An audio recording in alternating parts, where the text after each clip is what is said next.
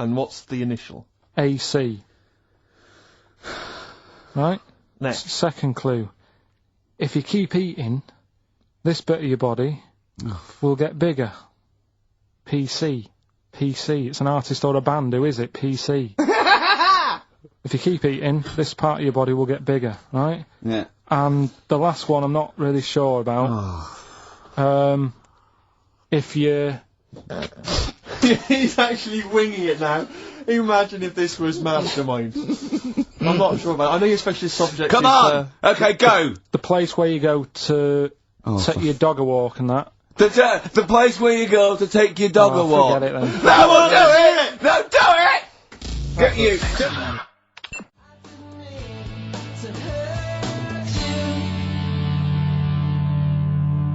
Tim Burgess. Oh my Corazon, is that? Yeah. What's that mean? I have no idea. Phone in if you know. No, don't bother. Oh, email then, at least. Okay. I'd like to know these things. Sure. We were doing Rockbusters just before the ads and the record. Rick, I know you were enjoying it. Yeah, come on, get this clue out, Carl. There's three. What is it? Right, the first one was... No, we don't got the first two. What's Can't the do third? any photos because it's been nicked by a German. Yeah. Second one, if you keep eating, this bit of your body will keep getting bigger. Yeah, it's different every time. Go on, what's the third one? Where you take your dogs for a walk and that, or you might go there on a Sunday. What? Sort of... Oh, Jesus Christ. Rick, just be quiet for just a moment. Right, okay, do this clue. Right, start from now. This is the third Rockbuster clue. That was a Freudian slip. Yeah, God, we'll get done. Oh. Right, go on then, go. Where you take your dog a walk, or you might go there on a Sunday and that. People sort of might taste that area. Right? Oh. It's rubbish. AP. Right, well the other one's AP as well. AP. What? AP. Ricky.gervais@xfm.co.uk. AP. A quick reminder of them again with the initials. Quick, go. This is such rubbish. The first one, can't do any photos because it's been nicked by a German. Second one, if you keep What was eating... the initial? AC. Don't get annoyed, that's what the game's about, the initials! Yeah. If you keep eating, this bit of your body will get bigger, that's PC. Right. Right? And where you take your dog maybe on a Sunday and you go for a walk there and that, have a taste of it. Right? Different! AP, just email in and you win some stuff. Ricky.gervais@xfm.co.uk. What rubbish. I wonder why we stopped this game. Well, I think it's probably exhausted him. He needs to go to some kind of volcanic dust island for a holiday. With no water, Yeah, exactly. just to dry out and get some new ideas. Oh, I'd love to see you sitting there on these black ash sands, just sitting there going, I'm thirsty, Suzanne. There's no natural water. I've finished my Rich Old book, I can't focus, I'm going blind, I need some water. Oh, brilliant. Oh, bless him. Anyway, happy Christmas. We said we weren't getting out, didn't we? Right, go on then. It was the premiere. Did you see the coverage? It was a premiere of Lord of the Rings Part 3. I can't be bothered. I mean, man alive, I'm sick of Lord of the Rings. I watched the first one, and I was actually I've never been into all that sort of stuff. Never liked Gollum and Dungeons and Dragons and gatekeepers and weird magic and Harry Potter I want to punch his face in. I know what you mean. But, I mean, it's sort of like, Well, Lord of the Rings, when I was at school, if you were into that sort of thing, you were a nerdlinger. They would beat you up, they'd shout heckle abuse, all that sort of thing, you know. I wasn't a fan. I actually don't know anyone who admitted they were into that I know. nonsense. It was shameful. It was embarrassing. Now, the whole world's gone crazy for it. Even the tough guys, the hard nuts, the streetwise kids, they're loving it. Can't wait for the third one. I see people raving about it. Jonathan Ross, all these people going, it's the best thing I've ever seen. It's 3 hours and 10 minutes of trolls and goblins and magic spells and large feet and magic rings. I'm loving all that crap. What's wrong with you people? I will smite you with my sword. It's just interminable. The orcs and the Norks. I saw some people playing this game. They had a big manual and a dice, and they're in a pub, and they're all fat with beards, right? And he threw a dice, and he looked down, and he said something like, outside them, 3 miles to Mumra. And they went, oh, well done. What? I want to go and say, what is this game? Yeah. What? It's absolutely extraordinary. Well, they showed some coverage of the Lord of the Rings premiere on TV, and there were people dressed up as some of the characters. Yeah. There was a girl chatting saying, well, I just think Gollum's hilarious. What? Well, people talking about telling me Gollum's hilarious in this new film. How is he funny, my precious? Oh, my precious. What's funny about this? I'm losing it. I'm genuinely. Is he like Yoda? I don't know what the joke is. I'm missing it all. And when the walking trees started talking, oh man, I love it. Gollum's the little one that looks a bit like Gandhi. Yeah, exactly. The computer animated Gandhi. Yeah. Yeah. Is that alright? Yeah. I think that's how he's described in the book. But this is the other thing I say. Oh, then they go, Tolkien, J.R.R. Tolkien, he's a genius. You know, he created his own language. Whoopee! Carl comes up with a new word every week that he's made up. He's not a genius. Yeah, well, the bloke, a look of frighteningness came across his face. Frighteningness. Yeah, Carl's new word. Although, you know, Shakespeare introduced 1,200 words to the English language, apparently. Well, he was a genius. He's estimated. And I only know one of them. Yeah, what was Brilliant. it? Brilliant? Yeah. How did he come up with that? I don't know. I reckon maybe he was reading Macbeth and went, I'll tell you this is brilliant. Yeah, and his wife said, what? This is brilliant, I'll tell you this is absolutely brilliant. I don't know what you mean. Sort of. Will. Oh, sort of better than good. Read it, see what you think. Well, it's good, yeah, but I mean... Read it again. Well, it's getting better each time. Is it brilliant? It is brilliant. Yeah, see? Yeah. I don't know how when the audience were there on that first night. Brilliant. I know, it wasn't brilliant, it was excellent, he came up with. Oh, fair enough, it's the same sort of thing. Yeah. But on the first night, when everyone was in the theatre, you know, the dregs, the Carls of the Middle Ages, they're still sat there. The Renaissance, I should say. They're all sat there watching it. They're enjoying the play. They're loving it. All the kind of people dressing up or whatever it might be. The boys playing the girls not involved. All the rest of They're loving it. I'm loving this. It's absolutely brilliant. He's going to kill her. Well, forsooth, it was excellent. I don't know what that means. Yeah. You've lost me. Excellent. I'm shooting off. Yeah, was it? What? It was what? Wow, you know, excellent. I don't see how you can make up words. It's like, it doesn't seem that doesn't count in poetry. Well, I suppose you have to, don't you, eventually, if you want to describe something. Why? Just use the words that exist, isn't that the rule? No, but that's why we borrow from other languages. There are certain phrases that can't be translated because it's that there are no words in other languages for them. I mean, I think we beat the second language by about double. What language? I think in English we have got about, I think Russian's second, but I think we got twice as many words. So there are obviously things that we say that cannot really be translated. Yeah. And so, you know, ours is just great for obviously poetry and... It makes sense when you think about things like blancmange. Blancmange that would be is like good, yeah. wobbly pudding. I know. In English. But I think if there are, I don't know how many there are, someone know, but say there's about 100,000 possibilities, right? I think we probably know, as educated people like us, Steve, we probably have about 20,000. Sure. Right? I really don't think we need that other 80,000. No. I'm not walking around going, I don't know what they're talking about. Exactly. What did he say? What is that? I mean, that happens possibly once or twice a year when I go, sorry, what does that mean? Yeah, yeah. Do you know what I mean? Carl, you look bored, mate. We had a real conversation I think there. he switched off when I said forsooth. Bruce Forsooth, you know him. So much better than last week. You know him, don't you, Carl? Put a song on, yeah. Yeah. Yeah, Right. boards. Okay, there was a monkey, right? Ah, no, No, wait. It was a professor of English. Cold outside, but I don't blame the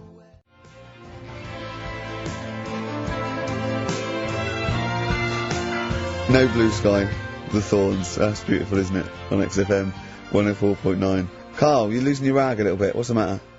Nothing, go on. See? What's the matter? No, what's the matter with I've Carl? got something to cheer him up. Someone's emailed in, Emma's emailed in, she said that, for those that know, those in the know, they referred to Lanzarote as Lanzagrotte. Brilliant. He's a bit fed up. He's got 2 CDs for Christmas from a company that's he's been with for 6 years. He's a little bit grumpy about having to answer the phones. He wouldn't go and make Steve another cup of tea immediately. Selfish. Yeah. Carl, what are you thinking? Nothing. Go on, what were you doing? Come on, Carl, you're getting paid for this. Project. Out. We'll take one of those CDs away. Alright. What were we talking about? Lord of the Rings. Yeah. Sick of it, as I say. So there's some people dressed up on TV. They were dressed up as the characters. They had their sort of costumes. There was a guy I went to university with. I don't want to mention his name. Went into his room once. He's into that sort of thing. He showed me in his wardrobe. He had a full-size Star Trek outfit that his mum had made for him. His mum had made for him. But I want to say, well, A, you've taken us to university, but B, when are you going to wear that? Yeah. When are you ever in the mood to wear that? Well, you know, you never know when You know, like on Apollo 13, wasn't it, when someone had measles or something, someone else got in. Sure. So you might go, oh, I can't believe it. Yeah. Can't believe it. The Enterprise, Uhuru can't make it. But it's the idea of that being, you know, I'm not one to speak, but it's that idea of that sort of being attractive to women. Because that's presumably generally when you're at university, when you're 18, 19, that's the reason you wear those kind of clothes, is to try and make a bond with someone, isn't it? Try and establish some kind of connection. Yeah. Saw a guy walking down the street the other day, must have been 18, 19, wearing an honest t-shirt, just had a picture, and the words, Star Wars Phantom Menace. he probably liked. But it's just the idea of a girl going, yeah, well, I love them as well. Yeah. Because it's supposed to be kind of kooky and eclectic t-shirts, aren't they, normally? They're supposed to be a bit sort of radical and a bit offbeat. My favourite, though, are, I love fat goths. Yes. I really love fat Who are still goths. persevering with it, even into Yeah, their 30s? I like fat young ones. I love fat 18-year-old goths. I really like them. They're one of my favourites. And I like 42-year-old goths. Yeah. Who, they're losing all their hair, they're just growing at the back. But, you know, I don't know what jobs they do, but their main hobby is looking like Nosferatu and wearing lots of silverware. That's one of my favourites. I think I mentioned to you before, I saw a girl on the tube, she had a bag, and she was quite gothy. She had a bag, and it sort of had like a Barbie's head, kind of sort of defaced hanging from there, and loads of badges and tassels and little motifs and odd things, and she decorated the bag. And then had sort of things like, you know, legalise cannabis, and ban the bomb, you know, and stop the war. Yeah. And I just wanted to grab her and say, you doing much about the war, or are you working mainly on the bag?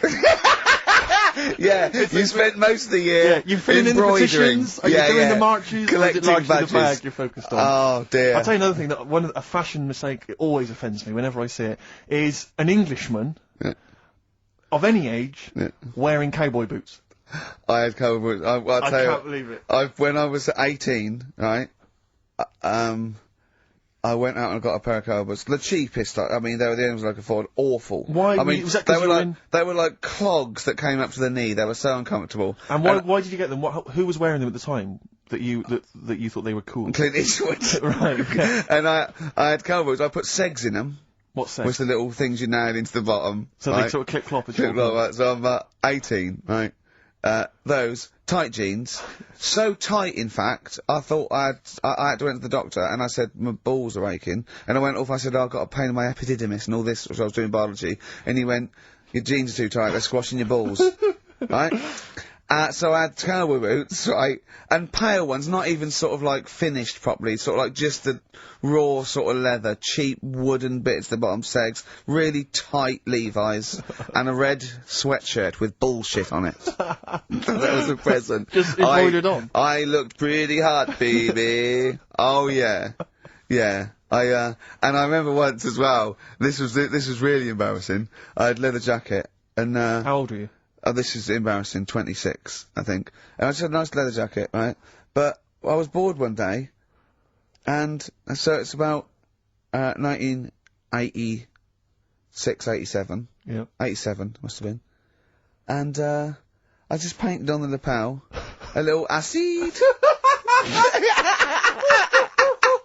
And that didn't last. And were you going to Acid House Raves at the time? No, of course not. No. But I remember that one didn't last long. That was in the bottom of the wardrobe immediately. Yeah. I knew at the time. I just thought, what is that? Yeah. But I forgive anyone, sort of anything up to about the age of 25, right? I don't know. But I mean, it's getting close there, yeah. But certainly up to the age of 20. But it's the 40-year-olds. It is the 40-year-olds that just still have a little go. Goths are the best. Goths are the best. Or the cowboy stuff, because there's never been a culture of cowboys in this country. I know, You know, so you see the 40-year-old guy with the kind of cowboy jacket with the tassels. Yeah. You know, or the bootleg tie. Add that, yeah. Went to that, yeah. Because you've been through most phases. This is what's interesting to me about you, is you're quite self-aware. But the most committed one was probably the New Romantic when I first went to university, so, 18, red bullshit t-shirt and tight jeans. Within a couple of months, David Sylvian, just full makeup and that. Can I ask, because having never really subscribed to one of those fashions, one of those styles,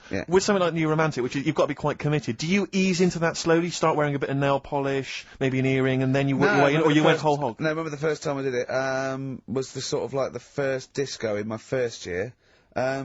Just borrowed someone's makeup, put it on, stopped at the chin, hadn't quite got the sort of like a mannequin, right? And then I sort of got better at it, I suppose. Right. Wanted to look like David Sylvian. That was the idea, and then it sort of. And so you had to literally go out and sort of start again with your wardrobe, presumably. the cowboy boots went out, the tight jeans. You had to literally go to a shop and buy an outfit, a new romantic outfit. No, it was okay because in those days it was a suit. So it was a new romantic. You wore the suit. I didn't wear all the sort of like pirate gear and pixie boots. Right, I sort of wore the suit and luckily before I went away I'd bought a suit for my mum's catalogue, which was one of those woolen ones that went bobbly. So not quite David Sylvian. Yeah. But you know, at least I was having a go. Yeah. Yeah. Well, respect. Have you ever subscribed to any of those fashions, Carl? Nah, just going for the gay look now, and he wears Ben Sherman's and he shaves his head. I remember wanting some Dr. Martens. Yeah. And my mum worked at a college in a canteen, and she knew I wanted some, but she got some. There was an old woman who worked in the canteen who said she had some, and it turned out to be like little granny boots. And I ended up having them for a bit. With a little zip up the front. Yeah. Nice. Oh, brilliant! Did you wear them? For a bit. Yeah. Well, you might as well. Want not. Waste not, want not. Play a record. Have some ads. All right.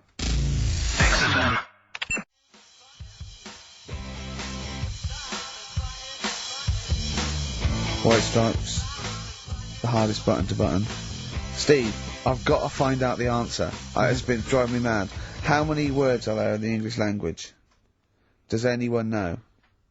Define your terms. By English language, you mean English words. Yeah, I don't mean how many words are there in a dictionary with all slang, different how many English words are there that you say were English words?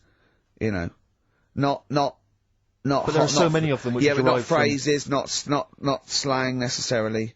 But what about English words which are derived from French, Celtic, all the rest of it? Well, like, you know, cliches, okay, but they have other languages in them. But how many different English characters are there? Right. Because there was words, some not news. characters. There was some news a few weeks ago about a fella who could, if you said a word to him, right, he'd say, "Yeah, that's on page 36 of the dictionary," right? And they said he remembered 80,000 words, right? So that's in a little dictionary. They said it's 80,000 words. Mm-hmm. Right, so does that clear that up? well, I thought there was about 100,000, right, English words in use, not counting all the other little bits and pieces, phrases, slang. Like, I think I is in there now. Ali G, popular. Now, I don't know whether I should count that or not. Well, if you're one of our listeners, perhaps if you know somebody who finished school, you could maybe pop next door, get them, ask them, and then email in the answer, ricky.gervais@xfm.co.uk if you've got an answer for that. Talking of email correspondence, Rockbusters. Oh, Rick is underway. People Have we are got monkey news? Absolutely loving that. Let's see if we can cram it in. Have we got a film? Yeah. We should do that then. Well, Let's hang on, finish do one thing and move Rockbusters. on. Jesus, calm down. All right, Rockbusters. Let's get this third one out of the way because it's tricky. When you say tricky, It's tricky to say. the initials were AP. It was when you take your dog out on that, or maybe on a Sunday. You know, Come on, let him let's finish. taste it. Rick! Let him finish. you take your dog there. You might go there on a Sunday. Have a taste of it when you're there. Right, that was AP. The answer. Alex Parks. Right. Alex. Alex Parks. Yeah. It kind of doesn't work, that one. But That one doesn't work. I know. It's you know that one doesn't work. Yeah. Okay, good. Okay, well that's Well, fine. that's That's what fine. I was trying to work out when you were messing around. What That's do you why mean it isn't messing that good. around? Okay, come on. The other ones. The first one was the These German are gonna be fella. brilliant. Can't do any photos because it's been nicked. What's German that? fella can't do any photos because it's been nicked. That was The initials were? AC. I've got it. I took, Right, it's Aztec camera. Yeah, But what's that got to do with the German fella nicking it? because the way he'd say it, he'd be like, you know, Aztec camera. So why ain't you taking any pictures? Can't. Why? Aztec camera. Why is that German? Just sounds a bit. Right, so you know that's rubbish then as well. You know that one doesn't work, do you? And the second one was, if you keep eating, this bit of your body will get bigger. PC. Yeah. Fill colons. Fill. It's honestly, right, Carl. Phil Collins. Phil honestly, Collins. right, okay. I don't know what the PC term is for this, but I honestly think. I think you're quite bright, I think you're quite streetwise and all that things, but I actually think. Oh, I've got to be so careful here not to offend people, but I think you might be. Could you maybe describe it through a sound? You might be educationally subnormal. Does that worry you? No. I've got by alright, I'm not gonna worry about it now. You know what I mean? I'm 30. You know what I mean? Why start worrying about it now? But you've got the mind of a 12-year-old. So what? Sure. Do you know what I mean? I don't worry about stuff. If you don't know about stuff, you don't worry about it. Yeah. So I'm happy. Well, if he's educationally subnormal, I'm afraid also Matt Briggs of South East London is as well, Well because he done, got all Matt, three well right, done. as did a number of other people. Well done. Well done, that. Yeah, So he's won that stuff. he has indeed. Player Echo, we've also got your film quiz coming up, and Monkey News, we're all looking forward to that. Right. Monkey News. Bit of Bowie? Yeah, one of my favourite Bowie songs of all time, Letter to Hermione from Space Oddity. If you've got any Christmas shopping, I should show up and do that now.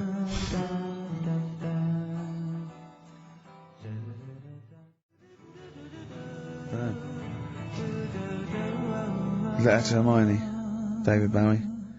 Well, we've had the most convincing answer, that it's about 290,000 actual words, but possibly 3 million in our vocabulary, using all jargon and scientific stuff and all that. Sure. 290,000. Still a lot, isn't it? It is a lot. We know so little, don't we? Apparently the average person has about 20,000 words in their is it? vocabulary, Right. and uses maybe 2,000 a week. Really? Yeah. Carl, obviously, slightly bringing that average down. Carl, what do you think of that? Single figures. What's the matter? Get by. Why have you got to use longer words messing about and that? Told you. That word about old. Anti-dipuian or something. Just say old. That's a bit old, isn't it? That's a bit anti-dipuian and that. What's the point? Yeah. Get to the point. Sure. Busy.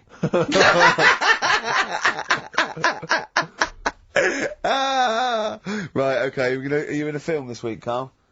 We're doing that now. Yeah, go on. Get it over with. Hang on a minute then. Get it over with. Let's get this show over with. We can go home. You can go off to Lanzarote and sit on some ash. Some charcoal. He's not happy about that. That's annoyed him. The listeners have all ganged up on him. Yeah. XFM giving him 2 CDs. We've had more calls for his resignation this week than ever before. What do you think of that, Carl? What do you mean? There's another reason. Do you know what I mean, though? Because he's grumpy, he's not just giving it, he goes, well, I can't help it, can I? I don't want it. You're being paid well to do a job. People have tuned in to be entertained, to have good songs. Me and Steve are working I'm pressing here. the buttons. I'm paid to press the buttons. That's what I'm doing. Has every CD started on time? Then Yeah. why would they give you Monday off if you just paid to press the buttons? Don't get every other Monday off, do I? So have you stopped doing that now, have you? Well, yeah. Why? Because there's work to do and that. But I'm not moaning about it. Let's get on with it. Right, Scrooge, right, is the film that I'm in. Thought I'd do a Christmassy one. Okay. Right? Yeah. Get people in the Christmas mood and that. Yeah, you have got people in the Christmas mood. You're like Santa visiting them. Right. So... It's you in the film Scrooge. Yeah, Which yes. version of Scrooge? The old one. Is it if it's just you moaning with bells, I'll be annoyed. Right, go That on is then. essentially Scrooge. yeah. Right, Scrooge, listen to this and then there's some question at the end. All right. And you can win some stuff and that. Yeah. Alright. Yeah.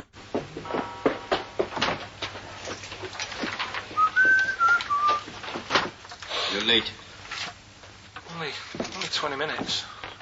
What do you mean by coming in here at this time of day? Hmm? I've just been doing some Christmas shopping, haven't I? Probably do some more shopping on Monday, because it's my day off, isn't it? Yes, I know it is. You don't have to tell me. Got to see what I've bought Suzanne? No, thank you. I don't mind showing you. It's only a Christmas present, isn't it? Bought some more condoms. Why? Well, I bought some last year. Got 2 boxes. They all got used, so... I'm very glad to hear it. How much do I pay you? Why are you asking? The presents I buy has got nothing to do with what I earn. Like I say, if I won the lottery, I wouldn't go mental on her. Do you know what I mean? I probably wouldn't even tell her because I think she'd want to travel around the world and all that, and I'm not into that, to be honest, so I'll probably keep it quiet. Why? Well, once you've been around the world, where do you go next year? Each to their own, though, isn't it? You know what I mean? Well, what do you want? What for Christmas? Not that fussed, really. And you, it's just as well I'm not that fussed, because do you know I do some work at XFM? Do you know what they're giving me for Christmas present? Nothing? No, might as well have been nothing. 2 CDs. That's it. I was well fed up. I'm sure you will. They give you a list of about 30 albums and you get to pick 2 off the list. So I've gone for Kings of Leon album and the best of Bob Marley. Mr. Marley has been dead these 7 years. In fact, he died 7 years ago this very day. Did he? Do you know what sort of donuts Bob Marley likes? It's not my business. No, it's not a proper question. It's an old Peter Kay joke. He likes the ones with jam in. Do you get it? Garlic bread. It's good, isn't it? Excellent. Oh! Carl, well done. Carling Scrooge there. The only man more mean and depressed generally than Ebenezer Scrooge. Oh, dear. Oh. What's the question, Carl? Well, if people have been listening from the start, right, what albums am I getting? Yeah. Is that good? Good, yeah. What albums am I getting from for working for this place for 6 years? Alright? Ricky.Gervais at xfm.co.uk. Sweet music.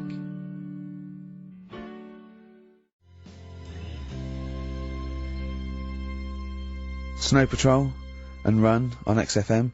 Wow. Nearly your last show, Carl, for about 3 weeks. Yeah. Carl's off to Lanzarote. Next week. We're doing it with Ian Canfield next Saturday. Then we're off, because it's day after Boxing Day, isn't it? Or 20, yeah. And then, we're back on the 3rd, I think, aren't we, all together? Yeah. Yeah? Yeah. Yeah, what have you got? I think we should have done something like some roundups, like Cheeky Freak of the Week. We could have done Cheeky Freak of the Year. What's your Freak of the Year, Carl, if I put it to you? What, out of all the ones that I found out about? Yeah, all the ones that have ever been, yeah. Well, no, you have the Elephant Man in there that you found out about at the end of the 19th century. Go on. Watched The Elephant Man again last week. Good? Yeah, loved it. Probably that one, the kid who was like 7, but aged to about 38. That was pretty weird. That amazed me. That sort of blew No, my mind. it was worse than that. She was about 90 or so, wasn't she? She is now. But back then... Oh, a couple of months ago she was 38, Yeah. but because of the aging. She's sort of aged fast and that. Yeah. And it's really... This is the one that you think should be allowed to get fags and beer and an off-licence because she's got the body of a 90-year-old. Well, yeah, it's only fair, isn't it? Let her have a decent life. Even though she's 6. If she wants a packet of fags... The doctor said, you know, you're older and that. Even though you're 6, you are sort of 72. If she wants a packet of fags, let them have them. She was 72 September, wasn't she? Yeah. So, yeah. but it was that's probably Do you the actually weirdest think that would thing. be a good idea to give a 6-year-old with an aging disease a packet of fags If that's what they want. If that's what they want. and a pint of Tennants? All the stress and that she goes through. It was saying something about how she has to have a passport picture done every 3 months or something. Do you know what I mean? Wow. That's what she's dealing with. So that was probably the weirdest. Can we just say that Carl doesn't take the mickey out of these freaks? No. These people. I just, you know, it's things that fascinate me at the end of the day. Yeah. Things like that are weird.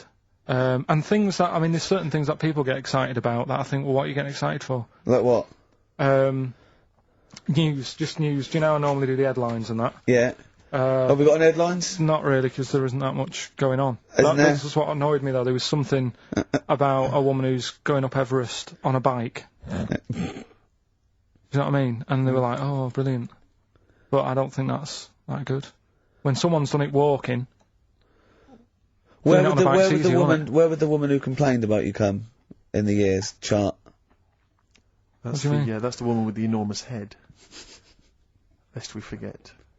She took offence to some of the comments you made on the show, and rightly so. I can Yeah, understand. quite rightly so, yeah. I was out of order, and so I'm sorry about that. Yeah, well, I'll just explain again that Carl, I mean, it's the Freak of the Week is sort of like more of a punchy catchphrase than a derogatory term, and Carl's fascination and childlike, I mean, I think we'd have to include Carl in the roundup. Yeah.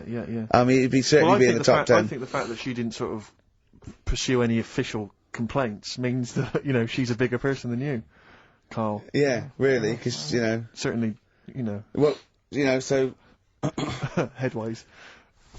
She is. Carl, you're going to do some news stories, I think. Well, like I said, there hasn't been that much going on. There's a story about a fella who hasn't eaten for 70 years. Right. He hasn't eaten. Is that all? That's all the information you're going to give us? Yeah, hasn't eaten for 70 years. Hasn't had a drink, but he's all right.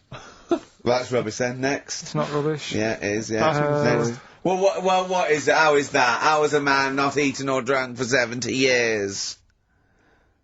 It's that thing, isn't it? Your belly gets used to it or something.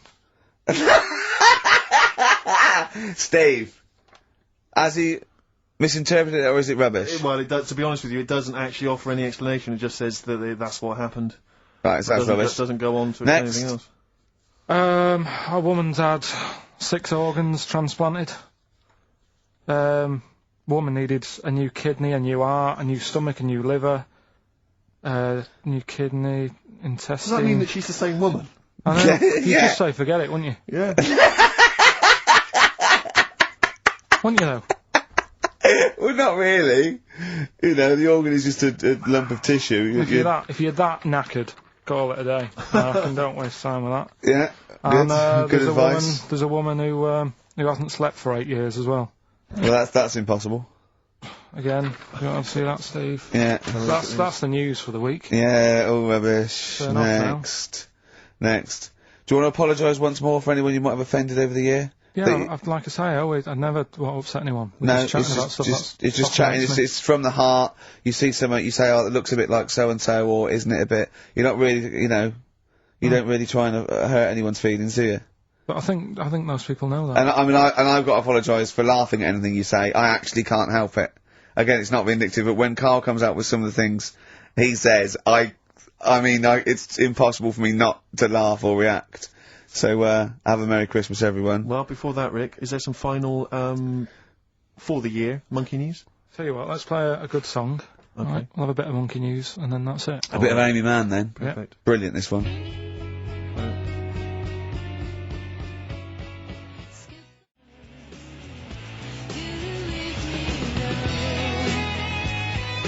No Choice in the Matter by Amy Mann on XFM 104.9. Well, now it's Monkey News. Well, before Monkey News, Rick, can I just mention to people, if they enjoyed that version of Free Love Freeway that we played earlier on the show, the kind of alt country version. Yeah. That was by Ben O'Sullivan, and hopefully if you check out his website, if you're interested, you probably can download something, or maybe he'll tell you when he's going to release it. That's benosullivan.com, one word, benosullivan.com. Good luck to Ben, Happy New Christmas to him, and New Year, best of. Yeah, rearrange these words into a well-known phrase of the time of year. Yeah. Initials, MC. Okay, Okay. Play the jingle. Oh! What is it? Chimpanzee that. Oh, yeah. Chimpanzee that! Monkey News. Right, well, the last one of the year. It's not that good, but this is all that's been going on all week. Yeah. Little monkey. What happened is, it's this plane, right? Aeroflot, I think it is. Russian airline. Having a good flight, everything's going normal and that. This is going to be libelous. The pilot, sorry, I mustn't interrupt my son. How tall was the pilot on this flight? Okay, listen, we've had a few complaints, people saying, don't interrupt Monkey News. Okay. Don't interrupt Monkey News. I won't then. It's like the weather girl complaining whilst Trevor McDonald's doing... Okay, alright, go on then. Alright, so, the flight's going well, food's been served and all the rest of it. Anyway, someone gets upset about not having many nuts. Right, they've not got enough nuts. They hand the nuts out and that. One of the sort of passengers is going mental. Because What's he saying? He's just What going language mad. is he talking? Is he Russian or English? So anyway, there's a bit of a fight going on. Fight starts happening. People are going, "What's up with that little fella?" Right? The little hairy bloke. So they sort of drag him. What's wrong with Bob Hoskins? And why is he screaming? Why isn't he talking in his usual Cockney accent? Why is Bob Hoskins screaming and grabbing at nuts? So, you've ruined it. Come on, Forget it. What have I ruined? Right, Rick, turn his microphone off. Okay. I can't interrupt you. Right. So anyway, so there's a fight going on. Nuts are going everywhere, right? So, anyway, so they manage to tie him down. They get him on the floor, tie his legs up and that, right? His little legs. Get him to the... Come on, See you later. Have a good Christmas. No! Carl, how dare you! Finish the story. All that happened is they got back. It turned out that he shouldn't have been on the plane anyway. Why? His passport wasn't valid. Right. And you can't cause problems on planes and that. So he got put in a cell for a bit. Turned out it was a little monkey. Alright? Quick question, how did he complain about the shortage of nuts? Yeah. He just was going mental. Right, he didn't actually call over a stewardess, he just... Well, wanted how did he get on the plane in the first place? What Right. ticket did he have? Have a good Christmas and that. But you eh? know it's rubbish. You See must you know later. that's rubbish. All You the must best. know that's rubbish. All the best. You must know that's rubbish. Where was he going? Comfort and Sound by Feeder on XFM 104.9. I'm Ricky Gervais. With me, Stephen Merchant. Hello there. But no Carl Pilkington. No He's Carl. in Lanzarote. Lanzarote, But as we have speak. got a very, very special stand-in. It's Camfield. Say hello. I'm so excited to be here. It's Yeah. been, you know, the things I've learnt in the last 10 minutes before we've even gone on air. Like, you Yeah. don't have a theme tune. I don't That's have a theme no. tune, I don't wear headphones. Exactly. Ian wears headphones with a preamp. He's got 3 midgets just brought in his back line. Yeah. Right? They're called Dog, Mongo and Blitzkrieg. Look, Blitzkrieg is up there, they're eating a banana. Yeah. He is the King of Rock, the new King of Rock. Well, a lot of the Prince, he's the Prince of Rock. Obviously Vance is the King of Rock. But we'll be doing that, we're working out who. Over this, and by the way, Camfield, I don't want the Ian Camfield that does XFM and going, and it's fast approaching 1:23, here's Ash. I want the Camfield that goes, I snorted ants with Lemmy. Okay? So, we want the real Camfield. Alright, I brought in Metal Christmas, is that alright? Yeah. That's my only request from this show, that we do play Paul Di'Anno's version of Santa Claus is Coming to Town. The rest of That'll it's be over up to you. Yeah, we're going to play some Christmas tunes, we're going to play some, our favourite hits of the year, but mainly, this is the rock programme. This is the rock programme. What worries me, Rick, is there's a lot of people who listen to our show and they're not regular XFM listeners, they just kind of crawl They're out not of their regular morphine people. stupor on a Saturday yeah. afternoon, put the show on, so Yeah. they might not be familiar with Well, Ian's Ian work. Camfield is a young man, he's been in, He's about 14. He's been in radio, it's weird, he's 14, but he's been in radio for 15 and a half years. extraordinary. He was weaned on the milk of a Vance. Yeah. Right? And, he's gonna be the new, rock god, aren't you? Well, I'm trying. Yeah. No DJ Camfield. Just go, yeah! Right? And over the 2 hours, I want to work out the 4 pillars of rock, right? I want 4 names, 4 pillars of rock, right? Huge rock pillars, and then I want the king who stands astride them like the archangel of metal. So, we'll be asking Ian, every few minutes we'll be asking, right, who's your first pillar of rock? And then, keeping the one that stands astride them. Okay? And how many do we need? Well, we need 5 names then, don't we? The 4 pillars of rock and who stands astride them. Right, Okay. Like the Overlord with these Axe Attack albums. Yeah. Yeah. This is Oasis. Christmas. Oasis doing their version of Merry Christmas, everyone. It's Christmas. It seems only appropriate that we play the occasional Christmas tune. There aren't many decent ones. We will be playing the greatest, not just Christmas, one of the greatest songs of all time, but certainly the greatest Christmas tune of all time, Fairy Tale in New York. Is that going to be the version done by what's his name out of Boyzone? Has he done one? Yeah. Who's- Because he's lived the hard rock and roll life. what's his name? What is his name? Ronan Keating? Yeah. He wasn't bad on Room 101, actually. I think he's lightened up a little bit. Good luck to him. Yeah. Yeah, No, I did as well. Yeah. A lot of people ask me, Camfield, I'm sure you can, you've probably got experiences of your own that you might want to talk about, but people ask me what Ricky's like in real life. And I don't want to get grotesque, it's Christmas, people are listening, people are eating sandwiches, but he has a flatulence problem. I don't know if you're aware of this. It is. It's not a problem. Right. Well, it is for us. Yeah. You may not. Yeah. I think the problem with Ricky is Ricky hates to miss out on anything. He's terrified that there's going to be something going on that he's missing out on. A conversation, a joke, someone falling over, And, so he daren't spend any time in the lavatory, because it's too, any period of time he spends in there, he could be missing out on some fun. So he kind of tries to get his lavatory, occupying time down to a minimum, an absolute minimum. Plenty of pissing. There's loads of that, but none of the other activity, really. I mean, you keep that, really, it's like you're in, you're out, and sometimes I don't think you've done the full job, Rick. Yeah. And today, I tell you this, my eyes were bleeding. It's intense. It's just a word of warning, because the kitchen at XFM is out of bounds now. No one's going in there until the new year. A to J in the library. A to J in the record library. I'll tell you this, I don't know if, like, Tony Blackburn's in the building. His wig will fall off. But seriously, not that not that he wears a wig. He doesn't wear a wig. But if he's going down there, maybe he wants to play some Beach Boys. I mean, seriously, forget I'm a celebrity, get me out of here. Forget you might have survived in the jungle, Tony. But you get down there, mate. Tony, would you rather eat a plate of maggots or go and get Beach Boys? Exactly. Saying A to J. Oh, pot pickers. Exactly. Jesus Christ. It is absolutely extraordinary down there. Oh, so I'll just be warned. But it's Christmas. It's Christmas. Why would Blackburn be listening to this? I don't know, he's probably doing a bit of Christmas shopping. Sure. And he's out and about with probably got his little, personal stereo on. Yeah. And he goes, oh, I'll listen to the boys at XFM. Exactly. And Canfield, what do you think of it so far? Yeah. Yeah? Yeah. It's not Vance, is it? Okay, who is secured as one of the pillars of rock? Lemmy. Of course he is. Never changes his boots. 2 pairs of trousers. 3 shirts. Really? Yeah.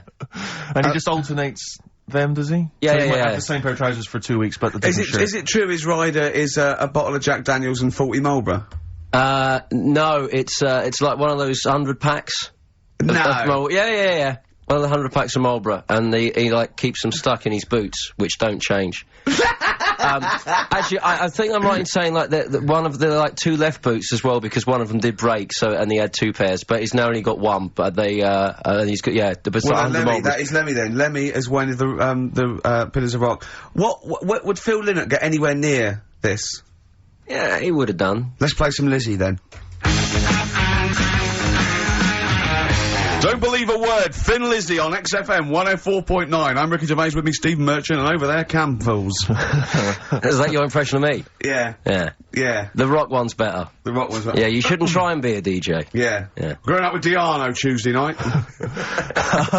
Ian, I know you're keen to know this, Rick. What are your thoughts on XFM? Let's get behind the facade of Canfield. What do you think about this? Because we used to have, some conversations, You've been with XFM since the beginning, haven't you? Oh, I've been here forever, yeah. It's alright, isn't it? I mean, it's not quite magic. Well, no, a few things are. Got me eyes on the big 105.4, obviously, eventually. What, magic? Yeah. Now, do you think you want to do, like, a rock programme on something like Virgin or Radio 1 eventually? Nah, I don't think so. No? No. What do you want to do, then? What do you want to do? I want to start playing stuff like the Eagles and Steely Dan and Bruce Hornsby in the Range, truth be known. But you'd have to go quite mainstream. Like in your bedroom? What? But on what sort of platform though? Because the good thing about those is they are really popular. They are. I mean, I think the Eagles' Greatest Hits is the biggest selling album of all time now. It's overtaken Thriller. Yeah. So I mean, those. What, you saying Iron Maiden aren't popular? Like what I play now? Are actually popular, but they've got a very Slipknot, tight fan Fear base. Factory. I mean, Iron Maiden can go to #1 with just their fans buying it and then slip away again, can't they? Yeah. But everyone sort of likes the Eagles, don't they? Yeah. I mean, I think still. So you could get on sort of like Radio 2 maybe, the rock programme on Radio 2. Who does it at the moment? Is there one? No, there's not one. I should do a demo maybe. Okay, well let's I love the way we're talking about my career and other radio stations I could work for. Do you know something I don't? No. No, I'm just saying that this place is not going on the tube, forever. isn't it? It's going on the tube. I mean, you're gonna be like, I mean, you'd abandon the sinking ship, wouldn't you? You wouldn't hang around, would you? You wouldn't fiddle, as Rome Byrne. I mean, we got a couple of pies cooking in the States, so we're not going to be here to keep it afloat. No. The weekends. But we want to take the good guys with us. Right. So, when this crumbles and they make it into a car park for Capital, I want to see you on Radio 2, Friday nights, 10 till 12, pure rock. Exactly. Do you know what I mean? Absolutely. Right, well that's the pitch, isn't it? Friday nights 10 to 12, pure rock. Okay, if anyone's listening to the BBC, it's Canfield. He is the new Vance. Molten Metal, maybe.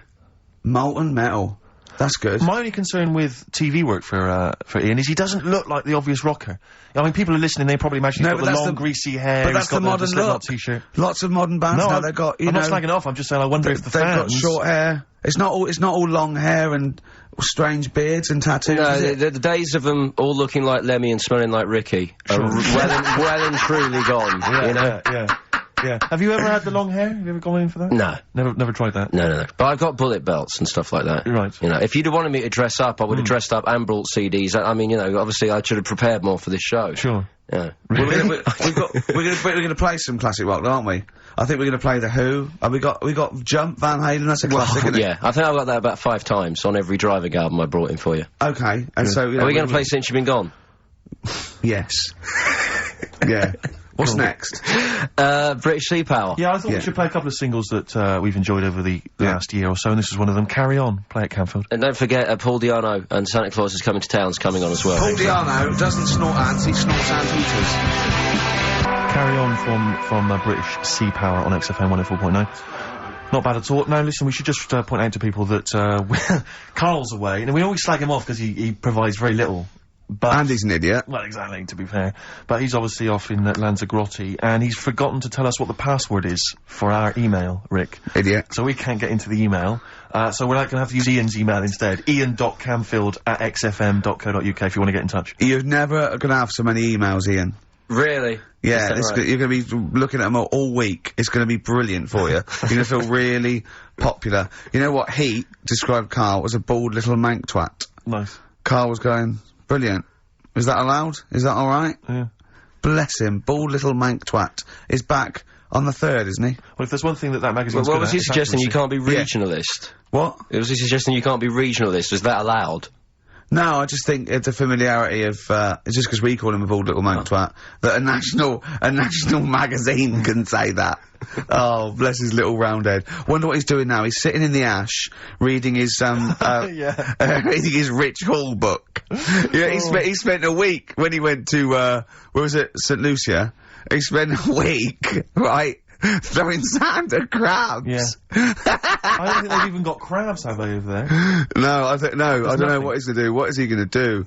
Suzanne, what is she gonna do? He's gonna be whinging. But it's sort of like, Carl must be like, kid, you must like sit him in front of a video while you go and make the dinner or something. Yeah. It must be a nightmare taking a pet. Has she got a little harness for him? To be fair though, Rick, I mean, I can't imagine you're much better on holiday. I've always wondered what that must be like. Because you always need an audience. You've always got to have someone around that you can perform for, drop your trousers for. Annoy, just generally sing and dance about. And, you know, Jane's seen it all. She's bored of you. So what, do you just do this to other people on the beach? Holiday makers, it is me. You can't believe your luck, Ricky Gervais.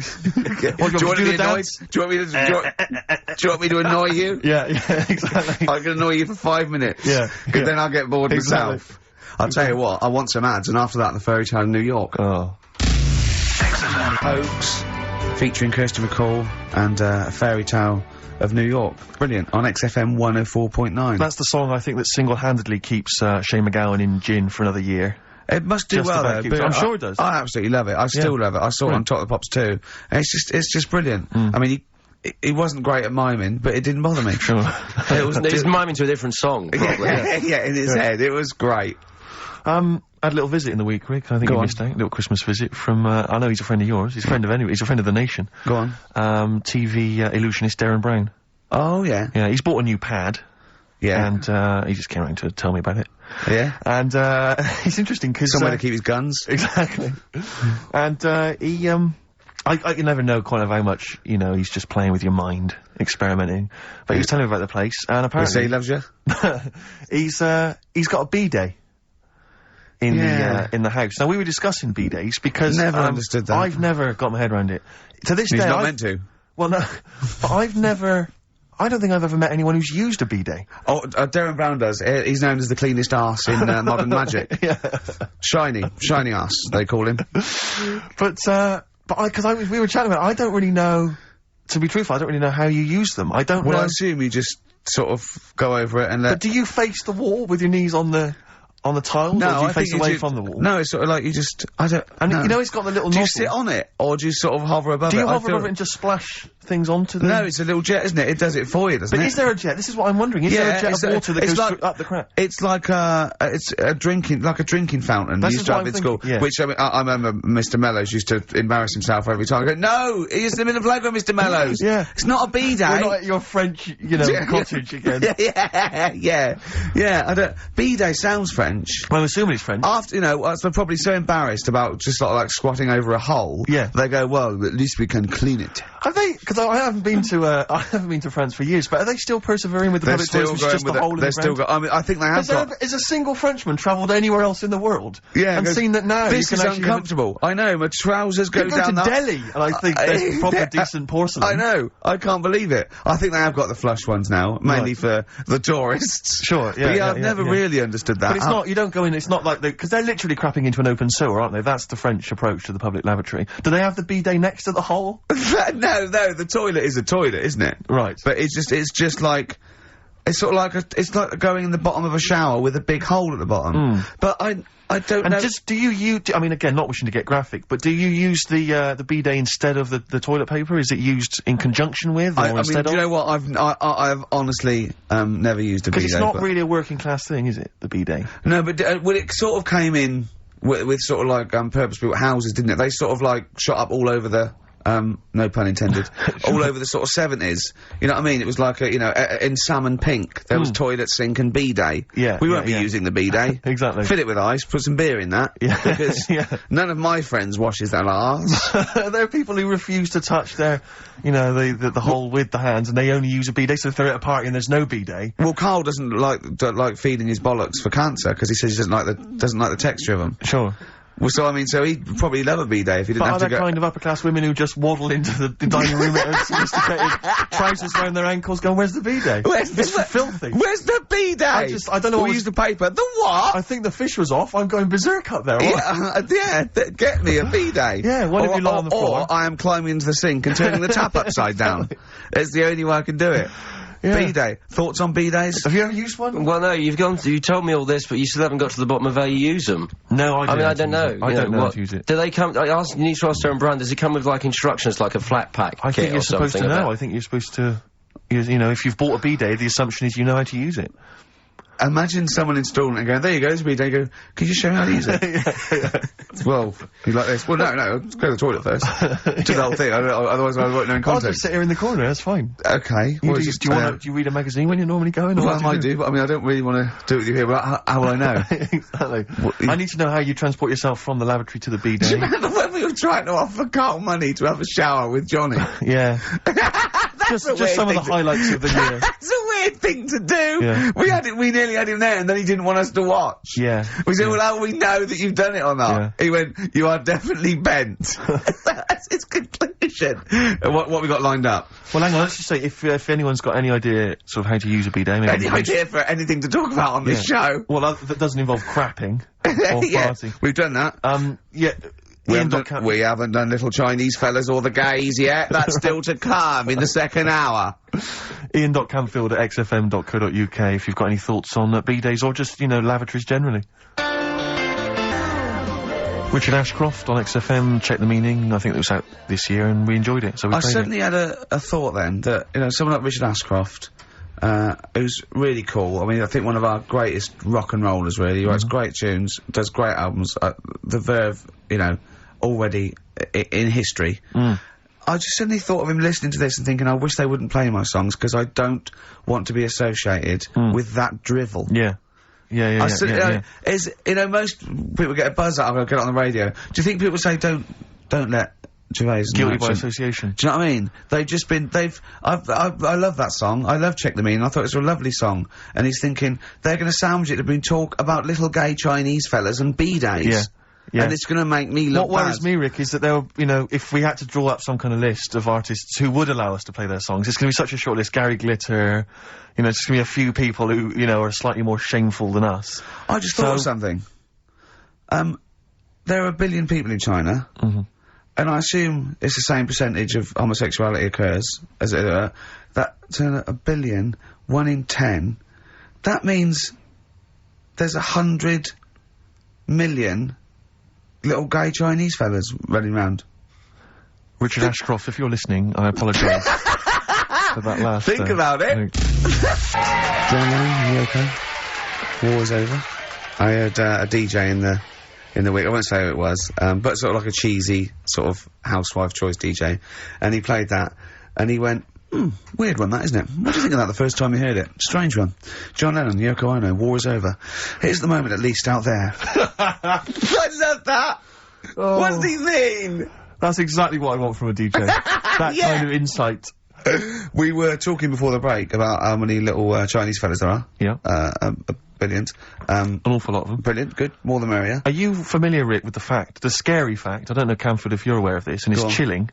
I don't know where I've heard this from, but apparently, and this is kind of legend, I didn't just make this up, this is well known, that if all the Chinese people in China, right, no, come on, if they all jumped up and down at the same time, apparently, this is what they say, apparently it would cause a tidal wave that would wipe out America. that would destroy America. I love the idea of coordinating that. Brilliant. Well, I like the idea that, firstly, they don't need, weapons of mass destruction, they don't need nuclear weapons, because No. they got that They threat can't have one constantly. that.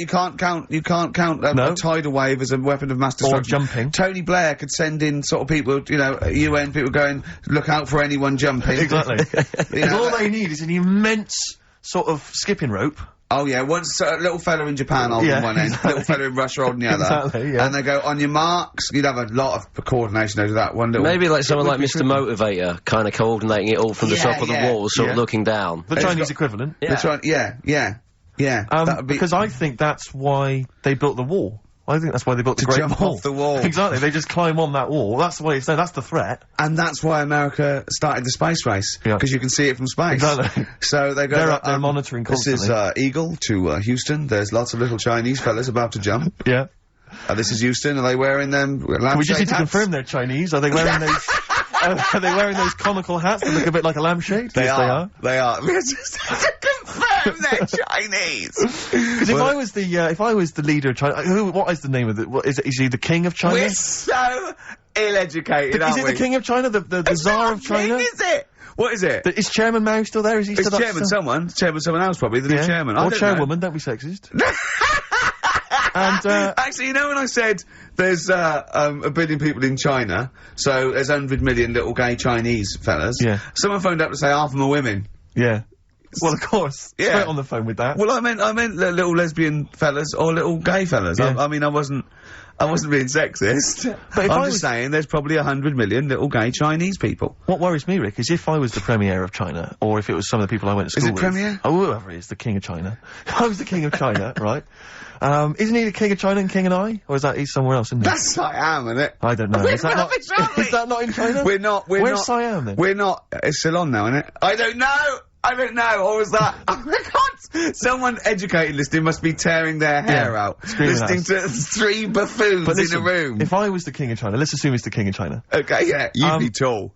But you know when sometimes you've had a few drinks, whatever, you know, I mean, I'm sure you've done that thing where you order a pizza for someone, you know, a mate or whatever, or send a taxi round to their house, something like that. Yeah. What I do is I just phone up George W. Bush and go, seriously, mate, you better send some stuff over, money and that, and Yeah. videos, because seriously, they're all outside now. 1, 2, Yeah. you know, and you can freak them out. It'd be Send us brilliant. some knives and forks, because I am fed up with these sticks. Yeah.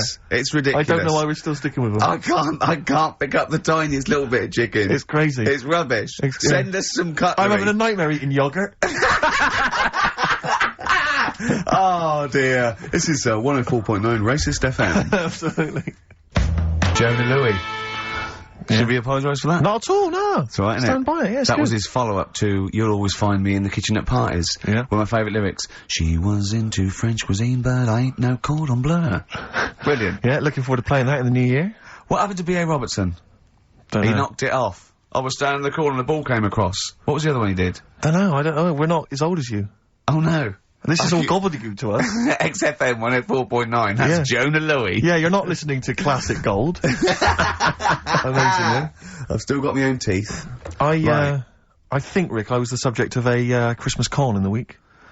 What, you mean, you bought something for £4, then saw it for £3.90 as you walked home? That would make me Because livid. I've seen you Oh. really livid. I'm absolutely furious. When I bought my PlayStation, I saw I could get it for a £5 cheaper down the road. I was absolutely And you'd fuming. already walked to about 19 places, Oh, God, I remember. yeah. I actually left you after about an hour. Yeah. Can you No, I work it do. out? I'm furious because I got to get a bargain. I hate feeling that I'm being ripped off. Yeah. And I'll tell you this, I'm loving online shopping.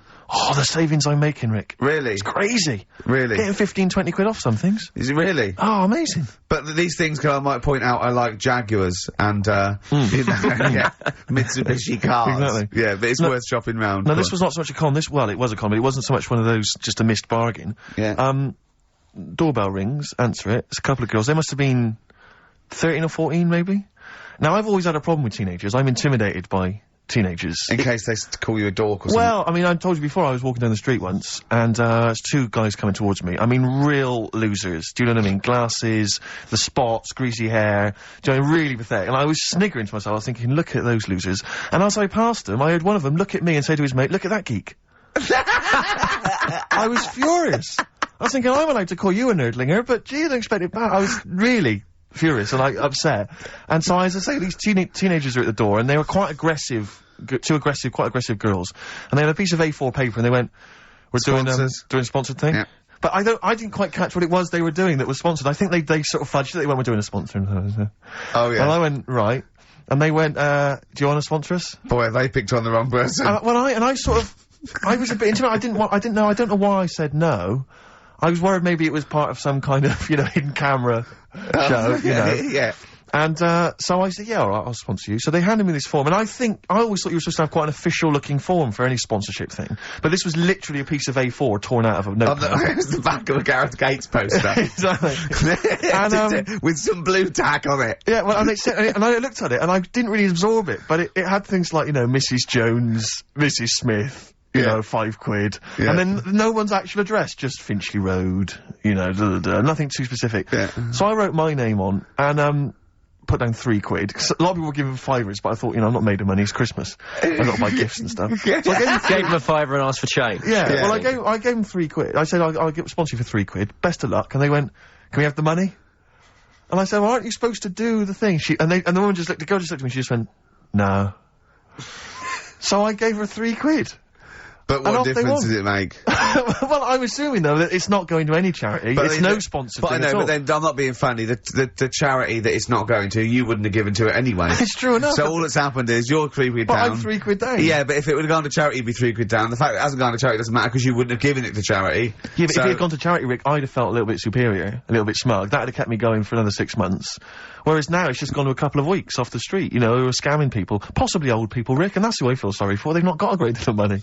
That's why I'm not worried about myself. I've got a bit of cash. What about the old people? Yeah. Although you are £3 down, which probably still hurts, doesn't it? It's still stinging. That's why I just like to tell you now, get off my chest. It's an Merry emotional Christmas. thing, yeah. Just be careful. If you're living up in North London, be careful. There's two girls that are going around. I expect, you know, they might come to your door. But they might be wary. be genuine. No, I don't think so. No. They were common. They were very common.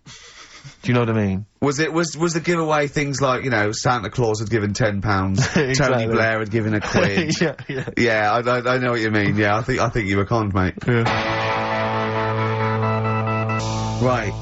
Won't Get Fooled Again by The Who. Ian, I'm going to ask your expert opinion. Is that not one of the greatest rock songs of all time? Yeah, if you'd have played the proper version of it. I know, but it's 6.5 minutes, and we usually do, but we just thought, you know, it's Christmas, people want to, you know, have him and more Jonah Louis. Yeah, but we could have played like the full 8 minutes rather than making the show sound like strolling round your local Asda with the Christmas songs with a little bit That, more to me, racism. sounds like put in. fighting talk. You want a rock challenge, Camfield. You can't handle the truth. I'm gonna rock this out the last 40 minutes. Can we put Keith Moon in the monolith? I was gonna ask you, he's my favourite drummer of all time. Will you go along with that? Yeah, absolutely. So we got Lemmy and Keith Moon. Yeah. Are we making up a kind of super rock band here? It's Oh, beginning we to look could like do. that. We could make up a super rock band. That's far too passé. Just call it the monolith of rock. It sounds more stupid. Okay, so we got Lemmy and Moon. Yeah. We need 3 more. So we need 2 No, we more need 2 pillars of more rock, on the and then over- one to stand astride it, like the metal angel of death. Now, Ian, you've hung out with some of the big rock names, haven't you? Yeah. No, I'm not going anywhere with this. I'm intrigued. Tell me some of the people you've hung out with. You've hung out with Maiden, have you? I've hung out You with love Maiden. Maiden, don't you? I've been That's I've been flying with Bruce Dickinson. Yeah. And have you? I It mean, only took us 3 attempts to land at Gatwick a few weeks ago. but I don't know much Really? about you, Ian. Are you someone who lives the rock and roll excess lifestyle? Are you kind of drink and drugs? Is that your thing? I like to be kind of, you know, on the edge, having a look at what's going on inside. Right. I don't quite know what that means. Well, yeah, It's the way they talk, Steve. Well, I mean, you know, because I mean, some of those rockers, they're hard-living boys. Can you keep up with them? Do you know, you up till 4 in the morning? Oh, 4 in the morning. Yeah. 4 in which morning? Hey, Daddy-o, man. We're going out about 4 in the morning. Yeah. Carl reckons the gays go out late. Yeah. His favourite song is The Killing of Georgie, right? And he went, yeah, but would it have happened if he'd have been, you know, going out a bit earlier?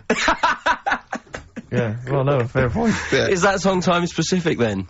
No, but he reckons he probably got, because he was out late. Oh, right, okay. He said there's one that works here, sometimes he doesn't go out till midnight. But, you know, I imagine you a little bit like that little boy in the film Almost Famous, when you're on tour with the rock legends. Do you know what I mean? You're like, you know, the little kid there, maybe the doors are being closed in your face, are they, as they go berserk? Yeah, when I started, yeah, okay, yeah, but now, you know, I insist I see you as one of theirs. Yeah, access all areas laminate, you know, I mean, I can enter venues now with a big bottle of Jack Daniels, I don't get stopped. Yeah. Really? But seriously, have you, without naming names, obviously, what excess have you seen? Have you witnessed anything? Or have people calmed down now? Are these rockers clean living now? Depends who you're talking about. Sure. Yeah. Is there anything going on like the days of, like Ozzy and Motley Crue? I haven't seen, I haven't seen any red snappers, like with Jimmy Page. Do you know that story? No. I can't talk about it then. The fish? Forget about that, yeah. Oh, is it disgusting? Yeah, well, yeah. But is it worse than talking about B-days and Ricky's farts? Kind of. Right, okay. Yeah. Yeah. Yeah, I know. You wouldn't want the instruction manual as to what happened with the red snapper, like you do with the B-days. Sure. God. But don't, as I say, don't name names. Obviously, you know, there's a sort of client, you know, doctor confidentiality or whatever that you... Yeah, well, I saw... We know there's no one listening. Yeah. So it won't go further than the studio. I saw a member of a very big band play the Astoria recently, and they turned up at the Astoria about 15 minutes before they were going on stage, right? And someone said to them, "Is it good to be playing the Astoria?" To which he turned around and went, "Oh right, are we in London?" Really? Oh dear. And this person then managed It wasn't Daniel O'Donnell, was it? I can only think of the Libertines. No, that's not a very big, huge band, is it? No. Bigger than that. Okay. Yeah. Okay. What other rock and roll excess do you want? Oh, I was told once that if you stay up for 2 days, the best thing to do is eat some yogurt. This is just like we're going to having tips now. Sure. Yeah, you know. So if that's apparently the best thing at the end of the excess, you need some yogurt. So always keep some in the fridge. Yeah. And chopsticks are no good. No, Yeah, so don't, whatever you do, don't go on a bender in China, because otherwise you'll be screwed, right? No, there's no benders in China. Oh, there are. There's about 100 million. Another tune that I enjoyed this year, Rick. I don't know what your thoughts are on it. I'm fascinated to find out. Loving it. Jay-Z and Farrell and Frontin. What do you think, Canfield? Darkness #1? Yeah, well, they cheated, didn't they? Because they did their signing at HMV yesterday, so they're getting like an hour of extra sales. Why is that cheating, though?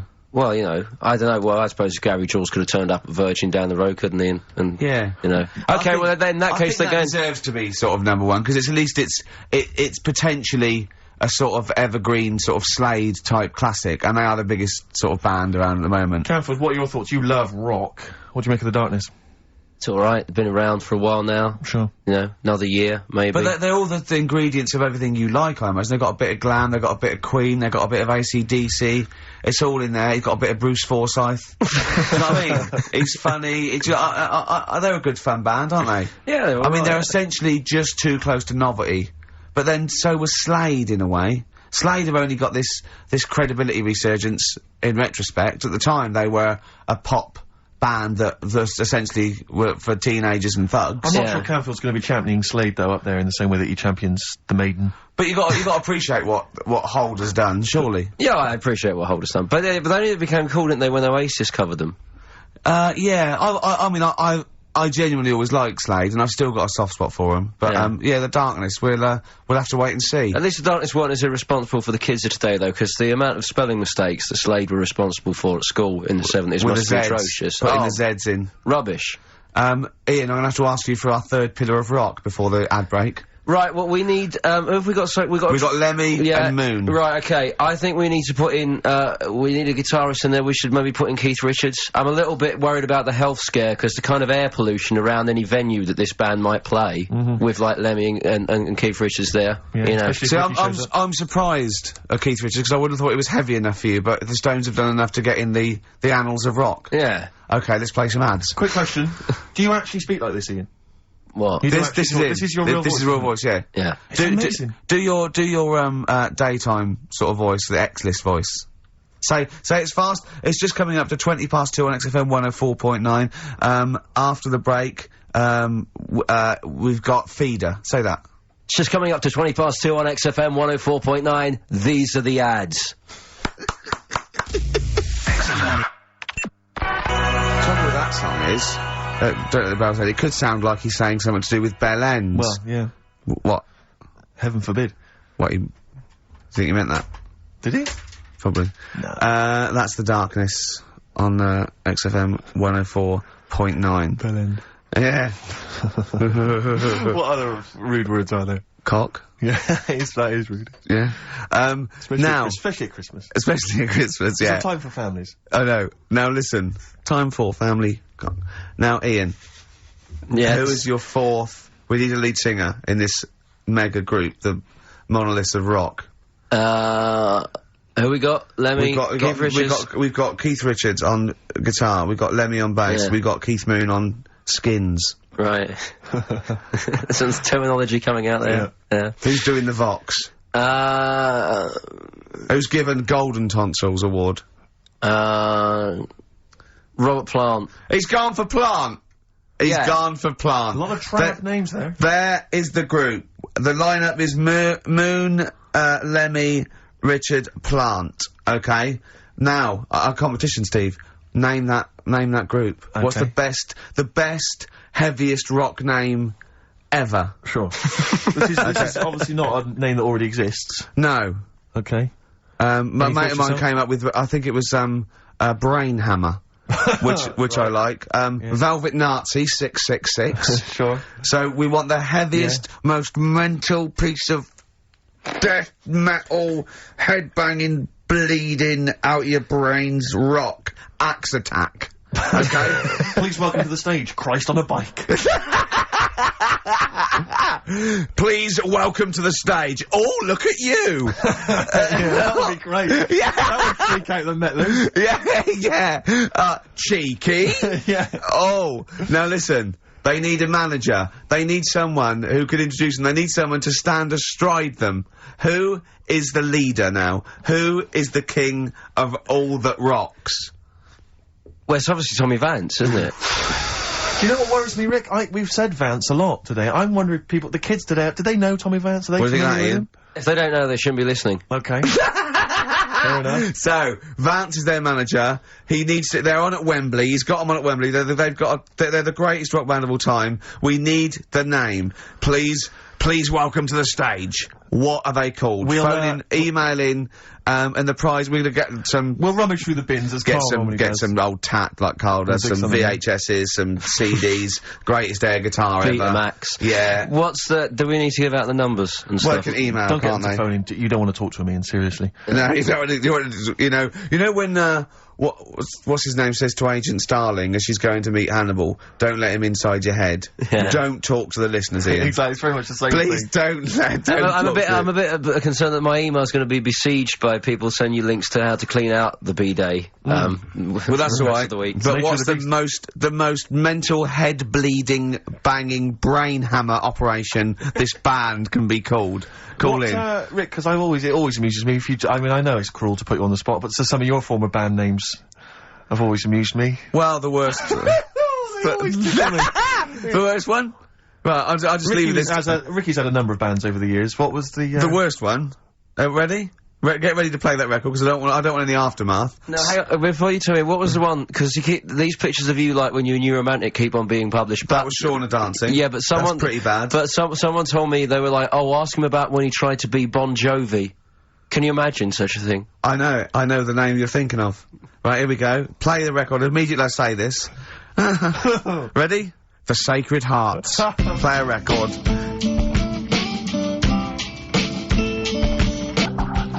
Blair on XFM 104.9. I forget the name of that track, but it's good. Good song. Thanks very much. Oh, good song. Yeah. Oh, right. I just thought you were complimenting giving me. his opinion. Right, Yeah. go on. The what?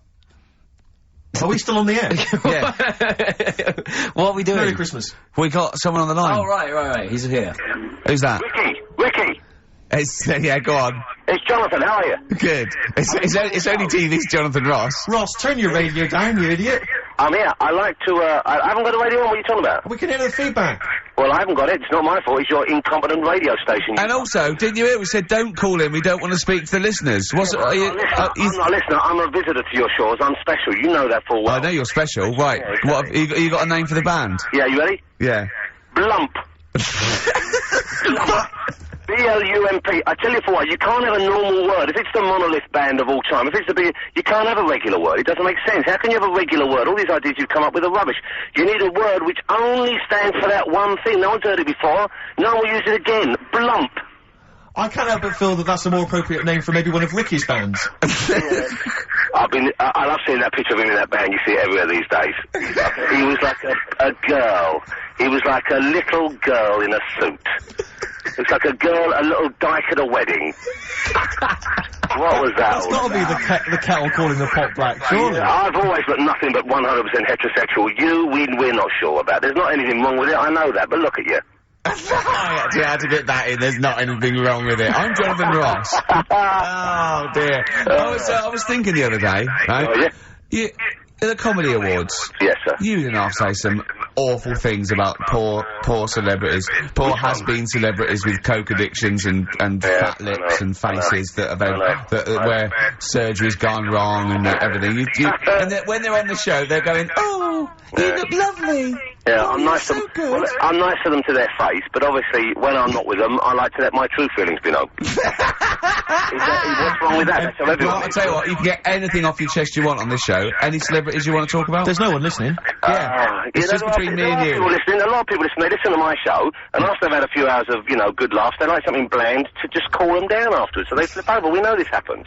Did you mention my DVD on your radio show? You know what? I forgot to. I forgot to mention it. Christ! I meant to mention by the office, but I forgot to mention it. And then I thought afterwards, it's not like he needs the cash, is it? It's not like he needs it. It's not like it is, but he's probably earned more money in a short space. You're like a lottery winner, and you've got about as much taste. You're like one of those burglars who's won the lottery.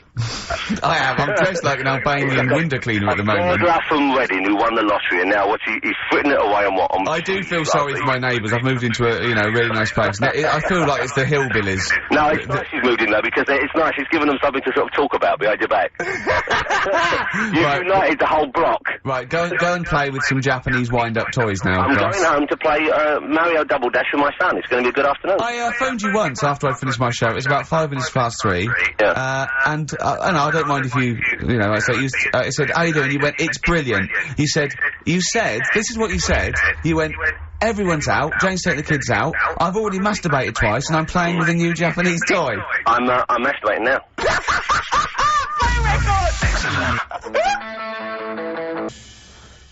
Yeah, Kings of Leon, Wasted Time on XFM 104.9. Sorry, I was sidetracked there by just some of the band names. Now listen, I want to put in 2 of my own. I want to win that pile of tat out there, right? I've got 2 names here, okay? We should just remind people in case they've just tuned in. Oh yeah, Ian Canfield has chosen his mega band of all time. He's got Keith Moon on drums, he's got Lemmy on bass, he's got Keith Richard on guitar, he's got, who have you got singing? Robert Plant. Robert Plant, and their manager is Vance. But he needs to announce them at Wembley Arena. They're already sold out. They're at #1 in the album charts. They're the greatest rock band of all time.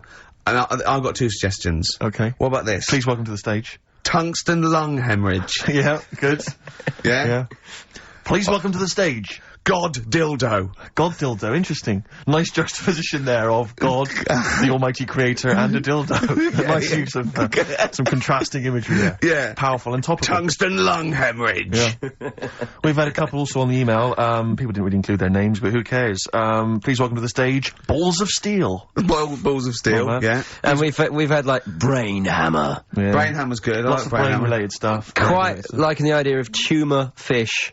Tuna fish, I like. Tuna fish is very good. I like tuna fish. I just wonder if there's one more contender. I don't know who this was, Ian, that phoned in with it, but possibly it's topical. Deathly Hem. Yeah. Deathly Hem. It's brilliant. Oh, it's Deathly Hem. Please welcome to the stage, Deathly Hem. It's Deathly Hem. Who's that? We've got to give it to I don't know who that was. Oh, but, well, if you came up with Deathly Hem, email again. Deathly Hem. It's the greatest name for the greatest rock band of all time. Will you please welcome to the stage, Deathly Hem.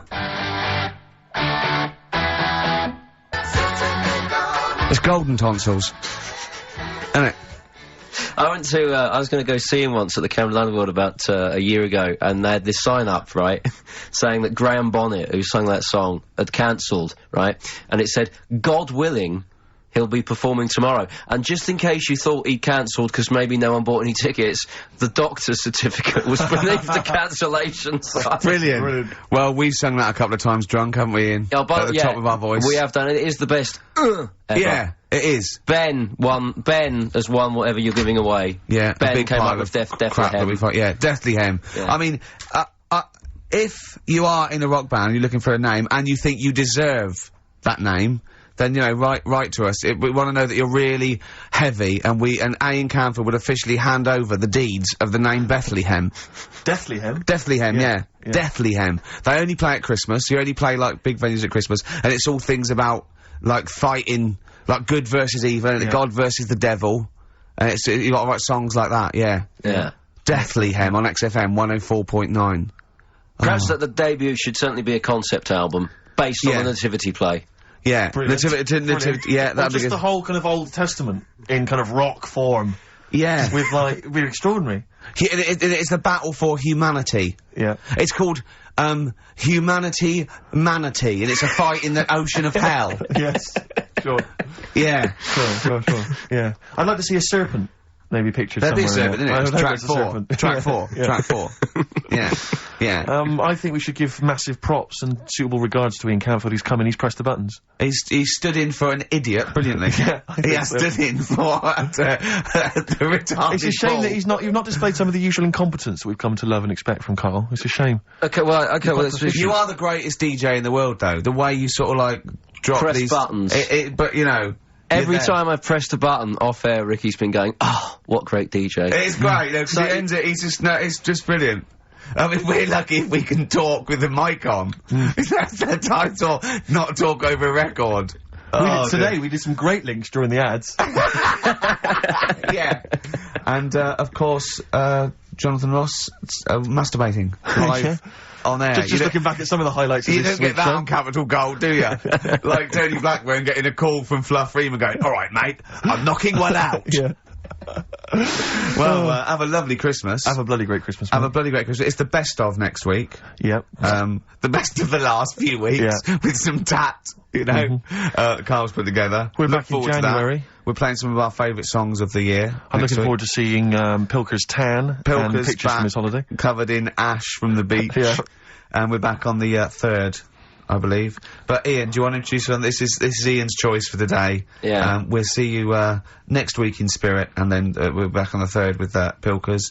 Over to you, Kampf. Enough of Jonah Louis. This is Paul Di'Anno, ex of Iron Maiden, doing Santa Claus is Coming to Town.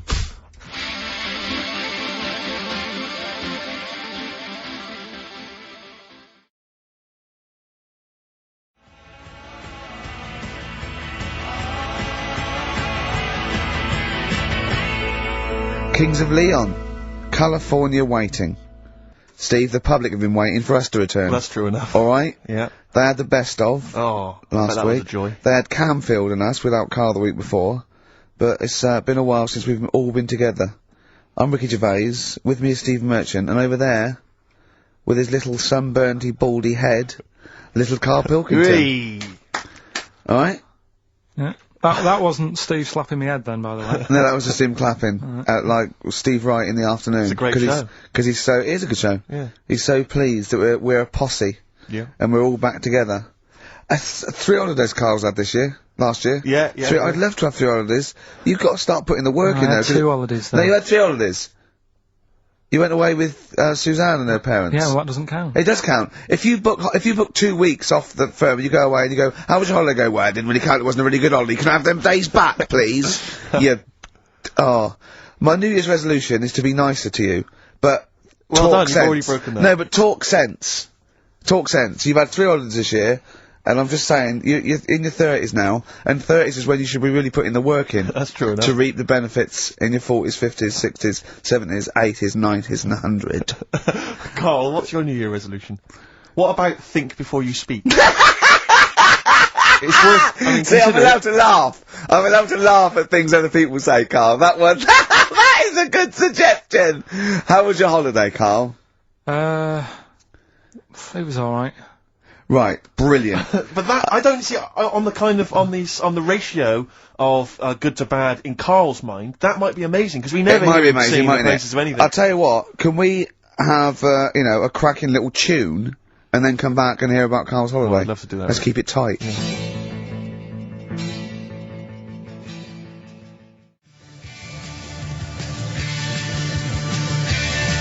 Let Me Tear Us Apart by Joy Division. Now, I can't put my finger on it, but that doesn't sound like the original. And it's off a compilation. It sounded a bit fast. I think the vocal was slightly different. If anyone can, you know, put me out of misery, I think it might be in a session of the time or something. Carl, this is a New Year resolution for you, another one. Maybe when we ask you to get a song, get the original, single version. I could be and wrong, not some but, obscure session. Yeah, it does seem different, doesn't it? Very odd. Yeah. Yeah. Maybe we just remember it wrongly. But anyway, that's XFM for you. 104.9, I'm Ricky Gervais with me, Steve Merchant. Carl Pilkington. Carl, you went to Lanzarote. People said don't go to Lanzarote.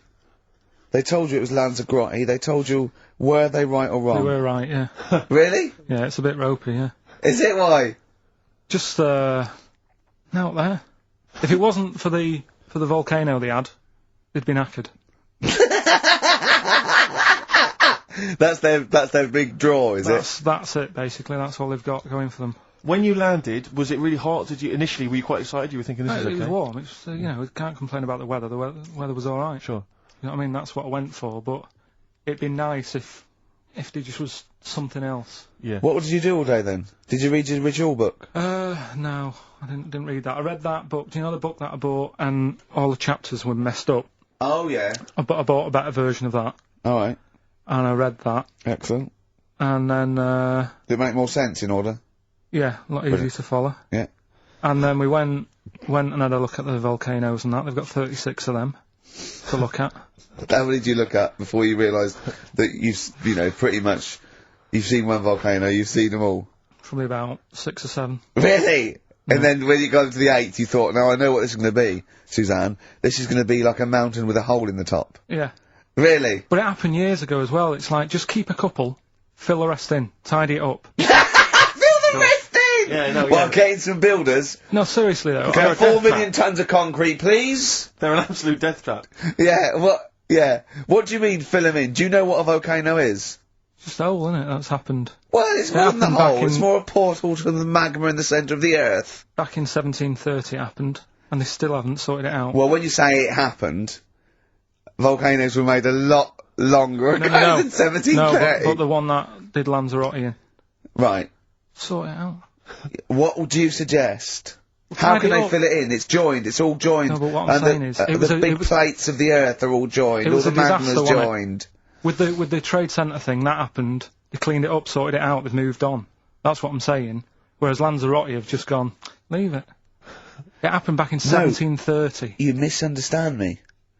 How, in the name of God, can you fill in a volcano? You ignorant twit. No, but it's not just the holes. They've actually left the lava everywhere. That's what I mean. It's not just the big holes. There's lava everywhere. But it's molten rock. They can't just pick it up like they're like a carpet. Put it in the holes. The holes are there ready. Just push it all in. That's what I'm saying. What exactly is there then? Is it just a kind of moon-like kind of surround with just kind of dust and rock? That's exactly. You see, I was there when the Mars thing went wrong. Yeah. I would have just sent a camera crew there, filmed a bit of that, right, and say, here we are. This is it. Ignored a little coffee shop in the background. Right? This is Mars, because that's where it's like just loads of dust. Yeah. Holes everywhere. Tidy it up. Little round-headed aliens complaining. Yeah. It's just like Mars. Yeah. So, is there what's the best bit about the holiday? Come on, pretend you're Judith Chalmers. I have been doing. I would have done all that. I would have said that. Don't bother. Right. I mean, the hotel was good. Yeah? That was alright. What was that like? It's alright. Just, clean. That's all you want, isn't it? See, that's not quite what Judith Chalmers does. She doesn't go, what's the hotel like? Alright, yeah, clean, innit? Alright. Well, what was it like? What was it? 3-star? 4-star? Did it have a swimming pool? What was the room like? Had a swimming pool and that. Yeah? Yeah, it's good. I think it was one of the better ones on the island. Okay. Nightlife? Wasn't really. bars? Wasn't really. And there was a bar. There was some bands playing. Yeah. Not very good. Food. Food got a bit boring. Yeah. It was always the same food every night, but they sort of themed it and made out as if it was different. So, like, on Mexican night, it'd be chicken with a nacho on it. Right. Right. And Chinese night, sort of chicken with a little prawn cracker on it and stuff. Sure. But that got a bit boring. That's me just turning on my phone, 'cause I want to read to you a text Right. that I got from Carl. I think you sort of sum up the holiday in this text, don't you? Do you remember I it? can't remember. Let's have a look. Let's have a little look. Let's go Instantly, to what did Suzanne, your girlfriend, make of it? Uh, Similar view to you? That they should fill in the holes? Yeah, it's just that thing, you see, I went on a coach trip, right? And you go and see the volcanoes. Like I said, there's 36 of them. Yeah. Which, you know, how many do you need? And when we're on the coach going round all these volcanoes, the fella on the front's going and, look out your left window at the moment, and there's a volcano. And, if you quickly look out of the right-hand side there, there's another one. Right. And on the left, it's just like, alright, we've seen it. Sure. Do you know what I mean? Yeah. And that trip, I mean, we'll talk about that trip in a bit. Right, this is the text I got from Carl, right? Alright. Been up to a volcano. Been in some dead artist's house who built his house in the lava. They said they would show me science with volcanoes, but all they did was chuck some water in a hole and it shot up in the air. No dwarves in the canteen, no scousers here, but there is a Swede woman with a big head. She looks effing gormless with a cap on. Alright? So a little reference there to... A Swede woman? What's that mean? Do you mean Swedish? Yeah. Or she looked like a vegetable? No, a Swedish woman. But they've all got sort of quite big bill, aren't they? And I sent him a text. Oh well, it's just good to be on holiday because you know I'm working. He sent back. So am I. Just been watching Sky News. There is a school for monkeys who want to get a band together. Is that monkey news for later?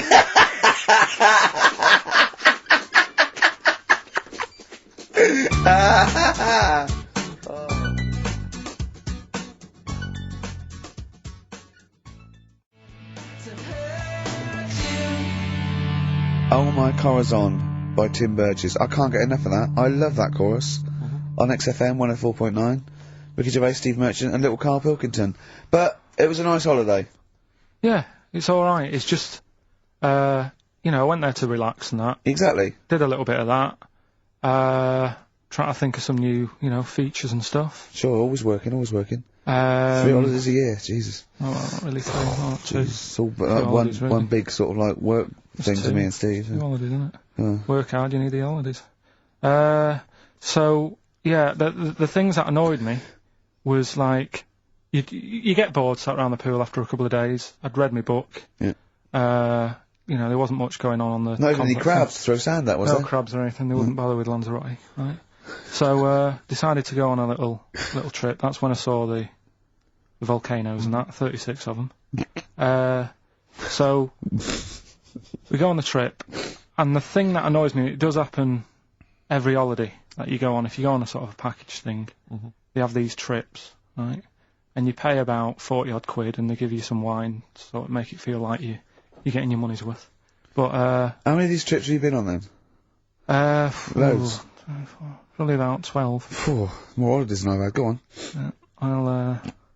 Yeah, so go anyway, on. so you're on the coach, right? And they take you, for the volcanoes, they took us in the middle of nowhere. Yeah. Right? There's nothing else round there. Sure.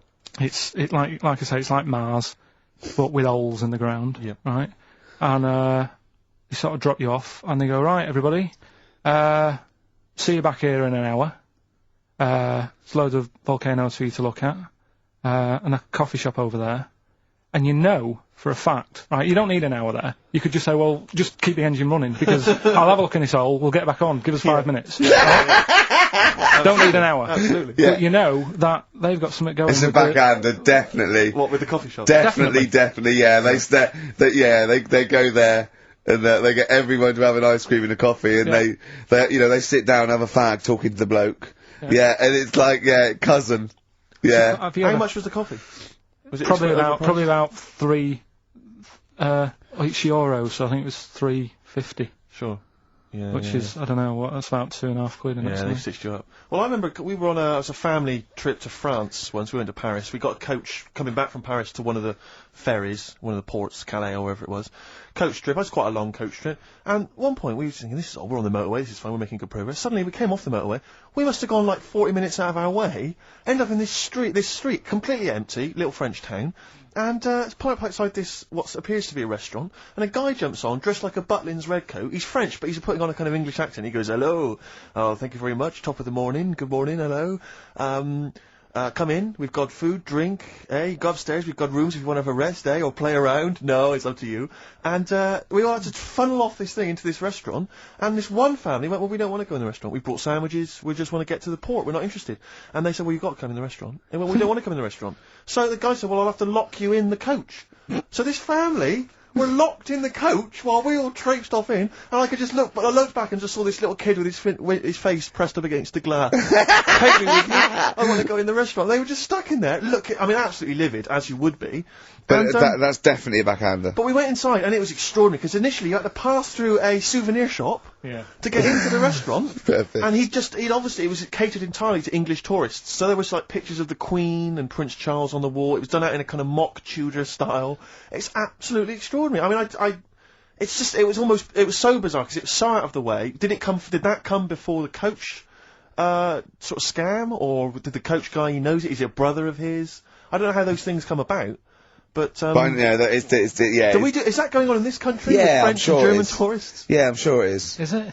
Yeah, they say, I'm sure people say, look, if you bring 30 people to this restaurant, I'll see you alright. But it wouldn't it? If, you got your favourites. Because you don't have to, though. The coach driver's pretty much God on those things. Because those people don't know where they're going anyway. Yeah, but at least here, there's other stuff around. You don't really get that in the middle of nowhere situation in this country. Well, not really. Not if you're going from London to Manchester. You could stop off anywhere. They don't know where they are. There's places with nothing to do or see. It's that those attractions. There's loads of them in America, but there's a few here, like Sheep World. And, you go out to Gloucester, and there's a town, it's got the biggest cotton reel in the world. And that's it. There's a tourist shop, a big cotton reel, and some bloke at the gate going, it's £1 to see it. There it is, right? I went to, I know it's quite I went to a Shire Horse Centre once. Yeah. But, when did Shire horses become so popular that they got their own theme parks?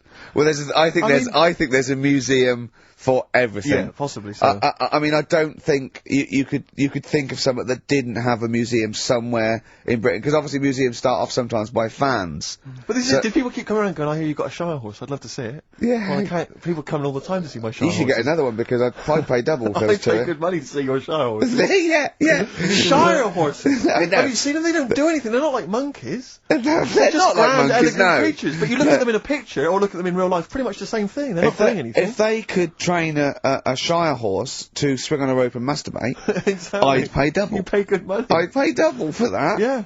There's a museum in Italy, when we went there a couple of years back. Suzanne had one of those little guide things. Museum there just for spaghetti. Yeah. I mean, open a restaurant. Yeah. You know what I Was mean? it interesting spaghetti? Spaghetti in different shapes? Dunno, didn't go. I went to see a big hole in the ground. Sure. Can't get enough of them. Well, but out of 10 then, what would you give it out of 10? All in all, food, location, Right. relaxation, enjoyment. Yeah, that's 6. Okay, brilliant. 6, yeah. Next week, where are you going next week? You're not on holiday next week. Going Cool. away with Suzanne's mum and dad again. 5 holidays. Ropes Play a into that. record. You've got to put some work in. You're in your 30s now. You've got to knuckle down.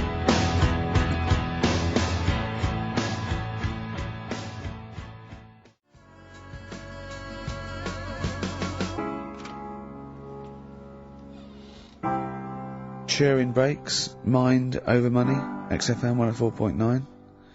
I'm Ricky Gervais. Stephen Merchant. Little Carl Pilkington. Yeah. A couple of emails. Different people have visited various tourist attractions. Oh yeah. Let me see who's this from. Not quite sure, but thanks very much indeed for it. So, there's a link here. It's apparently in Devon. Barometer World. Brilliant. It's the world of barometers. It was established in 1979. And, By one bloke who had a lot and thought, I can charge a quid Yeah. for this, definitely. Here's the... Out of his own house, probably. Converted back scuttle. exactly. Yeah, that's not a euphemism for a sexual act. But look at the webpage here, Rick. There's a picture of a beautiful barometer being held by a beautiful lady. Lovely. Who's definitely his daughter. Yes. Definitely. Come on, Kathy. Oh, that. Dad, no. Come on. Undo your top a little bit. Dad? Definitely made to do that. Yeah. Oh. Oh, that slight look of I hope no one I know sees. Yeah. Just checks out Barometer World. Barometer World. Yeah, that's available. You want to check that out? www.barometerworld.com. That's Now, all the, barometers. Now, do they work? they're to do Two. with checking, is it the air pressure? Well, everything. But Air. I think that's what it's based on, isn't it? Sort of low and high pressure, so it's gonna rain, it's not gonna rain. Yeah. Or gonna be windy, but I wonder how accurate they are. I think in the days before satellites, sort of weather surveillance systems, probably essential.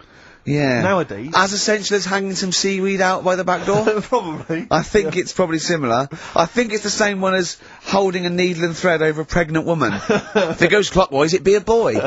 Yeah. Yeah. The thing about a barometer is how far into the future can it predict? Exactly. 'Cause How if do you it's- know? If it's a case of you may as well stick your head out the window to see if it's raining. Exactly. This barometer goes, oh, it'll be windy and rainy. When? The barometer goes, soonish. Yeah. So, can't say, but it will, well, within the 7 days. I don't want of to be the- specific because you'll have me. yeah, you'll- yeah, I don't want to, but I mean, you know, I'm just a barometer, I'm not really I a can't weather really person. analyse the information. Yeah, brilliant. What's in there that's, what's happening in there? What chemicals are being affected? How does it work? I have no don't idea. know. I assume it's probably something Wait a minute, let me that's- email Barometer World. What Now could I'm it beginning be? to find it. It They are quite be, interesting. it could be mercury that's based on a sort of temperature. It goes up with. Oh no, it's not temperature, is it, barometer? It's pressure. So it's probably just very fine. It's like a fine, very, very fine needle, isn't it? This is almost as embarrassing as last time we were on. We couldn't figure out what the name of the leader of China was. Was it the King of China? The Prince of China? Oh, this is when we were trying to imagine what it'd be like if all the Chinese people at once jumped up and down Yeah. and made a big An tidal enormous wave. tidal wave. But if you do know what the name of the leader of China is, we don't mean the name of the particular person in charge, but if it's a king of China, the emperor of China, the chancellor of China, Well, it the used prime to be an minister of emperor, China. didn't it? That was Japan. Yeah, this is it. I don't know what's the big guy in charge. Is he still the chairman? I know Chairman Mao was important. I think he was just the Yeah. chairman. I think he just governed all the big meetings. Yeah, I don't know. He just kept the minutes. Head Chinaman? Head Chinaman, the major Chinaman, the top Chinaman. Number one Chinaman. Do you know what? We're going to be honest here. We know so little about China. It's true. We know so little about China. Yeah. It's embarrassing. If you've got any interesting facts about China, then email in ricky.gervais@xfm.co.uk. Also, I imagine the email address to use if you're going to take part in this week's Rockbusters. I did read an interesting fact. I'm researching. I'm doing a show called Politics, and I was researching, and there's a thing about What, you went online? sweatshops. Yeah, no, sweatshops. Like Nike. There's these facts, right?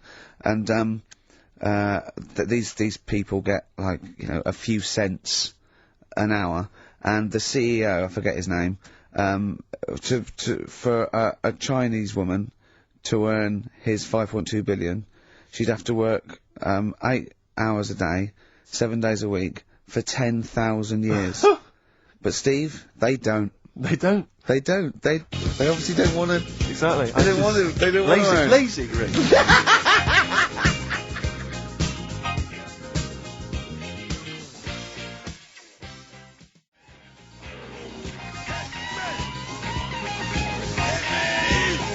Ian Jury and the Blockheads, hit me with your rhythm stick. Rick, are you likely to be going to Cumbria on your stand-up tour? Almost certainly not. Why? Well, it's just because you might want to visit the Cumberland Pencil Museum. That's the journey through the history of pencil making. I do like pencils. Really? Yeah, I just use one then. That's really So, Do you have any yeah. idea how that was made? No, what's it? Let me email them. Now, Chinese people. Oh, incidentally, it's the premiere of China. The premiere. of Premier. Oh, right, yeah. Oh, yeah. Sure. Yeah, I remember now. Yeah. Well, when you were away, Carl, we worked out if it's 1 in 10 people are sort of like gay in some way, with 1 billion Chinese people, there's 100,000 little gay, lesbian Chinese fellas of some sort. What do you think of that? What do you mean? Well, I think so it's some sort of form of, gayosity, whatever it's called, is sort of like 1 in 10. Right? 1 in 10 people are gay, apparently. Right. That does seem a bit high, though, doesn't it? I thought it was lower than that. What? You mean more than that? Yeah. But Don't maybe think not. so. Well, I think that's of any sort of nature, anything. But what time did they do the survey on the streets as well? Because, you know, they go out late, so if they're doing the survey sort of around lunchtime, forget it, they're not going to get any. Sure. You know Yeah. what I mean? They're all asleep. But if they're out at, say, 1 in the morning... Wow. It's going to be higher, isn't it? Yeah. Well, the thing is, you know Carl's favourite song, The Killing of Georgie? Mm. A little gay fella goes out and, he gets, beaten up and that. Carl went, yeah, but would it have happened if he'd have been going out at a decent time? True. But clearly in the lyric, it says, Georgie left the theatre before the final curtain fell. Yeah. Now, theatre's finished about 10:30, Yeah. so even to giving him half hour, I reckon it was only about 11 o'clock. So, you're talking rubbish there. Are you sure that wasn't his curtains in his flat? And he's closing them before he goes out? No, he was at the theatre. But I'll tell you what, I just realised something. Maybe where most people were going home after theatre, he was just going out. Exactly. That theatre to him is like a matinee. Exactly. Isn't it? He's off out clubbing, isn't he? He's off down, he's gonna get some ammo, he's gonna get a couple of butt plugs, and he's not even gonna start dancing till midnight, is he? Have any of us ever met any gay people? It's just, I mean, our view of them is, I don't know. Email in if you've met a gay person. Yeah. Tell us where we're going wrong. Yeah, has any of us ever met a gay I mean, the way we talk about these, it's like, have we ever met Chinese people? I've seen them out there wandering the streets, but I don't think I've ever had a conversation. Now here's the irony. I definitely know and have met more little gay fellas than little Chinese fellas. Yeah. Have you ever had any little Chinese friends? There was a girl at school who was Chinese, but she was kind of inscrutable. I couldn't get close to her. She was sort of mysterious. Right. Rockbusters? Yeah, brilliant. Right, then, this is where I, give you a little cryptic clue. And some initials, and it sort of makes up a band or an artist and stuff like that. Yeah, brilliant. Sort of being the operative phrase there. Yeah. Let's see how we read this clue. Yeah. This is going to sound like Oscar Wilde. Clue number 1. 3 different clues. Clue Oscar number Wilde 1. was Chinese, apparently. Was it? Yeah, it was illegal then. Right. Will you leave the entrance to my garden alone? Sorry? Right? Will you leave the entrance to my garden alone? Are we back on the gay thing, or is this... Is this the clue? That's the clue. Right. Clue for Rockbusters number 1. Will you just leave the entrance to my garden alone, will you? Right, that doesn't count because I know what it is. And what were the initials? What are the initials? GG. Correct. Yeah, right, but you've got to pronounce the artist correctly. I'll pronounce the artist, because I know what it is. Don't ruin it. No, but when the answer comes, I'll pronounce the artist. Right, can we just focus, please, on the quiz? Go. What was the clue again? Give it again. Will you leave the entrance to my garden alone? Not messing with it, right? GG. Okay. Right? Next. Doesn't count. Next. Incorrect. Don't phone, but you can send a message on my mobile if you want, right? That's T. It's another little easy one. And, the last one. We were sharing out the mail sheet. Right, that doesn't count either. Can we just fuck... I know what that is. I know what that is. I don't care, we'll come to that later. Yeah. And number 3. We were sharing out the mail sheet, and I think I got the best one. Right? DG. DG. Yeah. So quickly again. Will you leave the entrance to my garden alone? Stop messing about with it. Yeah. Right? GG. Yeah. Don't phone, but you can send us a message on my mobile if you want. Right? That was T. And the last one, we were sharing out the mail sheet, and I got the best one, so that's good. Right? DG. Alright, ricky.gervais@xfm.co.uk. Have we got any prizes? Do you want to have a look? Well, don't worry about it. This is don't worry about it. pathetic. Have we got any prizes? Just, look, the clues fine. are rubbish, the clues don't work, the show, this is pathetic. Play a record. That's what it should be called, and the clues don't work.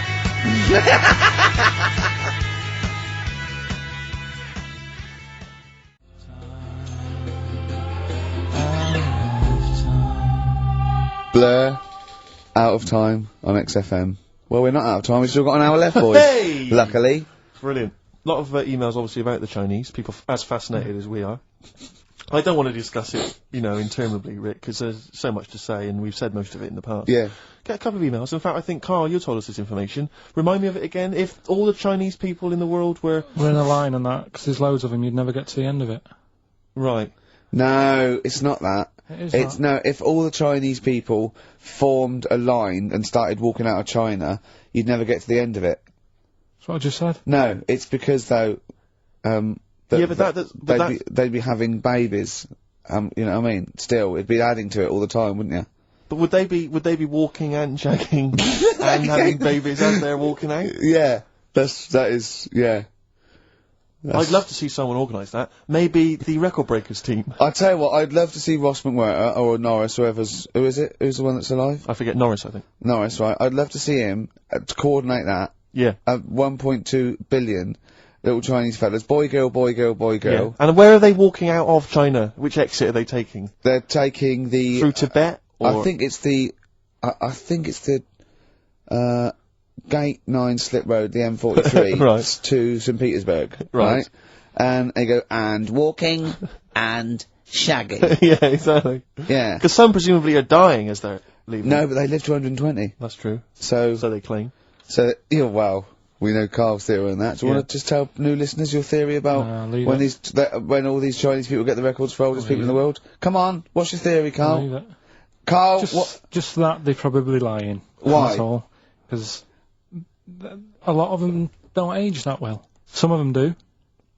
A lot of them don't, and they always look older than they are. I read the other day, right? Do you know the one who was the oldest woman in the world, right? Chinese woman, right?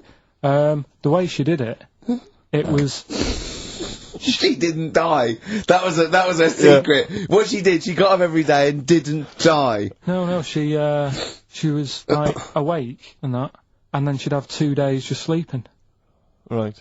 So she wasn't really that old. What do you mean? Well, she'd only sort of lived half of her life in a way. Well, we so all live 2/3 of our life, don't we?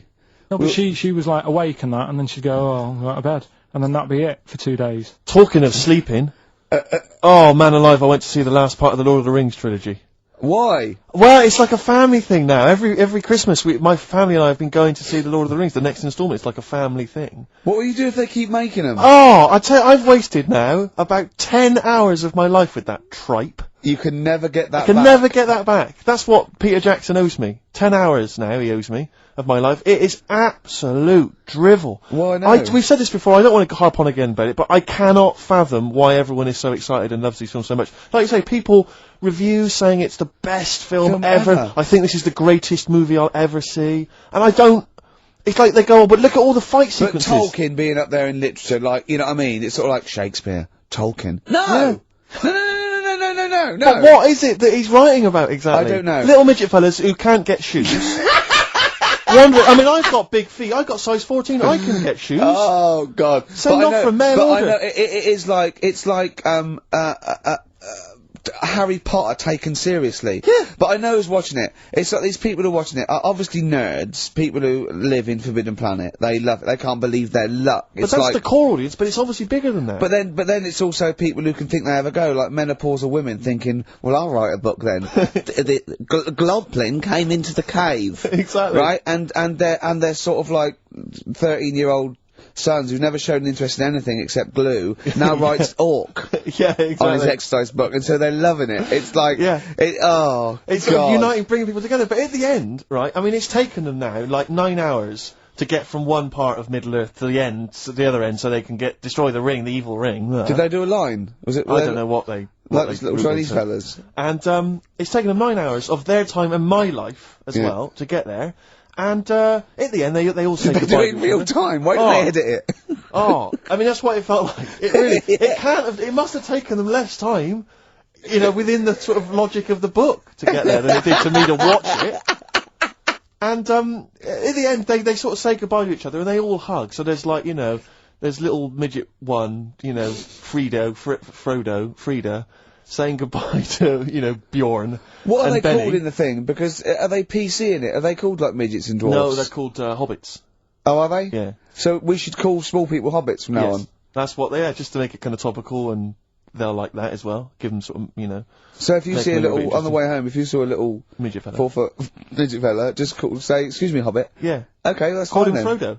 Right, Frodo. He'd like it. He'd love it because everyone loves the Lord of the Rings. They love it. No, everyone loves the Lord of the Rings, In yeah. the end, if you ever get to the end, they all hug each other. They say, well, basically Frodo has to say goodbye to all his other little fellas, and so he's hugging us. I don't know how many of them there are, and he's hugging them, right?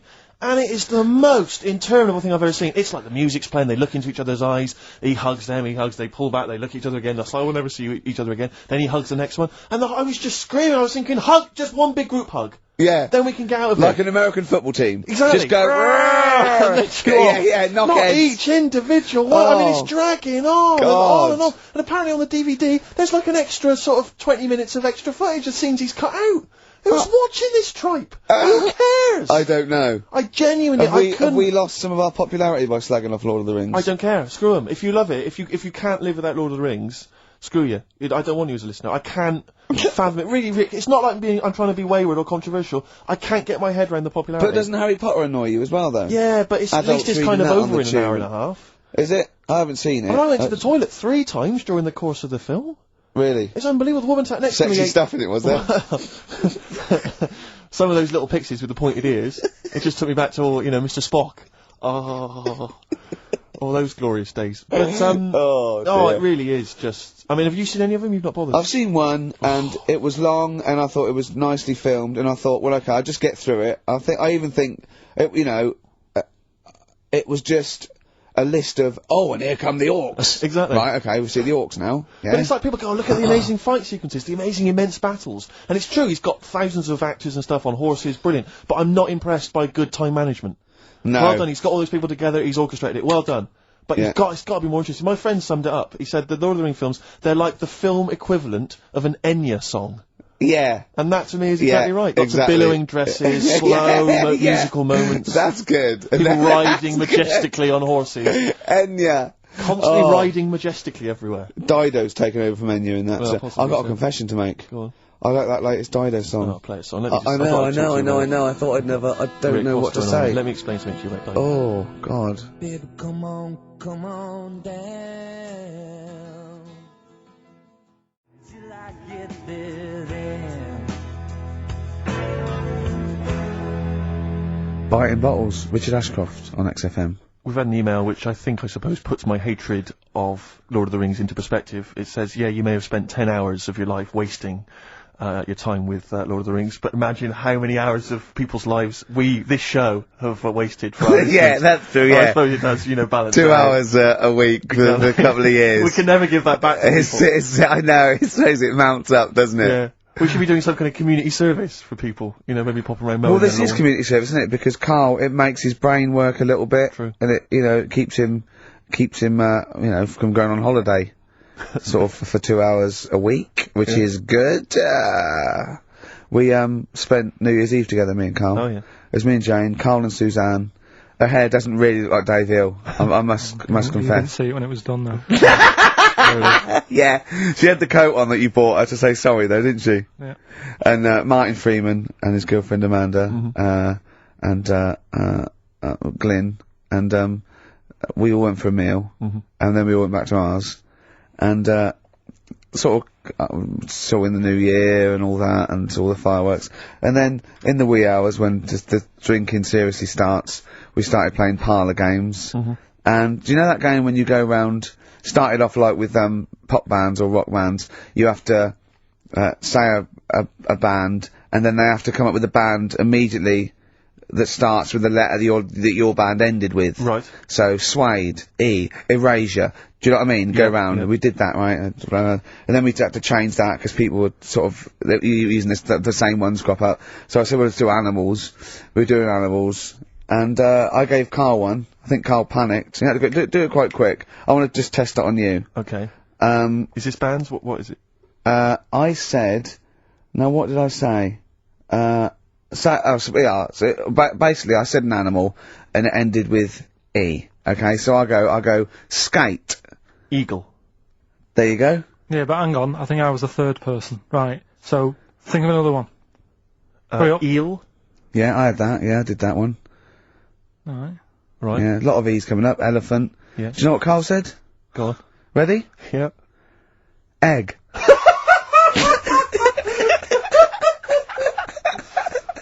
Oh, in a sense, I went, suppose. Egg? He went, yeah. I went, no, wrong. He went, well, what? And then Martin came to his rescue and went, well, what is an egg? Animal, vegetable, medium. I said, well, it's animal, but it's you can't have egg. But would you allow tadpole? Well, yes. Is that Yeah, not because it's a kinda larval stage. Yeah, no, but egg, you might as well have leg. Or eye. Uterus. It doesn't count. Egg, you panicked. Brilliant. Oh. I still think I'm right. Well, you're not right. Yeah. We were naming, you know. It's a bit of fun though, isn't it?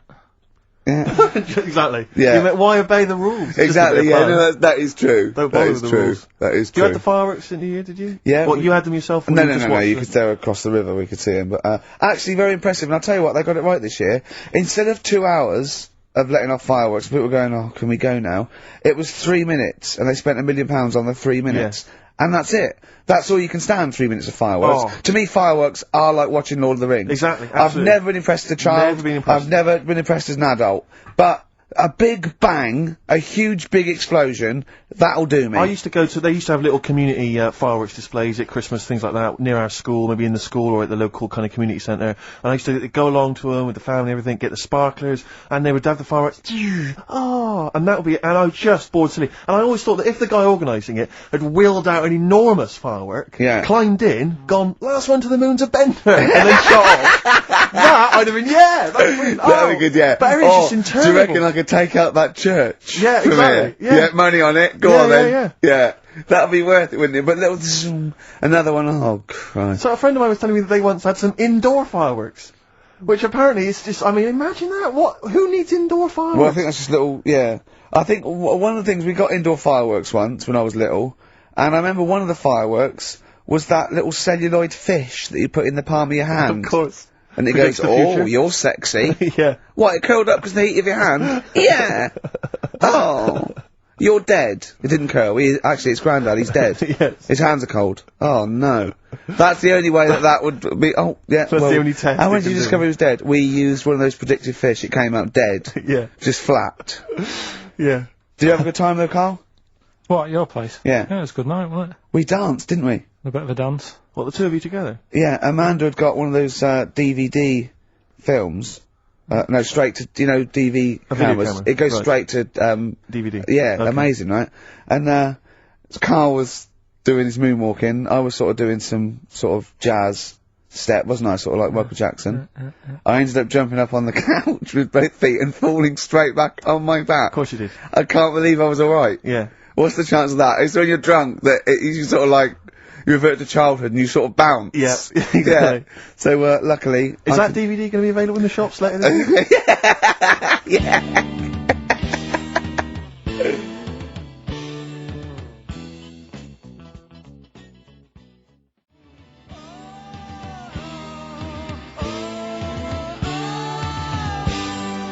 Track 1, side 1, the first Talking Heads album, Uh-Oh, Love Comes to Town. On XFM 104.9. Yeah. Well, I think it's Rockbusters results, isn't it? Okay. Alright.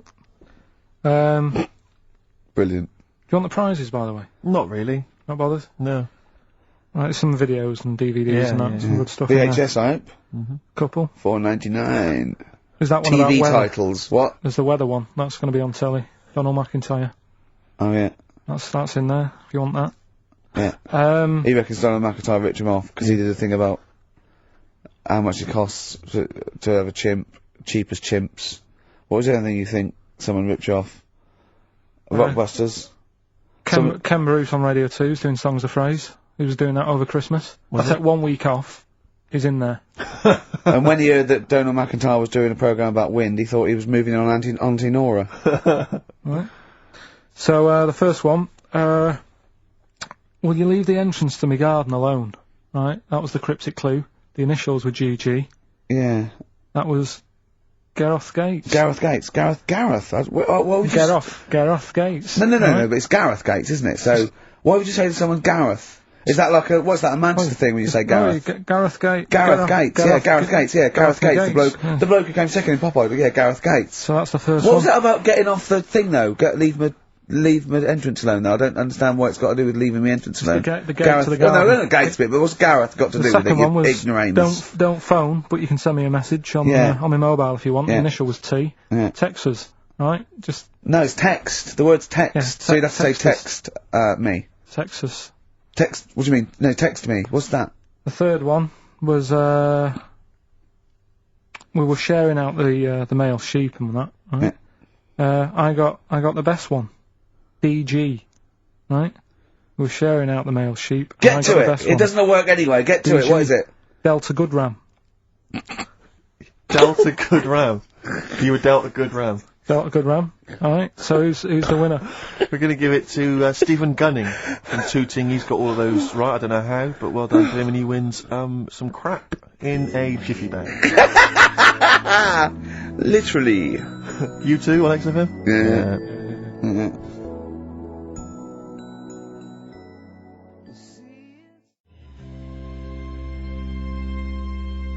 Snow Patrol and Run on XFM 104.9. Yeah, not bad at all, not bad at all. So everyone had a good Christmas though, yeah? Really? Carl, even though it was like a little bit Lanzagrotte, it was a nice Christmas. Yeah. What was the book you read, by the way? Someone just emailed in and wanted to know. What was the book you read? It was The Governor. The Governor? Yeah. Right, okay. Did you buy Suzanne a gift in the end? Which you surprised her with on Christmas I did, Day? yeah, after that show that we did before Christmas. Yeah. I was walking home thinking, oh, might as well treat her then. Yeah. Went and got her a necklace. Nice. Actually, she said she wanted a necklace, but I didn't know which one, but went and got one. Yeah. And she was happy with that. Yeah. But, shut her up. yeah. yeah. And did she get you something? Did she get you a gift back? She did get me something, yeah. See, we knew she Of course would. she would. Yeah, but the thing is, right, she got me a little Game Boy Advance to take on holiday, because she Brilliant. knows I get bored. Lovely. Right?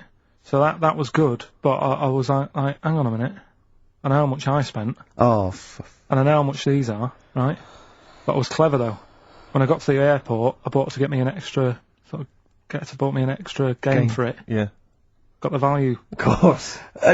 when you were growing up, did you wait to ask your mum for sweets right at the counter so the woman would embarrass her into getting you it? What, you mean just slip it in the basket? Well, no, just wait till there's some, a stranger watching before you ask for sweets. Mum, can I have a Kinder Egg? Did you sit in front of Suzanne when it got to, Suzanne, can you get me something else? Because remember I spent more on that necklace than you did on that Game Boy Advance. And the woman in Dixon's goes, oh, you better get him something else. She goes, oh, bloody hell, alright then. Nah. She did well though. You know what I mean? She's done well to keep you, hasn't she? Done well. Because you're such a find. You're quite a catch. Yeah, she must wake up every morning and go, ooh, I am the luckiest girl in the world. Well, she told you that the other night. What? She said the other night how good it is living with me. Oh, yeah! I said to Suzanne, it must be great, because I only see him 2 hours a week and I like to squeeze his little head. You can do that all day, every day. Does she ever squeeze your head? No. No? No. It's like that thing though, isn't it? It's like when you work in a chocolate factory. You get sick of it, don't you? If it's there all the time. Yeah, she must think, well, I could squeeze that head any time I wanted. It's not worth it. I just, Yeah. What about your Christmas? My dad, I'm wondering if you're turning into my dad, because he bought my mum a bracelet. He won't mind me talking about this, because he said you'll probably talk about this on the radio, and you're right, Dad, I am talking about it. He bought my mum a little gold bracelet, lovely gift, you know, it was a lovely thing, and she opened it, she loved it, and everyone thought, what a great gift, lovely gift. He wouldn't stop talking about it.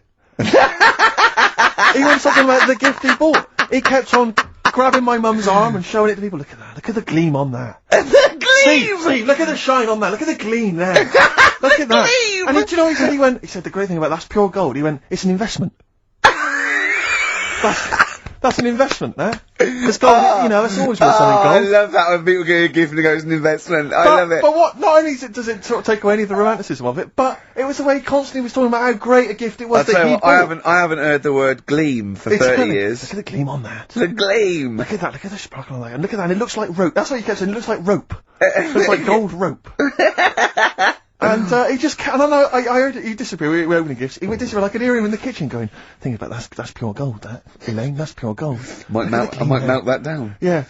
John, next door neighbour, John, look at that! Look at the shine on that! That's great. That's brilliant, though. But it's just, it doesn't it sort of undermine the gift a bit if you keep on Well, droning no, on 'cause about how people, great it is. if people enjoy giving, that's nice, isn't it? And you got to, you know, what did your mum say? She Well, loved she it. can get a word in edgeways. That's a step up from a jar of coffee, though, isn't It it? is a step up, yeah. That's good. Oh. What about yours? I didn't get my mum and dad anything this What? time. No, because I'm always treating them anyway. Whenever they, you know, if they need a few quid, if I can help Well, them, you I are do. the gift that keeps on giving, Carl. No, but don't just go giving anything just for the sake of it. You know what I mean? Wait for the time that's right, sort of thing. Just 'cause it's Christmas. Because Yeah, I mean, there's no better time, is there, really? no, I just was going to say my mum and dad didn't get me anything, but they did. What they get? But just some money. Mm. But I'll get them something when the time's right. Do you know what I mean? They always need bits and pieces through the year, so Yeah, I'll look after them. sure. But it was weird being away on Has anyone Christmas got a caught onto the fact that, you know, they leave groceries in the telephone box near your dad yet? No, that's still going on. Is it? Going on, yeah. Oh, that's fantastic, isn't it? That is just fantastic. So when he needs a loaf of bread, pint of milk, just goes down. Does he ever give that as gifts? Now listen, are we doing the film thing in a bit? Oh. Got more prizes. Yeah? Is it better than Rockbusters? It's alright, I did it in a bit of a rush because I was only in yesterday, wasn't I? Sure. Well, yeah, When you if you do, take 3 holidays a year, then So- there's not enough time for the work. Me and Steve like to, you know, put our priority into, you know, doing the work, coming up with a good product, Yeah. and getting a holiday when we can. You know, I haven't Well, really. I'd love a holiday, Rick. You know I love I a would. holiday. But I don't do the holidays for me, it's for Suzanne, isn't it? She's the one who likes going away. With So you. I'll just go, so I'll go with her, do me bit. When you were playing Game Boy, right, and you looked in the hole, and you were reading your book, what is she doing? She'll make things seem more interesting to me. Do you know what I mean? So like, when we're at the Owl, and the bus driver said, "You've got an hour here," I said, "Why have I got an hour here? I go to a funeral with someone who I loved in the ground and don't spend an hour around it. Why do I want to..." Do you know what I mean? Why do I want to spend an hour looking in this? Wasn't And that then terrible when you just shot up in all this magma? Yeah. That was terrible, wasn't it? That was the worst funeral you'd ever been to, wasn't it? But she'll I'll sort tell you, of... that would make funerals more interesting. If they just, it was a cremation and a burial. Yeah. You just put them in a volcano and they keep go shooting 2, back 3, out. here they go, whee, up to heaven. I was having a conversation with my flatmate about songs that would be inappropriate to have at your wedding, at your funeral. And it's Horny, usually- surely, that is was one. it, yeah, Was we it were horny, thinking, yeah, that really? was the first one we came up with. I'm horny, horny. Oh, That was the God. first one we came up with. Isn't Robbie Williams' Angels one of the, Yes. Biggest and ones. I think Wind Beneath Your Wings, Yeah. I think is apparently quite popular. oh yeah, yeah, I play that on Auntie Nora's, aren't you? Bit of Boston? Yeah. A bit of who? Busted? Boston, Oh, more Boston, than a feeling. right. Much more than a feeling.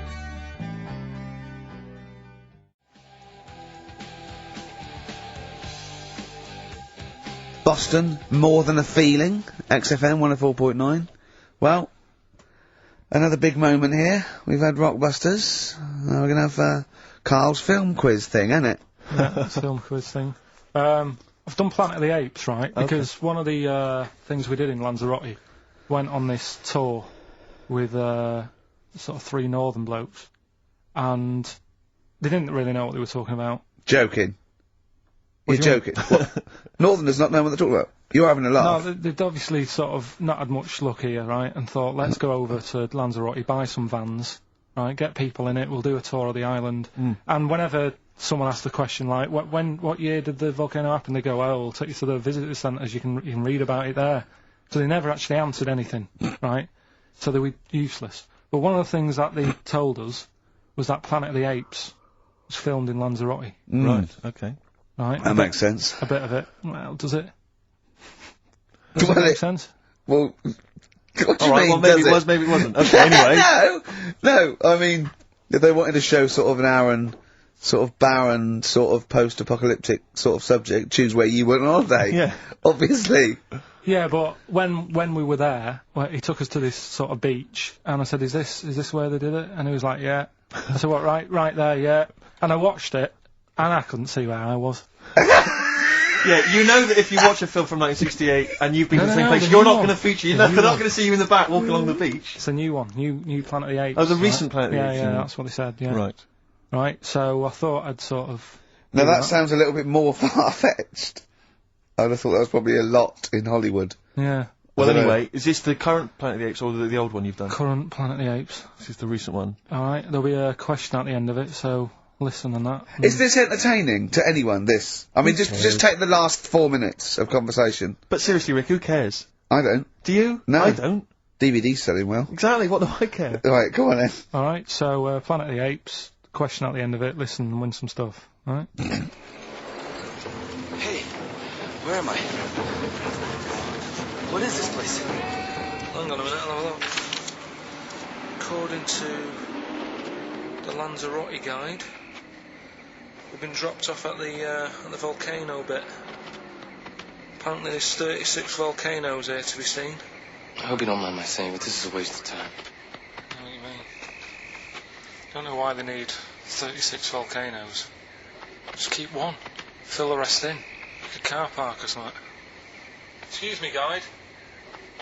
What's why's the bus drops us off here? What's so special about this place? Well, according to our holy writings, that is where creation began. Where the Almighty breathed life in the time before time. Well, it's amazing that, innit? All this has been stood here for years and years. What about the coffee shop there? Is that old, is it? Well, nothing. You're out to rip us off. I bet it's about £4 for a coffee there. Always ripping people off. That's what annoys me with these trips. You get us in the middle of nowhere, we die in a thirst. I'm not able to do without. The reason I've come here, I believe this is where they did Planet of the Apes, innit? Love monkeys. Especially the ones in Planet of the Apes, because they talk and that. Talking monkeys can't exist. Joking, aren't you? Of course they can. Getting up to all sorts of stuff. I read about a monkey the other day who worked on the railway. Right? There was another one about a chimp that did a bank job and went off to Spain to sort of... Shut up! Oh, hey. What is that? Little monkey fella. It's come from that little coffee shop. It's been serving coffee. Now that is worth paying £4 for. No, you're teasing him. I'm not teasing it. It's working, isn't it? It's serving the... We want some coffee. Get us some coffee. I've heard about this. You can buy coffee that's been sort of hand-picked by monkeys. It's like Coffee Mate, except it's more sort of coffee primate. Yeah. Hello, little fella. We want coffee. What do you mean, we? You're gonna have a coffee, aren't you? What else are you gonna do? Go and look at another 35 volcanoes? I'm staying here. I'm having a monkey coffee. It's brilliant. You find this amusing? Jesus, it's a talking monkey. Right, mate. Have a couple of coffees. Don't start now. We're off duty. I'm starving. What do you mean you're off duty? Have you bananas later? Just get us a couple of... Alright.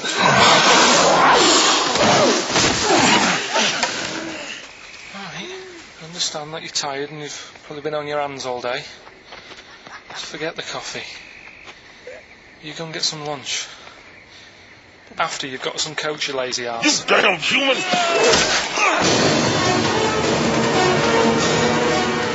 Powerful. Lovely. Excellent. So, what's the question? If you've been listening to the whole show, how many volcanoes do I think's on the island of Lanzarote? Okay. Yeah. I might have it wrong, what I've been saying, but it's roughly around that. Yeah, so what have you been saying? Yeah. Yeah.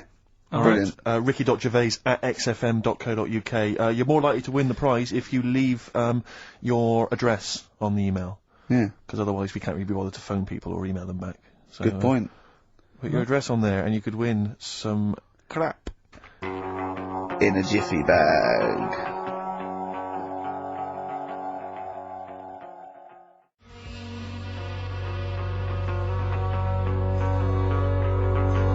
Carl's theme tune there by Placebo. Special Needs on XFM 104.9.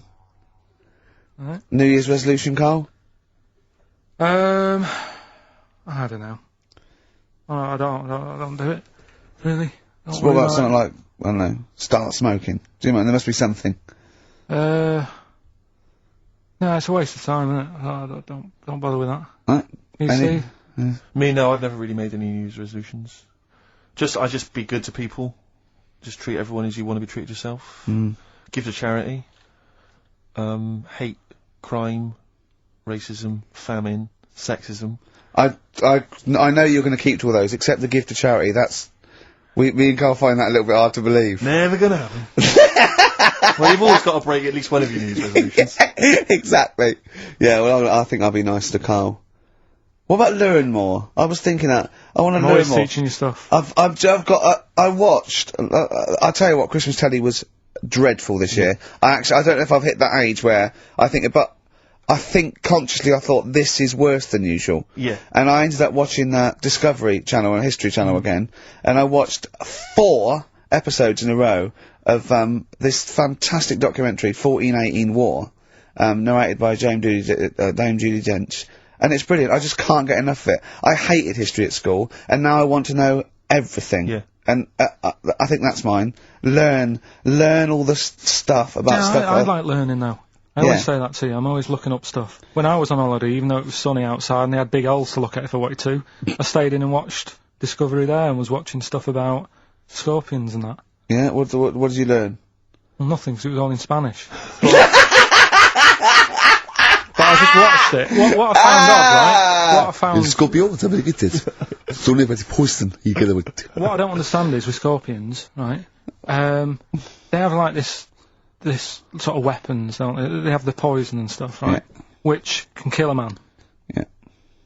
But there was a couple of little animals and that were its sort of enemy. Yeah. And it stung them, and it didn't kill them. So what's the point? Well, firstly, not all scorpions kill a man. Some of them, this one did, you said. Yeah, well, they range from like bee stings to so much venom it can take down a horse on things like spiders and snakes and scorpions. So it depends. But a scorpion that will kill a man would kill a rabbit. So I don't know what you're talking about. No, there was a snake that it stuck its thing into, and some sort of beaver, and they were just like running about. There's nothing funny about that, so why are we laughing? Well, the snake wasn't running about, was it? Well, it was slithering about a bit. Yeah. What was the beaver doing when the snake... It just sort of, I think it ate it in the end. What? Ate what? Ate the scorpion. Just wandered off.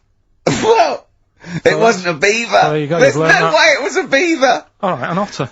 This is what you pieced together from a show in Spanish. Well, I'm just saying though, how come it can't kill something that small, yet there's someone on holiday that's no sort of danger to that scorpion. We're not going to harm it, right? And yet it can kill a man. So you say, but I don't believe it. Shut up, mate. Seriously, this is gobbledygook. Taught you something again, though. That's what I'm saying. No, what have you taught us, though? What is the fact that's come out of that?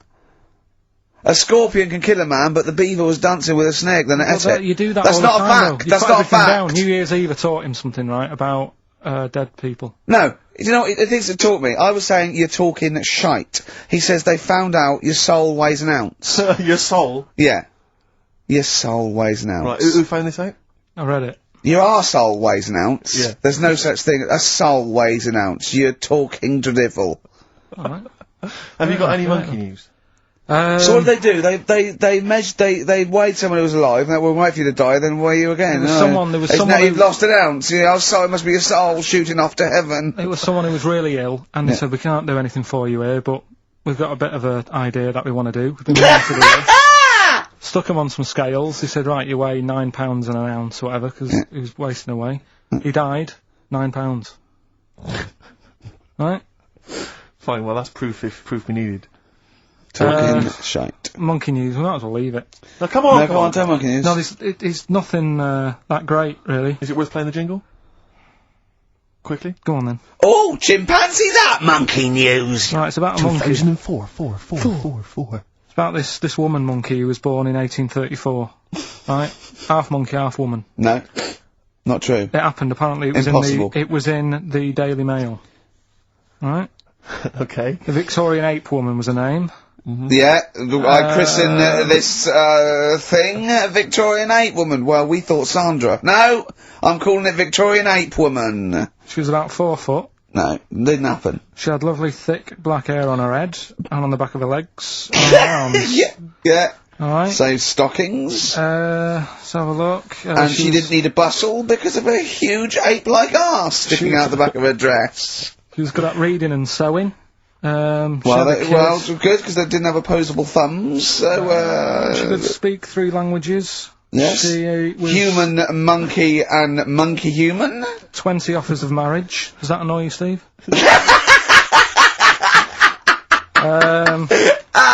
Absolute twaddle. Alright, well, Like, more rubbish than your soul weighing an ounce. Let's leave A it there, Victorian monkey Let's leave it there, woman. then. See you next week with some more twaddle. I was worried we wouldn't have the old magic in 2004, but we're still talking shit. Merry New Year.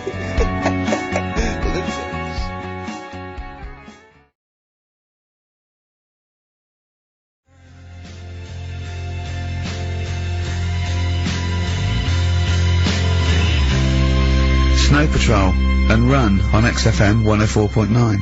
I'm Ricky Gervais. With me is Stephen Merchant and Carl Pilkington. So that's 3 for 1. I don't know. All right. Exciting. News. Breaking news is that there's only 2 more weeks of us before we have to go away on a little extended break again. So can't give any more details yet. We don't know when we can come back because we don't know what we're doing. We're going to America. We're doing the Golden Globes, and then we're going to watch the Office pilot being filmed. Yes. And then we got bits. I'm doing a bit of a tour, so it'll be sort of the summer times probably. Yeah. Yeah. I'm saying it like they care. Oh, they don't give a damn. Do you know what I mean? I sometimes think that because you think, oh, you don't want to let down the people, you want to keep it consistent, you want to give, but really, I know I like doing this more than anyone listening. Definitely. Do you know what I mean? Definitely. I love coming in, I love squeezing Carl's head. Yeah. I love playing some records. You know, I like sort of sitting in the room with you. I know you love it. Oh. I can't wait. I can't think of anything else I'd rather be doing on a Saturday. Yeah. So, we got our Saturdays back though. Yeah, that'd be great. I mean, my alarm went off today and I was a bit tired because we had a couple of drinks last night, didn't we? Last night, yeah. We had, you know, we're party animals. I've been looking for an office this week, as you know, and it's so stressful. Just walking around, just talking to agents and, right, okay. So, my method is this, right? I walk round the area that I want to be an office in, because I don't want to hear anything else. I don't want to, you know what I mean? So I walk round, to be fair, it is about a square 500 yards. Yeah. Right? It's sort Your of house is in the centre. yeah. I walk, and, so I walk round and look at placards, I go, that's a nice office, and I phone them up. There's loads of different people I'm dealing with, right? And they went, oh, we got one in so-and-so street, I think it was 5th Street or something. I went, oh yeah, I went along to, I'll see you there in 20 minutes. I got there, you were there if you remember. I looked round and I said to Steve, it looks alright, there's no pawn shops or anything like that, right? And Steve went, well, it is next to a brothel. And I looked, and there on the next thing, like, you know, model, 1st floor, Susie, 03, and I phoned him and I said, do you know what? Don't bother coming here. No, I said, no, I said, because it's next to a brothel. He went, yeah. I went, right, okay. Just for future reference, I don't want an office literally next to a brothel, right? When I go to work, I don't want to walk past prostitutes. Call me old-fashioned, Yeah, right? as you're going into work, there's a prostitute. Yeah. Morning. Morning. Oh, she's got a cappuccino. Yeah, Starbucks, yeah. Business good? Yeah, it's a bit slow at the moment. But it picks up later this evening. Does it really? Good. And, I said to him, I've got so my New Year's resolution is being like a little fascist when it comes to business. And I said, also future reference, no crack dens and no wild animals in the porch.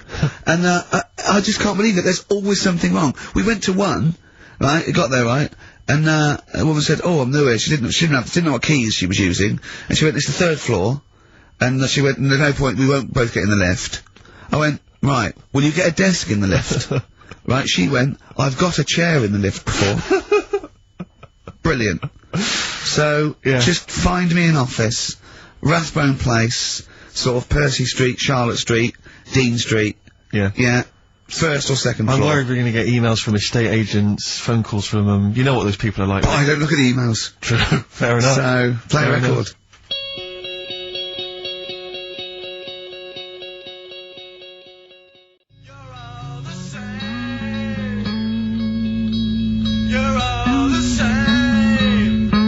Sexist. Joe Jackson, different for girls. Well, he's not in the charts anymore. I can't believe it. Unbelievable. You were talking about renting an office. I'm a little bit intimidated because I'm just at the moment thinking about trying to buy a flat or something because I'm just tired of pissing money down the drain. I know. Yeah. And But I'm really petrified. I've put it off because I'm really gullible. When I'm confronted with anyone in a suit who sort of knows what they're talking about, they can sell me anything. I'm intimidated. It's like, you know, you're supposed to go in there and you're supposed to sort of act like you're the guy with the money, this is what I want, this is what no. But I go in there and it's like I'm afraid they're gonna say, clear off, I don't wanna sell you a house. I'm not really interested. Have you ever thought of, like, really putting on sort of like some sort of cool air? Like, sort of like kicking the door and going, what's that? Is it like, you'd be found out in 30 seconds, wouldn't you? Exactly. You'd go in there, you'd stub your toe, and they go, what you keep like, I'll put my toe, Exactly, yeah. Brilliant. Just tapping the walls. Yeah, tapping the wall. What's the rates on? What rates? I don't know. Well, do you remember, I don't know if I told you before, I wanted to buy a laptop computer, and everyone said, go up Tottenham Court Road, and I was reading, like, magazines and stuff, they were saying haggle, make sure you haggle, make sure you're planning to haggle, get the best deal you can, and I found a shop which was selling the computer I wanted, and I went in there, and I had this whole plan in my mind of what was going to happen. He was going to say, like, it's worth this, I'm going to go, well, look, I can get it cheaper here, I want to buy it from you, I'm going to haggle, and off I went. So I went in the shop, and I said, yeah, looking for this, interest in this Toshiba. How much is it? He went, oh, it's 1,500 quid. I went, sure. Okay. I said, I'll give you 1,300. He went, it's 1,500. And I said, sure, but I'm willing to give you 1,300. He went, 1,500. And I was done already because he hadn't even begun to haggle. And I was assuming he'd at least go 1,400 and we could start, but nothing. So now I was screwed. My whole plan went out the window. Yeah. Well, you just leave. No, I said to him, the thing is, I can get this computer cheaper down the road, but, you know, I like what you're providing me, I like your service. I've had good stuff about you. It was amazing. I said, I've heard good stuff about you. And he went, I said, seriously, I can walk down the street, I can buy it there for cheap, for like 1,400. And he went, well, see you later then. And I was like, right. So I walked out the place. I said, well, I'm gonna have to leave then. And I walked out the place, and, of course I wanted to get it from there, because it was still the cheapest, so I had to walk back in again. I went, yeah. I've just had some second thoughts. Listen, I'll tell you what, I'll pay the 1,500, can I get a free carry case? He went, the carry case is free anyway. I said, I'll take it. Carry case is free. I got nothing. No, but how much would you charge for that if it was on sale? Carry case a tenner. Well, let's just say it is a tenner. Give it to me for free. And he went, no, it's a tenner. And you went, well, you said it was free a minute. Yeah. Oh, it's just pathetic. That is lovely. It's having to walk out making a big statement and then come back in again. Oh dear. So I'm really scared. I feel like I need someone to come with me and do all the talking. You know what they're talking about.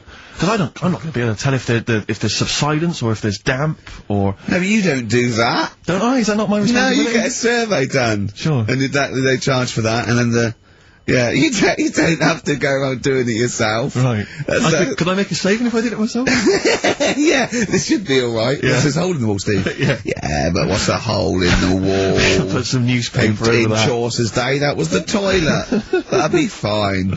Carl, you're a second-time buyer, aren't you? But Yeah. Bought one in Manchester. Lost $7,000 on that one.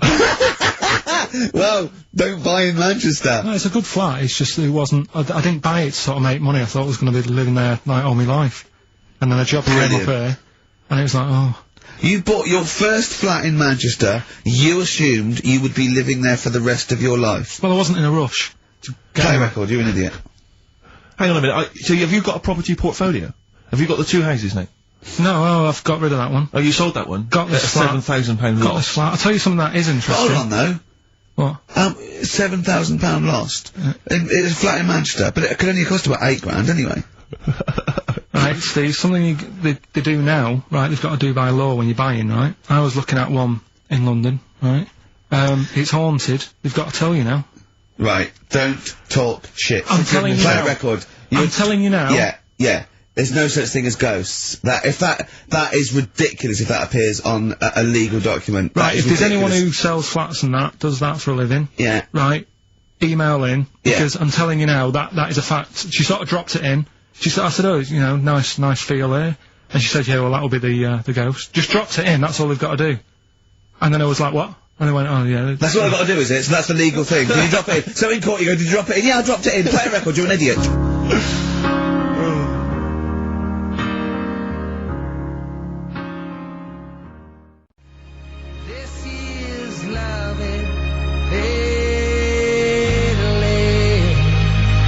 David Gray, and this year's love, if you're in love. I hope it lasts. It's only January.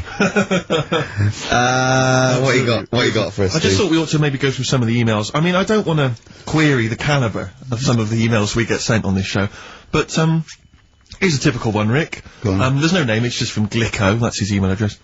That's just a question to you, Rick. Did I see you walking around Marylebone High Street last Sunday? Yes. Okay. Well, I don't know. Well, I was in Marylebone High Street last Sunday, yeah. Yeah, but did you see Glicko? I didn't see Glicks. Okay. I didn't see the Glickster, Alright, this is one from M. Ricky, what do you think of Richard Bacon's show? I can't decide if he's better than you.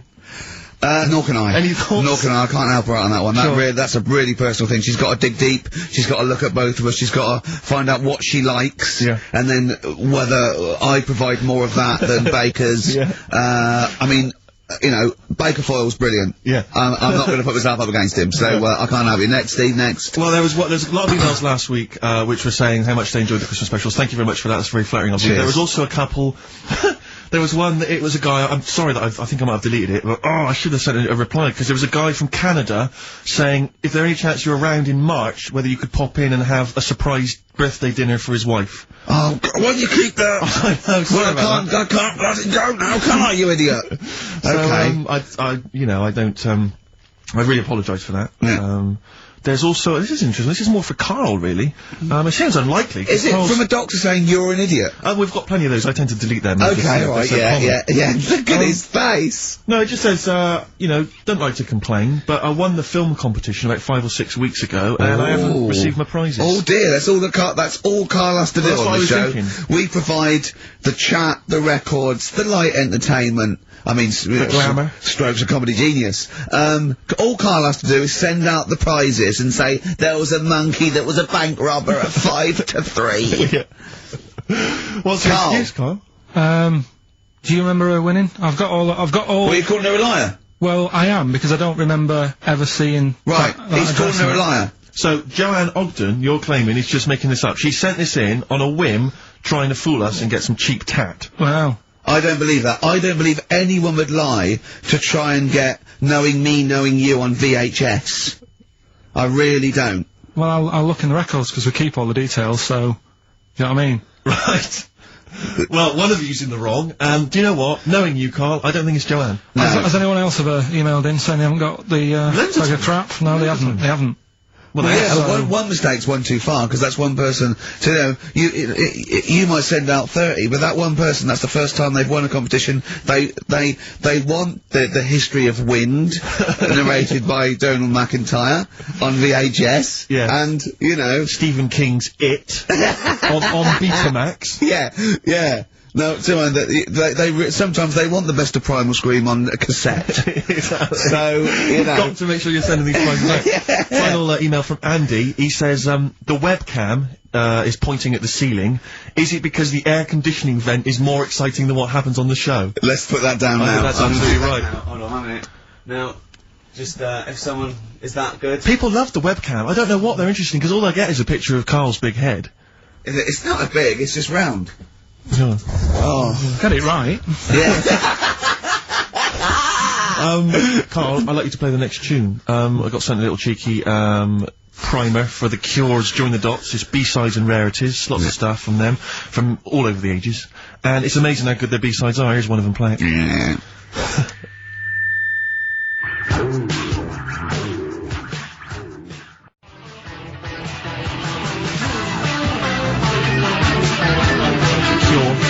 And that's called A Man Inside My Mouth, which was the B-side to Close to Me. There's nothing amusing about that, Rex. I don't know why you're laughing. Wow. It's called A Man Inside My Mouth. Yeah, I know.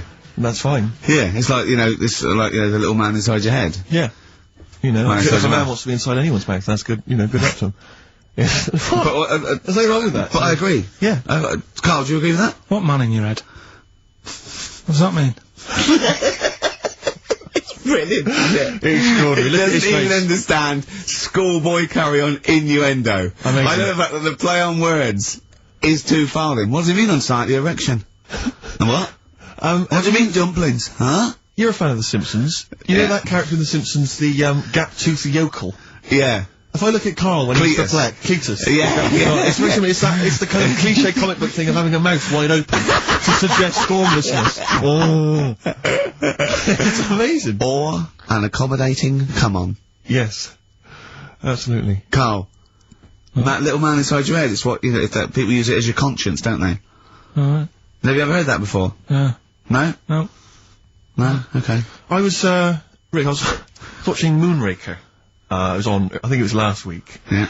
I don't know how familiar you are with the James Bond films. I don't think I've ever watched a Bond film from beginning to end. Yeah. I've never watched one on DVD, and I've never gone to the cinema to watch one, and I'm not usually in on Easter Saturday. Exactly.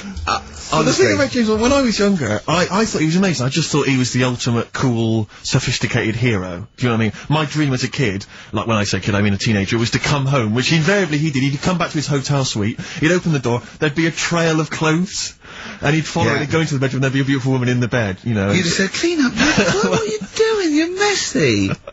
I'm gonna forget my mum to clean all this up now. Mum, she's got a bad back. There's a nudie lady in my bed.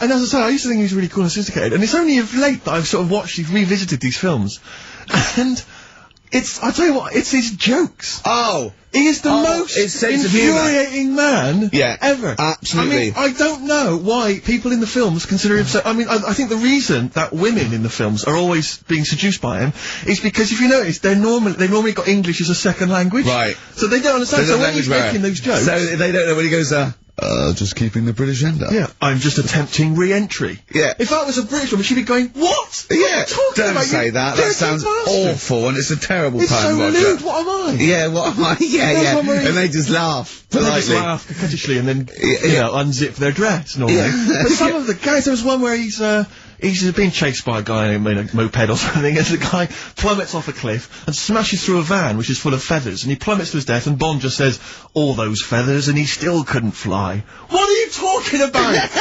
What do you mean it's not a joke? It's just words. There's one where in Moonraker, he punches this guy, he's having a fight, he punches him through a plate glass window, and he lands on a piano, and Bond goes, play it again, Sam. And there's the one, I remember there's the one in one of the early films where he throws a guy in the bath and electrocutes him by throwing in a thing, and then he goes absolutely shocking. But I'm just thinking, you've just killed a man. I know. You're a psychopath. Yeah. And it's just so excruciating. If someone was doing those kind of jokes in the office, you would hate them. Do you know what I mean? You wouldn't want to talk to them. They'd be a bore. I know. Yeah. Everything's a little one-liner. I know, and everything's a pun. Yeah. But I'll tell you what, he's a bloody good secret agent, Steve. That's true. So, you know, they're not hired for their, wit and, stand-up ability. Exactly. So, you know, there's swings and roundabouts. Yeah. I doubt Johnny Vegas could, save the world. That's true enough, yeah. So, think on. Different people, different needs.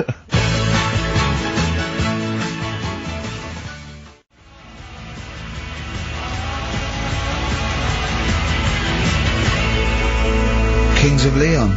California Waiting on XFM 104.9. Do you know what, Steve? We get emails and, we got our posters up around this show and, people enjoy it.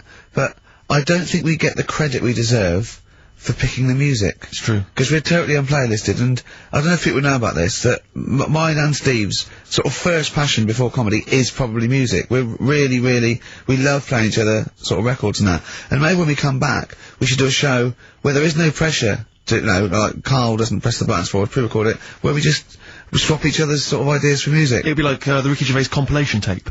Well, sort of like, we're not talking John Peel, where we try and find obscure Belgian jungle and do demos. You know, everything from, Kings of Leon, Lou Reed, maybe a bit of 80s stuff that people have forgotten about. Beautiful songs. So what do you think? I'd love to do that, Rick. I mean, genuinely, there's nothing more exciting to me than introducing to someone a song which they then go on and they love and they listen, maybe they buy the album, But that's something to think about, maybe, for later. Yeah.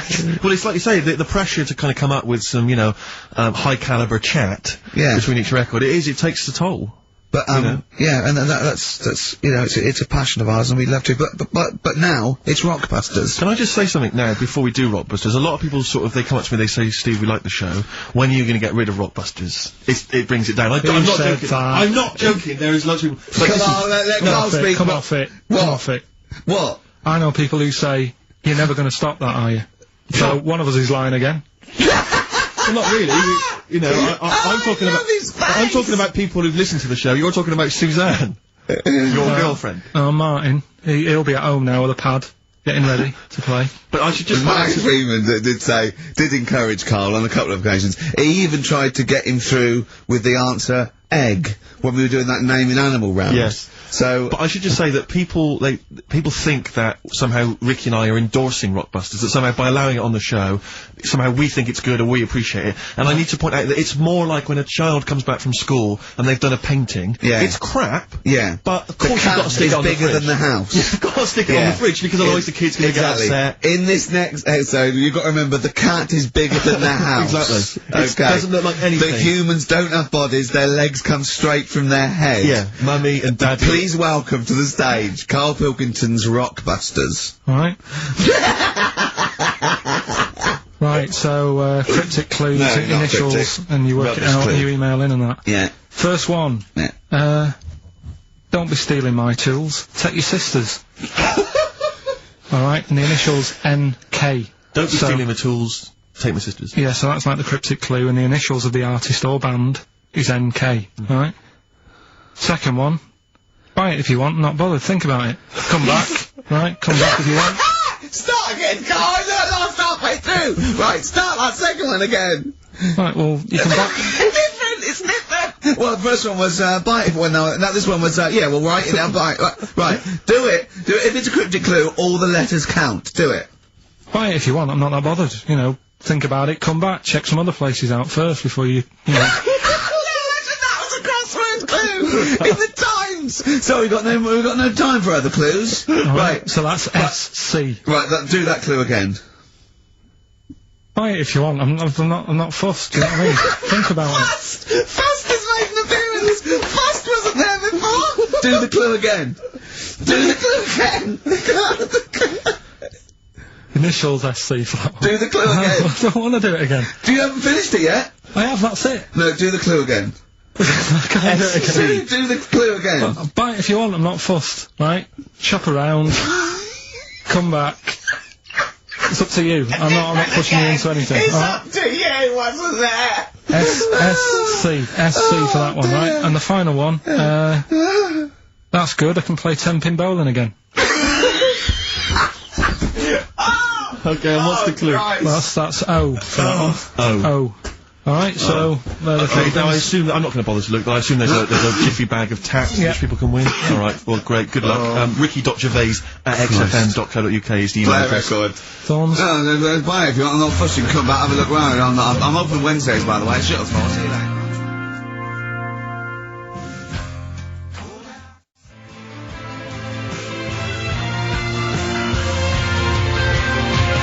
The Thorns and No Blue Sky, off their album, of last year, which is probably my favourite album of the year. I've started getting into that sort of like music, more serious thing, in case we do it. I mean, I don't know, from that comment, maybe we should do some preparation. Pre-record it. Yeah. So we can sort of like cut all the ums and ahs and like me sort of like eating a sandwich while it's on, singing along, tapping a little bit. Yeah. I won't lay down like this either. We'll get me a chair that I can sort of be upright so I can enunciate. You weren't in there, were you, when Carl was singing along to Oliver's Army? No. It was a joy. Checkpoint Charlie. Oliver's Army. No idea. Oh, bless him. No, Rockbusters, well on the way. Any right answers yet, Carl? Let's just check. Let's see, we got, one email. One email? No. No, because they probably don't make sense. Yeah, no responses whatsoever. There's some on the text and that. Really? 83XFM if you want to do it on the old, Speak up, Carl. We're on the radio. Steve, no, we're on the radio, we're live. Just letting you know, do it on the text if you want. Send it in on the text. And what? Well, what is it? Say it! 83XFM. Right. Right? What's the email address again? ricky.gervais@xfm.co.uk. Are you tired today, Carl? Are you just bored, or...? No, I'm alright, I'm good. Yeah? Yeah. Steve? Yeah, well, no, I just wanted to mention to you, I went to, the pub near my house recently. I found out that there was a pool hall. Oh, yeah. Like a pool club there. And I love pool. I like to think myself as looking a little bit like Paul Newman in The Hustler. Yeah. When I'm shooting pool. Yeah. And, I went down there, and I went with my flatmate, and, it's quite a seedy pub, in many respects. There's a lot of weird people in there, like alcoholics, and... Why did they go there? Strange, isn't it? Weird, isn't it? Yeah. Go on. And, very, very odd people. And, so he's a little bit nervous, and he says, I'm a bit worried, because there's a lot of kind of, you know, there's people from the estate, the nearby council estate, you know. Yeah. For want of a better word, scum. You know, and, so he's a bit edgy, and, bizarrely, because I so wanted to play pool, I said to him, he went, I'm a bit scared about going in. I went, don't worry, you're with me. Yeah. I don't know what. I don't know what that means. They're going to think, oh, wait a minute, the 6-foot guy with the lanky guy with the glasses. Yeah. I'm not going to mess with him. There you go, they take your glasses off and you go, I've lost. Exactly. That's it, I'm out of here. This is why I've never got into a fight, because if my glasses are gone, I'm screwed. That's the first thing you're really short-sighted, aren't you? I'd be absolutely done for. And are you nervous are you sort of like nervous without them? You know, whenever you see like a kind of action film or whatever, or maybe like a horror film, the nerd loses glasses and he's scrabbling around on the floor whilst the killer coming behind him. That's me. Really? Yeah, done for. Absolutely done for. What did you do when you were at school when you had to play tennis or football or rugby or something? Kept them on. That's dangerous. Well, of course it is. That's why I was never, you know, as good at rugby as I probably could have been. You know, because of course you can. How can you play rugby with glasses on? I'm in the scrub going, careful! Your boots! Hello! Yeah. Never mind me nads. Exactly. Watch my glasses! But, so I went in there, because I used to do judo when I was very young. Well, that's impossible. But this is ludicrous. That must go falling off. Oh, of course. What about gaffer tape? Just sort of like round. Yeah. Well, I bought something like a kind of a sports strap to keep them on, and it just pushed them right into my eyes. I could barely see. I was always blinded. But I swear, when I used to go to judo, I'm sure that the other kids were being taught, right, just knock Steve's glasses off. Knock his glasses off, you can get him. Dear. And, so I'm always a bit edgy about fights, but for some reason I felt super confident going in there. I was like, I swaggered in, and, into the pool hall, and it's one of those places you've got to sort of knock, it's like a speakeasy, you've got to knock, and they open the door and you come in. Yeah. And, I'm in there, and, my yeah, one of those things you slide, like a little letterbox, you slide over, you knock, you open it up, you put your face there, you just knocked your glasses off. Exactly. And, so I went in there, and, in a way, my flatmate was justified in being a little bit edgy, because, the conversation we could overhear, the table next to us, we were playing pool, the guy next to us was going, yeah, of course, the bloody police. Spent Boxing Day in the Nick. Absolute nightmare. You're getting nervous. So I was getting a little bit edgy, because I didn't know, but then I thought, you know, they don't mess with their own. We're almost like gangsters ourselves, because we're there in the Lion's Den, do you know what I mean? We'll probably be fine. So then, there's just an old guy serving at the bar, you know, in his 50s, and some guys go over to the jukebox, some young kids, they're just hanging out in the pool hall, they're pretty cool. They put some money in the jukebox, and in first track, Coldplay. Fine, I'm thinking that's nice, I'm playing pool. Second track, hardcore German techno. and they put in about 50 quid's worth, it seemed, because it just went on. Really thumping, kind of like GABA stuff. Old guy at the bar, just nodding his head, cleaning the glass. Yeah. So into this... Piano player, furious. Exactly. Into this comes, like, what appear to be a family of holidaymakers with kids. So they've entered this, like, seedy pool hall. We've got, you know, the Cray twins playing pool next to me. They come in, the German techno's blaring. They come in, and there's, like, kids, you know, and they've got the baby in one of those little pouches, and they sit down, and, the weirdest thing was one of the guys, the uncle, let's say, of the family, he picked up the kid, and he was about to put the baby down in a chair, and I thought, hang on, that's quite a hard-backed chair. And as he did it, the baby's head just went fa-doom, and hit the back of the chair, and, just flipped back and hit the back of the chair, because he just lumped it down in the thing. And it started screaming, it crying, you know, and the, teenagers were rocking to that, they loved it. And he came over, and it was transparent what had happened, and the mum was going, what's happened? The baby's crying. And he went, I don't know what happened. And I wanted to lean over and go, you lying swine! You know what happened? You just hit his head. I wanted to go, just take her aside and say, never let him handle your baby again. No, the head was wobbling around, he put it on I could see it coming. I don't know, who knows, he might turn out like Carl now. That's a point. But what do you do in those situations? You know, do you... Well, I'm assuming by the way you're taking it lightly, the baby wasn't hurt in any way, just made his... Well then... But it was still a bit... You keep out of it, don't you? What are you gonna do? Call the authorities and go, it was him? Yeah. But, I don't know, I mean, I don't want to name the place in case I get knifed. I imagine you trying to swagger it when you overheard him talking about the Nick. I imagine you know him going, yeah, pigs. Sorry? Yeah, I ate the pigs as well. No, I'm a lawyer. I was down there going, oh yeah, sure. Oh dear. But, so, I'll be going back there. I feel like I'm... That's it. I mean, I've told you before, Steve, stay away from working class people and bad men in trainers. Because, you know, you hang around with ne'er-do-wells and you're gonna get your glasses knocked off. That's true.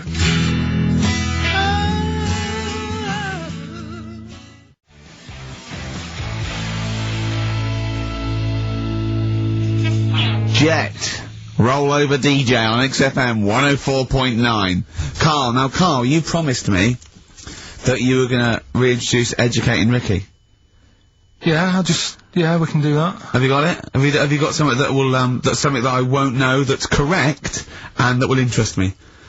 Yeah, there's loads of stuff. Is it anything to do with monkeys?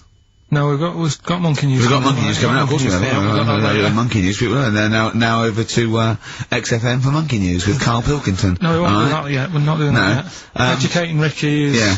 Well, let's do it. We did it ages ago. Educating Ricky. Oh, that's interesting, and it's correct. Hang on a minute, though. What I do is, I tease you, don't I, with headlines.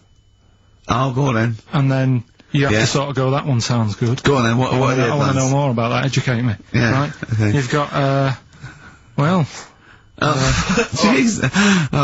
That Nelly died. That Nelly died. All right. Okay. Okay. Could be about an elephant. Yeah. Go on. You've got that. You've got I got well. Take well as read. So they all start with well. Okay. Knob body has been that lucky before. Brilliant. All right. Okay. You've got get a lobe of this court case. Right, okay. I'm going for knob body has been that lucky before.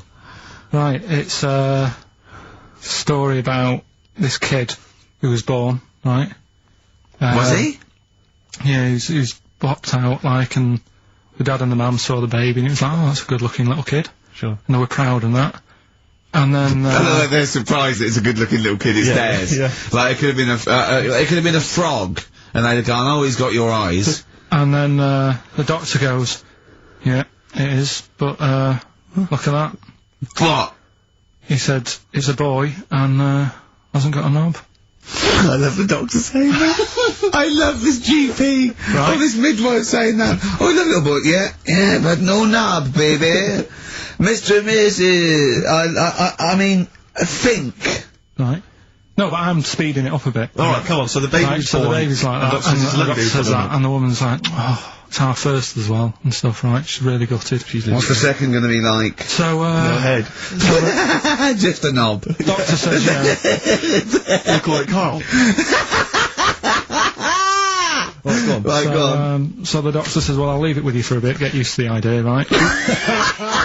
As opposed to throwing it away. So he wanders off. Yeah. He comes back with a smile on his face. Right? Found the knob. So the mum and dad are like, what are you smiling about? He said, you're not going to believe this. Baby's just been born. It's got 2. Right? You can have one of them. And they did a little operation. Where did you get this information from? That's in a book. What book? Is it the same as the book that you carry round with you? No. With the woman with 3 legs, the juggler with 9 arms, and the bloke who found shagging a chicken under a rock. Is it in that book? Weird though, isn't it? Well, it's not true. It is true. What, in the same hospital, there was a baby born without a knob. Luckily, it's Carl. What happened? You swear to God you're not making the doctor came back smiling, because you won't believe it. There's a baby there with an excess of a knob. It happened, honestly. I'm not, all these things are not made up, the educating stuff. That's why I do it, innit? Teaching you stuff, always teaching you stuff. Alright, if anyone can confirm the baby with no knob, they're going to confirm it, because they're going to go to the same dubious website that Carl got it from. I always try to be level-headed and reasonable in these situations. It's always Guatemala or Mexico. Rodriguez there was born without a knob. Luckily, baby next door, and then was got 2 knobs. What a load of shite. Play a record. There's still more to come. Oh. I'm looking forward to it. Was it Nelly? Nelly dead. Nelly died. Nelly died.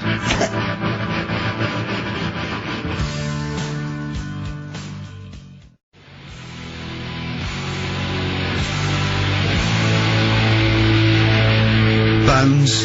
Radiohead off the Benz album. I mean, might be my favourite album of all time. You said it before, yeah. I can't say I've ever really got into it. I remember when it came out, it was just so ubiquitous everywhere, I never really bothered listening to it. I can still listen to it every day. I mean, that might be sad, I don't know, but it's a fantastic album. Yeah. On XFM 104.9, just practicing for when we, talk about music. Talk more about music than maybe monkeys and people born without knobs, baby. Carl, any other thoughts? Well, I'm not gonna tell you any more educating stuff yet. You're gonna tease me with that, are you? Leave you with, Nelly died. Yeah. And get a load of this court case, right? But I want you thinking about... Yeah, thinking about it, yeah, just getting my juices ready. About that. Yeah, like an aperitif, yeah, sure. But, I've just educated you. Yeah. Right? And I watched The Office Christmas stuff on, last Sunday. Do you enjoy it? I think it was good. Good. I think it was good. Thank you very much. It was up there with one of my favourites. The second one was good. Yeah, okay, the second one, there's more the paybacks in the second one, the first one's more set up. Yeah. So, you know, I'd have thought people would like the second one more. Yeah. So that's nice. That's a nice critique, thank you, Carl. But there was something in it you did about cavemen. Cavemen? You said something about, it was a fact about caveman, and you sort of only half did it. You didn't give the full information, like... What? Like I do in that. You just... Where was it? What bit was it? It was the bit when you were talking about getting a woman, I think, or you were talking about breasts or... Oh, the one when I said the reason women have cleavage is it reminds men of buttocks, because when we were cavemen we used to do you from behind. Yeah. Yeah. At the blind date, yeah. Is that a joke, or...? Well, I was hoping it was funny. We would... Oh, you mean... no, I don't know. Yeah, I think I did... I think cleavage is meant to represent... In a sort of Desmond Morris pop sort of anthropology type way, I think I've seen that before, that cleavage represents buttocks. And I imagine, you know, cavemen probably did do it from behind. I don't know what you want to know, Carl, really. It's in a sitcom. It wasn't a documentary. It looked like one. Yeah. Brilliantly directed to look like one, I'll give you that. No, but what you're saying, so blokes like... Yeah, I think cleavage is represented like buttocks, because obviously buttocks were much more of a sexual organ. Evolutionary speaking, breasts were to actually bring up to suckle young, but and were a sign of sexual maturity, so you're ready to mate. But whereas Carl, I'm not an anthropologist, mate. I'm struggling here. What do you need to know? But yeah, I imagine that the cleavage reminds you of an arse. Right. Well, if it's all about arse, why don't gays like a little bit of tit? No, do you know what I mean? You've done me! So the question put to us today on XFM 104.9, please call me $1, is, if it's all about arse, then why don't gays like a little bit of tit? I was worried if it's all about arse, why don't gays like tit? If it's all about arse, why don't gays like tits? Just call in with your... Thanks very much for tuning in. This has been Children's TV. If it's all about arse, why don't gays like tit? It's still been an hour and a quarter before we got round to gays, so it's good to see you later in the appearance. If it's all about arse, why don't gays like a bit of tit?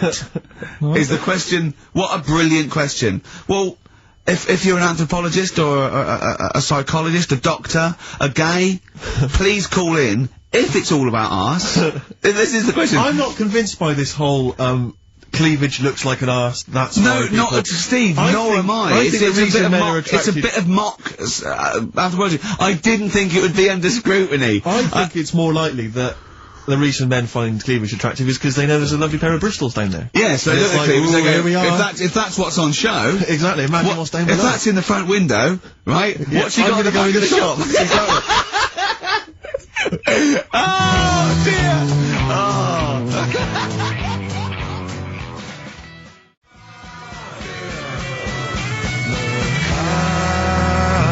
Coral, Bill Mackay on XFM 104.9. If it's all about arses, Steve, why don't gays like a bit of tit? I think there might be a lecture on that at the Royal Institute tonight. I'm not sure. Stephen Hawking. Yeah, I think he's giving a lecture. Brilliant. Tell you something else though. That's about caveman and that. Yeah. Right.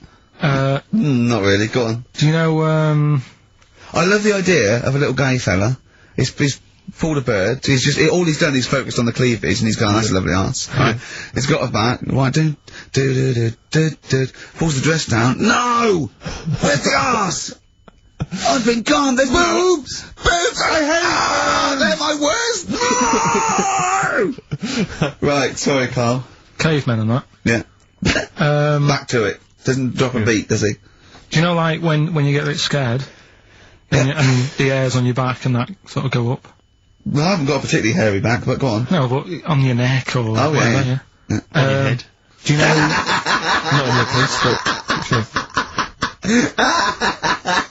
Do you know where that comes from? Do you know why that happens? Why it happens? Yeah. To look more fierce. Yeah. Probably residue of, like, the erectile tissue with the, you know, would make you look apes, and that would make you look slightly bigger, your outline bigger. Hmm.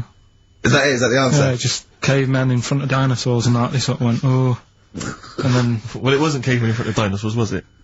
Because cavemen weren't alive when dinosaurs were alive. There was a couple knocking about. Right, okay, fair enough. There was a crossover point, surely. Not dinosaurs like you're thinking 15 of. million. Was the, yeah, probably the Ice Age. There were still big reptiles. I think it's fairly common knowledge that the dinosaurs did not exist. Well, who gave the dinosaurs a name? Well, no. Well, no. Who gave the dinosaurs the names? He's using cavemen as any genus of Homo. I know he's thinking of the Flintstones, but I'm giving him like, you know, an instep into evolution here. But, I should just point out, you know cavemen didn't have cars which they motored by running along the street. And they didn't mix cement in pelicans. You're aware of that? Go on, Carl. Should we have the Rockbusters answers? We've got to get that out of the way. I'd love to. Number one was, don't be stealing my tools. Take your sisters. The initials were NK. That was Nick Ershaw, right? Nick Ershaw? Nick Ershaw. 80s. I don't know, I've never heard of that band. Nick Kershaw. Nick Kershaw, yeah. Nick, sorry, what, I don't understand it. Nick, how does Nick Kershaw? Second one. No, don't move on! Nick Ershaw! What's Nick Ershaw? Jesus. Alright. It doesn't count, it's not a clue! So let's just leave it behind us, alright? Second one was, buy it if you want, you know, I'm not bothered, you can think about it, come back, have a look around, think it over. I'm not fussed. The initials were SC. That was soft cell. Right? That works. Yeah. Well done. That works. Right. And that's good. I can play 10-pin bowling again. That's O. That's outcast. Alright? What? What does that mean? Outcast? You're out, you broke your arm. Right? Got the cast that's off ridiculous. That's ludicrous. I mean, that's ridiculous. You broke your arm, you were in a cast, you've got rid of the cast, you're outcast. Did anyone get that? Yeah. I mean, I am stunned. I think, to be fair, that was because how many bands begin with O? Yeah. I think that's why people got it. Exactly. But they were guesses, yeah. I could probably make Oasis work if I tried hard enough. We've done that. Oh, pardon me. So, outcast. That's ridiculous. Why is it ridiculous? But it's ridiculous. The leap to We've had bowling. worse than that! No, Imagine that! I remember when I did my wrist in, then it fixed, I went 10-pin bowling. Why did you do your So wrist it's what you did. Brilliant. So next week's quiz is what am I thinking? You're an idiot, Carl. Play a record. Who's the winner? Why did you do your wristing? Crash. Crash. Had a crash. You had a crash? Yeah. That sounds like a story we've not explored. Not much to it. I just went on a free, sort of rally day. Got in this car, I'd been working all night, right, so I wasn't the best condition to be whizzing around a track in a car. Sure. Like a Formula 1 type car. Yeah. Spun out of control, hit some mud, smashed it all in, wrote it off, and I didn't realise I'd done a load of damage until... Well, you landed on your head, but you were fine. Yeah. Who's the winner? Mike Godley. I'm in love with the girl that I'm talking of.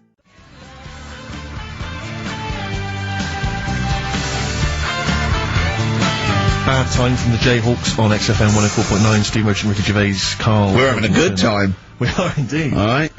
Yeah. Carl, what you got lined up for us now? Right, well, you've got a choice. Nearly dead? You can have a bit of educating. Yeah, let's have educating. Come on. Educating, Ricky. Can we just clarify what this is? I think a lot of new listeners perhaps aren't familiar with this. It's when Carl looks on the internet and finds a weird story about, you know, the double knob, fun, and tells me about it, and it's usually not true. Okay. If it is true, I know it already.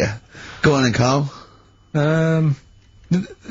They're not really weird stuff, it's just stuff that's gone on. That's interested me, that's all it's about, and I educate about it. I should just confirm that we've had a number of emails that say the baby born without a knob and then having one transplanted from a baby that luckily enough had 2 knobs is apparently true. Listen. So, I don't question that you could be born with a deformity and get someone's, you know, fingers, knobs, what I'm saying is, it didn't happen with the doctor goes, I'll leave with it. I don't believe it. That baby's got 2 knobs. Exactly. What a coincidence.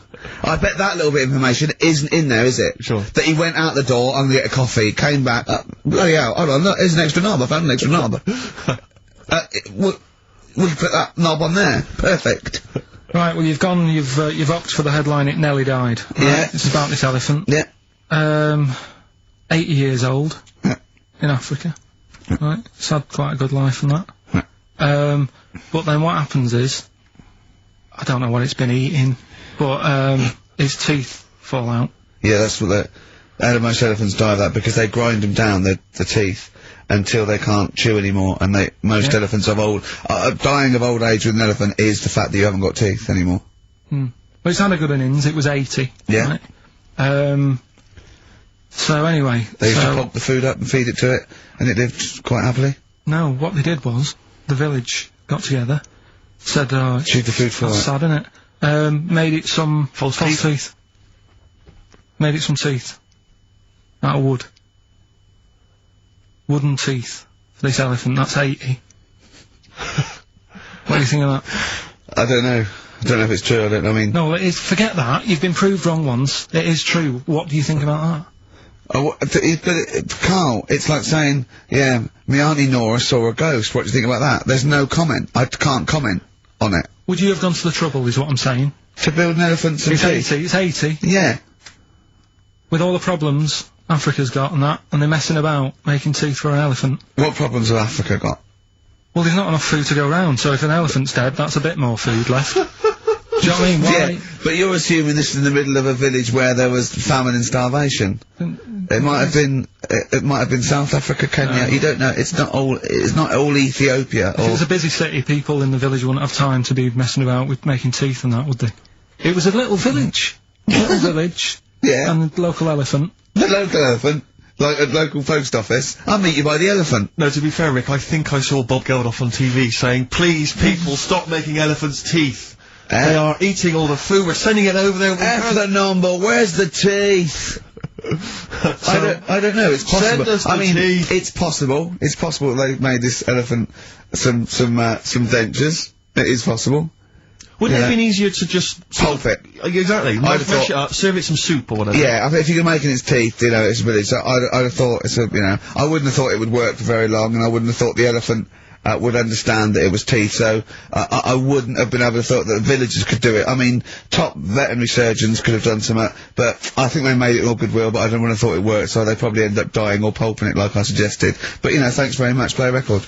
No, but didn't you say something about wooden teeth? Someone, you know, had wooden teeth.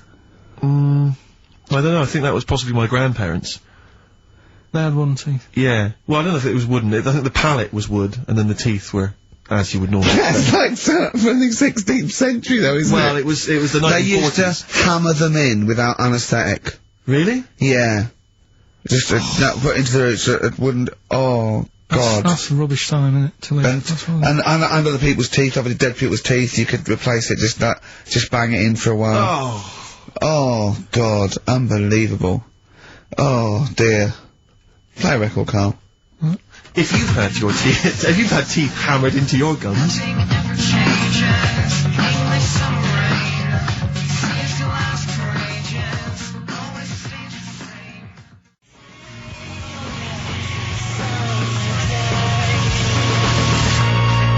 Placebo, English Summer Rain on XFM 104.9. Right, okay, you got the final educating Ricky, Carl? Get a load of this court case. Yeah. What happened was, right, allegedly. Fella's in court for something that he shouldn't have done, right? Yeah. You got all the detail then at your fingertips? And the jury says, he's guilty, right? And the judge went, what, he's not guilty, off you go then, right? He misheard it. They couldn't do anything about it, because once the judge has sort of said, you're not guilty, off you go, you can go home. And the jury were like, what are you doing? They said he's guilty. And he was like, What do you think of the Thorns album? I'm quite a big fan, Rick. Yeah, I like that sort of old country sound. I think I it's, know. I like that compilation you made me. That was that sort of thing. really good. The Jayhawks. Thanks for that, by the way. There was the hanging one, wasn't there? There was the hanging one that happened. Are you still there? What bands have you been checking out recently? Any new things? Just exploring all kinds of stuff. Obviously, you know, I like dipping back into the old stuff. I'll tell you, I've been appreciating a lot recently, Rick. Billy Bragg. Oh, brilliant! Yeah, great guy. Isn't he playing? He's playing in March. Yeah, you might want to try. You heard about the hanging one when What's when the fellow was. Sorry, mate. Go on. When the fellow was hung. He was hung and hung. Sorry, what's hung? He was hung by a rope. So isn't that no? I think it wasn't he a Chinese emperor and wasn't he hung? Yeah. Sorry, he was hung. Some fella who'd done something, they hung him. It's not a word anymore. He was hung. Well, don't be doing that again, because you said squoze wasn't a word, and then I showed you a menu today that someone sent, and it said fresh orange. Yeah. Squoze. In inverted commas, and next to it was the word colour, spelt C-O-L-O-R. So, presumably either the American menu, right, in which case, there's loads of American words that we don't use, or it's just a badly typed piece of work. Anyway, there was a bloke that was hung. He was hung and that, but he didn't die. Hung on that, he was definitely a Chinese. Hung on that, yeah. I remember him now, yeah. He didn't die, and they said, oh, just hang on a minute whilst we change the rope and that, and he stood there waiting, changed the rope. They, tried to, you know, do it again, and, didn't work. It didn't work, right. So, they got another rope, right? Didn't work. And then they had to let him go, because it's like there's a well-known saying or something from this thing. Yeah. Have you seen, do you like, Oh My Car's On by, Tim Burton's new single? I don't know that it's brilliant. Can we play a bit later? Yeah, can we play it? Let's play a record now, and, we'll, talk more a bit later. Yeah. Hey, can you, Carl, would you shut up?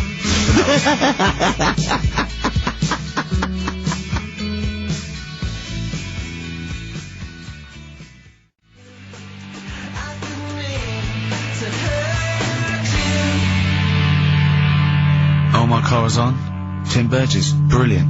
XFM 104.9. Right, well, we're running out of time here. Yeah. We had Carl in a little film, but I think we've only got time for Monkey News, you know? Yeah. What are you thinking, Carl? Yeah, if you want to do that. Yeah, let's do Monkey News. Alright. Play the jingle. Oh, chimpanzee that Monkey News. Right, there's this monkey, right? Oh, yeah. I think his name was number 6 or number 7 or something, right, in this lab, right? Yeah. And, anyway, it's in there, with, like, you know, the rabbits and little mice and stuff like that. And, the rabbit smoking.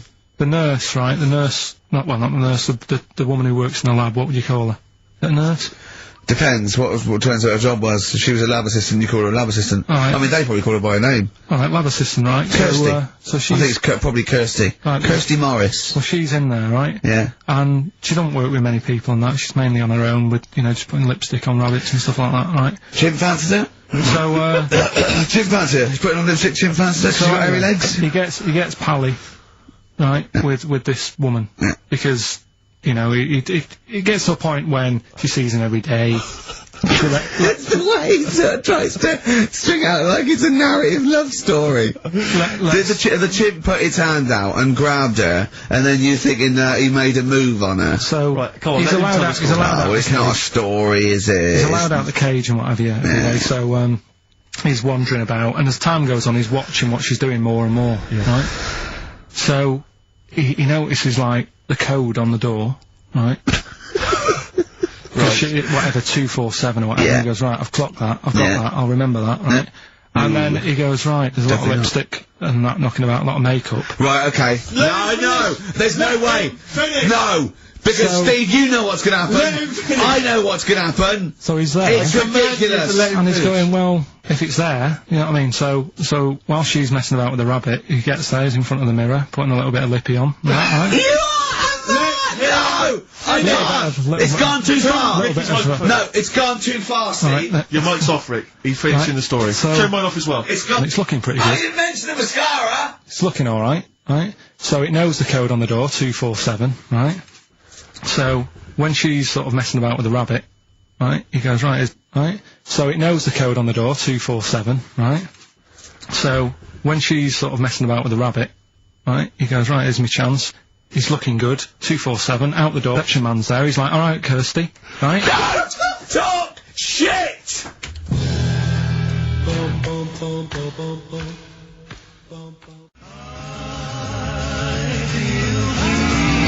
I Feel Free from Cream, that's pretty much the last track, isn't it, guys? I imagine on XFM 104.9. Well, I mean, yeah, I've got nothing to say after that ridiculous story. I mean, that's worse than the bank robbery to me. Yeah. That he clocks out, and the bloke on the desk. All right, Kirsty. Oh, you're 2 foot shorter and hairy. She wasn't a looker anyway. She wasn't a looker anyway. Brilliant. Oh, play a record and say to you, yeah, we'll see you next week for the last time for a little Just got ads and... Oh, adverts? Oh, I'd love to end with adverts. See you later, it's brilliant, going out on a bang.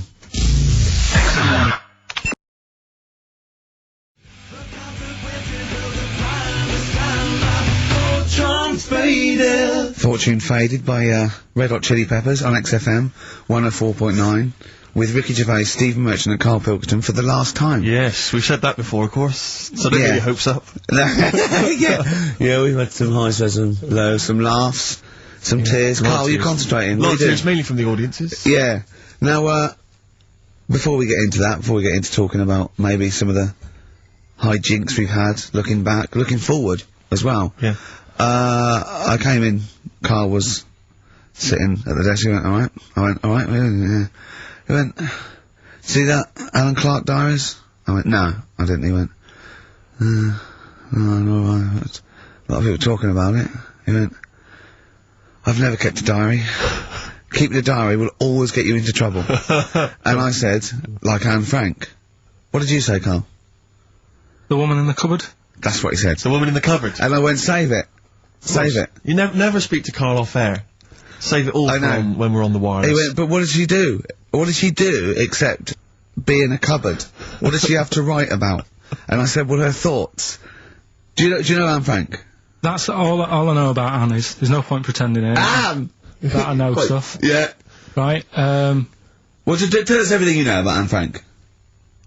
She was in a cupboard. Yeah, what else? If she didn't do that, I wouldn't know about her, seriously.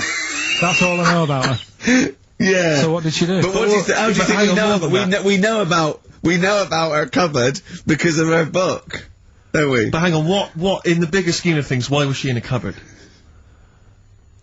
I don't know. Right. I honestly don't know. You don't know anything else about Anne Frank beyond the fact that, to quote you, she was in a cupboard. Well, what's she done then? You tell me, why should I know more about her? Firstly, I don't think she was in a cupboard. She wasn't in a cupboard. She was in an attic. Alright. Yeah. So what was she doing? She was hiding from the Nazis. She was hiding from the Nazis. But isn't that the first place they'd look? Sort of... work from the top down. Carl, they weren't specifically looking for Anne Frank. They weren't going, where is she? Where's Franker? If she gets that book out, we are in a deep shit. We've got to stop the book. They were just looking generally. She was, I think she was 13, 14, she was hiding, she was Jewish and she was hiding, lived in Amsterdam, didn't she? Yeah, as much of her family were having to hide, being helped by, you know, friends, non-Jewish. In a cupboard. Cupboards, you know. And how long did she sort of hide up there for? Until she was caught. Long enough to write a book. So she even got caught after all that? What do you mean, so she even got caught? We're talking about one of the great, you know, humanist tragedies of our times, and you're going, she couldn't even stay hidden. What do you mean, did she get caught? No, I'm just saying, like, you know, it's not a great tip then, is it? Do you know what I mean? She didn't do it well. She didn't hide until they escaped it. She Her diaries are not a manual on how to hide from people. It's not how to win at I don't know anything about her, and we might be going down some ground that's a bit dodgy. I don't know enough about it. Maybe it's best just leaving it. All I was saying is diaries, do you know, what do you do them for? Have you kept one, Steve? Never kept a diary, no. Right. I can understand your fear that it might get discovered, someone might read it, find out all about your inner secrets. Of course, the good thing about you is you tell everyone what you think about them. Yeah. Yeah, but... no one's gonna find a diary and go, oh god. I can't believe it, Carl doesn't like my haircut. Yeah. Carl thinks I look like Dave Hill from Slade. Yeah, I told you that, didn't I? Yeah, I told you that. Do you think they'll last though, diaries and that? No, because they were a bit of a time killer, weren't they? It was something to do at the end of the day, whereas now there's iPods and that. Do you know what I mean? It's fantastic! The iPod of Anne Frank. Yeah, well, that's what I mean. New from Sony, that'd be great, wouldn't it? All the greatest hits. Who could forget? Oh, well, dear. leave that then. I didn't know it was that deep. I thought it was just like a, you know... You thought it was like, didn't you? Adrian Mole type thing. Yeah, what are we doing?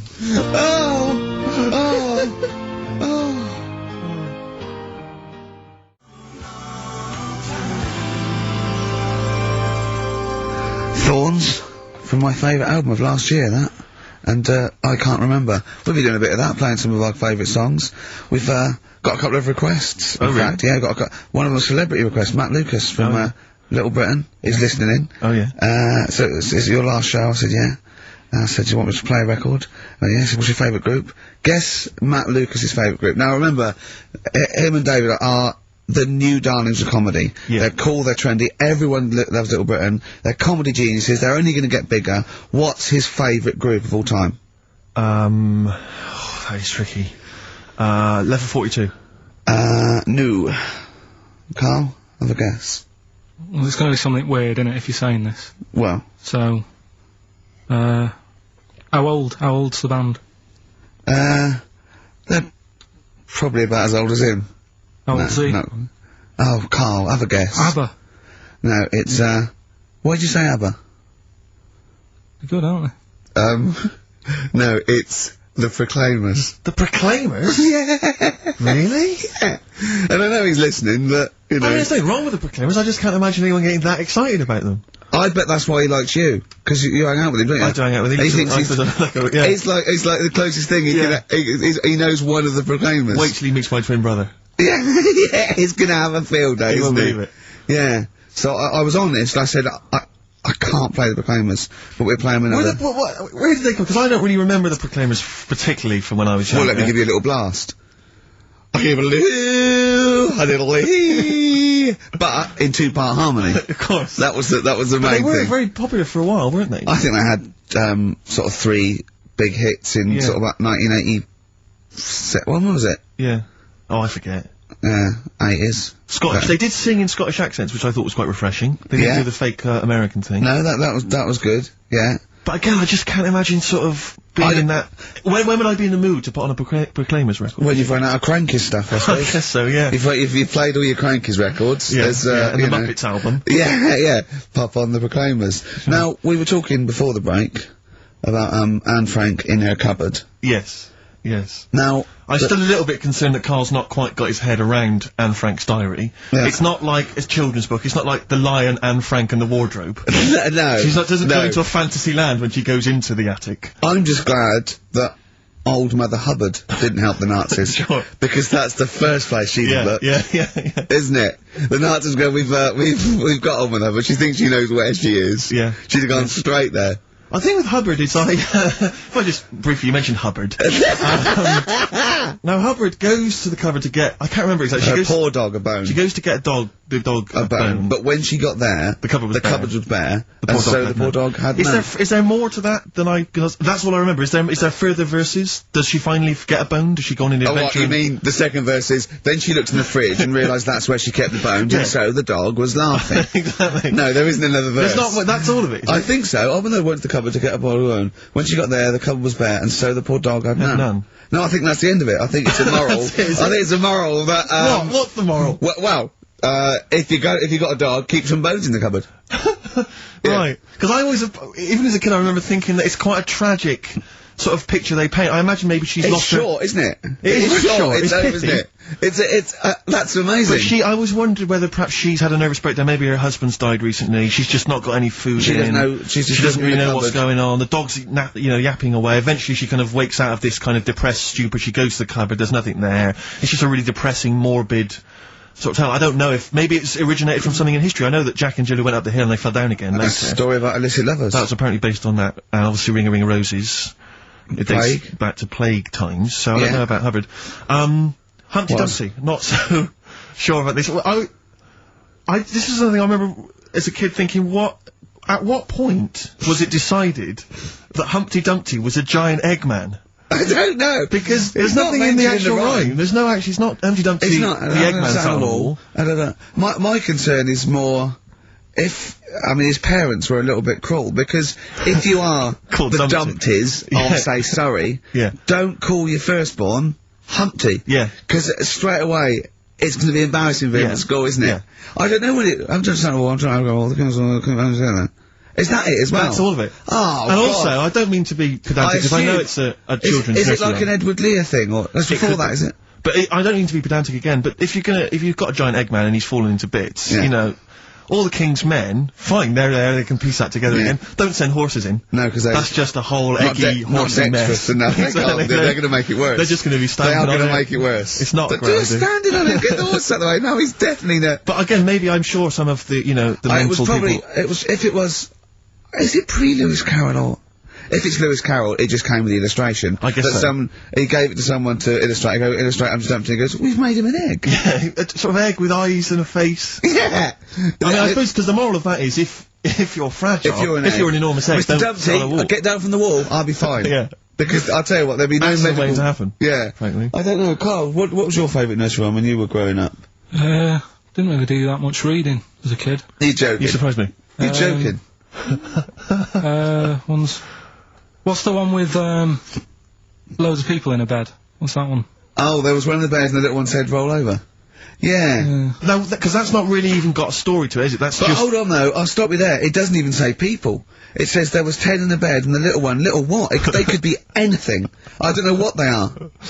Roll over, and they all rolled over and one fell out. There was 9 in the bed and the little one said, roll over. Now where is the little one in the bed? I don't know, but worse than that, what has he got over the other 9? That he can demand they roll out the bed. And why is no one getting back in? Yeah, they're just lying on the floor. We're here now. Yeah. I don't know. How does that end as well? Where's that going? It goes on, there was one in the bed, and the little one said, again, he just says, presumably he's telling himself to roll over, there was one in the bed and there was a roll over. So he rolled over, and one fell out, that's him. There was none in the bed, and the little one said, roll over. So now he's calling the shots, presumably laying on the pile of other... They're just still rolling around. I don't know, Carl. We've got to look into this. If anyone knows why Dumpty was an egg, if Hubbard eventually found a dog a bone, and what was the little one doing? What did the little one think he was doing, for God's sake? When I saw my dad last year, he was telling me about a fella who's got some clothes you can see through. What's that one? You don't mean the Emperor's New Clothes? Yeah, what's that one about? Well, that's a genuinely good little parable, that. Yeah, because it's now used for, people who are scared to sort of slag something off because it's sort of like really cool and they don't want to be the one that shouts it, and then one person goes, hold on. Very briefly, Carl, very briefly, the king wants some new clothes, right? He's the king, he goes, who's gonna make me some new clothes? Various people come to me, he says, I don't like that, it's not interesting enough. One guy, who's just a bit of a con artist, he comes along, he goes, I've made you this magic suit, look, and it's nothing. He goes, put it on, the king puts on nothing, because there is nothing, but thinks there's something, because, you know, he wants to buy into it and everything. And he goes, it's the finest stitching, he goes, look at it, can you see it?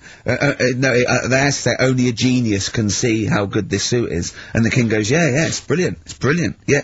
It's great. And he goes out, and just, is it a woman or a little kid? Well, everyone's applauding it, they're going, you look great, even though his tackle's hanging out, he's, you know, he's nothing. Even though he's got a king-size, sort of like, bit of meat and 2 veg, wobbling, dragging down the street. Exactly. And then one little boy goes, he's not wearing anything. The king is in the Altogether. Know that one?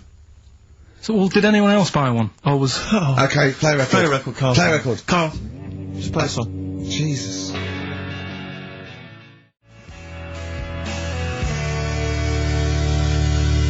Travis, writing to reach you on XFM 104.9, alright? A couple of emails here, try and respond to our requests for nursery rhyme related information. Oh, go on. Nikki Williams says that she was at infant school and she had a nursery rhyme book, and in the book, and this may just be the illustrations, but apparently the 10 in the bed in there were small baby monkeys, which you'll be loving, Carl.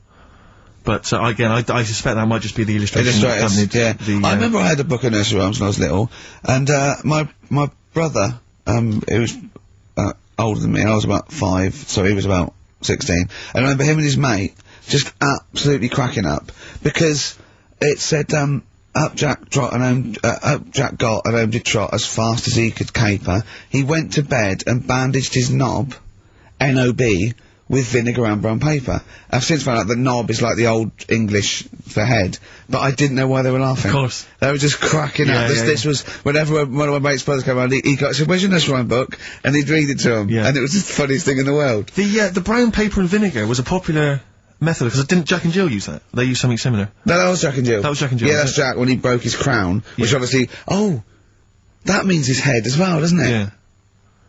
Yeah. Yeah. So he's fractured his skull on a sort of like an outcrop of rock. Yeah. And then, Is that still used, the brown paper and vinegar? I don't think it is. I don't know, maybe in Manchester they're still using that, I'm not sure. Yeah. Tracy and John Burton say that they, reckon Humpty Dumpty was actually a cannon that used to sit on the walls of the castle, in Colchester where they lived. That makes sense. Yeah. That would make a lot more wall. sense. Had a great fall, the king's couldn't put them together again. So, he had oh, they broke the cannon, or it meant it exploded. Maybe the cannon fell apart. Because people used to get blown up by cannons, just doing it wrong, didn't they? Sure. Which is hoist by your own petard. Right. Where that comes from. Right. Coming back and blowing up in your face. So that makes slightly more sense, because you would want to send for the King's Men then. Yeah, and the horses. I think the horses just came along anyway. Well, that was quicker. Sure. The quick King's Men, it took them about 3 minutes, with the horses there in about a minute. So, but I mean, if it blew up, there's nothing I could do. Yeah. So we got to the bottom of that. See, the educational, Carl. See, this is real education. You know what I mean? It's got a bit heavy though, doesn't it? What, Humpty Dumpty? Yeah, it has got a little bit heavy. Let's dumb it down a little bit. What do you want to do? Mary quite contrary? We're doing Rockbusters in a bit. Hang on a minute. What? Before you even get to Rockbusters, oh, man alive, there are loads more verses to Old Mother Hubbard. Are there? I'm gonna digest these while we play the ads, and I'll see if there's any salient information I can give you afterwards. Brilliant.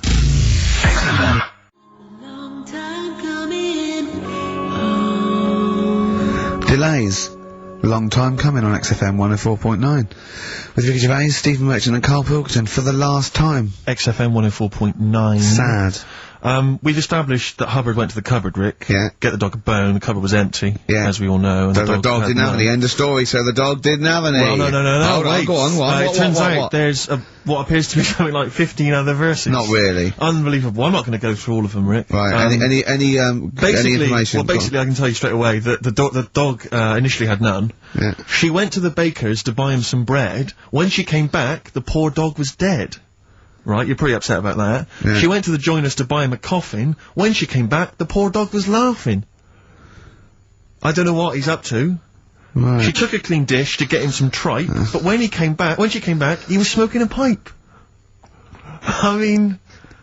Hold on, so the dog was winding her up then at the beginning, being dead. I mean, he's pushing his luck. Especially if she's already depressed. But, do you know, if I was that dog, right, and I live with Old Mother Hubbard, right, all that faffing around, I'd be going, I know there's no bones in the cupboard, Exactly. right? What do you mean you're going to get me some bread?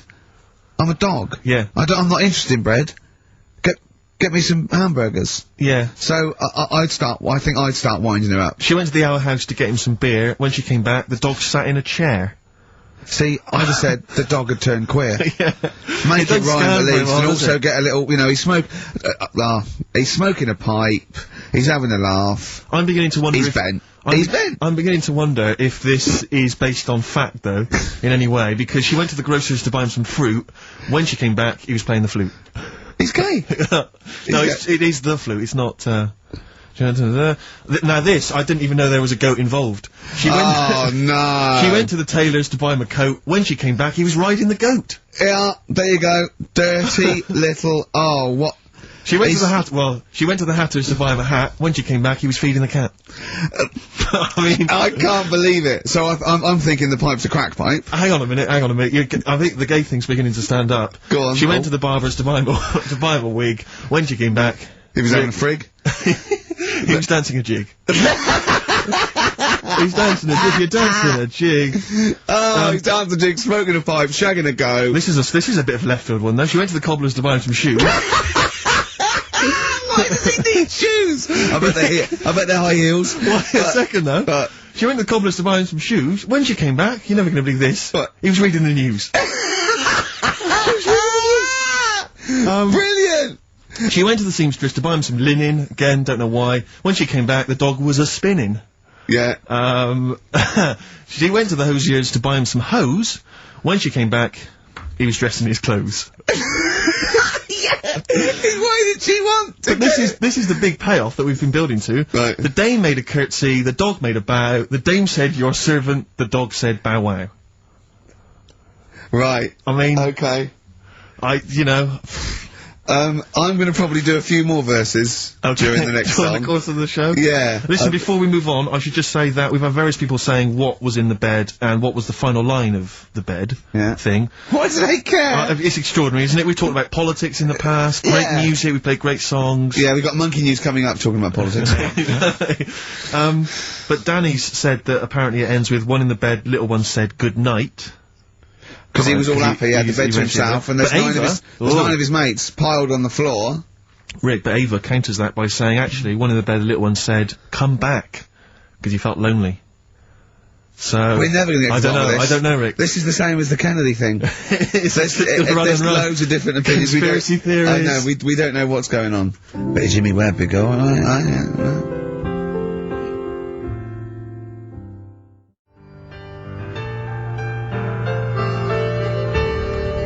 Jimmy Webb, Galveston, fantastic version on XFM, 104.9. You know what, Steve? I know, you know, people are going to miss the talk about little Chinese fellas, little gay fellas, little monkey fellas, and all that. Yeah. But I think they're going to miss some great tunes as well. I'd hope so. She went to the jeweller's to buy him a clock, but when she got back, what was he sucking? a chalk ice. A chalk ice, fine. So fine, respectable. Yeah. Yeah, I sort of feel like, you know, one thing we've never done, Rick, is we've never pandered to people, but as it's the last show, we've got to give the audience what they want. Right, what's this? Well, yeah, and I was going to say things they don't want as well. You know, well, just basically to keep a smile on Carl's face. Yeah. I say a smile, a sort of, not quite a scowl. Yeah, he never really smiles. So, yeah, it's just really as a chance for him to have a go. It's like, you know, you indulge an annoying child. The only time Carl laughs is for no apparent reason. Yeah. What do you think, like... What do you mean? Well, sometimes you'll go... and I know you'll be thinking of what a monkey could do. Yeah, it's like people who've had electroshock therapy. Yeah! Oh, it's such a tied down biting on something. Yeah. Biting on a big leather pad. Let me just tell you briefly what the prizes are. It's the number. That looks like a piece of shit. Let me tell you, Rick, let me tell you. There's a number of mediocre CDs and DVDs. That is real But tight. mainly, what about this? It's the Lord of the Rings Collector's Edition. Oh. Of the movies, you're thinking? No, it's the Radio 4 adaptation. It's only 14 hours long, Rick. Oh, that is... Throw that away. So... Pop that in the bin. So, that is just... Either pop it in the bin or send it to some poor bastard who wins this quiz. Exactly. If you're willing to take part in the quiz, you deserve 14 hours. You've been, like, wasted with that, Tolkien trope. So... Right. Yeah, what are the clues then, Carl? Right, as always, just, you know, cryptic clues and that. Initials of a band or an artist, work it out, win the stuff. Yeah. Email only. Yeah, ricky.gervais@xfm.co.uk. First clue is as follows. The Jamaican fella wrote a review for... It's the good old Jamaican fella. Jamaican fella. It's the last show and the little Jamaican fella's made an appearance. This normally suggests that you need to think of the answer in a Jamaican accent. Yeah. Or not. Yeah, or not. Yeah, So any hang on, accent. hang on. Or an accent. Or pronounce the word slightly differently. Yeah, okay. Yeah, go on. The Jamaican fella wrote a review for Phoenix Nights. Alright? Yeah. DC is on the initials. DC? D for Derek? Yeah, Okay. DC. The Jamaican fella wrote a review for Phoenix Nights. That's the first one.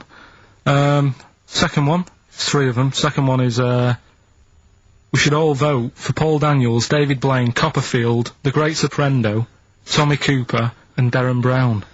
We should all vote for them. Why is that? What was... I've just got the first one. ES. ES? Right? ES. Okay. And the last one, Steve, what did your dad do? Huh? Steve, what did my dad do? What did your dad do? Is that the question, or are you asking me? Well, Ricky, what did your dad do? You can work on anyone. What did your dad do? Alright. Right? That's E. Right? What did your dad do? Quickly again, the Jamaican fella wrote a review for Phoenix Nights. Right? DC. Second one, we should all vote for Paul Daniels, David Blaine, Copperfield, Great Soprano. No, but that's important. Right? ES, and the last one, you know, Steve, what did your dad do? Right? Okay. The initial E. Ricky.gervais@xfm.co.uk. We don't want to speak to you. Please don't phone up. Remember, you could win some Lord of the Rings tripe. There's no more on XFM. Last Rockbusters ever, thank Christ.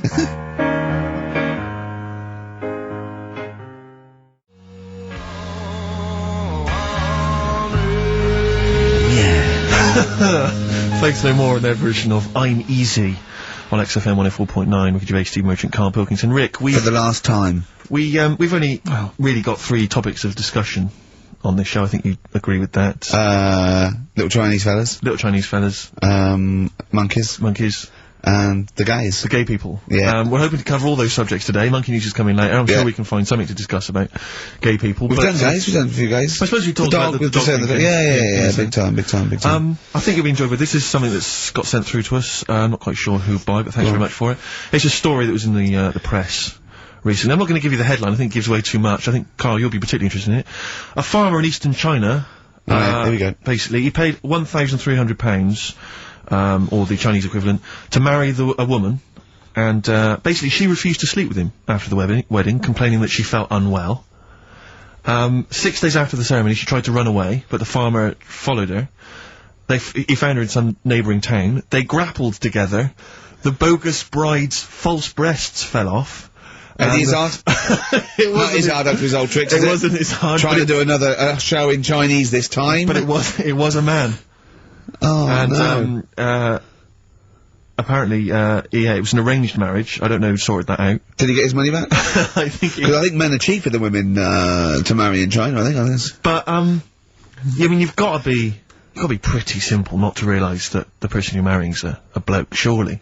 Well, no, if he didn't have a little look, what was, you know, in the back of the store, he just saw the shop window, sort of lovely little Chinese lady there. Yeah. Right? You know. The lovely hair, real breasts. There's lumps where the breasts should be. Yeah. I can only assume they are breasts. Yeah. Right? I'm not, you see women walking around going, what are they, breasts, or are they, stealing sort of grapefruits? No, but wouldn't there have been a lot, I mean, wouldn't there be quite a sort of long initiation period when they first get introduced and so on? Not if he put his money down. He came and they said, well, I want a bird quickly, here's a grand. Sure. Get me one. They're not going to say, do you want real breasts, or they're just going to assume. Sure. Yeah, here's one. Yeah. Little Chinese. But who is lady. he paying? Where is he buying this woman from? From the Chinese lady shop. From the Chinese lady shop. Yeah. Sure. So, yeah. There's one in Chinatown, I think. Okay. So, yeah.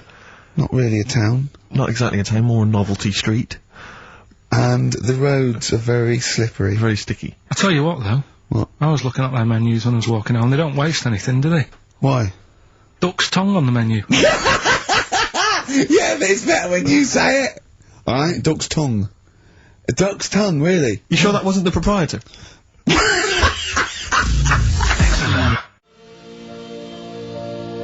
Coldplay, warning sign on XFM, 104.9. Carl, look at that. What is it? What is it? It's an apple. Right, okay. What am I doing to it? You're messing with it. Yeah, and what's happening to it? It's gone up a bit. Yeah! Would you kiss it for 100 quid? No. 100 quid. Would you just kiss no, it? I wouldn't. Why? 100 quid? What are we doing this for? I think I read this same feature on Wogan, I'm not sure. Seriously, Carl, I'm intrigued to know, how much would you have to be paid to kiss Ricky's nipple? Not suck it or lick it or anything like that. Just, like that, just on the nipple. £5 grand. £5 grand to kiss my nipple? Well, if you do it for 5, you do it for 1. £1,000 cash to kiss my nipple. No, I'm not doing it. You're joking? £1,000 to kiss my nipple? Come on, it's the last show. No, I'm not doing it. 2,000. If you had the money there, and, if you had it there now, I might do it. For what? I'm not doing it. 500 quid? No. Stop taking it down. What's happening to... £2 grand. £2 grand? So you've gone down from 5 to 2 straight away. Look. Steve, what's going on? I seriously think I'd like to see you kiss his nipple for £2,000. It's not going to happen, is it? So... If Steve wants it and I want it, that's 2 to 1. It's not going to happen. I thought it was a democracy, this show. You're not educating Ricky or what? Email in if you'd like to see, or rather hear, Carl kiss Ricky's nipple for £2,000. Because it's not going to happen. Come on, Carl.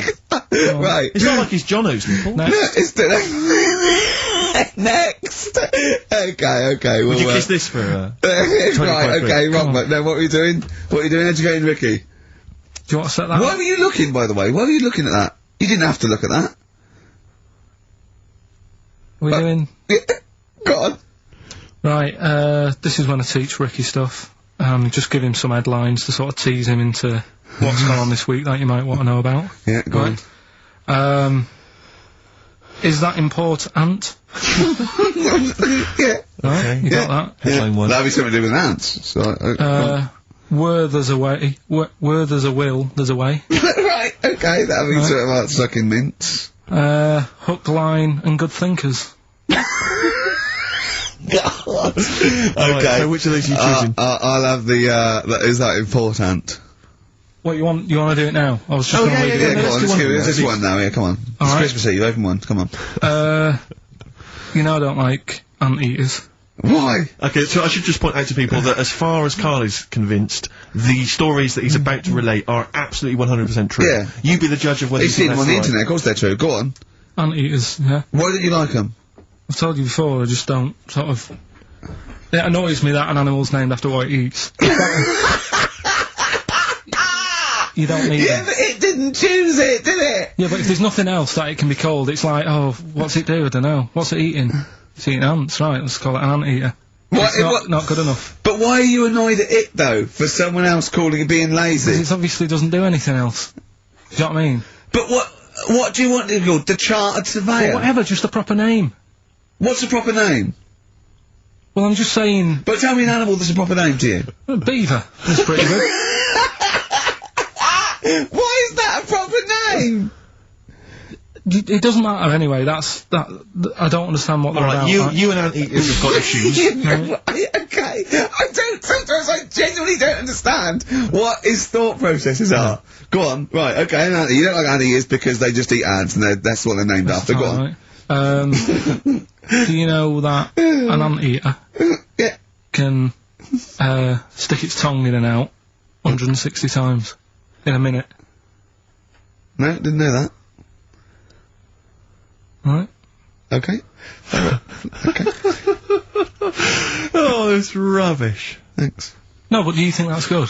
I don't know what do you mean? So I call Norris McWhirter? What do you mean, do I think that's good? What, compared to what? You see, I read it and thought, so what? So it's interesting. Well, we think so what as well. So you still put it down as something interesting to tell me? No, but it's the fact that that is meant to be amazing. I did 148. I did 148 last night in a minute, right? Swear record! Oh, well, hold on.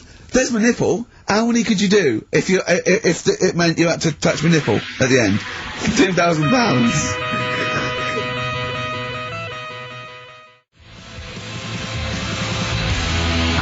Burn Baby Bear on XFM 104.9.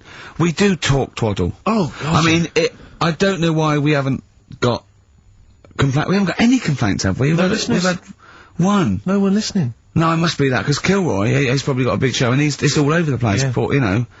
Mind you, you know, I'd be annoyed if he'd have said that about me. Yeah. But he's got to be careful who he annoys, because he will end up having to move in with Salman Rushdie. Do you know what I mean? Is Salman, is he still on the run?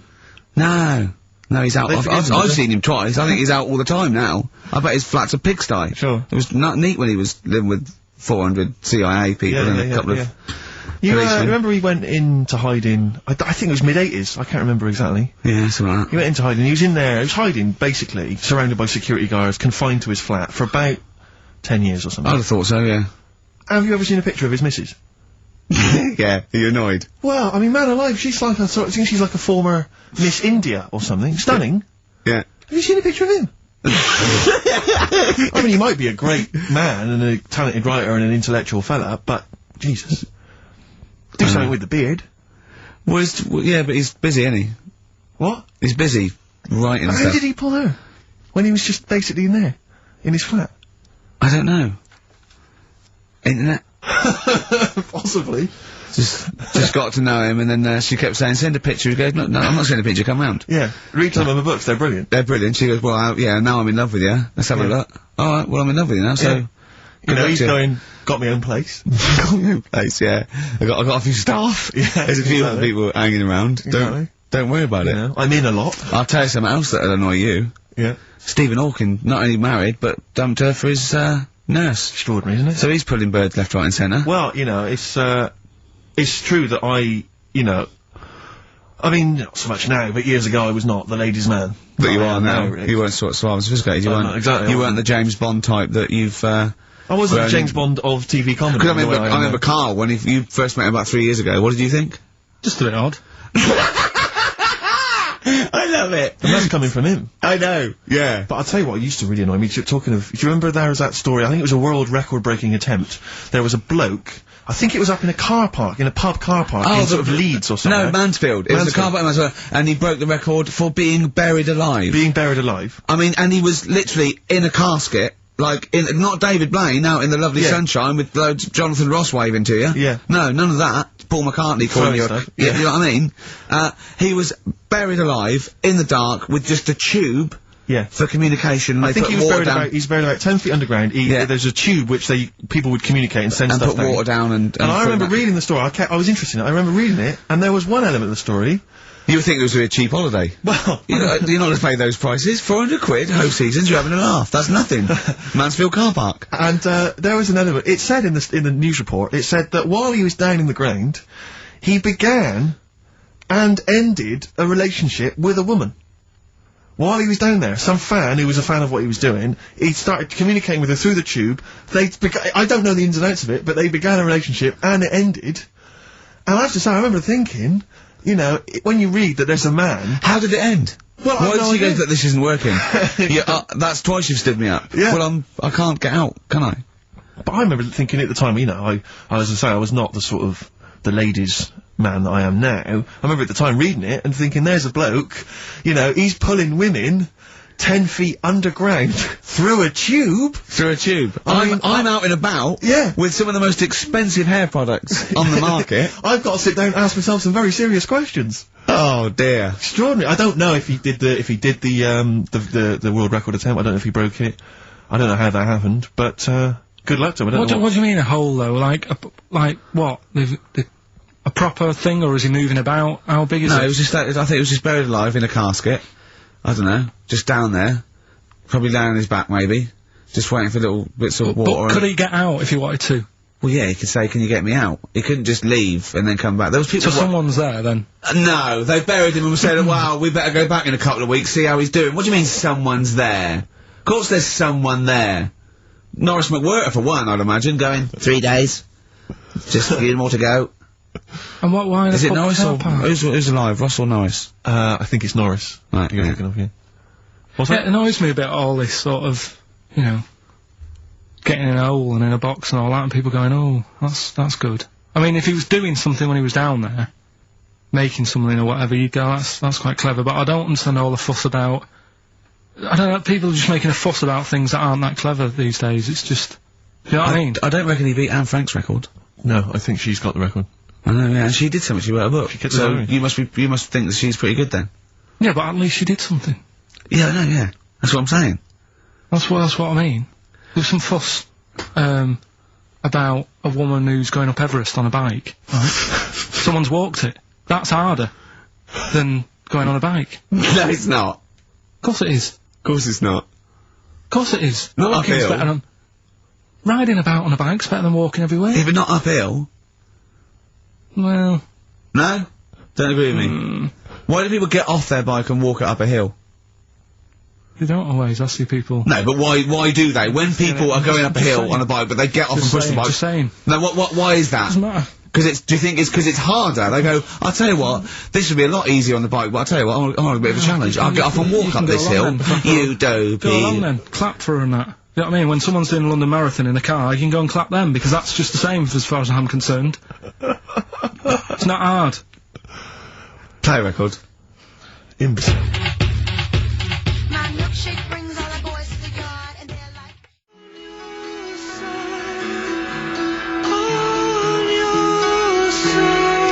So Alive, Ryan Adams on XFM, 104.9, Ricky Gervais, Steve Merchant, Carl Pilkington, for the last time. Well, you might do some other stuff later. Oh yeah, I mean, yeah, for a little while at least. Well, we won't be around for, foreseeable future. Better things to do, bigger fish to fry. Oh, but you got your music show that you'll do, like, should be good. Yeah. Yeah. As if the other radio stations are more interesting. I think we've just got enough energy left for the last 35 minutes. Yeah. We've given him a lot, Steve. We've given him a lot. We've come in here, week in, week out, every Saturday. Never late. We've always given them, you know, 30%. Really pulled it. We've got 30% of energy. Yeah. How did that start? People going, you've got to give 110%. Yeah. It's just my heart sinks when I go, 100%. I say, you've got to give 110%. I can't. I'll give, I'll tell you what, I probably won't even give 100, because you never know, but I'll give as close to 100 as I can stand. Yeah. And that's all I'm saying that to like a drill sergeant. Yeah. I'll tell you what, I'm gonna give nearly 100. And that's, you know, that's more than most, I think you'll find. Maybe if you appear on Celebrity Fat Club. Well, I don't think I need to, do I? Well. Carl, do you think I need to go on that? When you had your nipple out. It was pointing downwards, was it? A little bit. Even though it was erect, it was pointing toward my knees. Can I just, point out that we've had more requests for Carl to kiss your nipple than we have answers to Rockbusters? Ain't gonna happen. Well, it's the last show, Carl. You've got to give the punters what they want. In the webcam, and just a little peck on the nip. A little Carl, peck. that is just out of order. The show must go on. You've got to give people what they want. I'm doing it. Why? Why not? What's wrong with lips on nipple? What's up with lips on nipple? You hear about stuff like this, and then like I might enjoy it, and then next thing it's like, Suzanne, can you leave? Because you know what I mean. I like fellas. So that happens, innit? So that That's like an episode of Kilroy. Oh God. Oh, I'll tell you this. Pilkington, are you thinking? I'm thinking exactly the same as you're thinking. I was reading the paper today. The show's been axed. It's axed. But they're keeping the show on at the same time. It's going to have a different name, different host. Hello. Pilkington. Come on. Hello, welcome to Pilkington. Oh, Carl, what would you do? If we give you a subject, will you just run through what you might say about it, or what questions you asked? Well, what sort of stuff? Okay, sort of like, Steve's, 15, I'm 15, and my dad wants to have a sex change. So I'll play the dad, right? I'm Jeff. I'm Jeff from Luton. I'm, a 54-year-old plumber. And, I've decided, and this is my son, Paul. Paul. Paul, you sure to be Paul? Yeah, I thought it to be Paul. Okay. Yeah. So ask me some questions. So what's going on? Well, I'm not happy with this body. I've always felt that I was a woman trapped in a man's body. Have you? Yeah. Oh. Yeah, and, I think I'd be happier, as a woman, and, you know, it's for him to accept it, really, because I'd have accepted anything that he wanted to do, or, you know, and it doesn't change anything. Not no, I know, but I mean, it won't change anything. I still love you, and I'll still be your father. I can't believe I agreed to come on national TV. I'm gonna get taken out of me at school. Really? Man alive. Well, you know, with that, you gotta go through lots of stuff, but I mean, don't think of me any different. What does Mum think of all this? Well, Mum she doesn't want it really, but I mean, I'm not gonna throw away the knob and bollocks, I'm gonna keep that for her in case she ever wants to use that, but I just don't want them attached to me. I'm gonna have them off, I'm gonna have some lovely pair of tits put on, and a nice little minge down there, but I'm not bent. I still fancy my wife and that, and, you know. Okay. Well, thanks for coming in today. Brilliant! That's your audition for Pilkington. Well, what can I say? I'm not a doctor, right? But what would you want? Come on, ask me questions about what? Discussion. Look, I'm upset with my dad because he wants to become a woman. But we'll say stuff like, well, dear, but you mean you've had a son and he's going through an awful. Should you think of him? Shouldn't you put his feelings? Should you think of your son before you go doing that? Yeah, but if I'm not happy with who I am, how can I live a lie? I'd go through my whole life living a lie just because he might go through a little bit of embarrassment. You know, he's old enough to realise now that you know, I love him, and I just need to have some tits and a minge on me. Well, thanks for coming in. Oh, Christ almighty! Well, what play a record! I'm not sure Rockbusters answers. Let's do Rockbusters answers. Rubbish. I don't want the gig anyway. Like they were seriously considering him. Thanks for coming in! Brilliant! Go on. Did I tell you my dad's always been asked to go on that? Why? He's always been asked to go on. Is he a woman trapped in a man's body? No, they want to talk about you. So it's disappointing. Go on. Anyway, Rockbusters, right? Right, first clue was, Jamaican fella wrote a review for Phoenix Nights. Yeah. Right, that was the cryptic clue. The initials were DC. Yeah. What is it? Come on, no, you tell me. It's Define Comedy. Alright? Define Comedy. It's a divine comedy. Alright? What is that? That's just do the accent again, Oh, it's just divine comedy. That's just Do the no, answer I'm again. not doing it again. You've got the answer. It doesn't matter. Let's move on. Right? Second one. We should all vote for Paul Daniels, David Blaine, Copperfield, Great Soprendo, Tommy Cooper and Darren Brown. Why is that? ES were the initials. Go on. Electric Six. Right? What? Electric Six. It works, so don't say it like that. I don't know what it means. Right, well, there's 6 people there who do tricks and that. Right, I'm saying we should vote for them, so you elect them. Yeah, but he said elect.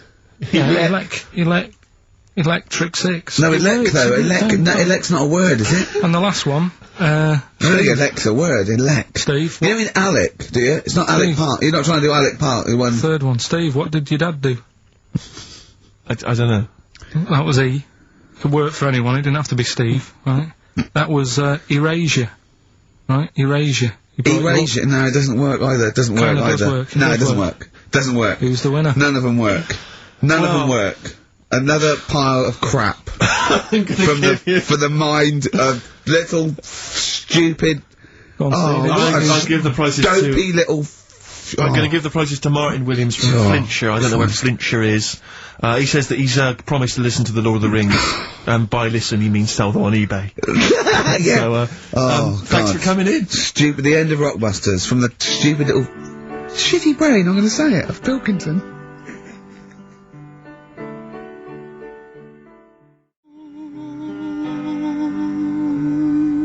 Possibly my favourite song of all time, After the Gold Rush by Neil Young, and that's for Carl's lookalike, Boyd, who's actually on Justin Lee Collins' show after us, about 5. He's not really a lookalike. Oh, he is. Yeah. He's got a bald head.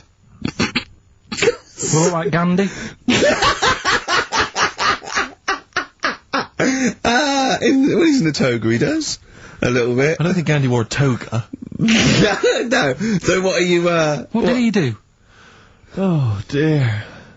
What He just sat around, to be honest, Carl. Didn't want to get involved. Didn't do much. Just said, don't have a go, just be careful. Yeah. Don't go mental, don't start fighting, let's all calm down a little bit. He's the one in the pub that goes, okay, stop this, stop mucking around.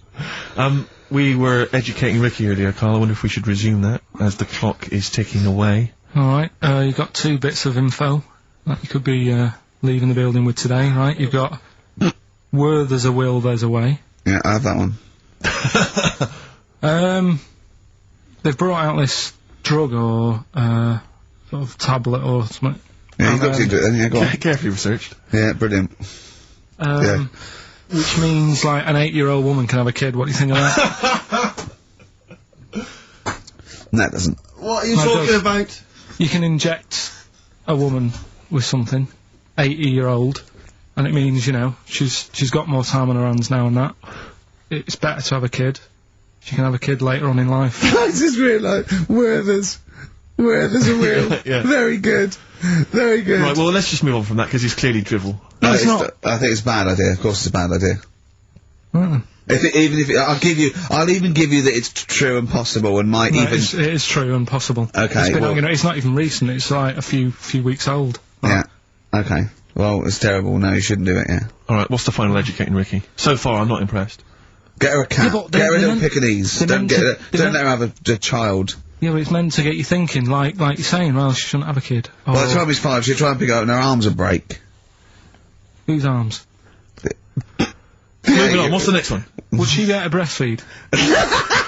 Yeah. And she'd be able to do it standing up while he was on the floor. Talking to nipples. Come on. There's a lovely juicy pair over there. Okay, I think that's the last show. People should actually phone in and speak to Carl and try and convince forget him. that. Yeah, what's the number, Steve? Forget that, we haven't got time. Yeah, he hates answering it. We'll do it during the record. leave it. Phone in if you want to speak to Carl if you know the number. Call in, try and convince Carl to kiss a little nipple. Don't want to. Yeah. Right, what we're doing, are we, What's the last educating Ricky? Come on. Hook, line and good thinkers. Brilliant. Okay, Yeah, go on. sounds good. Go on, what is it? They've found a lot of fish with 2 heads. What do you think of that? Well, dunno. What do you mean they found a lot of fish with 2 heads? Who has? They've been messing about, basically, these scientists and stuff, and they've said, look at this we can do. Mm. And they're making loads of fish with 2 heads. They can do it now, and they're saying, that's good, isn't it? Do you know what I mean? Alright, play a record then.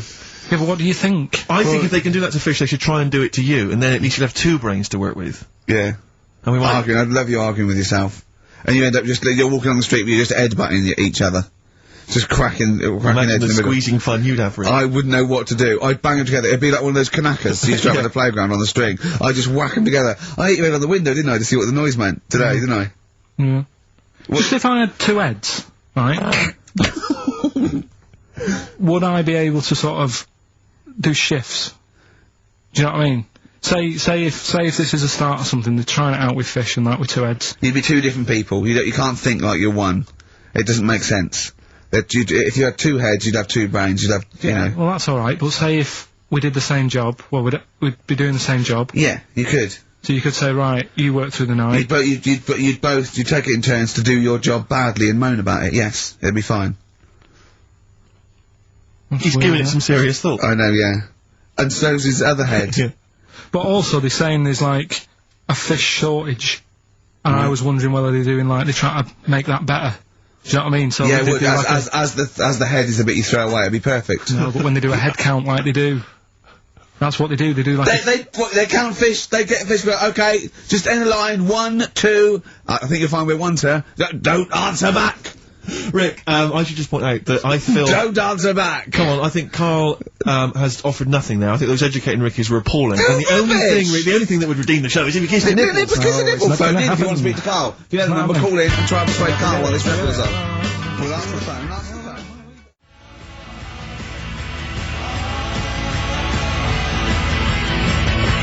Phones are still going mad. Answer one. Just put someone out. Kings of Leon, California waiting. He was rude. He's so rude to people. They phone up and they say, "Oh, kiss his nipple," and he goes, "Yeah, all right," and he hangs up on them. What answer the phone. To say to Come on air. Answer the phone and be nice to whoever it is. Be nice to them at least. Putting people on the air. Hello. Carl. Yeah. Speak to Carl. What? Why don't you speak about that human monkey that was on the other day? Old news, man. How long have you been listening? Listen, can we forget the monkeys? What do you think of his nipples? Alright then, just kiss his nipple then for... I'm not going to kiss his nipple. I'd do it for 500 quid easy. Would you? Yeah. But why? Why do you want me to do it anyway? What are you getting out of that? Oh, come on, mate. 500 quid. It's worth it. Yeah, but... He's got the money. You'll probably get more out of him if you want. It's not about the money, really. 500, think of Suzanne. Suzanne, you'd come on 500 quid and go, there you go. Just kissed his nipple, 250 quid each. She gives me more. It's not. It's not happening. Right, it's not happening. Did you just cut him off then? Well, there's another fella there. Who's that? Hi, my name's Linda. Right. Alright, Linda, you alright? What would make your day, Linda? If Carl actually gave it a lick, not just a kiss. Forget it.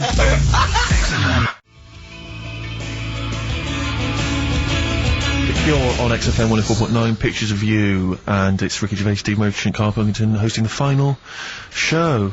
Exciting. Which means the last film quiz. Carl puts himself in a film. Claire's on next week, by the way, and then Adam and Joe. Then Adam and Joe, brilliant. Adam and Joe coming back. So that's excellent. They're excellent. Right. Matt Lucas said he'd do a show. Give him a call, and maybe him and Dave Williams. Yeah. Big things of this, huh? Might do that. Yeah. Very good, wouldn't it? Yeah, it'd be alright, yeah. Right, the film thing, this is when we get like a film, and I'm in it, right? So I'm doing, we talked, you know, a bit about gay fellas and that today. Yeah. So we're doing, When Harry Met Barry. Okay. Alright? Yeah. And listen to this, and then there'll be a question at the end, and you can win some more stuff. We've got DVDs some more shite. Some more good CDs and DVDs and that. Alright, let's hear it. So, When Harry Met Barry, right? We've got 18 hours to kill before we hit New York. I know, yeah. Brought a few books just to kill a bit of time on the journey. When I buy a new book, I always read the last page first. That way, in case I die before I finish, I know how it ends. I read a book like that once. Not on purpose though, it's just that all the chapters have been put in the wrong order, so it's a bit annoying. Got to chapter 1 before I realised. Are you finished now?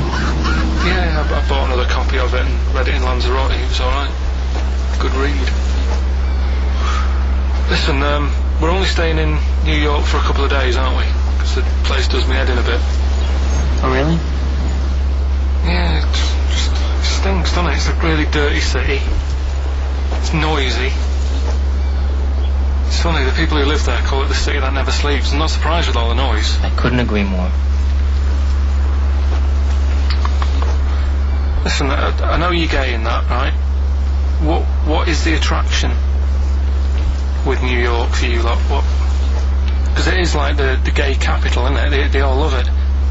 Even that Rod Stewart song, you know, that Killing of Georgie, that was set in New York, wasn't it? Yes, it was. Yeah, well, that song was about a gay fellow, wasn't it, who moved to New York and ended up getting beaten up. Not a great advert for the place. You keep going there. Weird. Actually, I know why you like it. It's because it's a city that never sleeps, isn't it? You lot like going out late. You sort of run your life at a different timetable to everyone else. Are you finished now? No, I'm not being funny. I'm just saying. Just don't think you should live your life like that. Why not? Don't start getting angry. I think I'm entitled to throw a little anger your way. Especially when I'm being told how to live my life. Yeah, you're right. It is your life. And that's what I'm saying. Don't be dragging me into it. What? Well, you know I'm not gay, so why did you buy me a butt plug for my birthday? I'm not going to use it. What do you want me to do about it? I take it back, okay? I take it back. Right. Want to spend the night in a motel? No. Why not? Because you're gay and I'm straight, that's why. Why aren't you seeing anyone? Well, I'm seeing Suzanne again. We only split up for a few weeks when she had that funny haircut that made her look like Dave Hill out of Slade. It's grown again now. She looked weird, didn't she? Well, but forget that. Anyway, don't want to share a bed with you again, not after last time. Oh, jeez, what are we supposed to do? This isn't normal, mate. Pull over. All right, Forget it. all right. Forget Don't you... I don't want to talk about How it. was that Pull pub? over. Just pull over here. Fine, but let's just... There's nothing, yeah? I'll get a B&B. And by that, I mean bed and breakfast. Got bum bollocks, as you call it, right? Get one thing straight. Not interested. See ya. Oh dear. Excellent. Oh, little Carl Pilkington. When Harry Met Barry, it's a classic film. What's the What song was I talking about? That, you know. Yeah, we know. What song was it? Yeah, what song, yeah, okay. Artist will do, or the song title, whatever. Yeah, okay. Email only ricky.gervais@xfm.co.uk. We can squeeze in a tune, and then I hope... Monkey final News. Monkey News. Oh. Oh, what tune have we got? How long is it? 3 minutes. It's a nice one, though. Brilliant, brilliant. Bit of Amy Man. Fantastic. Alright.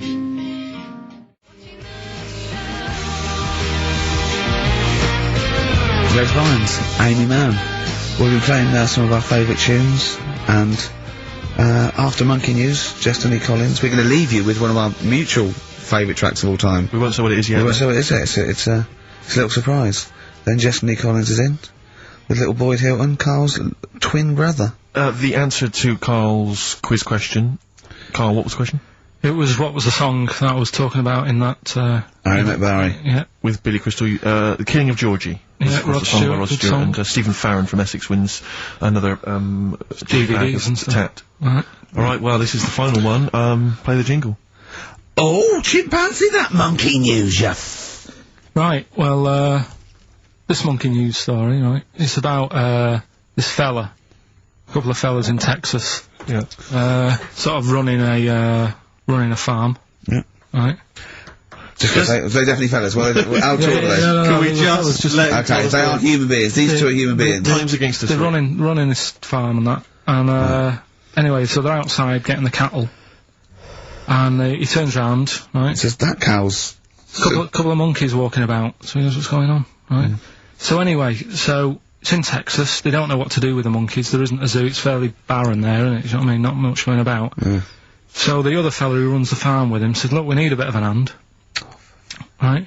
So, said, let's teach them some stuff, and the monkeys were happy with that, because they were lost anyway, right? So they had nothing to do. They were bumming around, they were looking for work. They'd hired a motorhome, they'd gone out of their way. Maybe it's like the Hulk, they were like Bruce Banner wandering around going, I need some work. You won't get angry, will you? So anyway, right, so they taught these monkeys how to ride a horse, right? So they've both got a... Sorry, you're sure Charlton Heston's not going to pop up? You're sure you weren't watching a video last night and thought it was a documentary? They've both got a horse each, right? They've been given, like, a little lasso and all that business. Oh, don't talk shit, Carl. So, anyway, it's going well, and it carried on for about 2 years, this, right? It's like, you know, rounding up the cattle every night and all that. Yeah. So, the two fellas are chatting, going, it's worked out well, hasn't it?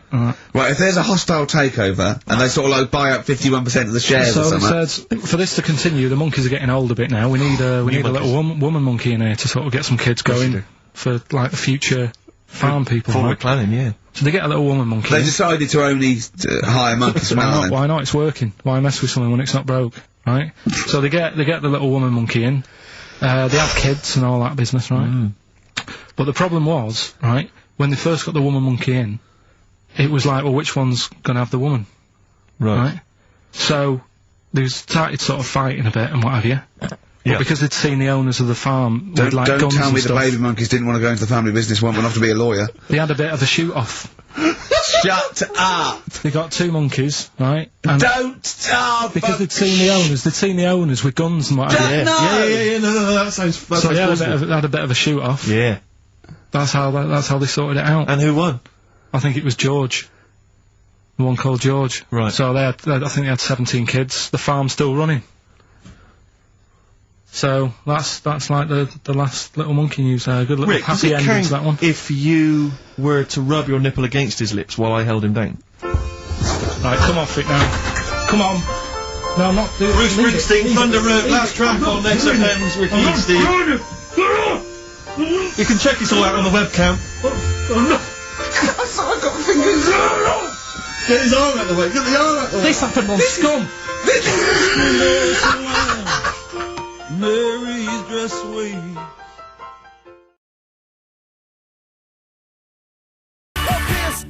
That was the record before us, and here we are, pre-recorded, because we did this a few weeks ago, because we're not here at the moment, are we? We're away on that. I'm Ricky Gervais, with me Stephen Merchant. Hello there. And Carl Pilkington. He's not actually with us. No. He's on the. He'll be in some of the best of clips that will be coming up shortly. Yeah, this is just us, isn't it? This is just us. We did this. When did we do this, Rick? A couple of weeks back. Hold on, what is it? What it's day the is 27th today. Yeah, I enjoyed Christmas. I loved Christmas. I loved Christmas. I had a great time. What'd you get? Loads of presents. So did and I. I'm glad they made it to #1. I'm really glad. Stroke, he, she. Yeah, I'm really glad that the pop idols, Cliff Richard, Westlife, made it to #1. Bo Selector. Bo Selector. Yeah, just delete that. As yeah. Okay, well, we're going to play some of the best of, some of the greatest moments of the last 3 weeks. Yeah. Ever heard on XFM 104.9. What about this? Do you remember this one? Oh, which one is it? I'm Ricky Gervais, with me Steve Merchant. Over there, Carl Pilkington. The man who believes anything. I think it might be a condition due to his little round head. It's sort of like, it might be a new condition that we can call cranial sphericity. And because it presses on his lobes, and the only sort of upshot of that is he's normal in every way, but he believes everything he reads or sees on Anna Nova. Alright? Talking of which, Rick, I don't really follow the news.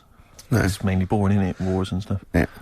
But I don't know. Well, yeah. Well, it is a war. It's all this nonsense before and after. When it's a war, it's, you know, it's in the middle of the war, you can watch it on telly. True. You get results. True, You know what I mean? Like, do you know what I mean? Yeah. Like a test match or something.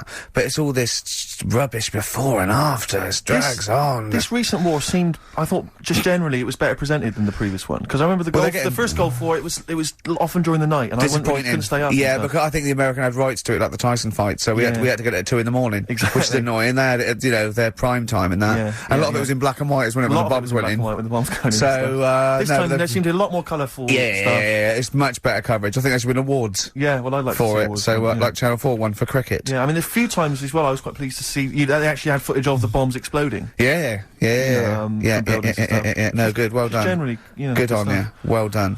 Good on you. Yeah, costs a lot though, doesn't it? It isn't a costly War's thing. a lot more when you got something like, you know, a Jimmy Carr game show, which probably costs about £100. Yeah. Like half an hour war costs millions. It's almost as expensive as like Terminator 3 or something. Yeah. But I mean, you know. But then, you know, you got a variety. Exactly. Sorry, Steve, you were talking, mate. Well, no, I just wanted to make sure you're aware that the World Elephant Polo Championships have taken place. I did get it. I think they mentioned it on. Yeah, we won, didn't we? England won. Yeah. Well, my question is, where have they been practicing? I don't know. Do you remember ever at school anyone ever saying to you, "Are you interested in playing polo with elephants?" Do you reckon it was 5 blokes in pith helmets kept sneaking into a whipsnade? Possibly. What are you doing, lads? We're practicing. Get down. Yeah. Get off them elephants. Yeah. I didn't even know we had a team. I can't believe it. No, but it's like Johnny Wilkinson and the rugby lads, they're gonna get MBEs, all sorts. The elephant boys, the elephant polo boys, nothing. They get nothing. I haven't seen their But, son you know, talking like to be them. fair, it's not like horse polo, where I don't think there's a stick long enough. I think the elephants kick it, don't they? I think you might be right. I think they're not allowed to use their tusks. They'd burst it, won't they? I think that's... They go, oh! Start again. Raheem! Yeah. What do you mean the elephants kick it? Alright, I've opened a can of worms here. You know, normal polo on a horse, they have like, yeah, stick and mallets. that. Yeah, they whack them, right? But I think it's, obviously they're too high up. I think, I might be wrong, but I'm pretty sure they just train the elephant to kick it. So it's like- why are people something about? Why not just let them have a kick about without... Imagine that! And why does horse racing have to have a jockey? Well, they just let the horses go, on you, okay lads, on you, no cheating, on your marks, get set, go. You, no, get back here. Get back here. Brilliant. Play a record. Ryan Adams? Yeah. Yeah, oh, this is absolutely fantastic. His version of Wonderwall. If you've not heard it Beautiful. yet, you'll be loving it. You'll be loving this.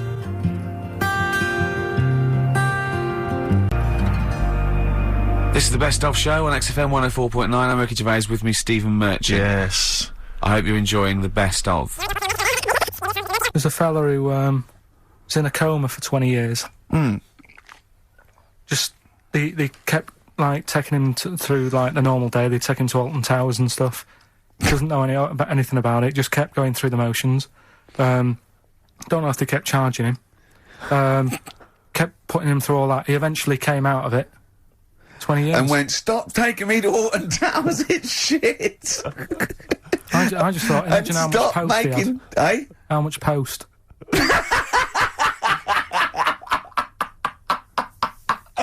Oh, Did you read about that guy in the paper, Carl? He, sorry, on the internet. He in about, I think it was about 1984, 85, he had a terrible car accident. But this must be it. He went into a coma. This must be what he's talking about. Well, they didn't take him to Alton Towers. Of course they didn't. But you've got to try and decipher the truth from the conjecture, from the thing that I mean, don't forget, Carl says, realises that he's had a dream. He talks to Suzanne and goes, that was good, wasn't it, last night we were in the plane? She goes, no, that's a dream. He goes, oh yeah, where's my cornflakes? You got to, you know what I mean? I can now decipher what he's actually seen, what he's read. But go on, what did you... Well, I'm assuming it's the same guy. It is the same guy. It was a guy in some small American town, and he'd had a car crash and he'd gone into a coma, and his wife had left him. She'd gone on with her life because he'd been in a coma since then. And he had just woken up recently. Marriage wasn't working. Marriage wasn't working. He just wasn't paying enough attention. He actually had, she was pregnant at the time, and so now his daughter is basically the same age as he was when he went into the coma. And, he's just started coming around, he's just started making jokes. They said, how do you feel? He said horny, which I thought was quite witty for a man who'd been in a coma for however many years. But anyway, yeah, so he's slowly trying to rebuild, what life he can. That's what do you make of that though? Because the thing is that he's missed. Imagine what he's missed, Carl. Imagine the music that he's missed. The Live TV Aid. programs, Missed the Live news. Aid. Live Aid. He He missed The Phil Spice Collins Girls. playing in 2 continents in one day. Which, frankly, I'd be devastated if I discovered that. Missed happened. Bros. Yeah. Yeah, so he doesn't. So he'd put on ripped jeans and they go passe. They just have to send him a series of those I Love 1986 Exactly. programs with Kate Thornton filling him in on what he's Exactly. Peter Kay reminding him of space operas. Yeah, he Richard remembers Blackwood those. talking rubbish. Yeah. So extraordinary though, isn't it, Carl, to think? No, obviously So, not. had he aged much? Because he hadn't had any problems or anything, no worries. well, Is that he probably wouldn't have, physiologically, he probably wouldn't have the wear and tear of a 43-year-old man. Was that a good Because kid? he wouldn't have had sun, he wouldn't have had sort of nicotine, beer. Unless they were just feeding that to him. Anyway, to try and bring him round. yeah. So You'd feel groggy though, wouldn't you? yeah, you might feel a bit groggy, yeah. Well, he's not fully back to normal. I mean, there's some kind of residual brain damage. Yeah. But nevertheless, he can form sentences. He's got no real memory, so he can't remember a lot of things. It was just when I saw Carl, it, have you been in an accident?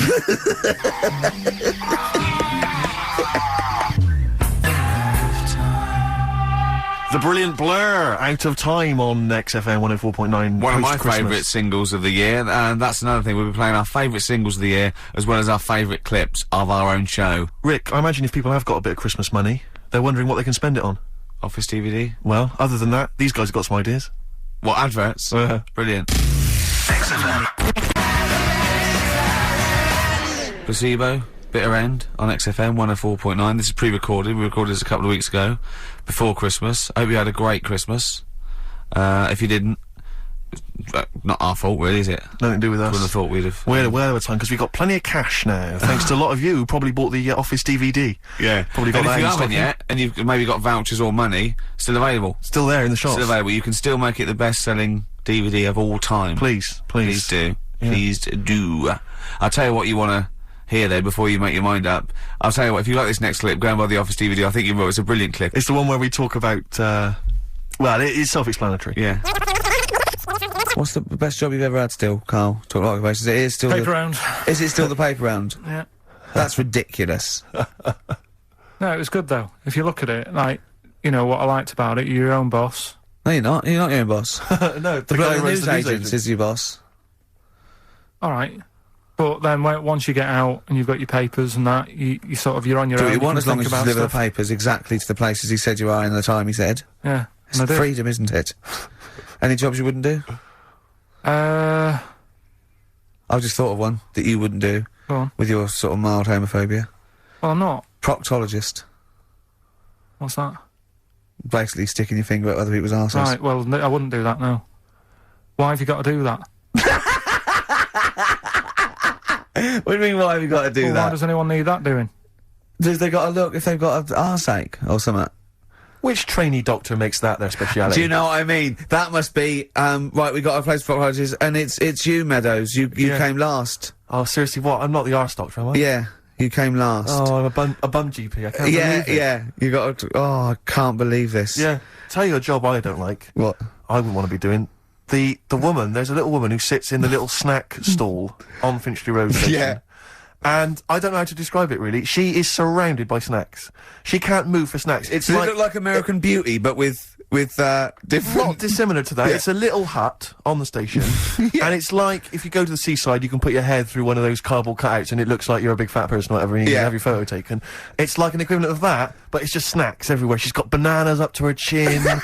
She's got chocolate coming down to her eyes, crisps either side of her. She can't move. She can't do 360 degrees. She's like packed in there. I don't know how she gets in there. I think they put her in there first, and okay, pour in the bananas. Yeah. And then they go pour in the nuts. She has and 2 hours of makeup before they open, exactly, yeah. dressing her in there. Because I'll ask for something from the fridge, and she cannot turn her head to see. She has to go by feel alone, just to feel the fridge, and get stuff out and pass it. And often I'll say, that's not what I wanted, but she can. You've got to let her off. It's extraordinary. Dear. But there's no music playing, Does she there's have nothing. to sell her way out of it? Exactly. If it's a slow day, she's stuck there till the next day. Yeah, it's like a world-breaking attempt. Yeah.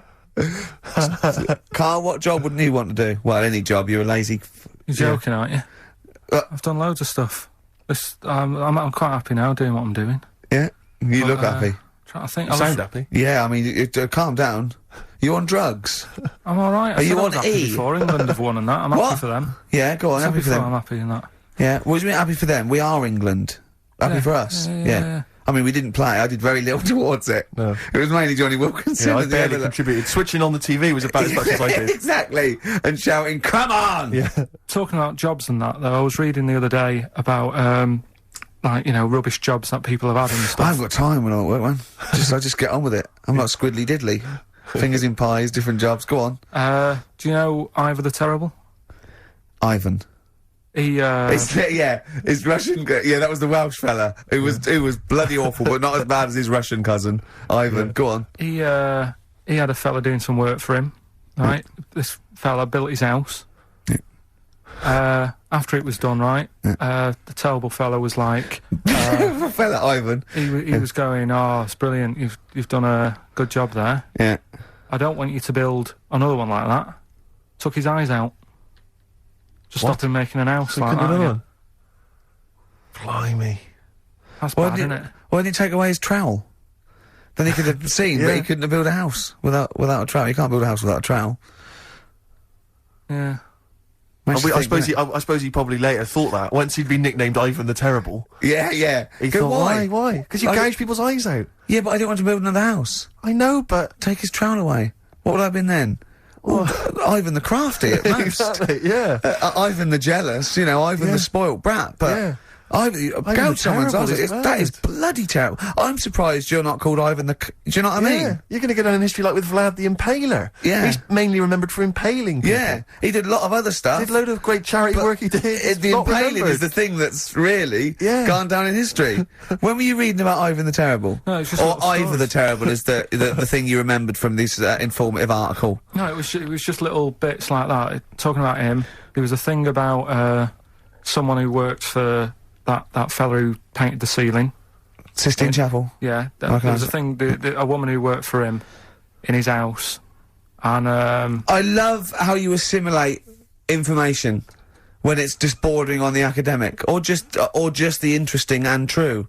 It's wonderful. Ivor the Terrible gouged someone's eyes out 'cause built him an house. That fella who painted that ceiling had a woman work for him. Imagine if you wrote that down in an essay.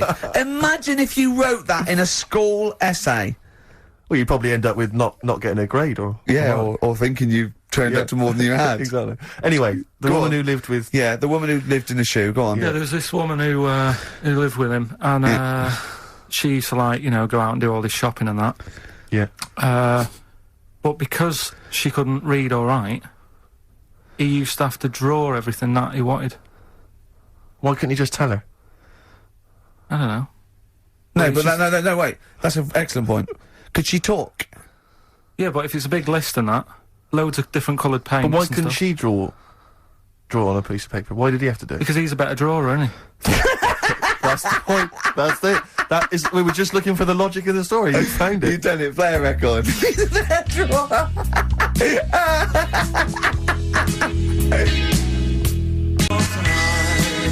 This is the Best Of Show on XFM 104.9. I'm Ricky Gervais, with me Stephen Merchant. Yes.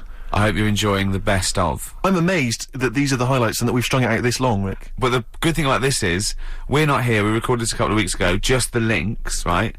This has taken us about 10 minutes for the whole show. We get paid the same. Why don't we do this every week? That's a great idea. High five. Listen to this clip, it's brilliant. I think that my new TV is too big, Rick. I said that I know, when you I don't know bought what it. I was thinking. But I can't believe it. He talked about this buying it. He's got a bit of cash now, of course. And what is it? 42 inches? 42-inch plasma screen. What did it cost you? $3 grand or something? Don't tell me. That's wow, gross. it's 3.5 ridiculous. grand. $3.5 grand. Big spender.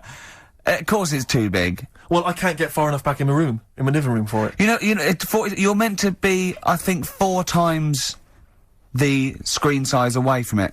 Really? To get out from the air. So that's 4 times 42 inches you're meant to be sitting away from it, which is impossible. Yeah. Well, I'll have to just get friendly with the neighbours.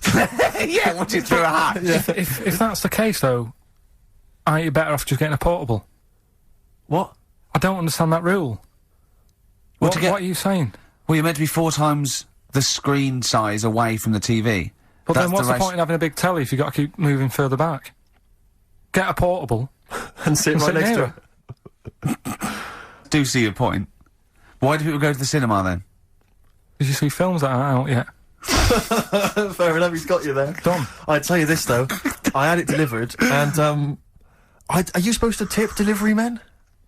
Of course you are. I don't know. You see, I've never had anything delivered before. I never Well, spent no, that much money. not if it's a courier with an envelope, but if it's a bloke who's struggled up the stairs, I held the door two open for him. fat blokes with a fridge, then give him a £5 for a drink. But the problem was, I didn't realise, and I was thinking to myself, I wonder if I've got to tip him. And the guy was leaving, and my mobile phone went off in my pocket, Yeah. and I reached in to get it. He put his hand out, thinking it was a tip. I went, it's just my phone. And I felt terrible after he left. I didn't know. What was I going to do? Run down the street and offer him a £5? No. No, of course not. No. I'm not made of money. I just spent it on TV. Yeah, I've got no money, mate. No. I just spent it all on this. To clean out my jar, everything, Exactly. the drawers. Yeah, I'd take some bottles back. The problem was, it took me forever to wire it in. I thought, I'm not going to pay for someone to wire it up, you know. So it took me about 3 hours to wire it in, and it was huge, and I got it switched on, and the first programme that was on when I got it wired in was Bargain Hunt.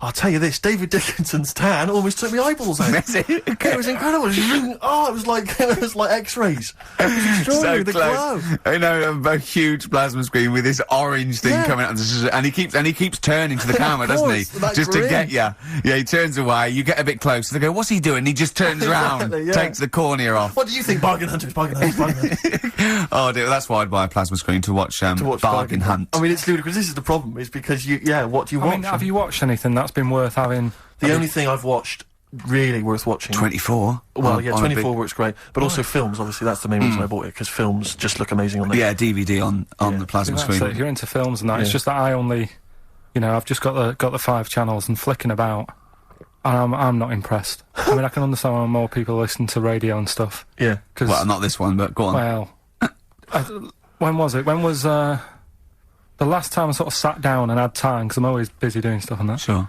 Moaning takes up about 3 hours a day. When did Wimbledon finish? A couple of weeks ago. Right.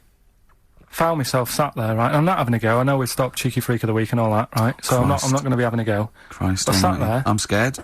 No, I'm not having a go. You've always got to remember that. Go on, just get on with it. Get on with it. I'll apologise after. I'm just saying, watching Wimbledon, it wasn't, one of the major games. It was little fellas in a wheelchair having a game. Little fellas in a wheelchair. Right.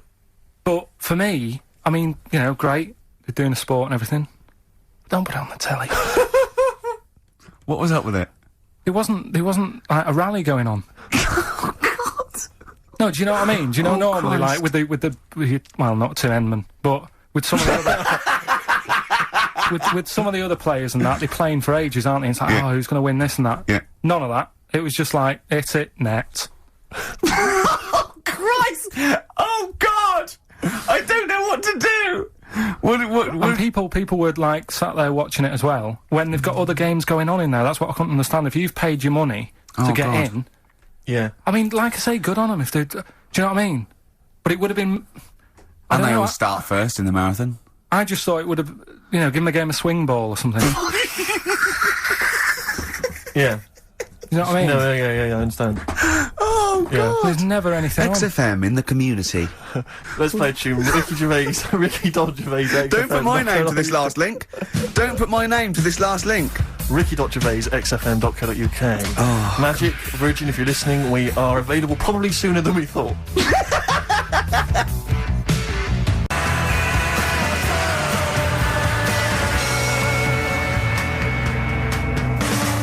That was Radiohead and They're There.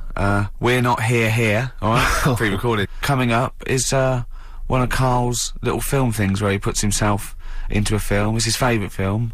It's Kes. Enjoy it. I love the fact that in pole position, in positions 1 and 2 of his favourite films of all time, is The Elephant Man and Kes. Yeah. That's brilliant. Yeah. Go on. Alright. Am I leaving the mics open a bit when this is going out? Yeah, let's have a listen. Yeah? Alright. So don't talk then, right? Just put that hot dog down, Rick. And this is the bit in Kes where it's the teacher and he gets up and he has to Glover. talk. What's his name? Is it Brian Glover? No, What's it's the other teacher. The other one. Anyway. Right. Go on. Alright, so here we go. Things that had actually happened. I've got another one. What about you, Casper? Casper! Alright. Alright? Alright. You haven't been listening to a word I've said, have you? Yeah, I heard some of it. Yeah, you... Some of it? Just... Stand up. Always somebody, isn't there, eh? Right, now you're going to tell us a story about yourself. What sort of story? I want you to think of an incident that's happened to you sometime in the past that is true and that you think will interest the rest of the class. All right? Right. What about, I work on a radio show at the weekend. Well, are you going to tell us about it? I'll just do, it's 2 hours, and it's with Ricky Gervais and Stephen Merchant, and, just sort of play music and, tell stories and stuff. What kind of stories? Well, whatever. Like last week it was science. We were talking about, this lad who was growing, a knob on his arm, so it's weird. It's tricky, sir, because, like, with Ricky, he gets bored quick and he won't listen to the stories and he'll start squeezing my head. All right, I'm not interested in what he does. That isn't normal, is it, sir, that? I mean, it sure is a bit gay. Is he? Just messes about, though, do you know what I mean? I try and, like, come up with good stuff, like monkey news and, like, quizzes and stuff, but then he'll just, you know, Ricky will just mess about. I mean, on Saturday he did it again. He squoze me head. How do you spell that? Squoze. S-Q... Well, you're going to show us on the board.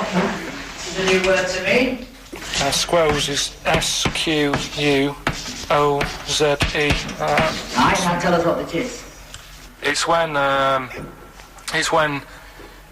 he gets me head and he puts one hand on the back of it, right?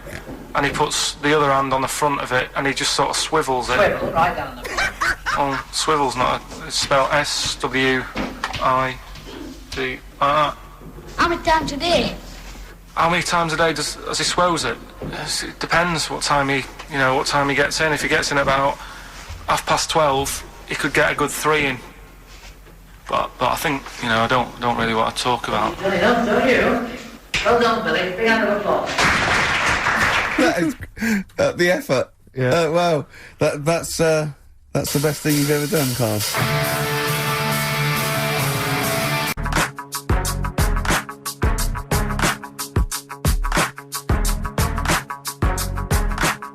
Cent in da club on XFM 104.9. We're playing our favourite singles of the year. Yep. And we're looking back over some of our favourite clips of the year. I'm Ricky Gervais, Steve Merchant, and Carl Pilkington. Not done a lot. Maybe you should earn your money as you get to Mondays off for this 2 hours of nonsense. What are you on about? Done loads of stuff. Yeah. Well, same old, same old. Yeah. Let's have something new, something fresh. Well, I've been looking around, right, on the internet for stuff. Yeah. On the internet. Yeah. Your Bible, where you get all your information about the world and the universe and morality from. And you know, like, how I always say to you, I don't really read that much of it, I just read the headline. Perfect. Right? Yeah. Anna Nova have sort of nicked that idea to grab you. Nicked what idea? Well, to sort of get to the meat straight away at the top. Do you know what I mean? The headline to the story and everything. What? Right, these are stories. But the headlines already existed, that was why you thought that was a good idea? Not like this, though. Alright. Headline. Well, these are all headlines, right? Vibrating shoes could stop elderly falling. Do you know what I mean? Oh, God. You don't Vibrating shoes could stop elderly falling. Yeah, that's the story. You don't need to read on. That's what I'm saying. Well, right? could you read on anyway? Can't be bothered. Read on anyway. Well, you have a look at that in a bit, right? This is frustrating radio if you're sitting at home. No, well, it's not on. They've turned it off. If you want to know more, you know where to go. That's what I'm saying. That's what they should do in the news. Get the news done in a minute. There's a good story about Iraq. Right. Bong. Right, Look it up. Look it up on the internet. Right. Anna Nova. Give us another bong. Bong. Family sick of living on Butthole Road. Oh, brilliant. Bong. Man wears same shoes for 60 years. Oh, bong. This isn't that good. Some fella pulls a train with his teeth. And in lighter news. I know that. Triple Donald, this one isn't very good. And the last one, man fails to break clothes pegs on face record. She's always good. Well, that's the one I did read on about. I love that out of all those. That's the one he read on about. Go on then. Just Why is that news? He fails to make a record. So did I today. I know, yeah. I failed the long jump record today. Yeah. Didn't even take part. No, I was rubbish. But what are the rules on world records and that? I don't know if there are rules. There are certain things you can't. I mean, it's the Guinness Book of Records, isn't it? Really, that's the arbiter, isn't it?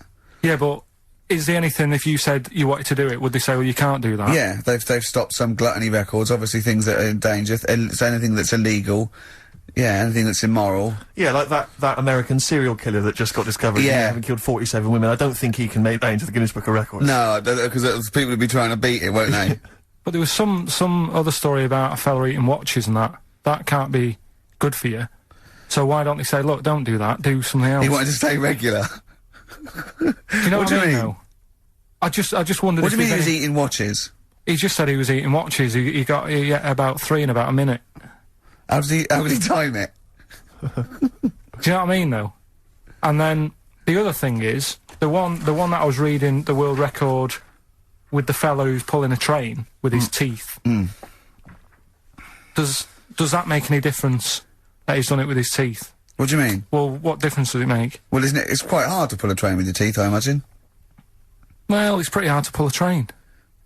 All I'm saying is it because he couldn't beat the fella who's pulling it with his hands? Well, so this is my point. I think there was one bloke with the record for the running backwards 100 metres was sort of like 11.5 seconds. And I was thinking, turn around, you'd probably have a really good go at that. Do you know what I mean? Yeah. It's sort of like doing a marathon with a milk bottle on your head. Take the milk bottle off and see how fast you can go, you twat. But you can just tweak it, like the fella who has done the pegs on the face, right? Yeah. His name's Gary Stretch Turner, right? Right. So, he's sort of cheating already if he's got a stretchy head, right? but you are, right, you are one of the most stupid humans I have ever met. Well, get me in the book. Yeah. Right? Well, listen. So Gary Stretch Turner, right? His record is 153 pegs. Yeah. He did it again, and he only got 150 on. So he hasn't broke his own record. Right. But what I'm saying is, if he tweaked it a bit more, would that make a new record? What? Well, if he said, I've got 150 pegs on, but at the same time as eating a burger. I see what you mean, yeah. He'd be the world record breaker for pegs and eating burgers at the same time. Yeah, just change it a bit. If you know you're not going to make it, just do something else. I'm assuming the rules are set at the beginning, Carl. That's it. That's where they say, right, you're just going to do the pegs thing. You're not going to introduce burgers halfway through, are you? Definitely not. And then they have a go. I was on one leg, not interested. How many pegs? 150. Can I just ask very briefly, I was quite interested by the family had to move, because they lived on Butthole Road. Yeah, I quite like that one. Now, I don't know if I've told you before, Rick, where I used to live. I'm not going to tell you the name of the street that I used to live on, not on air, because my parents still live there and I don't want, you know. But I'm going to write it for you now. This is the genuine name of the street I used to live on. Just imagine when you're at school. Yeah. And like in class, for instance, in French, you've got to say, you've got to answer where you live. Yeah. J'habite, wherever. Yeah. That's the name. This is actually the name of the street we lived on. No, it's not. I swear to God. That is... absolutely right. I could phone my father now and he could confirm that for you. No, I swear because he doesn't want to God. And I tell you that... But listen, do you know what worries me? It's the apostrophe S. I know. Because that's blatant. Yes. Amazing, isn't it? That is incredible. But imagine how embarrassing So if I look that up in the Bristol... You will find that in the Bristol A to Z. I swear to God. That is really... Why have you never told me that before? I can't believe I haven't. That's I'm incredible. still embarrassed now. Do you know, whenever I have to phone up, if I have to give that address, I always spell it instantly. Really? Like, somehow that'll hide it, that'll disguise the name. But I can't get over that. Anyway, if you perhaps live in Tits Avenue, yeah, you know, or Wankling Drive, Wankling Drive, just get in touch. Let us know. We're not really interested.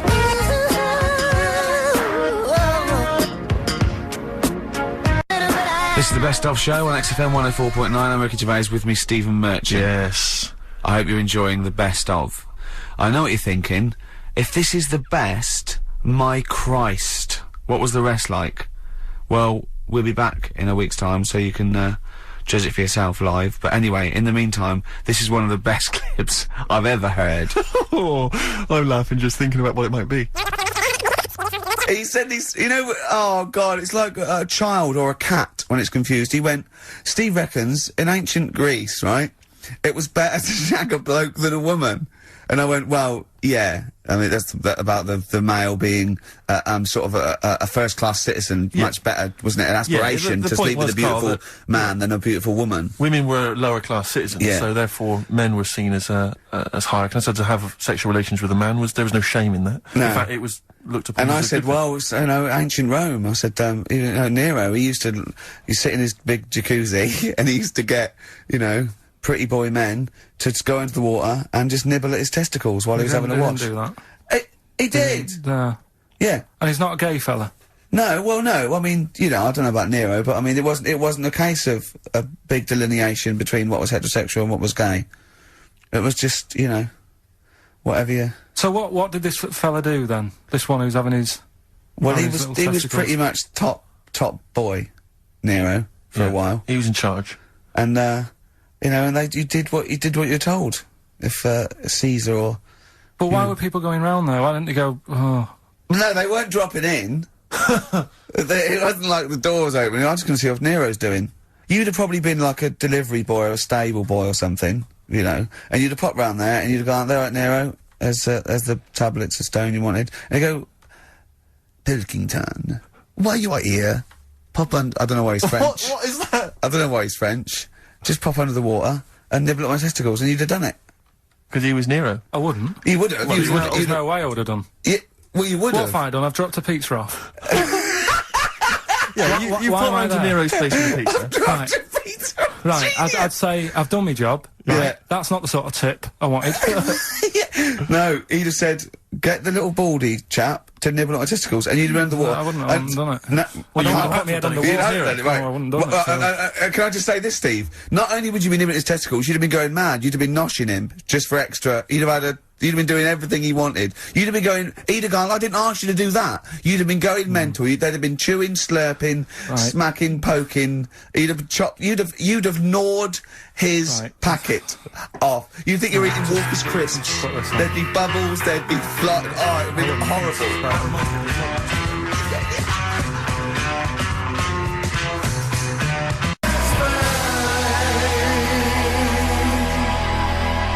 That was Bowie and Waterloo Sunset. Love that. Love the original. Love Bowie. Bowie was my gig of the year.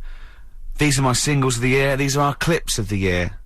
I'm Ricky Gervais with me, Stephen Merchant. We're just picking some lovely little bits and pieces. Do you remember when we talked about this? That's the sort of thing I think we need now, right? We've covered a lot of stuff. What, education? Teaching, yeah. Well, okay, what do you want to know? Don't know. Have you got something? Can you educate us on anything? I've been reading bits. So could we bring back just for one night only, educating Ricky? Oh, I'm excited. Yeah. Do you think it warrants that? I don't know enough about it. Do you know what I mean? About what? It sounds perfect. Play the jingle. Oh, educating Ricky. He's getting smarter. A couple of things happened in the week that I read about. Okay. Keeping up on what's going on and that. Sure. Yeah. One was about that Galileo fella. Okay. Was it about 1636? Was it? I think it might have been earlier. Bad. Go on. Did some stuff with light and that. Yeah, he did lots of physical experiments, yeah. Is that it then, Carl, is it? He did some stuff with light and that. What did he do with light? What was that? Well, I think he invented the first... Telescope? Yeah, telescope. So I think it's a particular lens, though, and he did experiments where he dropped famously, two different weighted balls from Pisa, and they hit the ground at the same time, showing that it doesn't matter, the weight doesn't matter, but air resistance does, and stuff like that. I think he probably explained it a bit better than that. Yeah, but I'm talking to Carl. Sure. But did they need to know He's stuff? just thinking about pizza. Yeah. Did they need to know stuff like that back then? What do you mean, did they need to know stuff like that? It's just... There weren't people going around going, I've got to drop these two things off the Leaning Tower of Pizza. I just don't know which one's going to land first. Yeah, I need to know. What do you need to know about? Bring me Galileo. Yeah. It's for a bet. Yeah. No, but if I was knocking about then, I'd be like, stop messing with that. We need a telly. Or, do you know what I mean? I bet he thinks the Flintstones is real. I know. That'd be brilliant. That's what I'd do if I was a caveman. I'd make a telly out of rock. Yeah. And a pelican and as a cement mixer. Ran along the road with. Yeah, exactly. Yeah, we need a car. Yeah. Well, we haven't really got the internal combustion engine. Can you stick your feet through the bottom? Yeah, just get me a car, for Christ's sake. Anyway, so I learnt that. And then, What? He learnt his name. Yeah. Other people I learnt the name of this week. Oh, if a chimp could watch telly. Go on, Carl, go on. And there was also a fella in the week who said that women shouldn't be wearing trousers. Why? Because they don't look good in them. What do you think? What do you think about that? It's rubbish. Yeah. These are the only things that have caught your eye over the last couple of weeks. This is the entire news. Galileo did something with light. A French fella said women shouldn't wear trousers. See, that to me wouldn't pass as education. It's not education. I don't know where you could ever use that. I don't know when that would ever be applicable to life. I just like reading stuff that sort of reminds me of... Do you know what I mean? If I read it and it gets me thinking, I think that's a good little piece. But, I mean, but surely can't you just sort of like sit near something that vibrates to keep your brain going? Or shake your head every now and again? I mean, what does this do? You mean it makes you start using your brain? But what aspect of a Frenchman said women shouldn't wear trousers got your mind working? What questions were you asking? Because I thought that's a bit... that's a bit daft, isn't it? Right? Yeah. Okay, And I it was ends there with me. There's nothing else. There's nowhere else for me to go on that. He closes Your the mind's gate. still worrying. Yeah, go on. What do you think? Let's go through this. Oh, I wish we could download his I know, thoughts. I know. Just watch it. Yeah. Wouldn't it be great, like a DVD? Like a cartoon. Imagine that extra footage on the Office DVD. Yeah, Carl's brain. That would be With a commentary. amazing. Oh, with I a mean is- commentary. Go on. Women wearing trousers and that, right? On the estate that I grew up in, on, right? There was a woman about 4 houses down, right? Rough. Now, she used to wear leggings. Yeah. Now, they're a bad idea. They are a terrible idea. I agree with you there, Carl. If you're a lady of What the colour? normo persuasion... Were they pink? No, they were sort of black, but with all bits on them. Oh, right. You know what I mean? What, toast and just horse bits. droppings? Yeah, go on, yeah. And she used to, she's quite a big woman. Sure. Pauline Quirk, I think Yeah, they well, described her as. Looked like a light bulb when It she was is those bending kind of over in women that are leggings. attracted to leggings. Yeah, I know, yeah. They are drawn to them like a moth. That keeps on flame. Yeah. She used to wear them, and that's what I remember when I read this piece. And she used to work on one of those sex line things. Right. She used to do that. But what was she, an engineer? the weird thing with her was, she had big eyelids. Right. Go on. That were too big, and this is what I was thinking. What right? do you mean she had big eyelids? How big do eyelids have to be for you to go, they're big eyelids? What was she shoplifting with them? Would she come out of Dixon's with, like, radio stored in them? What do you mean she had No, big eyelids? It was another one of them popular things round our way. Do you know? Like, What do you mean popular things? They didn't people go, have they go, oh, I'll tell you what, they're all the rage. Can I get some big eyelids, please? No. It was just like one of them things that people suffered with. Just big eyelids. They could hardly open their eyes. What do you mean?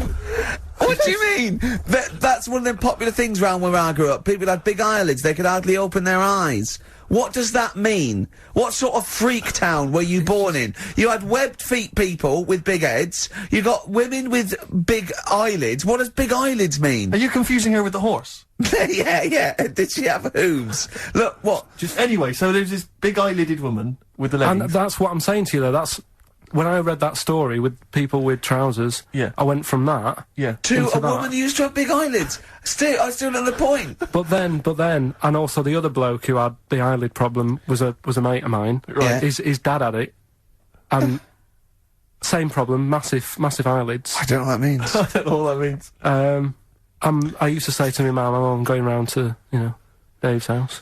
Yeah. And or Drew say, Pig, well, as you call him. that's all right, but make sure his dad doesn't take you out in the car because he could hardly. He could hardly see. He had to have his head. He had to tilt his head back to keep his eyelids Make open. sure! Didn't he have a couple of matches with him at all times? What a load of gobbledygook. This began as educating Ricky. I know, So it's what, like he was people thinking, with eyelids. But it's like you're supposed to make that leap as well. If Yeah. I mention the trousers, Ricky will probably be thinking about people with big eyelids and women wearing leggings. Play a record, Carl.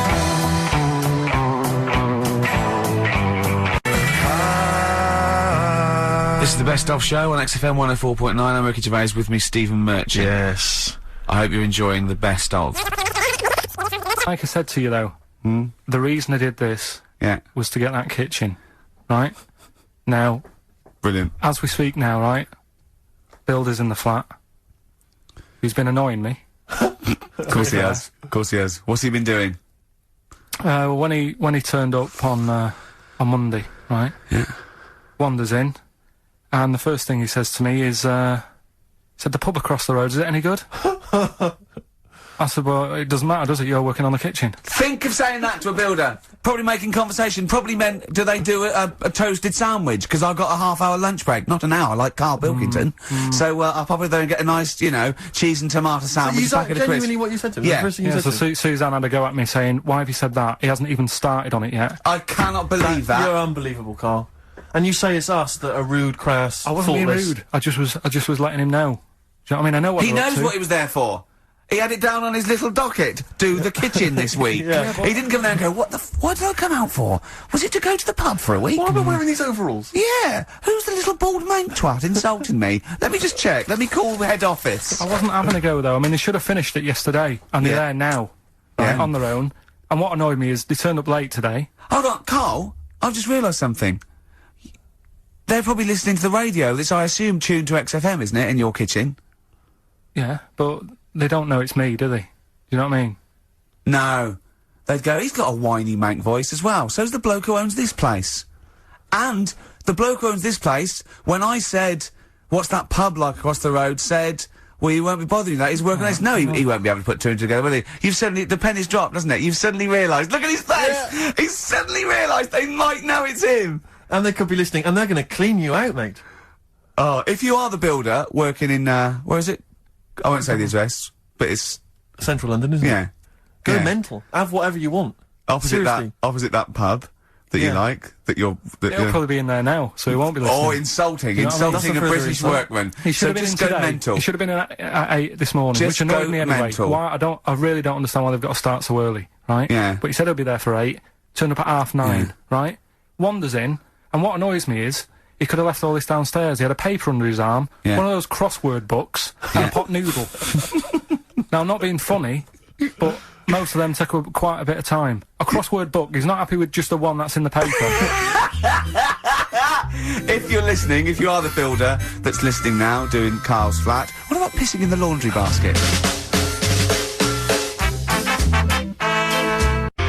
That was Jane's Addiction. This is the Best Of Show on XFM 104.9. I'm Ricky Gervais, with me Stephen Merchant. Yes. This was a clip show. We recorded this a couple of weeks ago. I hope you had a Merry Christmas. It's not over yet, because tonight at 9:50 is the second part of The Office Christmas specials. It's brilliant. Watch it, and we'll be back next week live. I'm Ricky Gervais, with me Stephen Merchant. Bye. Have a great new year. Probably you're thinking, Rick, isn't it time that we do our usual roundup of what's been happening in the news? Yeah. Which we always do every week. Yeah. We always do something, which is, I mean, basically, if you're listening and you're a new listener, say you work at a newspaper, we always try to be informative, just try and put stuff out there that just educates people, informs What are you thinking? Well, I said Monkey News is coming up, but what have you got? No, I was just looking on the net there and just found a couple of quite important news stories, probably worth mentioning. Policeman caught photographing. I don't know why it makes me laugh. It's just the phrasing, I suppose. It's a headline. Policeman caught photographing up woman's skirt. No, he wasn't up there taking a picture of Big Ben. No. He wasn't going, can I just sit up here? I'm just going to take a picture of that seagull over there. No. He was facing the camera up a woman's skirt. He was indeed. Right. A policeman in Japan is facing disciplinary measures after he was caught photographing up a woman's skirt with a hidden camera while on duty. The 42-year-old sergeant, who's not been named, used a digital camera to secretly snap the shots when the woman was reporting a stolen bicycle. So he was actually doing his proper job. He'd obviously thought to himself, I'll bring him a digital camera today. On the off chance a beautiful woman comes in to report a crime or robbery, I'll have it ready, I'll have it positioned, you know, in such a way. But this is interesting. This is how he got caught. Okay? The woman became suspicious after she saw a flash go off. Brilliant. I mean, this not so secret at all. Sorry, did I just see your shoe? Your shoe just seemed to just spring into life there. It was light. There was light. Yeah, I think I'd had someone set fire to some magnesium that was on the end of it. It won't happen again. Well, it's only you and I in here, and your shoe was just suddenly lit. Why are you standing like that? Why is your shoe just sort of like between my feet? There's no reason. This is how I always stand. What did the bike look like? Flash? So, are you taking pictures of my funny? No. And no, I'm not. And you should be wearing knickers anyway. Well, how do you know that? What? How did you know I'm not? How did I know what? I'm not wearing any... I didn't know you. I don't know what you've got up there. Well... I don't know what it looks like, and there's no way I could. Of course, it would be roughly that conversation in Japanese. I know, yeah. You know, you just mentioned there about sort of no knickers and that. It's just gonna be your Auntie Nora? No. Right. It's just, you know, like the last flat that I lived in, I always had a good view across the road and I could see, it was the hairy... There was the hairy Chinese kid. Not hairy Chinese kid, he was just a Chinese kid, actually. Yeah. Running because that's rare, isn't it? Hairy Chinese kids are very rare, isn't it? Yeah. There's only one official sighting, isn't there? In one of those shit little magazines that you buy. And there was the old woman who didn't move, she was just sat there reading a book all the time. Who we think possibly died and no one came round for weeks, But, and now I've moved, right? And it was quiet for a bit. I always look at what view I'm getting, right? Looks across and it was just sort of empty, sort of flats ready for people to move in and that, right? Anyway, people are in there now, right? And they've put all the furniture in, but I haven't put any curtains up. Oh. Right. So anyway, I'm sort of washing up, just having a look out the window. Yeah. Right. Girl sort of wandering about. with no knickers on, right? With no knickers on? You mean No naked? knickers. Well, she had a bra on. Right, okay. But, She's no probably knickers. looking for a knickers. So, I thought, oh. And I don't know how long I was looking. No. Right? But anyway, she looks across. Oh, God. I think she spotted me. Yeah. I think, oh, God. I felt really bad. Yeah. I said to Suzanne... Sorry, is this some sort of Peeping Tom confession? No idea. Well, it's not... That's the thing, though. Peepington. If I was peeping, she was peeping as well, because she was looking over. Works both ways, doesn't it? Yeah, but yeah, all she could see of you was your bald head. Yeah. No, but And your this hands is it. moving as you were washing up. And some white-looking substance frothing up. Particularly stubborn stain on this glass. Yeah. Oh, God. Imagine that. Imagine if she looked across. I'm assuming your sink is lower than the window. But didn't she just, like, just cover up or something? Or she looked back and go, oh, you're looking at my fanny? Well, the thing I did... What? I thought, oh... Just sort of drop me boxer shorts. Because I thought... Well, Suzanne said, what are you doing? What are you talking about? What are you talking about? No, just so they can see me cheeks of me. What are you talking about? No, because I thought, if she thinks I'm walking about in the nude as well, then we've both got something out of it. Carl! This sounds like a bad excuse in court. I know. So sorry, you were looking at a woman dancing around naked, right? So the only thing you could do was immediately drop your boxer shorts. So she looked across, saw you fully clothed, saw you took your boxer No, shorts. she wouldn't have done, because it's sort of just the top half and the sink's at a side angle, so I was sort of looking out. So This she is wouldn't have genius. so she wouldn't have seen your trousers then anyway. No, she did. I moved in front of the window more. So you then made them... You actually climbed in front of the window. Oh, this is amazing! So you climbed in front of the window to show off No, your it wasn't your naked obvious. lower half. Suzanne said, what are you doing? And I I said, bet she did. What are you looking at? I sent you in here to clean What up. are you doing? I'm just taking my trousers down, stand over the window. Why? Because there's a naked woman across the road. What do you think I'm doing, Suzanne? I'm exposing myself while looking at some free fanny. leave it. What's up with you, Suzanne? Anyway, Wait a minute, can I just check? A final question. What did the woman across the way... What happened? What was her I reaction? didn't look again. I just thought you've seen a bit of action as well. We're both happy. Let's leave it. So were you waddling around like a penguin with your trousers around your ankles? I just was walking about, and Suzanne said, what are you doing? I said, I'll explain to you in a bit, but don't look out the window, because then it's Excellent. obvious. Then he sees that she calls her husband to look at Carl walking around naked. He goes, oh, she's got a... Quick, Suzanne, get him out. There's only one with him. Get some more friends. They've gone one more. So you paid your dues, didn't you?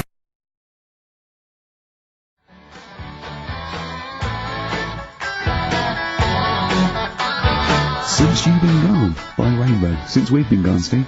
What's been going on, mate? Well, so much has happened, hasn't it, in the world? Politics and stuff. There's been an election and the like. I'm Ricky Gervais, with me Steve Merchant, and our producer. I say producer. It's funny, yeah. Carl Pilkington. Alright. Yeah, very good. We've been away for a while. I think the last show we did was January 2004. Yeah.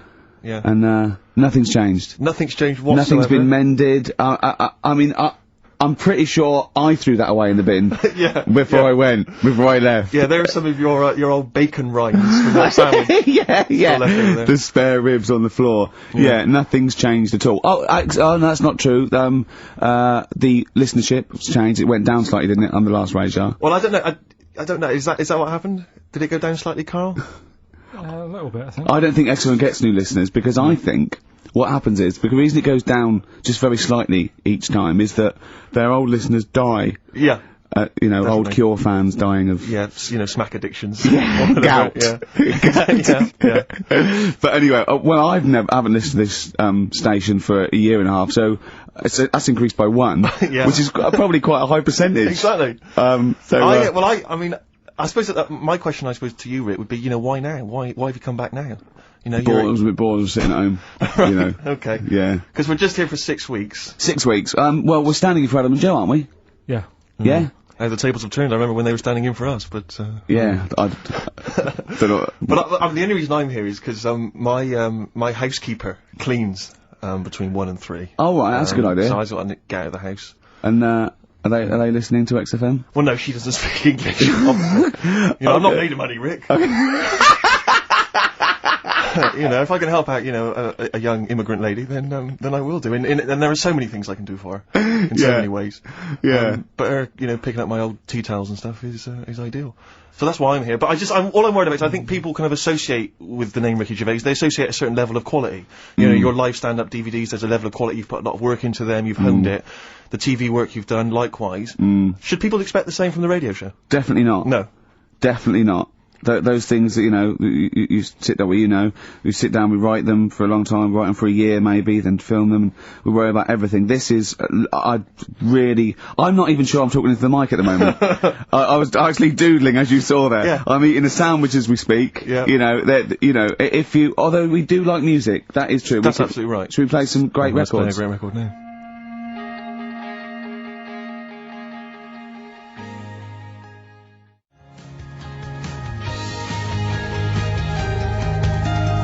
U2, City of Blinding Light. I'll tell you what, I love U2 now. Yeah. I honestly hated them, sort of everything from Boy up to about, I think, Beautiful Day, when that came out. I thought, oh, that's alright. I listened to the album, listened to this album. I love them now, Steve. It's a turnaround, isn't it? Well, yeah, it's that kind of musical insight that I'm looking for throughout this show. Really. I sound like Dr. Fox then, didn't I? Some of your tastes and wants and needs. Dr. Fox. What's happened to him? Is he off air now? Because that's one of the reasons I put no effort into this radio show, because, you know, we go to the Golden Globes the same month, we do nothing at the Sony, and Dr. Fox actually said, that's because you're not very good. I like the fact that the Dr. Fox criticisms really hit you quite hard. You know, you really took that Still to heart. talking about it a year later. Exactly, you know, you've got to let it go, Rick.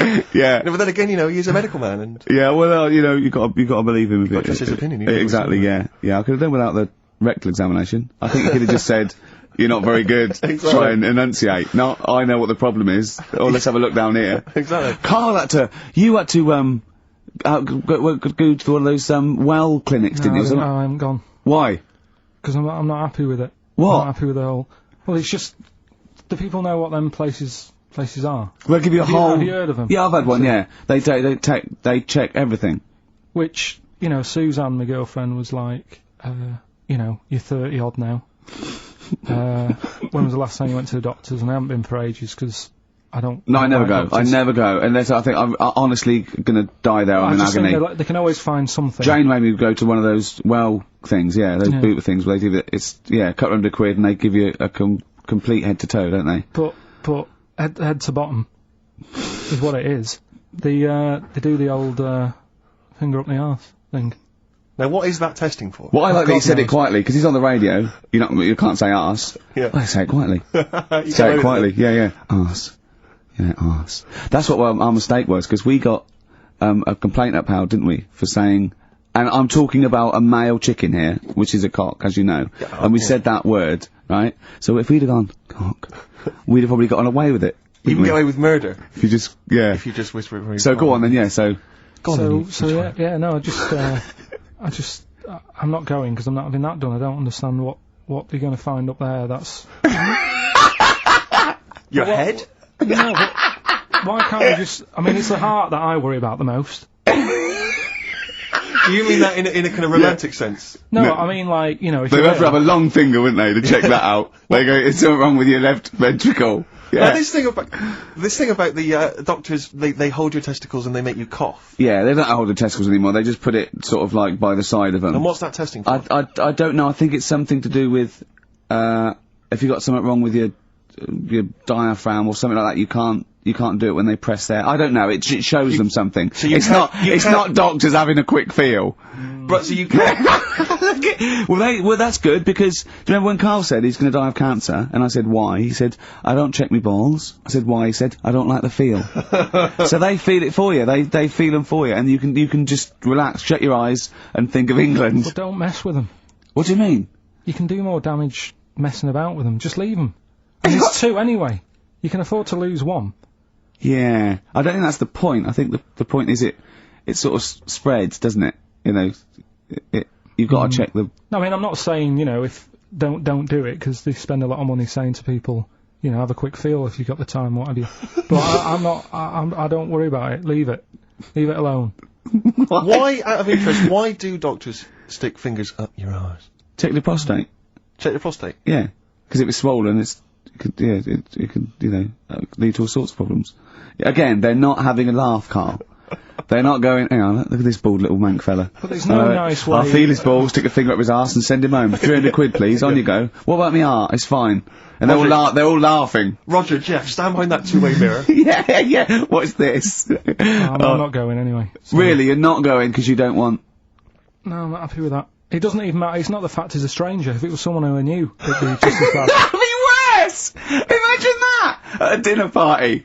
Oh, God. Oh, look, hello, Roger and Selena. Do you mind? Roger, do you mind? Would you allow any of the celebrity doctors to do it, though? Dr. Dre, Dr. Fox, any of those? Doctor Who? I just don't understand in this day and age. Would you allow Christopher Eccleston to stick his big northern finger up your... Do you got a song on anyway? What? Beanie Siegel. I love this track. Oh, it's very urban for you, Rick.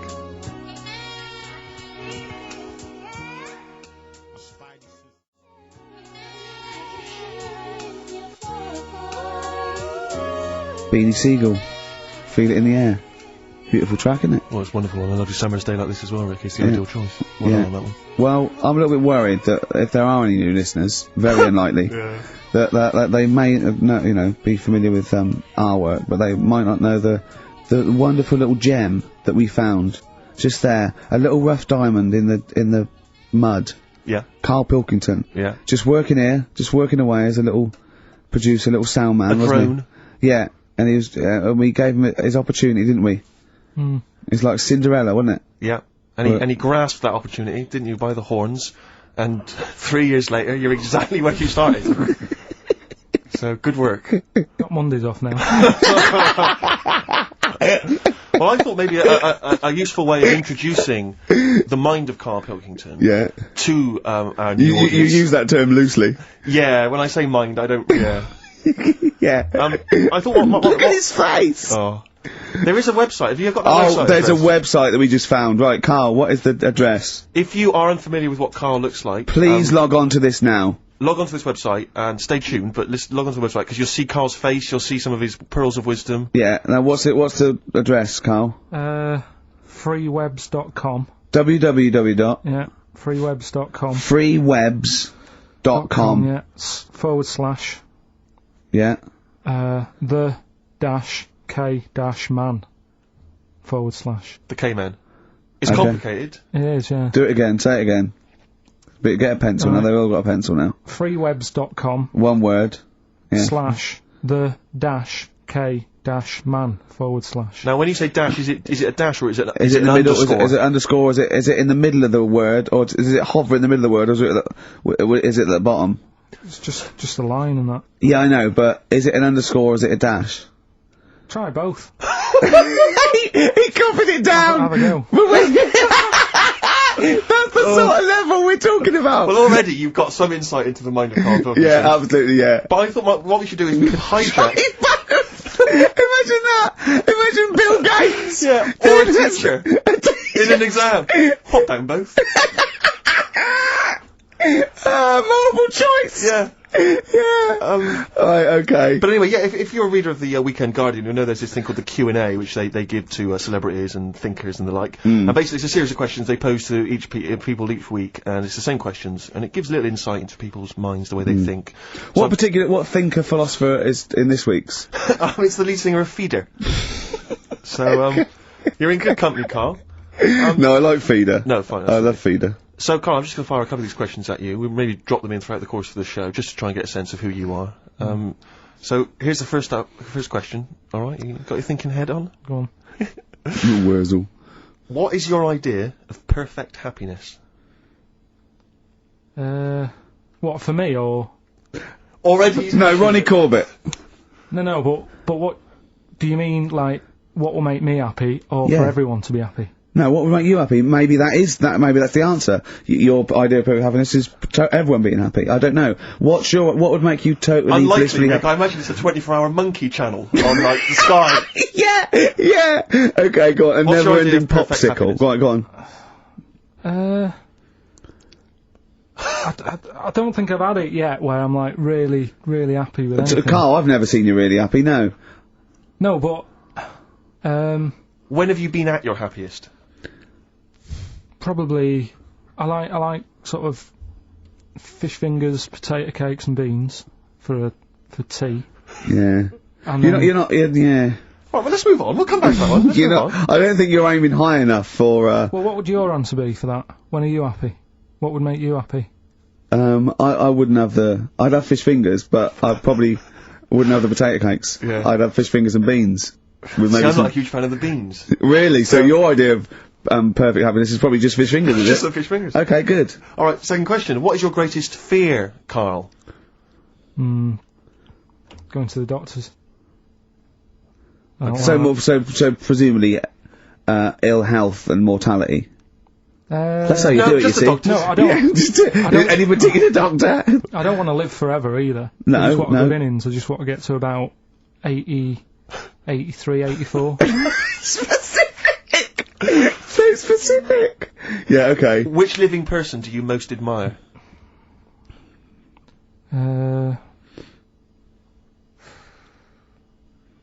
Which person throughout any time in history do you most admire? Winston Churchill's pretty good. You like Yeah, him? it's very good. He's Why? alright. Good answer. Because if it wasn't for him, we'd be talking German. I'm not that good at that. So He's not that good at that. I love that even if the Nazis won, right, in 1945, and we'd be now speaking German, he still wouldn't be that good at it. Although he's not good at English, so I suppose that's true, isn't it? Yeah. Alright, well here's the final one for now. Do you believe in capital punishment? That's not hitting Dr. Fox over the head with a stick. depends what for, doesn't it? Go on. Oh, if it's something bad. And Well, I assume it would be. They don't kill people now for parking illegally. But what sort of thing are you talking about? What sort of punishment? Capital punishment. Yeah, I know, but what is that? What are you talking about? Well, guillotine, hanging. Hanging's a bit bad. Yeah. Can be fatal, can't it? What do you mean hanging's a bit bad? It's all bad. Why should the state kill someone? Because prisons are getting a bit busy, aren't they? Brilliant. Okay. What's the point in keeping them, people around? Well, what's the point in killing them? Just because it's like, right, that's that done, who's next? You know what I mean? What can you do with someone if they're mental? Employ him on a radio show! Yeah! Play a Right, record, next Carl. question. Play a record. Okay. We'll come back to the questions. What do you want? What have you got in here? Rick, I know you're a massive fan of the Thorns. Yeah, but maybe you're less familiar with the different elements of the Thorns' solo work. No, This is a no. track from Matthew Sweet. Oh, yeah.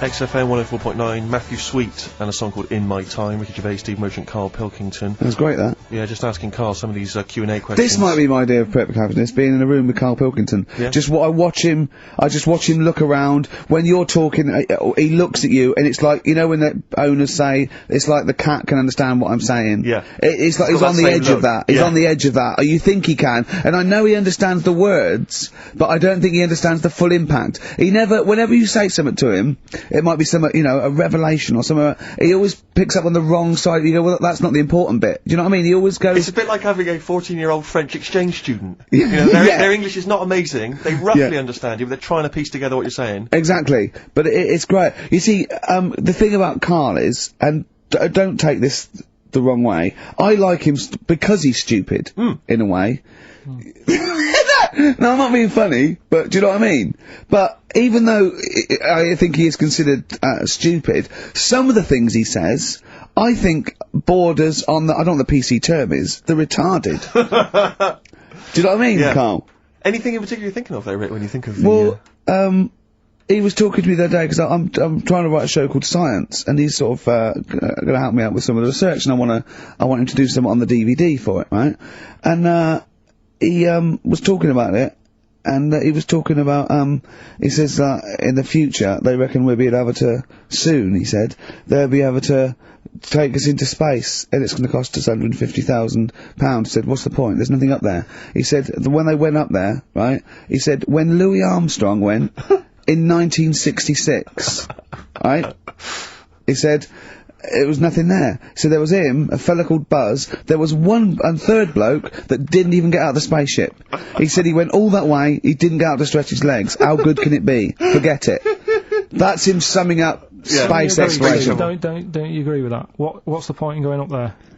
Because you're Are we talking about the finger in the arse again here, or space? No, what is the point in going? Because you're expanding, you know, human endeavour, aren't you? And the human understanding of the world and the universe. It's like, what else are we going to do as a civilization, as a people, if we're not constantly searching and, you know, and reaching out into the far distance? But there's nothing there. Then. I know some people you grew up with that haven't left their street, but that's not everyone. But what is it? What do you mean there's nothing there? That what has got to be there for it to be worthwhile? Like, just something.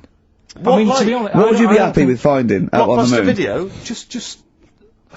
Just something. I don't think they looked hard enough anyway when they got there, because they seemed to get out, have a bit of a dance about, and then they came straight back. And I sort of think, you know, did they look properly? It's not a day trip, is it? But what I mean But is... they took that car out there, didn't they, and drove around a bit? Yeah, but only a little bit. What I mean is, say if an alien landed in Africa, there's not much there, so they'd go... What do you mean there's not much there? Well, it's a bit barren, isn't it? What, Africa? Just in general? Well, anywhere like that, the desert or whatever. What I'm saying is, have a good look round. Probably where all life came from, and probably 500,000 species of animals live there. Buildings and that and stuff. Oh, buildings. Well, just stuff. Yeah. I mean, did they look properly, or did they just land, get out, go, oh, bit dusty, whatever? Right, let's go back. I just think it's a bit pointless. Especially when we haven't done everything there is to do here. Go on. Well, I don't know, but I'm sure there is stuff that needs sorting out. Well, I know the place that there's no medical man has been. In this room. Yeah. There's definitely an unexplored, cavern. Sitting right in front. Alright, Steve, would you go to the moon if someone said there's a space? He doesn't march at a concert because he's scared his glasses to fall off. Of course he wouldn't go to the moon. They'd spin him round in training, his glasses would come off, and that'll be it. He'd feel sick. My worry is I'm not sure would I be able to wear him under the helmet? Imagine him! Like, I went paintballing once, and I had to wear the glasses underneath the mask, and of course it was a bit hot weather, it was awful, it was steamed up in there. I couldn't see anything, I got shot straight away, I was out of the game, it was pointless. You know, it cost me like £8. Yeah. You don't have to be that fit anyway, do you? You're only sort of sat there. Well, not, well, yeah, but what are you talking about? Think of G-force alone and weightlessness. Of course you've got to be, what? I think when you said think of G-force, he thought of G4. The follow-up winners in Pop Idol. I could see it as his eyes glazed over. A couple more quick questions for you, Carl, just to try and get inside your mind. What is your greatest regret? Probably, I didn't do that well at school, did I? So I'm trying to, like, learn stuff now. Yeah. But not mentally, but, you know. He reckons he's learnt more in the last 3 months than he ever has in the rest of his life, reading a couple of science books I gave him. Well, that's impressive. We'll test you on that later on. Yeah. What keeps you awake at night? Well, I live in sort of central London, don't I? So it's brilliant. Traffic and that. I think they were thinking more of what fears have you got? What worries do you ponder the expansion of the universe? Do you worry about it? There's no point, is there? 'Cause there's nothing I can do about it. So what, with you, it's the little Chinese fellow across the road. Just stuff that I've got to sort out. You know, any bills or anything. I don't worry about the world ending or anything. What's the point in that? It's true. That is true. I can't do anything about it. I always think that people with more sort of intelligence have the world on their shoulders, because they're worrying about stuff that's miles away, whereas I'm like, you know, I'm happy if the sun's out, it's like, oh, it's a nice day. Yeah. I don't worry about wars and stuff going on, because there's nothing I can do. What would you do if there was a war that maybe there was... What, here? Yeah. Go on holiday. Play a record, Carl.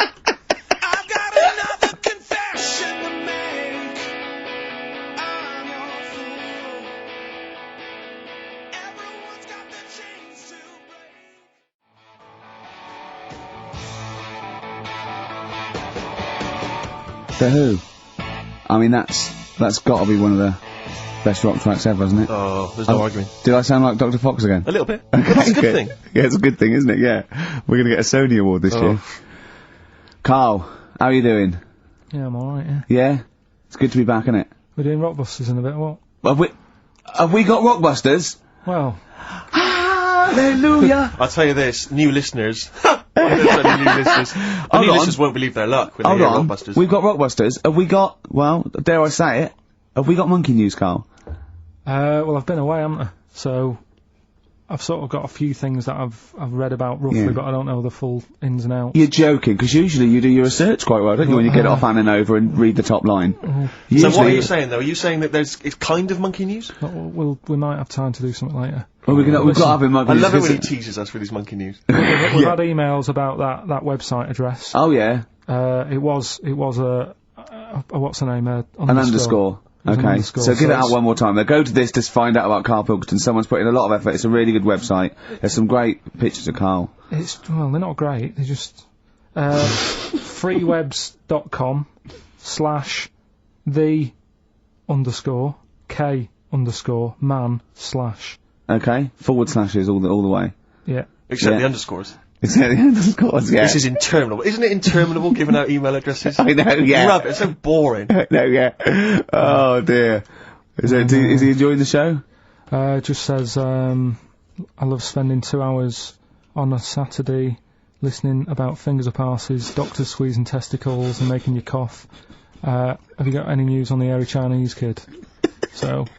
Well, when you say it like that, some of the stuff we go, it does sound a little bit of, drivel. Well, sometimes. Yeah. Carl was worried about swearing, because after we were talking about finger at arse and that, he's generally worried. And I don't have a problem with swearing, although I understand why you can't say certain words on radio. It might be offensive to people who aren't listening. I mean, the F word, the C word and all those. But when they bleep it out in a record, they bleep out the vowel. So in the F word, they bleep out the U, so it goes, beep.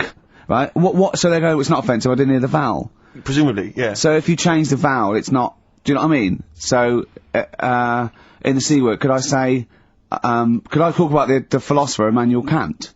Well, you can talk about Immanuel Kant because he's one of the great thinkers of all time. So Kant is not an offensive word, because the vowel is different, is it?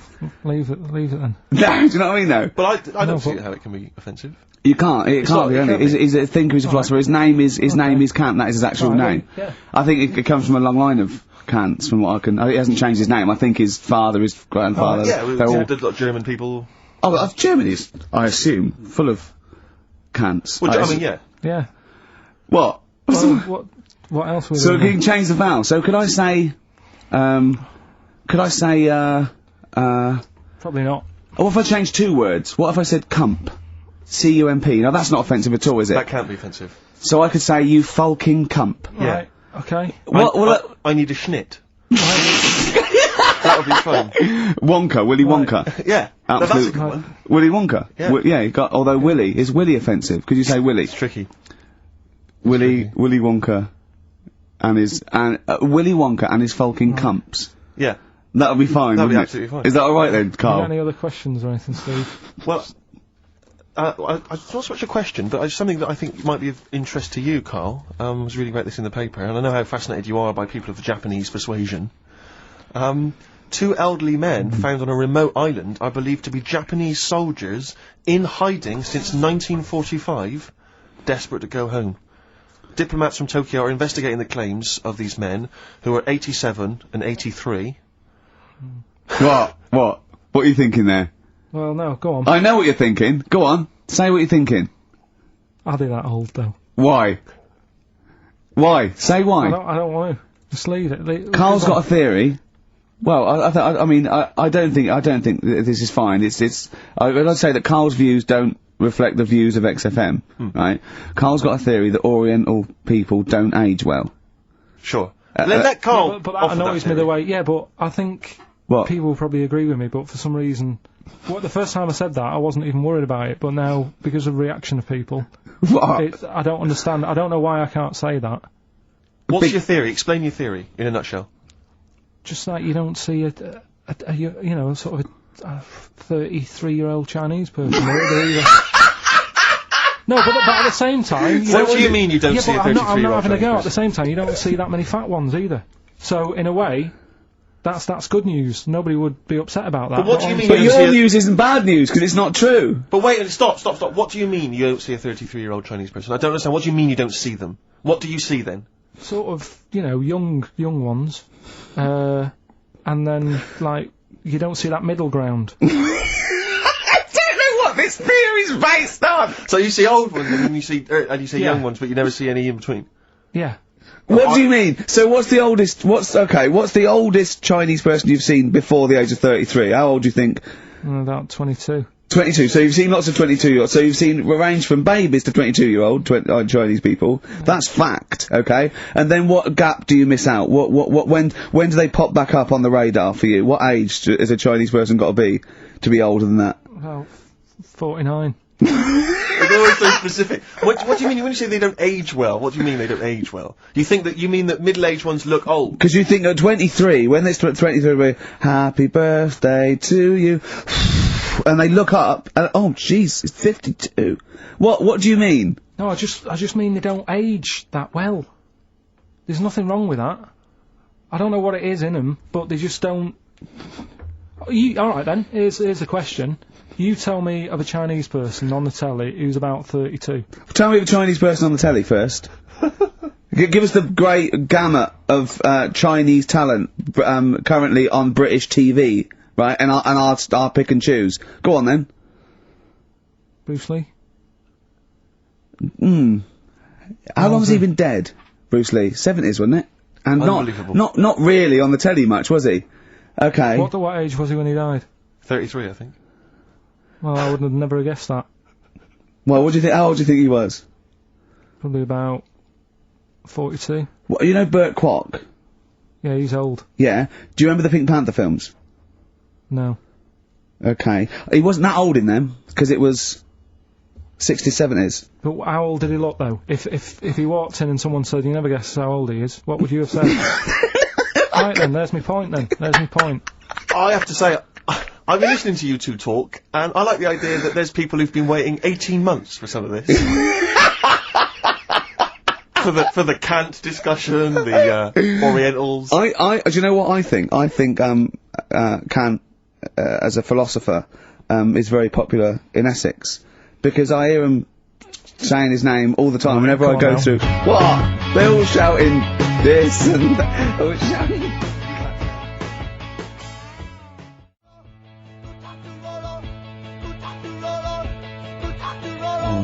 Kings of Leon on XFM. Carl. Gervais, Steve Merchant, Carl Pilkington. Carl! Dead air! Talk! No, I'm just looking at it now. Yeah, but that's no good on radio! You can't just look at something! You gotta talk! Is he even more backward than I remember? I don't know. It's just that someone's emailed in. Yeah, so you gotta tell the listeners that. I'm telling them now, I'm doing it. Someone's emailed in from Tokyo, saying that he's getting married in a few months to a Japanese woman. She's 27. Just want to know how long I've got so she starts looking old. Well, how long do you reckon, according to your theory? About 27.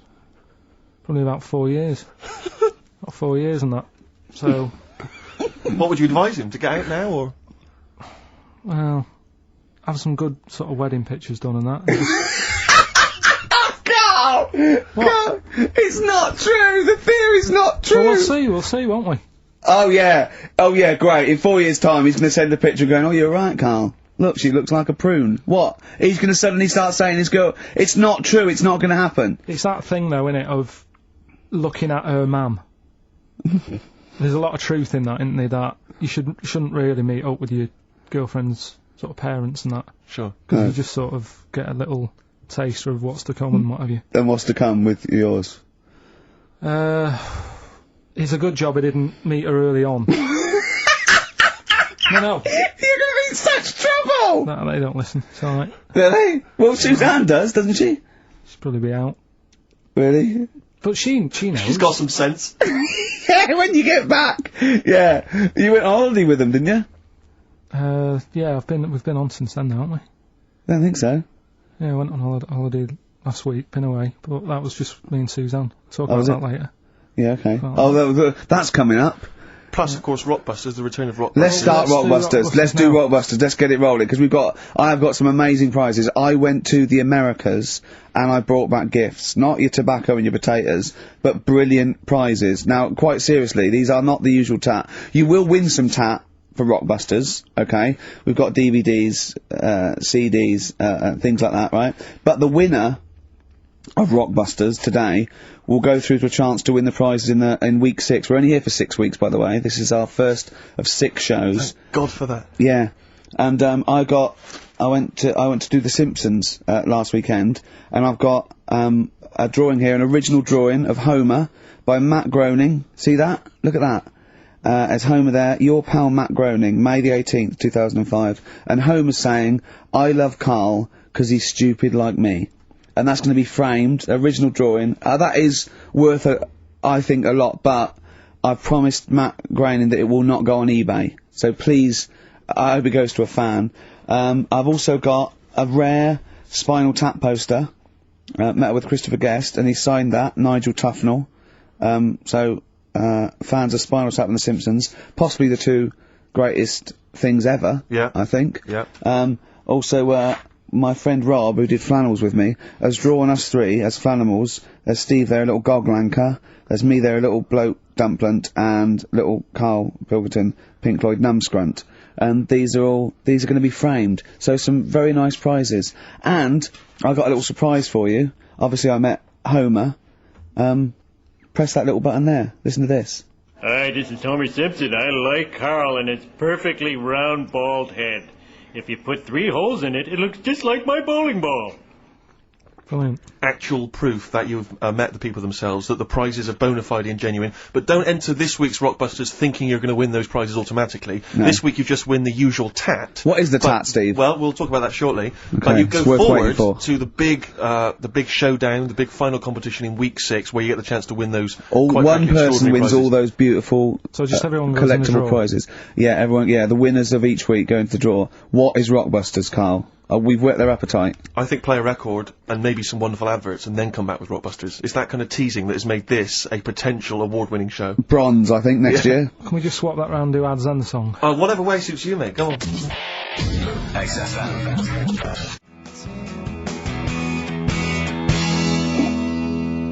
XFM 104.9, Magic Numbers, Ricky Gervais, Steve Merchant, Carl Pilkington. Well, I'm a little bit worried. I've just got to warn the listener, if we suddenly just go off air, right, it's because champagne is pouring down a hole where there's loads of wires into the desk. Because Steve, getting ready to open this champagne, right, just took that wire thing off, just put it there, of course, because it's warm. It just exploded everywhere. Yeah, I should explain now, I didn't bring in champagne to toast our return to the radio. I mean, I'm not an idiot.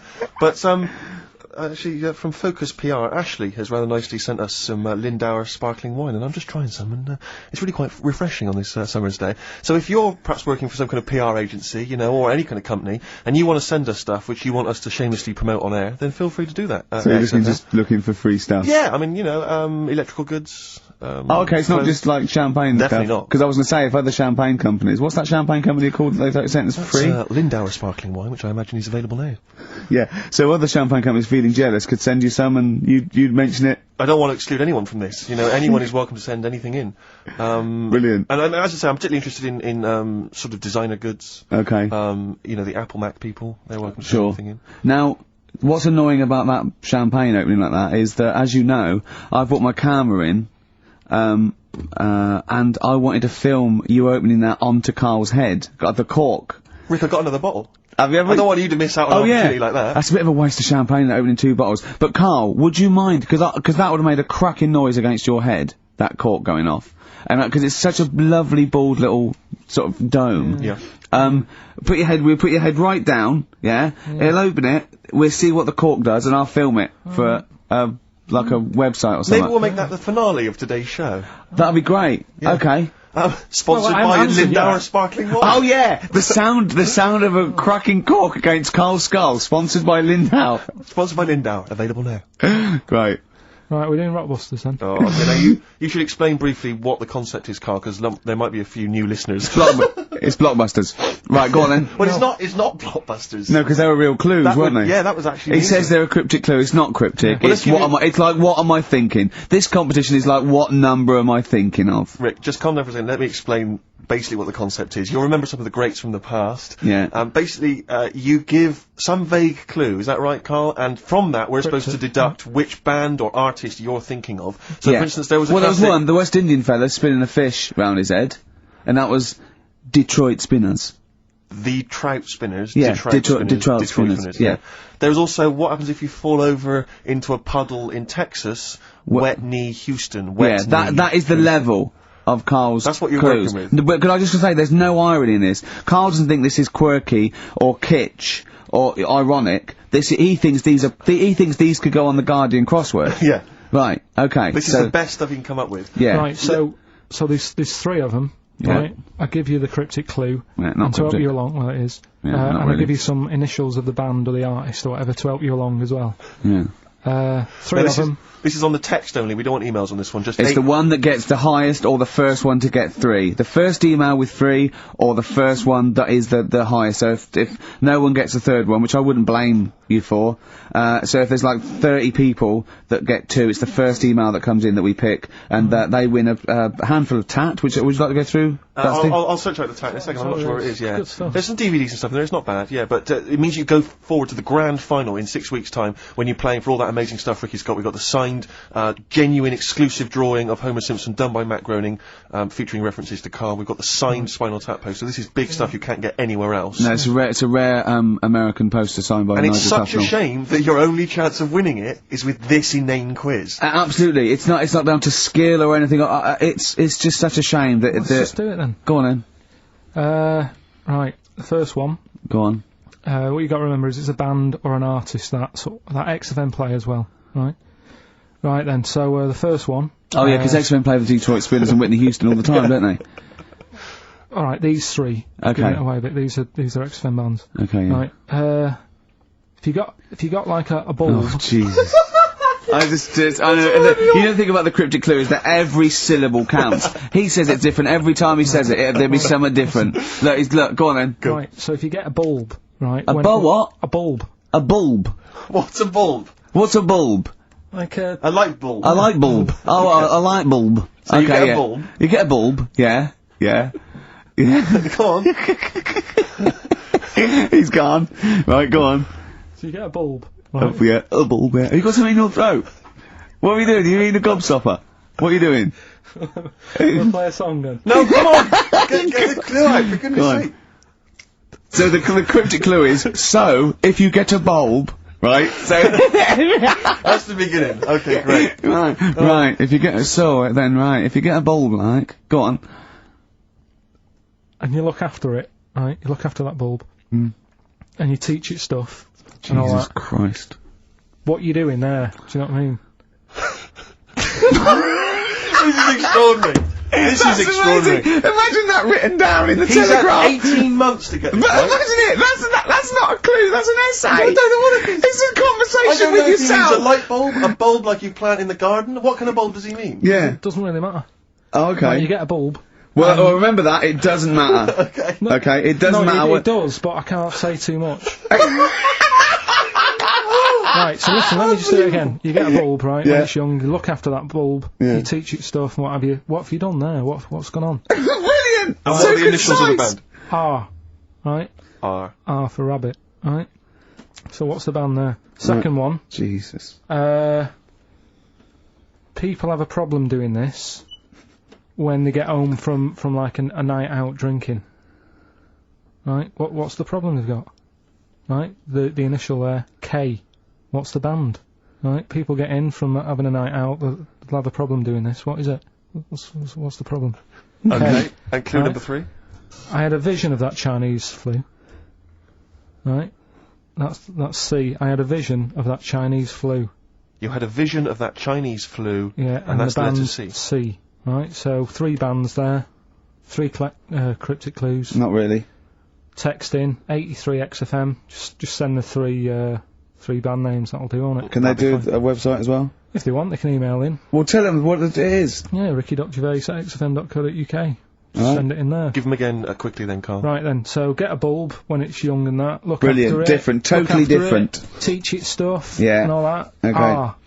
What's the band, right? Yeah. Second one, people have a problem doing this when they get home late at night. You know, they've been out drinking and that. They get home. What problem are they going to have? K is the initial. Third one, I had a vision of that Chinese flu. What do I mean? Brilliant. C is the initial. Play a record. I mean, it's abomination. Right, go.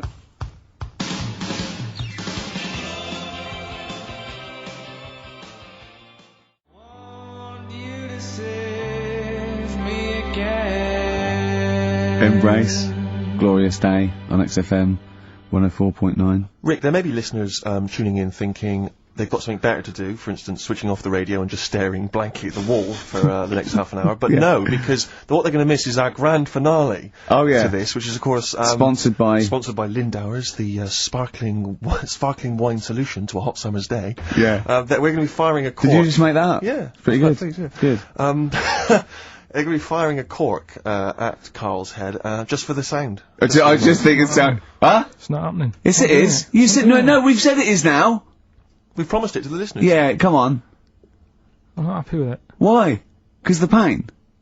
Well, I've never had it done, so I don't know how painful it is. Well, all the more reason to do it then. Yeah, we've got to try it out, haven't you? You're perfect. It's like a little cowbell or wood block. It's that's what I'm hoping for. Yeah. I'm hoping for pop. And I'm going to film it for my website. Brilliant. So go to that this week, rickygervais.com, and see Carl Pilkington getting hit. A high-powered cork coming out of, Lindauer sparkling wine. Lindauer sparkling wine. And of course, if you want to send us anything in, and perhaps next week that you feel we could, actually, that'd be great. Sponsor us to do something. This is like interactive because a lot of people plan the show. Like Dr. Fox plans this show. We sort of come up, we riff on the. That's a great idea. Send stuff in that we could harm Carl with. Yeah, we can harm Carl. Harm Carl. We do a jingle. Harm Carl. I've always wanted one of those George Foreman grills. I've always wanted one of them. I know, but that's too much, isn't it? What if we just pressed his head inside it? We'd have to put it on. Don't put it on. See, yeah. Just squeeze his head inside it. I've got to do that thing with a tea towel one day. You know that thing I did with a tea towel? You put a tea towel around his head, right, tie it. I put a wooden spoon in, and you only have to turn it like a couple of inches, and it kills you, doesn't it? Yeah, sure. It really is, yeah. So we'll be firing a cork at Carl's head. I'll be filming it for the website. So that's coming up about 10 to 3. Look forward to that. Yeah. Do you know what? I'm loving this. This is my. Just being in a room with him. I just can't. I want to squeeze his head all the time. I'll tell you, if you're a fan of imbeciles and idiots, you're missing out if you're not watching Celebrity Love Island. I watched about 30 seconds of it, and I hate them. Just desperate idiots and slappers. I actually angers me. I switched on Celebrity Love Island. The first thing I thought is, where's a tsunami when you need one? but seriously, there's a guy on there. Paul. I think his name's Paul Danan, ex of Hollyoaks, and he's an absolute joy because, like Carl, he's an absolute simpleton. Oh, really? And it was fantastic. And he was on one week, and he was talking about how he fancied Lady Isabella Harvey. Oh, yeah. And he said to her, thing is, right, I really fancy her because, she don't like reading books, and I don't like reading books. They've got something in common! But I love the idea that he's attracted to someone for something they don't do. I know, yeah. I've never killed a kid. She's never killed a kid. We can never get married. What about sleep around? That would be a good thing to be attracted to someone for.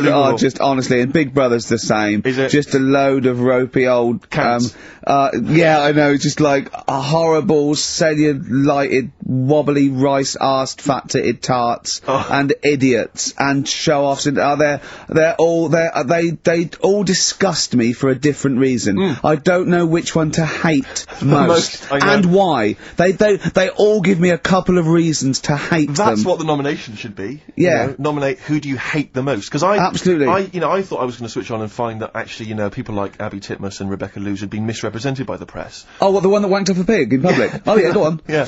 Yeah. Did you say wonked off? I said wonked off a pog. Yeah. Wonked off a pog. Yeah. That's great, isn't it? But I mean, it's amazing, Rebecca. I mean, don't even get me started on Abby Titmus. Don't even get me. Don't. I like the idea of her parents perhaps going to some kind of someone's birthday or whatever, meeting some old friends who've been away living in another country. Yeah. How's young Abby? Is she still a nurse saving lives? No, she gets her tits out for a living now. Aren't it funny? Yeah. Rebecca Lewis, by her own admission, I don't know if it's true, but she said she sleeps with a married man, then sold her storage papers, then wonked off a pog, right? That's a hell of a CV, isn't it? I'm looking forward to that. That is amazing. I bet her nan's very, very proud of her. Yeah.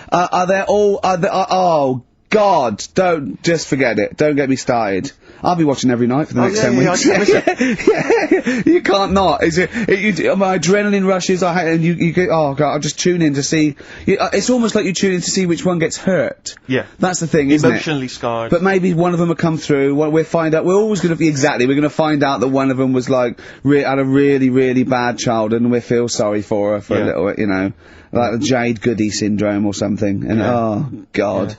Then they release an exercise video, Oh, Carl. We gotta get you in on this. Oh, imagine Carl in Big Brother. That would be a joy. That would be amazing. But you turned on and you hated it, didn't you?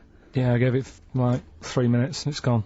There's always something better on though. You annoy me that you watch it. You moan about it now, but you watch I know, it. I know, yeah, I know. There's always something I really did not watch any of Celebrity Love, and that was just too awful. I think the celebrities are worse than, general public though, to me, because if they're so desperate, they want 9 little bites of the cherry, and it's embarrassing. It's embarrassing. Or at least these people, you know, they think that they're gonna get out of their job they don't like maybe, or, you know, it's sort of like, you know, I give them their 15 minutes, but it's, oh, God. But there's always something, I mean, when we were out the other night, Steve, right, there's a programme on about, a spider that's a foot long and eats chicken. No one's talking about it. I don't know where to start! What do you mean? What do you mean? No, well, I'm sorry, I had to stand up because I thought I was going to explode. What do you mean there's a spider that's a foot long and eats chicken? There was a programme on about it, about how there's this spider in the jungle or something, but I missed it because I was out, but no one's talking about that in the papers. That's, to me, that's a worry. That's about why? In case it nicks your Sunday roast. What do you mean? Well, no, but if it likes chicken now, Rick, you know, in like 2 years' time, who knows what it might I know, it move up the evolutionary ladder, it start liking Carl, then humans. No, I'm not bothered about the chicken bit, because I eat chicken, that isn't that shocking, but the fact it's a foot long, and no one's, it's just on a Thursday night, no one's talking about it. What do you expect, though? What do you expect from this? It's got its own PR. What do you want? What do you want this spider to be famous? Where is it? Where is it? It's in the jungle. It's not worrying anyone then, is it? It's not gonna move. Well, why? It's not gonna. Can, though. What do you mean? What do you mean it's not gonna move? Well, how's it gonna get here? Is it gonna get on a bus? There's waves and that, they come in bananas and all that. So, don't worry about it. So, I'm not, if you're gonna be like that. Anyway, listen, we better line up Babushka, we better play that surely, because I know you need to analyse those lyrics. That's very important to you, I know. We've still got that cork, hitting. Oh, cork on their head's gonna be great. We're gonna put his little head down and really give it a firing. Sponsored by Lindauer Sparkling Water. Refreshing.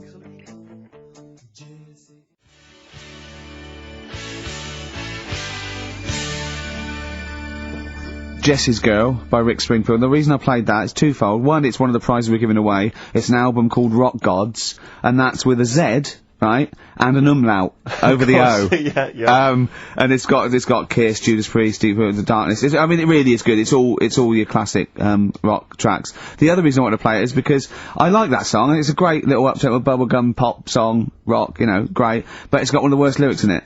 He's, you know, he's worried about, bringing up the fact that he loves his girlfriend's, his mate's girlfriend. And he goes, should I bring it up? He goes, you know, I tell her that I love her, but, the point may be moot. Just, you don't use that in a rock song. The point may be moot. Well, I was listening to Christian O'Connell on the Breakfast Show when he had this bounty hunter thing running a couple of weeks back, and I don't know what happened, but anyway, he ended up with Bryan Adams in the studio doing a live session. Bryan, you know, good-natured or whatever, but you can't help but feel with Bryan that he thinks that he's Bruce Springsteen, but there's something wrong. I mean, he's got the voice and the guitar, he can play and everything, but there was a lyric, and he played it completely earnestly, and it was a session, and the lyric was something, it was from his recent album, and the lyric was along the lines of, and I'm paraphrasing, but it was along the lines of, I'm sat in my hotel room, there's a knock at the door and I get kind of nervous. I'm hoping it's you, it's just room service. Which is extraordinary, but Christian came up with the best, they finished it, and obviously Christian was thinking, what did I say? And he came up with the best answer if you've had a session that you're not entirely convinced by. He just said quite simply, that sounded great. That's good. Which is amazing. Who are you complimenting there? The engineer. Yeah. You know what I mean? It's like, the sound recordist, what does that mean? That's great! That sounded great. Yeah, good, we got some good mics. Yeah. Oh, Bryan Adams. Is it true he bought the pub next door to him and closed it down because they were noisy? I hope so. Yeah, that's what money's for. Oh, that is what money's for, isn't Absolutely it? Right. Waking up the neighbours. That was his album, wasn't it?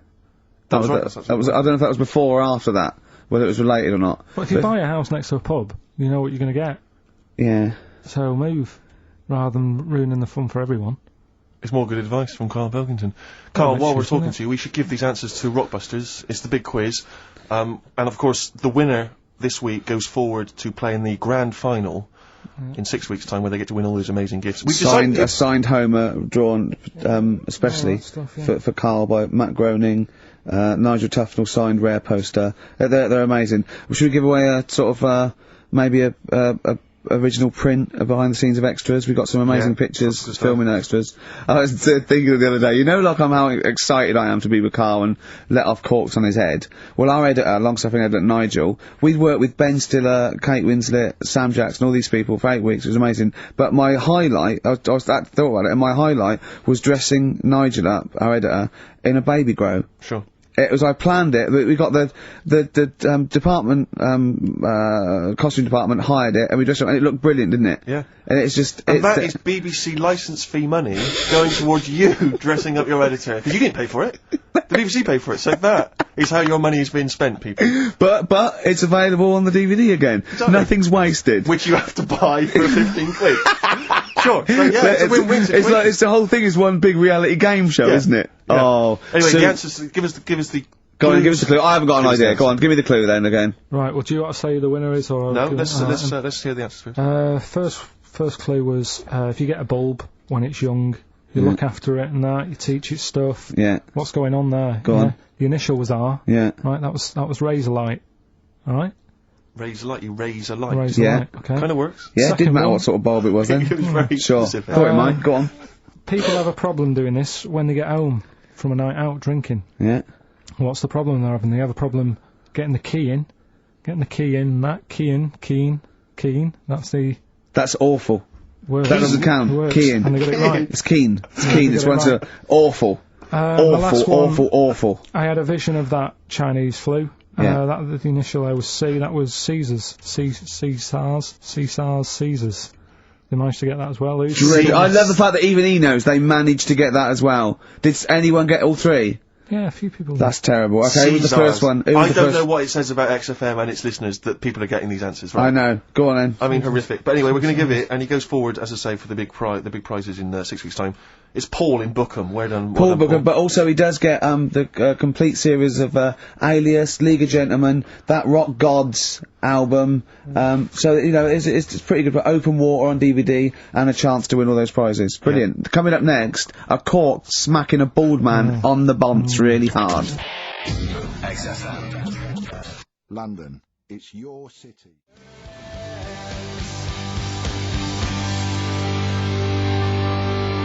Go on. XFM 104.9 playing Green Day. The studio's falling apart. I know, his microphone broke, then mine broke. Rick, I don't know why Lindauer's, the sparkling wine, want to be associated with this shambles of a show. It is falling apart. This is awful, this studio. It's got to be fixed. Right? Right, now, Carl, come round here. It's the time where I'm going to let a cork off. Do you want to film this, Steve, for the website? That'll be available on the website next week, rickygervais.com, so see Carl getting hit. One bloke suggested we leave the metal cap on because it's get a better pitch, but we'll take that. He's staying. Hang on, let's get the camera ready. Get the camera ready. Ready? So if you've just joined us, we are using some Lindauer's sparkling wine to basically, what can I say? We fire a cork at Carl's round head. Hang on a sec. Let me just put the headphones on. Right, film this then. Okay. He's in position. Look. Just firing up. Okay, Carl, come on there so we can see your head a little bit. We want to get the noise, the microphone there. Right, ready? Hold on. Good. So you're just doing it. Hold on. Now it's in position. What if it? Oh. Ready? Yep. Oh God! It. Oh.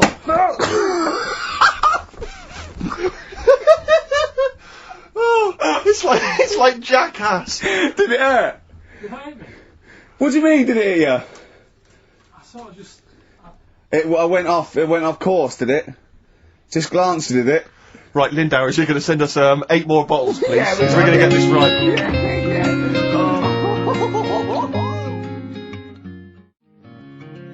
Homesick. Kings of Convenience. Beautiful. Yeah, on XFM 104.9. Well, that's nearly the end of our first of 6 shows, our summertime special. Some of the highlights, Rick, so far today. I don't know what you've made of it. Finger up the arse. Finger up the arse, testicles early on. Orientals don't age very well. Bit of racism. Bit of racism with the Germany's full of cants. Yeah, that was. That isn't swearing. Cork on the head. Champagne down the electrical works. So good. Just the finale is monkey news, obviously. Well, I'm looking forward to it. Oh, chimpanzee that monkey news, yeah. Well, There isn't. I've been away, haven't I? Oh. There's been no monkey news. You can't get... No, but I haven't had a proper chance to sort of, you know... Carl, your monkey news is of spurious tales from the 17th century sometimes. So let's have one of those. No, let's have a monkey who dressed as Zorro and they thought he was a woodsman, but when they took his head off he was a 4-foot hairy chimp. Let's have one of those ridiculous stories. Well, we've done that though. But do you want to go back on some of the ones? Oh, what is the monkey news? There must have been some monkey news this week. The only thing that sort of stood out, do you know, like, they're having problems... You're just making this up! Where's your information? Where's the piece of paper? Where's the document? What is this? Because I've been away, so I haven't got anything. Let's hear But it's bad enough when he's reading it he gets it wrong. When he's just riffing, it's gonna be absolute twaddle. Let's hear it out. Right, do you know, like, they're having problems getting new people to be policemen? Oh, Go on. They've, in America... They're taking them on to, sort of, join the SWAT team. They've taken what on? Some little monkeys. Okay. Giving them walkie-talkies and all that. And, well, they can't talk. They're just walkies. They don't have to... Yeah, giving them some walkies. What do you mean? What was... being given commands and that. And, so it's one way, they tell them, they've got the little thing strapped to them. They're good at, like, getting into small, sort of, you know, small places and that, and sort of, you know, cracking stuff and all that. Like I say, it's just half a story I just picked up on. That's not a story! Well, what do you want? Monkey news! Well, I'll get some better stuff next week, but I've literally, like, got off a plane. This is the worst, this is one of the worst shows we've ever done. And that's saying something, Rick. We've done some tripe. This is nothing. And to end with, the police in America have given monkeys walkie-talkies, that's nothing. That is a disgrace. And what do you mean that you've not had enough time to prepare? We've been off air for 18 months. Yeah. What, there's been no accumulated monkey news in that time? It's got to keep it fresh though, hasn't it? Great, well, what time? XFM.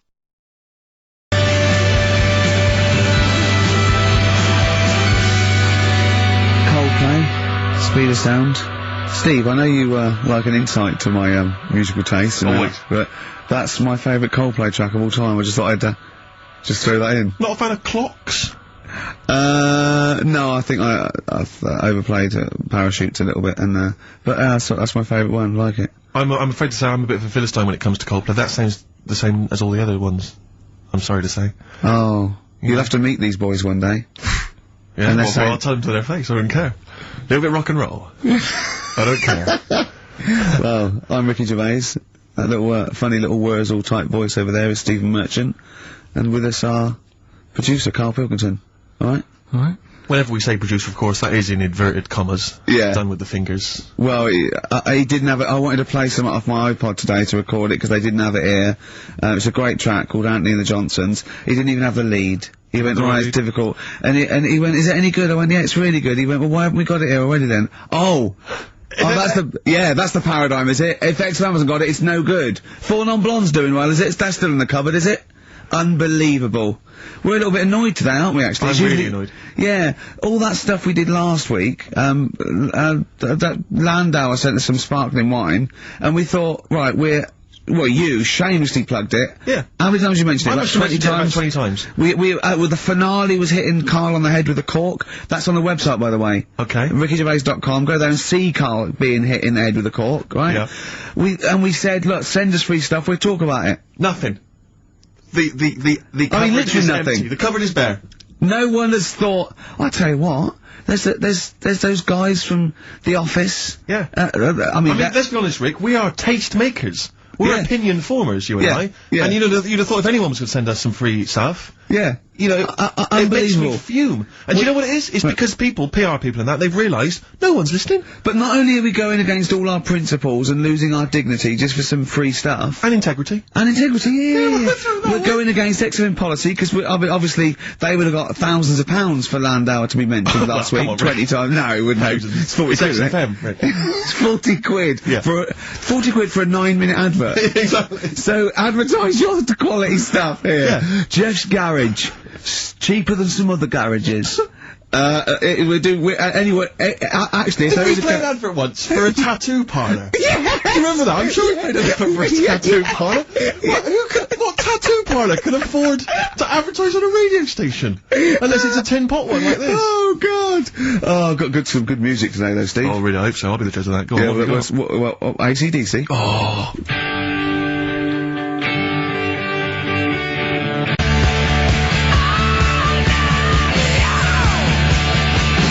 Have you got a bit of bare skin? You need colouring in?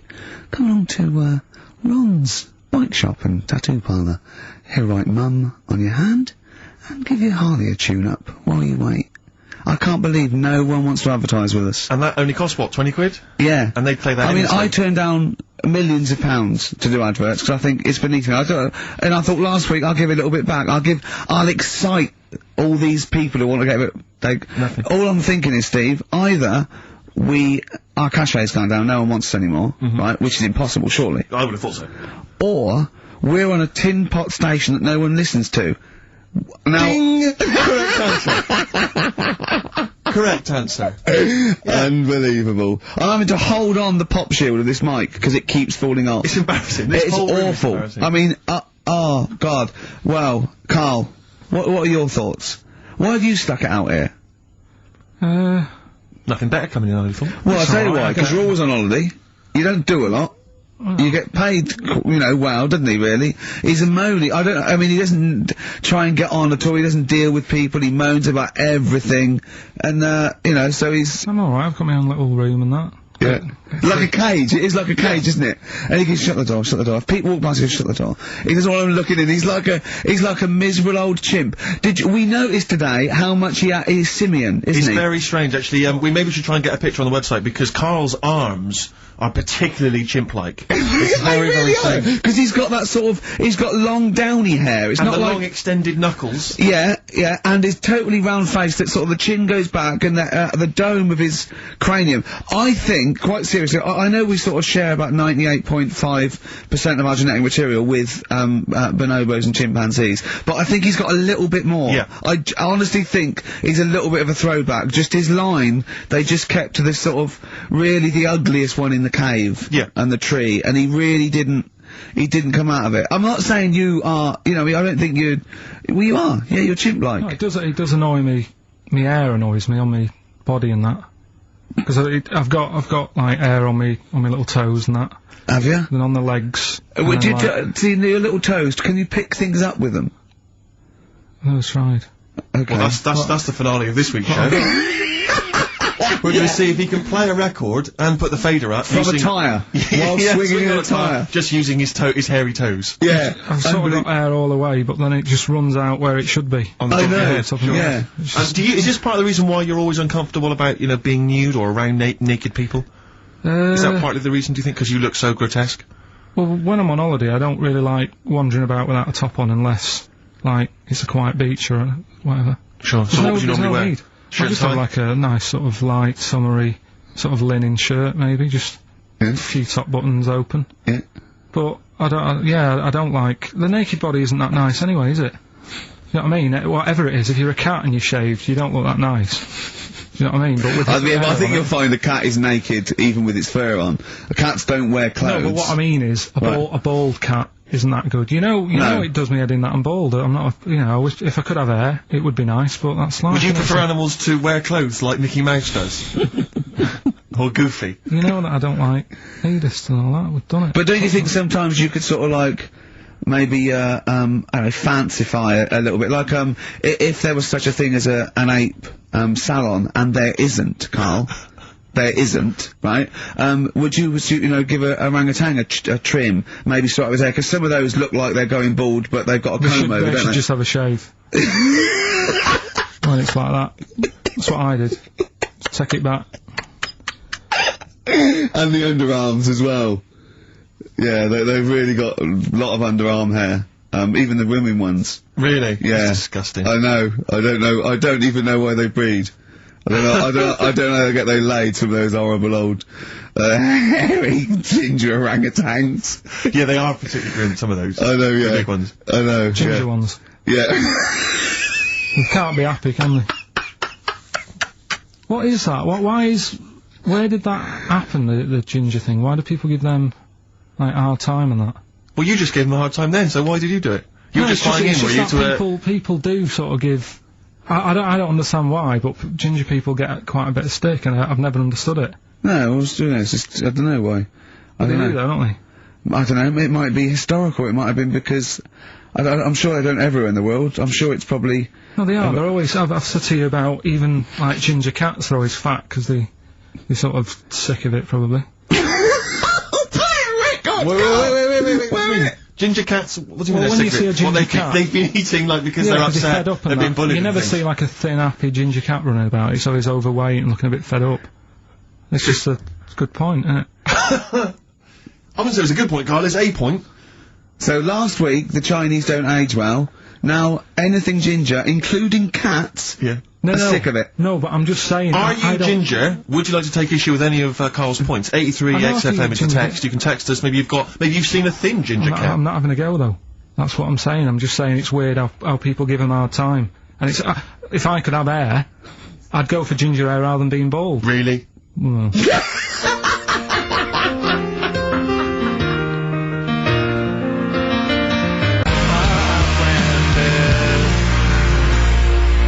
Landed from Ben Folds on XFM 104.9, Ricky Gervais, Steve Merchant, Carl Pilkington. Had a fax. Never mind champagne and freebies like that. Just forget that, we're not doing that anymore, it didn't work, okay? But we are still in demand. Got a fax here, right? So guy says, I produce a programme for the BAS scientists, right? Wintering in Antarctica. Now what this bloke is saying is, there are scientists, right? Researching in Antarctica, and they're already locked away and sort of like out of touch because they can't get to them, right? But they're soon going to be living in 24-hour darkness, because through midsummer here, it's darkness for 24 hours for like 3 months, and they're totally cut off, and he's trying to get some stuff together, and he wants us to record a message, and it said, every year, they choose a celebrity to do something, a message of their choice. They had Rolf Harris, David Attenborough, Jonathan Ross. This year, Ricky is the popular choice. So I'm up there with Rolf Harris, David Attenborough, and Jonathan Ross in terms of the vote amongst some scientists stuck in a hut in Antarctica for 3 months. I think they've just got cabin fever. So that's another poll I've won.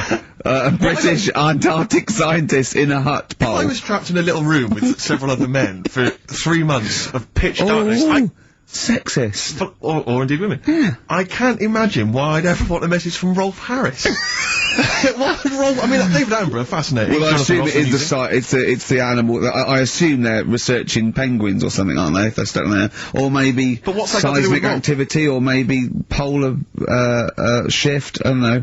Possibly if you were researching kangaroos. Yeah. Well, he knows about all animals, doesn't he? You can take him a budgie with a broken wing and he'll sort it out. Or he knows a man who does. Sure. He can, he'll sort that out for you. And he'll do a picture of it. Yeah. While you wait. Yeah. So, but anyway, I thought they want a 5-minute message. We can do better than that. Let's dedicate the whole show to them, Steve. We can what? Dedicate the whole show to them. What, was it trouble with my diction? A little bit. I'm just thinking again, we've got to slow down because these guys are there, they're working, they're busy. They're used to, speaking eloquent English. Exactly. They're used to talking to intelligent, educated people. Yeah. So Carl should be something of a surprise to them. I imagine they'll just flood back early and come back to study him. So, this is, this show is dedicated to all you I know nothing about them. I don't know how many there are. I know they're just, as I say, in a hut somewhere, presumably with a laptop, drinking, hot chocolate out of steel mugs with... Just looking up porn. Well, they're not on the internet, are they? Oh, are they not? Well, no, there's no phone line. Well, how do they charge up the laptop when it runs out? Well, they've probably got generators. They must have other stuff. They got a telly and that, haven't they? Of course they haven't. No, for DVDs and things. Well, they could probably have a DVD player that would run off a generator and stuff, so they can play. I don't know what we're giving this on CD or something. But and what are they? How can that enhance your life though? That like 2 months has gone, you've sat there, you're chewing Kendall mint cake and just looking round at white walls, right, thinking that the Thing's gonna come in any minute and put you out of your misery, right? And you go, alright lads, it's here, what? A 5-minute message from Ricky Gervais. Yeah. Who? The fella from The Office? Oh yeah. Go on.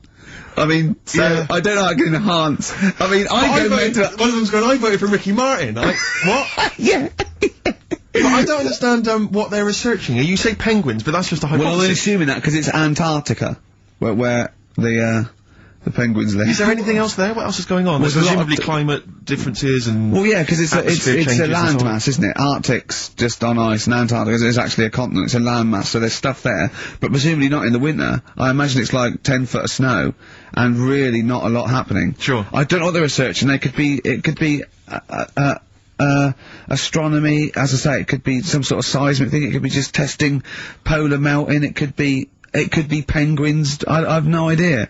I haven't got the information. I don't think they wanted us to go into what they're doing. I suppose they already know, yeah. They probably want to know what's happening in the world for, well, we've got the man here. That's an interminable 5 minutes for them. We've already wasted that 5 minutes. They're going to put it on excited to hear from you, and they've just got 5 minutes of us discussing what they might be doing. What I'm worried about is this bit, so for these 10 people there, we've just annoyed the 200 listeners we've got. Because they're thinking, what's in this for me?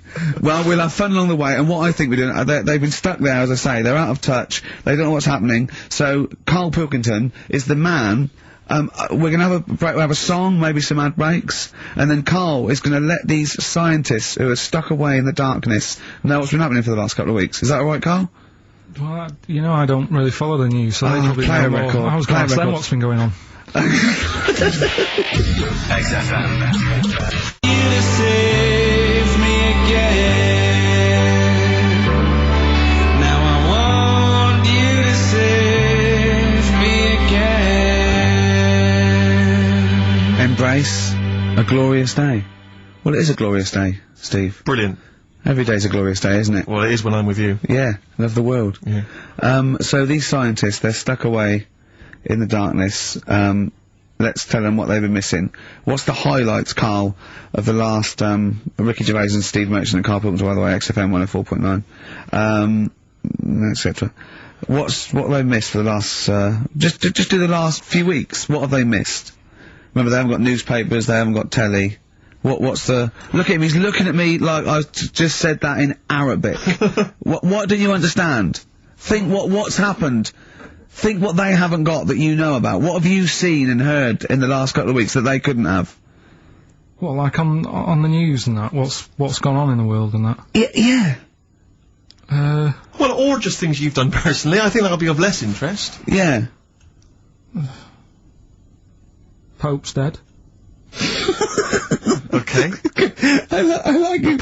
Imagine that. Imagine if that was the breaking it to them. Yeah. Like they're listening and you go, what's happened? The Pope's dead. Well, don't say it like that. Break it to us gently, Carl. Well, I think that's better than how they do it on the news normally, though, isn't it? They make a big deal out of it, and you panic a bit when it says breaking news, and you think, oh, there's a war on.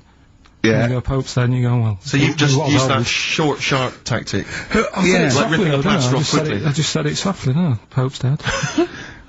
When you know all that coverage of the Pope with like those millions of people that had gathered in Rome and stuff, I was thinking about, you remember we talked about the Queen Mother, and they were queuing up to see the Pope. Yeah, like 4 hours to and get once a again, glimpse. I couldn't help but feel if they popped him on some kind of like dessert trolley and just wheeled him past everyone else, they could have got that done in about 3/4 of an hour.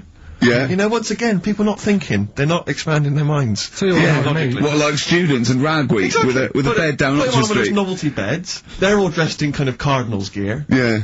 Just, trundling them up and down the, yes. Well, it's the way they also said they've now got a new Pope. He's hardly new, is he? Why didn't they learn from the last one? Sure. You're taking on old people. Yeah. My dad couldn't even get a gig in B&Q. There you go. Oh God! So who have we offended? I mean, the thing is, it's because soon our offensiveness isn't going to be sort of like we're feeling a bit guilty about offending someone. It's going to be like we're going to be living with Salman Rushdie. Yeah. Do you know what I mean? The things. I mean, that's pretty. Don't have a go at the Pope. I'm not having a go at him. It's good that he can carry on working and what have you, but I thought everyone had to retire at like 60 or whatever. Oh, bloody hell. But, whatever, if you can get away with it. Yeah, why couldn't your dad get a gig in B&Q? I mean, he goes there a lot, doesn't he? He goes there a lot! That's why. if you're just joining us for this one-off show because you're trapped in a bunker somewhere in the Antarctic, you should know this of Carl's dad. He's a thief. He steals things, and we've openly discussed this before. He steals this from other elderly ladies and elderly people. Perhaps He's not like Raffles though. He doesn't go into their house. He's not a gentleman thief. No, what's it? Don't people put? Let's put this in context. You know, he's not a villain, but sometimes when people leave groceries lying around in a public telephone box. No, what it was, where they live now, they've retired, right? They've moved. I won't say where they are, but somewhere quiet, right? And it's so quiet. It's not a witness relocation protection scheme. Because there's only about 8 people live in this village, it's not worth, like, the like, corner shop. There's only 8 people living in the village? It's quiet. The village of the damned. So anyway, rather than keep the shop open, you're meant to call up and go, alright, Harry, I need some milk today. Right. And they stick it in a phone box outside in the shop, and my dad found that out. So when he's been out, just stop off at the phone box, have a look at what's left lying around. Yeah. But of the 8, I mean, there's 8 people in the village, my attention would be instantly drawn to the dodgy Mank fella. I mean, do you know what I mean? It seems, in Manchester you can probably get away with this, there's a lot of scum up there, but down in this little village, you know, you got a little Miss Marple type and a little, you know, country policeman. He's stopped doing it now, Has he? Stopped doing it, yeah. Cleaned up his act. Yeah. Good, alright, so the Pope's dead, any other big news? There was that thing I told you about last week, the foot-long spider eats chicken. What does this mean to them? They're going to think that the world's been taken over by them. It's not like this never we're not going back, there's a foot-long spider on the loose. Are these people bright, though? Well, let's have a look. Antarctic scientists. Yeah, they've probably got an O-level or 2. They're looking at penguins all day. Yeah. So how bright have you got to be? What do you mean? Well, what are they doing? Well, I don't know, do I? But they've been chosen. It's probably cost millions of pounds to set them up there. Oh, Carl. I'd say this is like, for scientists, this is like Big Brother. Do you know what I mean? This is like a big dinner. Scientists there watching this, finding out what's going to go on. There's little challenges that they give them, little tasks. It's like Celebrity Love Island without the sun and slappers. Go on. I think what else has gone on? Well, while you're thinking, Carl, I should just tell you now, you threw that question out earlier, why are ginger people historically mocked? We've had a couple of responses on the text, 83XFM. Again, as ever with XFM listeners, don't believe what they say, don't trust what they say. But one of them, have we got any respect for anyone in the world? Get back to you. Pete in Tooting, now again, I think this is nonsense. He claims that the reason ginger people are disliked is because Judas was ginger. From the Bible. I don't know where he's come up with this idea. No, I've heard that. But I mean, are there a great many people from, you know, the Middle East who are ginger? Well, that's probably why he stood out. Sure. And he was probably fed up, and he thought, I'll get him back. Yeah. Maybe... unless he had his hair dyed ginger when he was on the witness protection scheme. Which presumably he had to go into, after it all came out in the book. What did he do? What did he do? He stitched him up, didn't he, to the Romans, didn't he, Judas? Didn't he do it for 40 pieces of silver or something? I'm not big on the Bible, but apparently, incidentally, if you'd like us to, stitch up any kind of Messiahs for 40 pieces of silver, just get in touch, 83XFM, we're willing to do that for you as well. So that's one explanation. There's another one here, which is, again, I don't believe this for a moment. It says here, ginger people get a lot of stick, because in Elizabethan times, people with ginger hair were told that their mother had slept with the devil. And that was why their hair was ginger. So, there's 2 options. Maybe if you've got some more, you can, any more spurious thoughts, then get in touch. 83XFM. But yeah, I don't know, Carl. No, there might be truth to both of those. I mean, the point is, that if either of those are true, they were already being picked on, if you know what I mean. Right. That's the point. It's sort of like, maybe that's not the total root of it. Well, the Judas thing might be the root of it. The first big, ginger to, do something, a little bit So if he was bald, then all bald people would be like... Yeah. Get a hard time on that. Yeah. Well, we do mock you behind your back anyway, Carl. That's going on, don't worry. So, play a record and think of something that's happened to tell these poor scientists what's going on in the world. All you've come up with so far is the Pope's dead and there's a big spider. What is that? That eats chicken.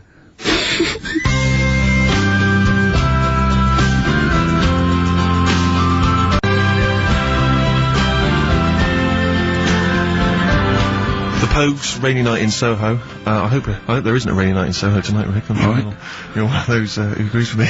So we just had an email here from a guy called James Lee. He says, hi, just writing a bit of info on the scientists in Antarctica. I'm a scientist who's just come back from one of the Antarctic bases called Halley, or Haley. There are 15 people staying there over the Antarctic winter. The scientists are looking mainly at the atmosphere, things like the ozone hole, and meteorology.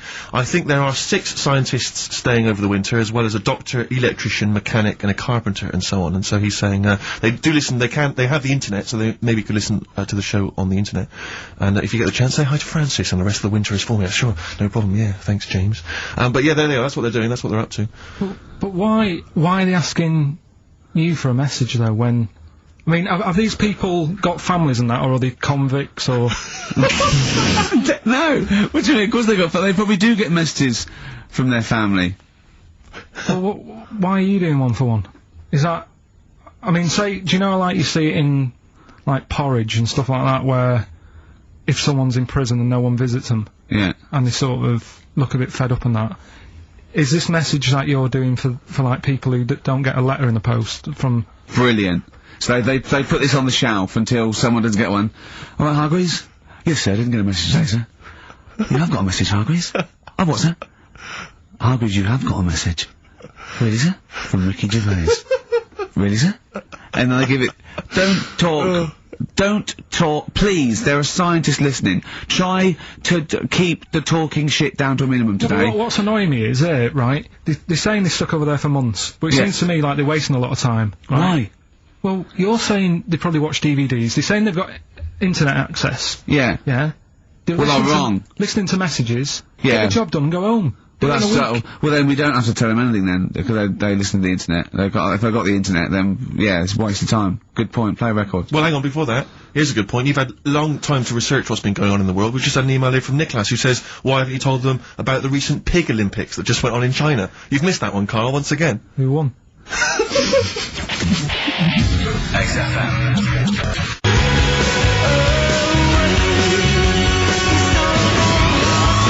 First of the gang to die, Morrissey, XFM 104.9, and Ricky Gervais with me, Steve Merchant, and Carl Pilkington. Well, Carl, you failed miserably. The scientists stuck away. Right, one more chance. What's happened in the last couple of weeks? Just one more chance to... What have you seen in the last couple of weeks? Well, like I say, I don't really watch the news and that, so... Right. I can't, tell them about that. But in a way, I think they're better off not knowing... I think that's the only good thing about being out there, isn't it? Not knowing about the bad stuff going on. Yeah. So, I can't help them there. They don't need to look at the weather, do they? No, not enough, no. But, tell you about the Pope and that. Yeah, pretty extensive. What about the EU Constitution and the no votes? What do you make of that? What are your views? What's the problem there? Oh, this isn't broadcasting though, is it? This is nothing. Come up with something. Well, the fat baby then, the fat baby that they found, that was on the telly. Right. Well, what was that? It's just a little fat baby. That, I don't know what, it's just a little fat kid and that. What? Tell what? It was on the telly. But what was on the telly? You just said fat baby, fat baby, fat baby, fat baby on telly, fat baby on telly. Do you meant to be telling them what's happened in the world? Tell me about the fat baby on telly.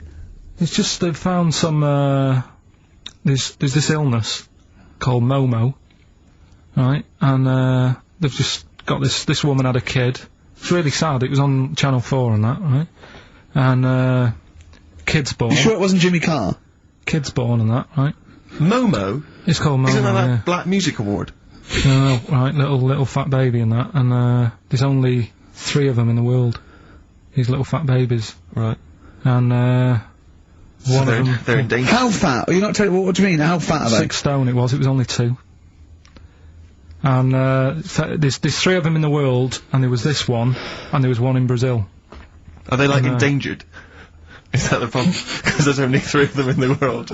I'll be worried, is it like a conservation campaign? They're hunted for their flesh. No, it's sad. If you I know, it's easy to joke on that, but if you've seen it, you'd go, oh, it's a bit sad on that. Well, I haven't seen it, and I know nothing about it. Well, I've told you, there's 3 of them in the world. Okay, what else was on telly? Something I watched the other night, which was good. Again, you know, I learn stuff from the telly. I don't watch the news. Yeah, well, you don't learn stuff from the telly. I'll tell you what, though. You told us there's a fat baby in the world. Forget about them. There's a spider eats chickens, and there was a fat kid. Forget them in Iceland, right? Yeah. We'll give them Rockbusters later to do, right? Iceland! But what's the name? I'll tell you what is interesting, Steve. What? I didn't know that much about it. Autism. Okay. Oh, good. There's some more entertaining stuff on XFM 104.9. Just to cheer up people. Go on, and what? Come on.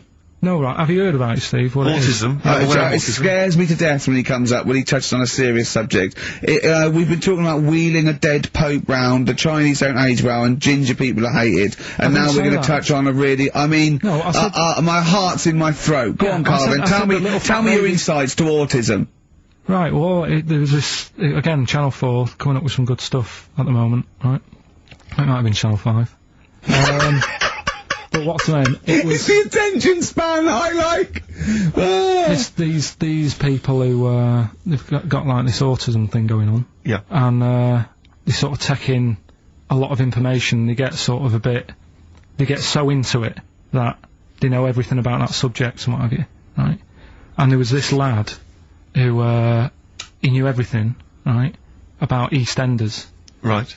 He sort of, the cameraman was saying to him, so, you know, why EastEnders and that? And he said, oh, I don't know, I just like it. And he said, I remember when I first watched it was a Thursday, it was 5 to 8, Pauline Fowler walked in, she had a pink jumper on, she said, alright, love. And he remembers everything from that moment on. Yeah. Right, and everything. Which is great, but then, the way the programme was making out, it was almost like they were saying it's a disability. Right. When in a way, it's more like a superpower. Sure. Like Rain Man. But if you can take it's Rain Man. No, I'm he not. has special autistic powers. Oh God! We must send for Rain Man. I don't know what to do. So he would be a great intentional mastermind, sort of autistic mastermind. Well, what I'm saying is, don't be watching EastEnders though. Sort of, why didn't they give him an encyclopedia and say, get into that? Sure. That'll be useful. Yeah. Keep him away from EastEnders. Wasting his time there. But I don't think it is a disability. No. Yeah, there are other things, and they're not. It's also autism is a matter of degrees. From what I know, and I'm sorry to have to do this, but I feel that I have to at least be the voice of reason, as ill-educated as I am on the subject. But I think there's degrees of autism. I think some are higher performance than others. There's other issues with it. It's not they're just got good memories. They don't go around doing tricks for people because they can remember stuff. There are other issues with it. Do you know what I mean? Right, well, I mean, they seemed a bit... You watched the programme! What did you learn? That he knows when Pauline Fowler came in! Yeah, I mean, there was other bits where they couldn't control her emotions and stuff. Oh! That other little bit, yeah. But the main bit of it was he can soak up information and stuff, and I'm just saying, it didn't seem really bad. Do you know what I mean? There's disabilities where people say that's a bad disability. It's like how people say about, This is brilliant. This is just like this is amazing to be in a room with this man. It's incredible. You just wind him up and listen to what comes out.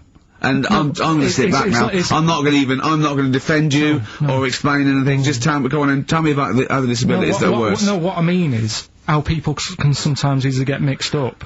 How people are scared of like a cyclop. When at the end of the day, he's got a disability. A bloke Who's scared of a cyclop? No, it's apart from Jason and his Argonauts. Where's this Cyclop that you're scared of? No, I'm just saying in history and in books and that. No, not in history. History happened. Yeah.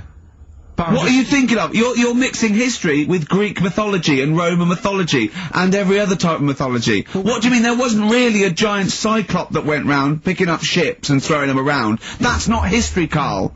Do you think Batman's history? No, but it was ages ago, wasn't it, when we were sort of No, I'm not saying it didn't happen ages ago, I'm saying it didn't happen. Well, it might have done. I mean, what's so ridiculous about a fellow with one eye? In the middle of his head, and he's big and scary and lives in a cave. Why is he scary? Because he's got, if he had 8 eyes, I'd be scared of him. At the end of the day, he's got a disability. Oh, we'll talk about it in a bit.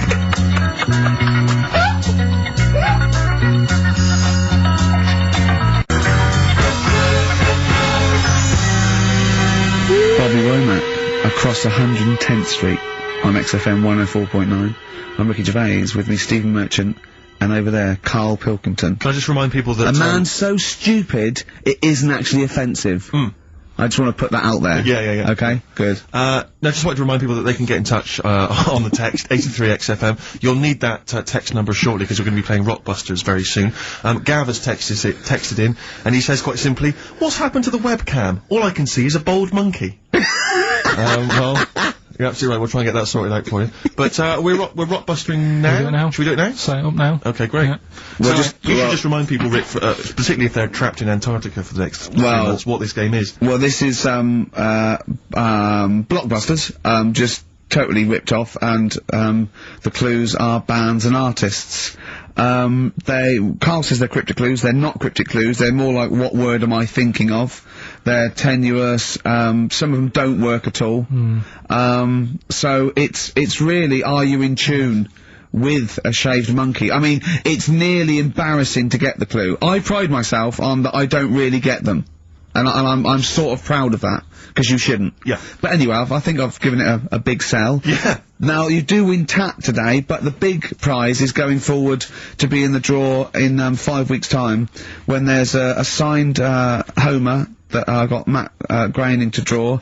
If you go to rickygervais.com, you can see him drawing it. It's an original. Well, if they want to see it, they can go to xfm.co.uk/Ricky, and it's actually, just click on it, you can have a look at it. Oh, you can see all the pictures there, can't you? There's also a signed Nigel Tufnell poster, and us three as Flanimals, but there's a little actually video clip. I was on rickygervais.com. You can actually see Matt Groening drawing it. Well, those prizes are the ones the big prizes you can win in 5 weeks' time if you get to the grand final. In the meantime, it's the usual selection of mediocre gifts which will be given away. That we found in a drawer that people have sent us to give away. First up, we've got I think most people agree, the mediocre John Travolta film Ladder 49, which I think barely made it into cinemas over here. We've also got on DVD. And we're giving that away. We're giving that away. Brilliant. On DVD, the TV series Grumpy Old Men, which I think is repeated every single night on BBC Two. Oh, and that's free as well, is it? Yeah, that's free. Oh, okay. We've got the complete third series of Alias. Great gift, only if you've seen the previous 2 seasons, so,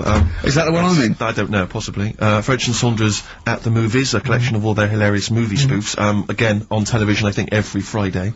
And, the TV series Operation Good Guys. You know, fine series, but you could see that on UK Gold most nights. So, once again, an excellent selection. But, if you win all those and take them straight down to Record and Tape Exchange, you will be able to get 2 albums that you actually like. That's exactly right. So, people send us them, so they sort of get bigged up on the radio, so that's done. We don't need to, worry about that. Angry. So, anyway then, three clues. Well, hang on, let's play the jingle.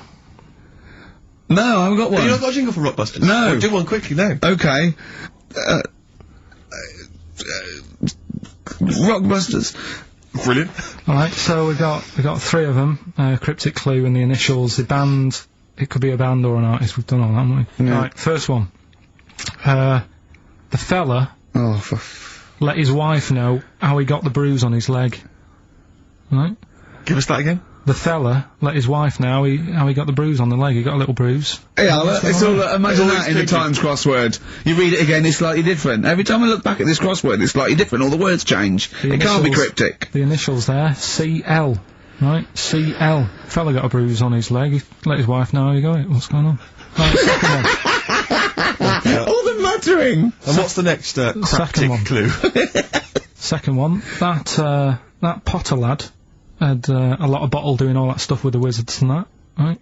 He had a lot of bottle playing with the wizards and that. What's all that about? Right? I love it! He always says, what's all that about? TB there, band or artist, the initials TB. That Potter lad, he's got a lot of bottle doing all that stuff with the wizards. Right?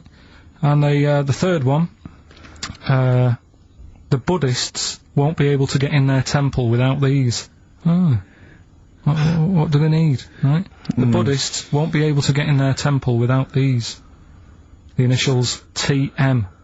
Right? 83936 is the text number. We don't want to receive emails from this because we can't be bothered, so just a quick text. Make sure you include all 3 answers. We're not interested unless you've only got, you need to get all 3. Yeah. But the winner may only get 2, but it's the first one with the most right answers. Yeah. And if that wins all those DVDs. Alias is a box set, to be fair. That's a pretty good prize, that one. Oh, you could probably get two CDs when you take that down to Record Tape Exchange. And you don't need to see the first 2 seasons because you won't know what's happening anyway. Oh, okay, fine. I'm excited to think that there's some people now in Antarctica just scrabbling around to get a pen, just trying to figure them out. You know, they'll probably stew on that for the next, I don't know, 2 months. XFM.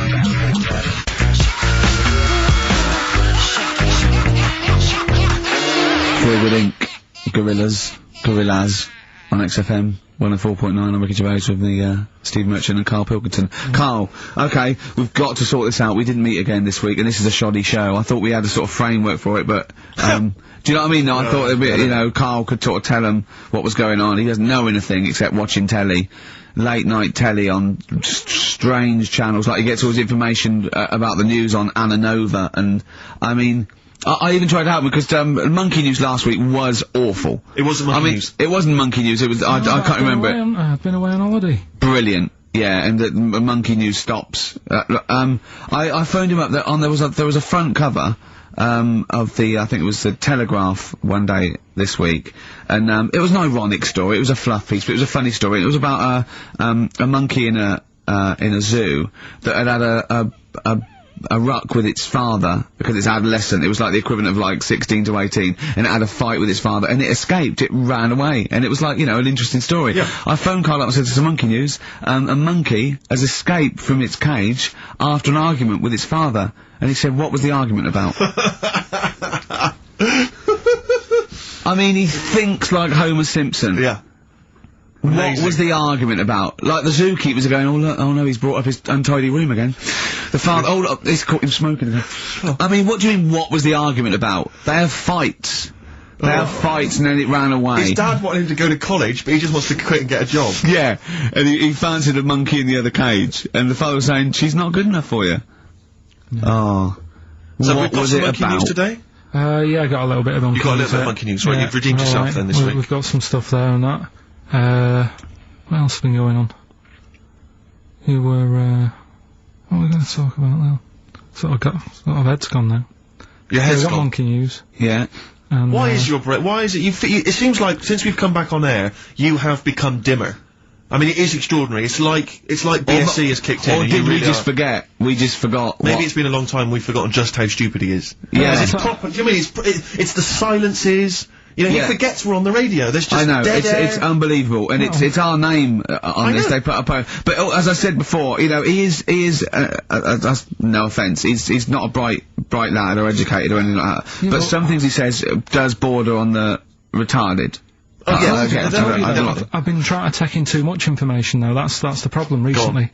Well, I said to you last week, I've been like reading more books and what have you, and trying to take in too much. But the problem is, like even watching telly and that now, Suzanne said to me, you know, stop doing that. Stop watching telly late at night and going to bed, because it's making your brain too active.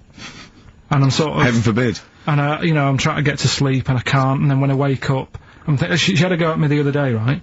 Because it was the night after watching The Fat Baby, right? Woke up in the morning, and she had a go at me because as soon as I woke up, I said something like, "How can you freeze time?"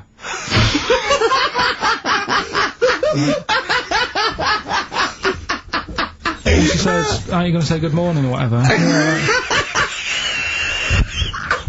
gonna burst! Just imagine it, right? It's like the sun comes up through the window. Oh, she's Carl's like that, his little head. His eyes open, he goes, one of those floppy night hats. How can you freeze time?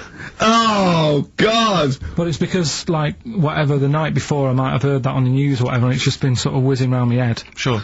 And, you know, it was a big debate. I think have they found a way of doing it or something? What are you talking about? They've done something about freezing time and all that. See, this isn't information, this is nothing. That is nothing, that. They've done something about freezing time. Imagine Jeremy Paxman coming on, going, "Well, the issues tonight said something about freezing time." It's think before you talk. No, but I don't worry about how to do it. I just think about what effects that will. Oh, they haven't asked you to get involved? Well, this is what I'm saying, though. You can't explain it. It's a tough thing, isn't it? But what's the point in me worrying about It's not a question. Do you know what he said to me the other day? This is unbelievable. This is one of the most stupid, incredible things I've ever heard. He was talking, and he suddenly stopped, and he was thinking about it, and he went, "Oh," I went, "What?" He went, "You'd never see a black ghost." Extraordinary. True though, isn't it? I've never seen a ghost, full stop. There are no ghosts. There aren't ghosts. No, but I mean when you just see them in, like, magazines and that. Play a record! Hope there's someone who'll take care of me.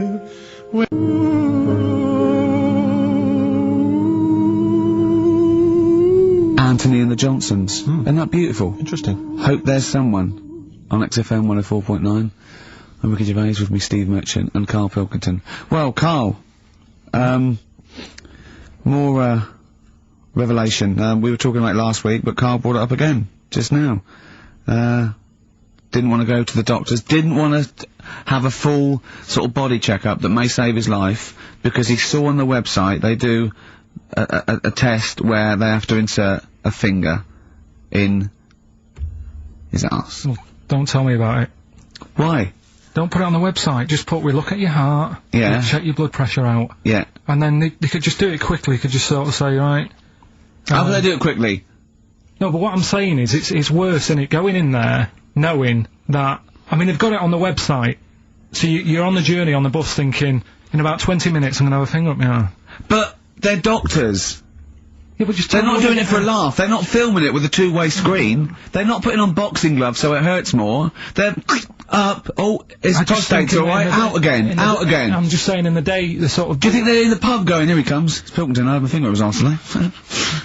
Do they allow ladies to do that? Do they allow female doctors to do it? Of course they do. They're doctors. No, that's worse. Though. You're sounding like him. No, I'm just interested in, because, you know, do they allow female doctors to do the finger up the arse thing? Well, of course they do. They're doctors. Forget the female and male. They are doctors. Right, do you know any female doctors to do that? But what I mean is, isn't it a bit like if you're being searched at an airport, you know, and you're a woman, they send in a woman person to search you. They don't send in a bloke to do it. Is that the same thing? Yeah, they probably trust someone who's gone through 6 years medical college not to be taking the piss as opposed to a fat security guard who couldn't get anything else. Do you know what I mean? You're talking about there's doctors all the time coming out in the papers, or they gave them this so they could look at their boobs or whatever, or, you know, it's all you're always hearing stuff about dodgy doctors.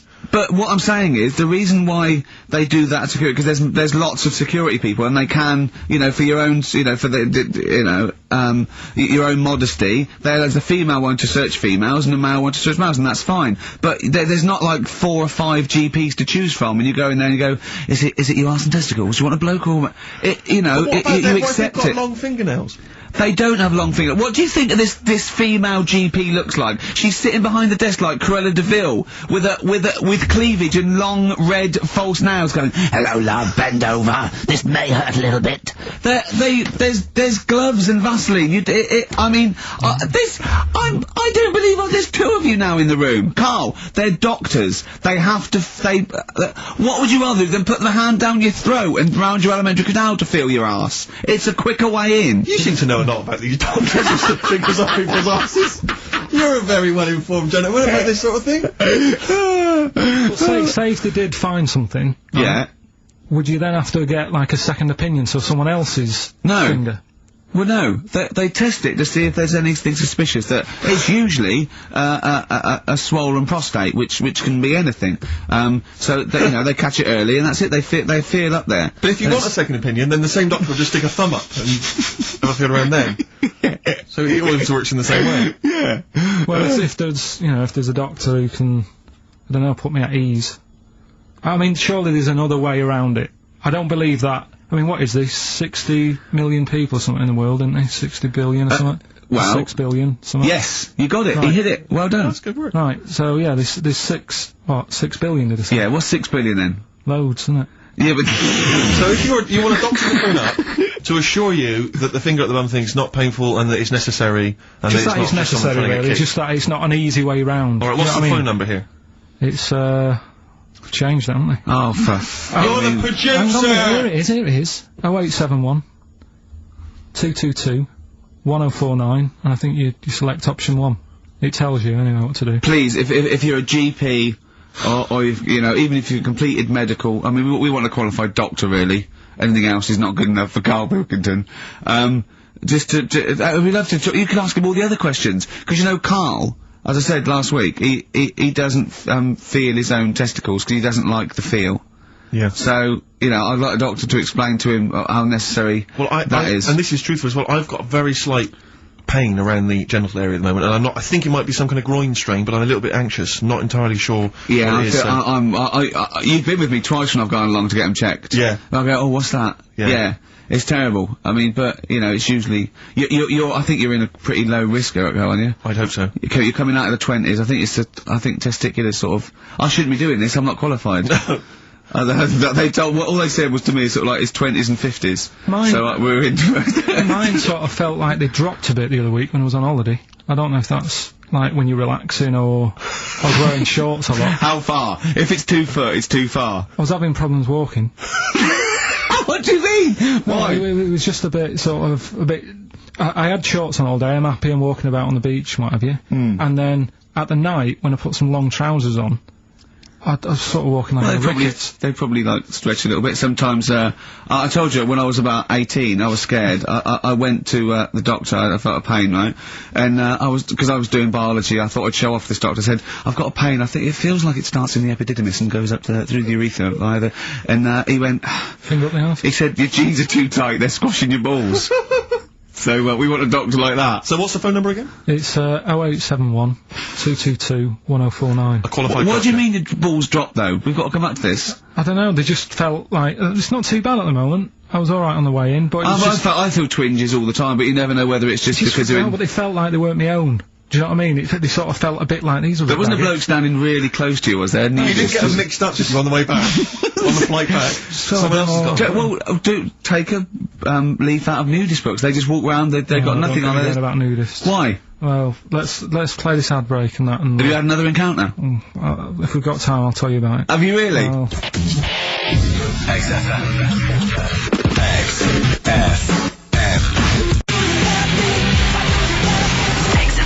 London. Right, we've got, who's that on the line? It's Rob. Rob, and, are you a doctor? I'm a final year medical student. I'll be a doctor in 2 months, touch wood. That's close enough, isn't it? Yeah. Excellent. So, where do you study? Do you want to give, more details, or do you want to remain anonymous as you're calling into... I study at Barts Hospital. Alright, great. So, why do, GPs, sometimes put, their finger up, a man's anus? To see what's there. You know, if you've got hemorrhoids, if you've got an enlarged prostate, you know, it's either that or they stick up a big tube and have a look up with a light. What? And it's easier to do that. Now, are you, dumbing this down for us, or are you going to fail your medical exams by saying stick up a big tube with a light? I'm dumbing it down. Okay, come on then. We're all intelligent people here, and Carl. So you tell us what's that called? It's called a sigmoidoscope. Right. Nice. That was a clever test, wasn't it, Rick? 12-inch long. Yeah. 12-inch long tube that they can put up there. So, Carl, would you prefer that or a finger? Well, so do they sort of do the finger first, and then, I mean, at what point do they say, hang on, we need a light here? I mean... It's normally if there's something wrong. But, so if I go then, say if I go to this well-known clinic, right, and they go, yeah, the art's good and that, yeah, finger, there you go, and then they go, hang on, I'm gonna go and get me light and tube. I could start worrying them because they've sort of found something. Yeah, they're not likely to go straight in with the tube. They'll probably send you off some tests first. But Carl, there's nothing.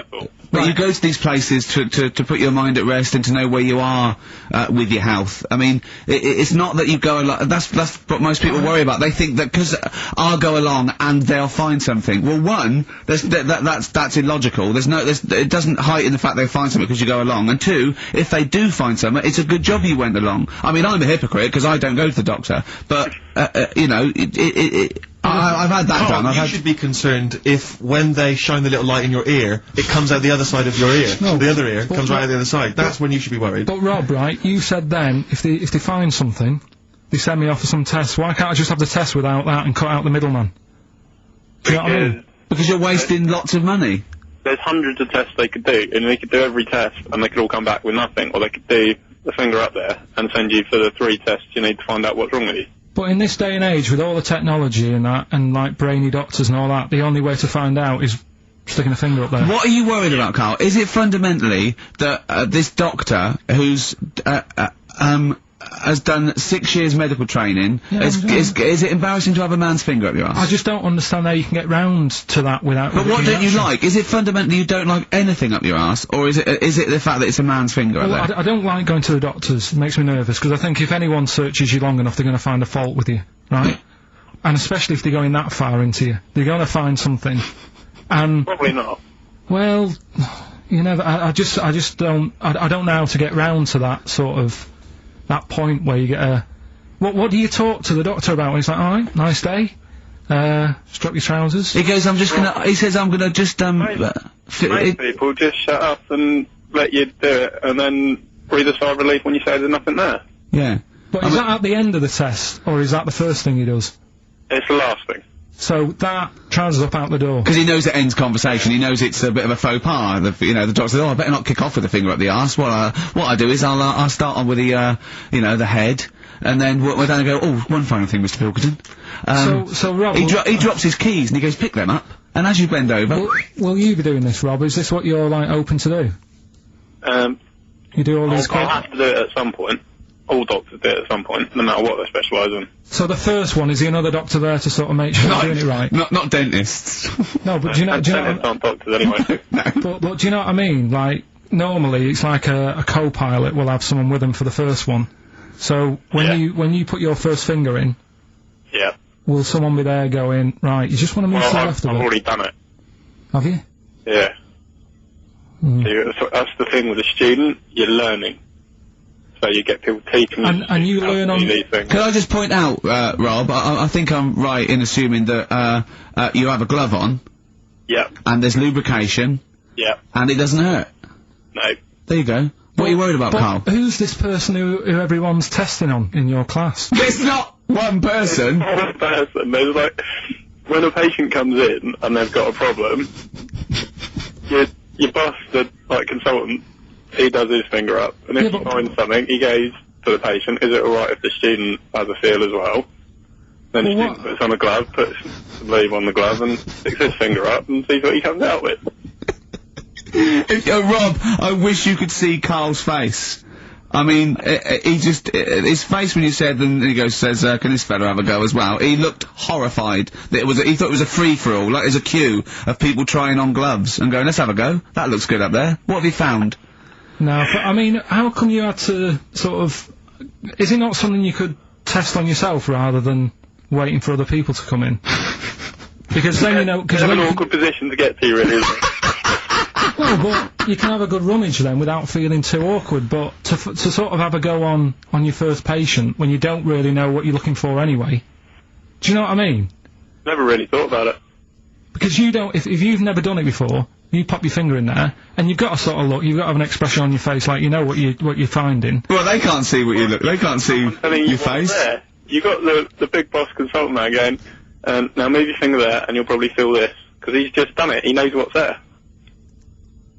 Well, what? Oh, so he's already had a go. He's had a feel, and he's going right. If you feel to the right, that's the conglomerate or whatever. The conglomerate, yeah. His conglomerate is in perfect working order. Well, I'm still. Thank you, Rob. I'm sorry you had to go through this. Carl is probably the worst patient you'll ever encounter in your medical career. Good luck with your finals, and thanks very much. And do you know any female doctors who do this? Or? Thank you. XFM 104.9. Thank you.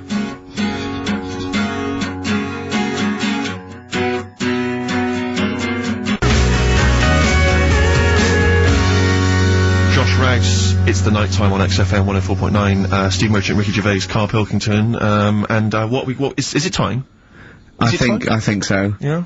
Oh, chimpanzee that monkey news. Right then. So there's this monkey, right? In Canada. It's in a zoo in Toronto, I think it is. His name's Pascal. Right, and what happened was all the people in the zoo sort of said, you know, what can we do? Sort of spice the day up a bit. Right? Yeah. So they left. Embellishing. No way this is a news story. Let him do the news. Okay. So they left. Any dates? Just let him read the news, alright? You wouldn't interrupt Moira Stewart. There's an outfit. No, because she always says today, so you know it's news. She doesn't say, right, there was a monkey, right? In Canada, Go on, right? mate, just finish the be all right. A couple of weeks ago, in this zoo in Canada. Right. They got a camcorder. Right. And they said, let's leave it for the monkey to have a play with, right? So, anyway, they passed it around. Won a BAFTA. And a couple of chimps and that were rubbish at it. They were like filming the floor and all that, and the fingers were always in shot and stuff like that, right? But anyway, there was this one chimp called Pascal, right? Who, annoys me that he calls them monkeys, though. They're not monkeys, they're apes. He was a dab hand at it, right? He was like, filming stuff, really good shots, you know, sort of nice mood and that. He used the lighting properly and all the rest of it. No, he didn't! This is the news, what are you talking about? This is the news. God, so Steve, anyway. it's so annoying. You know it annoys me so much. Things like that. He was a dab hand, he was doing really good shots. It really annoys me. Let's hear the news. Anyway, right, so he started, at night, like when the zookeepers went home, he started filming, like, other monkeys on the go, like, whilst they were at it, right? And he was filming them and what have you. The Ron Jeremy of the zoo. You know it's going to end up on the web. So anyway, the zookeepers came in the next day and it's like, let's see what shots he's got. Anyway, he's got all this, like, you know, all these monkeys at it and what have you. So, this is, honestly, you don't know what this is doing to me, Steve. Can I stop him now? So they thought, like, actually there's a few monkeys who aren't at it enough. Do you know what I mean? They have problems and what have you, so let's give them the videos. That is so untrue! This is so untrue! It's so untrue that it was filmed by a monkey! So it's so untrue! Right. Rick, I don't know who to believe. Oh God! You're talking so much shit again! You must know that's not true. There's no way. There's a load of tapes out. Look at me! Look at me! Don't keep talking, look at me! Yeah. You must know that's not true. Can we just hear the end of this news? You had to go at me last week because I didn't have the full story. I've got the full story, you're still not happy. There is no way that, by chance, what should we do? Let's give him a camcorder. That could happen. Right. He then films him at it. That might happen. It might happen, but I don't think he'd keep the camera still. Two, they go, hold on, this is good still. This is good shit. This porn's good shit. Anyway, look at that. He's got a lovely shot. Yeah. So this is ridiculous. Let me just recap because I lost my way there. So the monkey has filmed the monkey porn, and now they're showing it to the other monkeys. Is he directing? Can you hear him saying stuff? Can you hear him go? It's just like, you know, Chimp Pimp 1, 2 and 3 and all the rest of it, right? But anyway, so they've got all these other tapes, because what happened was, they said he's quite good at this. And the animals are, happy having him around because he's not a human, he's just one of the gang, do you know what I mean? So they started putting him in with other things like, you know, ostriches. Right. And shit. There was, and you know they have a problem with pandas in Japan? Yeah. So they've sent him out there, filming a bit of, where are you going? Honestly, you really annoy me. There's no way this is happening. Can we just hear the end? Why can't he just find a real story about a monkey? Let's hear the end. The end is really that he's going to China, he's filming the pandas and whatever. No, he's not! They wouldn't send a monkey director! They would not send a monkey director!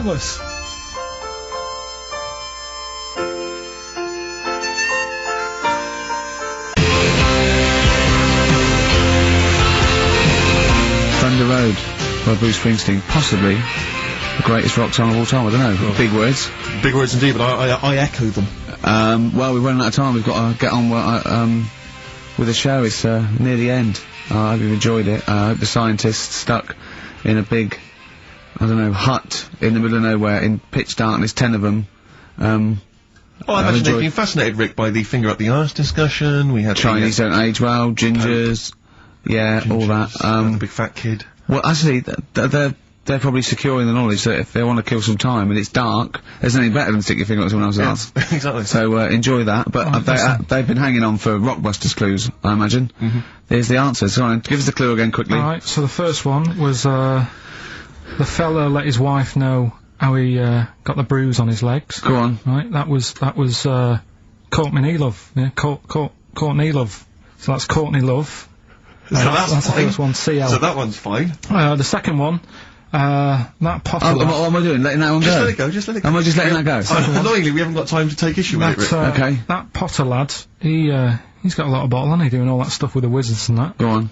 That's, Brave Harry, yeah, the bravery, Bravery, current sort of XFM band, the Bravery, Brave Harry, that works as well. No, it doesn't. And the last one. No, it doesn't. No, it doesn't work. The Buddhists. It doesn't work. Won't be able to get in their temple without Doesn't these. work. Brave Harry. Brave Harry. Doesn't work. Brave Harry. The Brave Harry. Buddhists won't be able to get in their temple without these. TM. That's the monk keys, right? So who got all them? The monk keys. Who got all them right? Which band are called the Monk Keys? The Monkeys. Oh, the Monkeys. Yeah, the Monkeys. Right. So who's the winner this week? The winner this week is Gina. Well, we're letting that go, yeah. Gina got them all right. I think her text said she was from Horrorstead. I don't know. I've never heard of that place, but I assume that's right.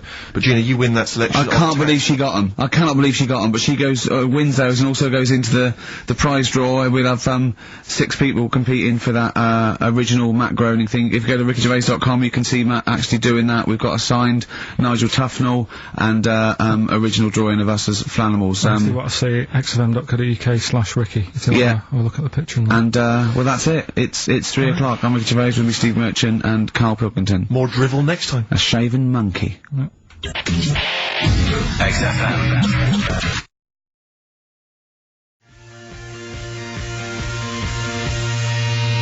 An honest mistake by the Bravery on XFM 104.9. I'm Ricky Gervais, with me Stephen Merchant and Carl Pilkington. Yeah. Our producer. Right. In inverted commas, heat put.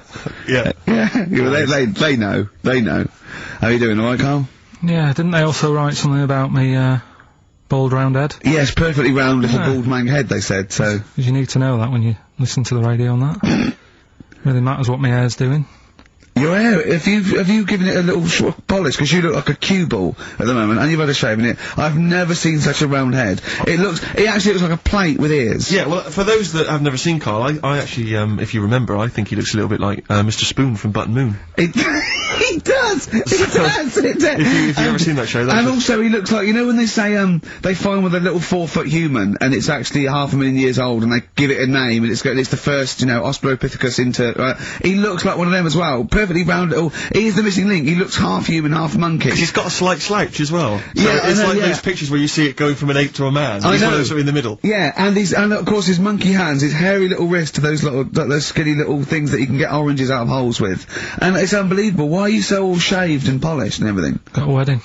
What? Got to go to a wedding today, so, thought I'd, clean myself up a bit. Yeah. Shouldn't you be wearing a suit or something? No, I'll go home and put something on. Oh, okay. But, yeah, Suzanne, said, make an effort. Sort of had a shave and that, and then I came out of the bathroom, she said, well, your head looks a bit sort of eggish. She's right. She always worries about when I have a shave, because I just, That's your girlfriend, Carl. I know. Saying that. Just think, so don't worry about Heat saying it. And funny thing is, it's Boyd Hilton, I think, of Heat that wrote it. And he's got a little bald head. Yeah, no, don't slag him off. Yeah, but on the end of his review, does it say, written by Baldy Boyd? No, because it doesn't matter, it's a magazine. Don't worry about it. Looking forward to the wedding?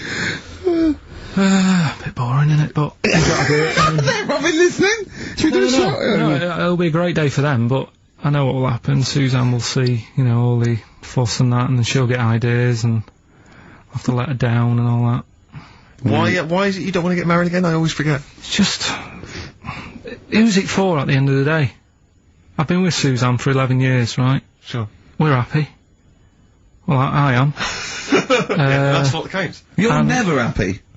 I am. I'm alright. Yeah, no, you're happy with Suzanne and everything, but apart from that, you're never happy. You are the most grumpy, moany thing in the world. I mean, I get annoyed, but I'm always happy. I was annoyed here, I was happy coming here, but there was a bloke behind me walking and scuffing his feet. He had a pair of those stupid skulls on, and he was clicking and scuffing. Wear some shoes, you don't have to click. Pick your feet up. Flip-flops annoy me. But I'm happy, I'm just annoyed. You are just like, oh, the world's on me. It's rubbish, this. I know the world's great, it's just sometimes people annoy me by being there.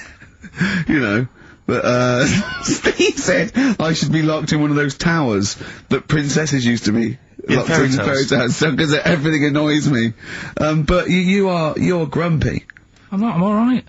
Oh, right, okay, listen, we better play a record, soon, but, coming up, Steve, I went away with Carl, Okay. It was a little present from Jane. It was a golfing day. I could take someone. Took Carl. It was a brilliant day. Absolutely brilliant. But it ended with us sort of drinking and chatting and me saying, right, I'm going to bed. 'Cause Carl said the most ridiculous thing he has ever said. Think of that. That's something. Oh. Sometimes, Carl, I think you're on another planet. Here's the only ones.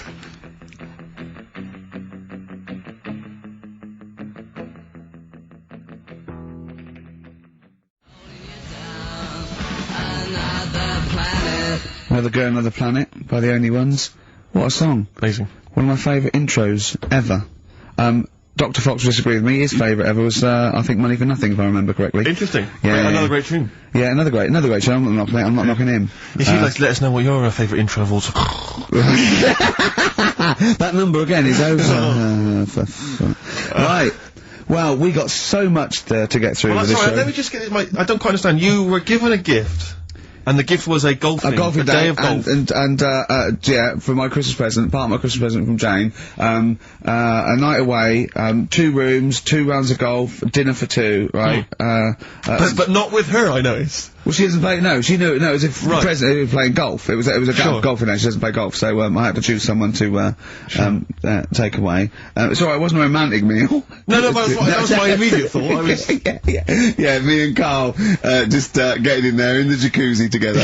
It just sounds like an excuse for Jane to have a day off from you. But you don't play golf, Jane. I know, go. Go, yeah. Enjoy yourself. A bowling ball with my name on it. So, chose Carl, obviously. We went, it was a great day, wasn't it? Brilliant round of golf. Absolutely brilliant. Such a beautiful place in Stoke Poges. It's like a really posh place. And are you a good golf player? Well, we'll get to that. Oh, okay. Well, he bought the shoes especially for it. Oh, I'd love to see him in those little shoes. I know, and they were no good because they were metal spikes. We had to change them. He was annoyed straight away. He spent over £22 on these golf shoes.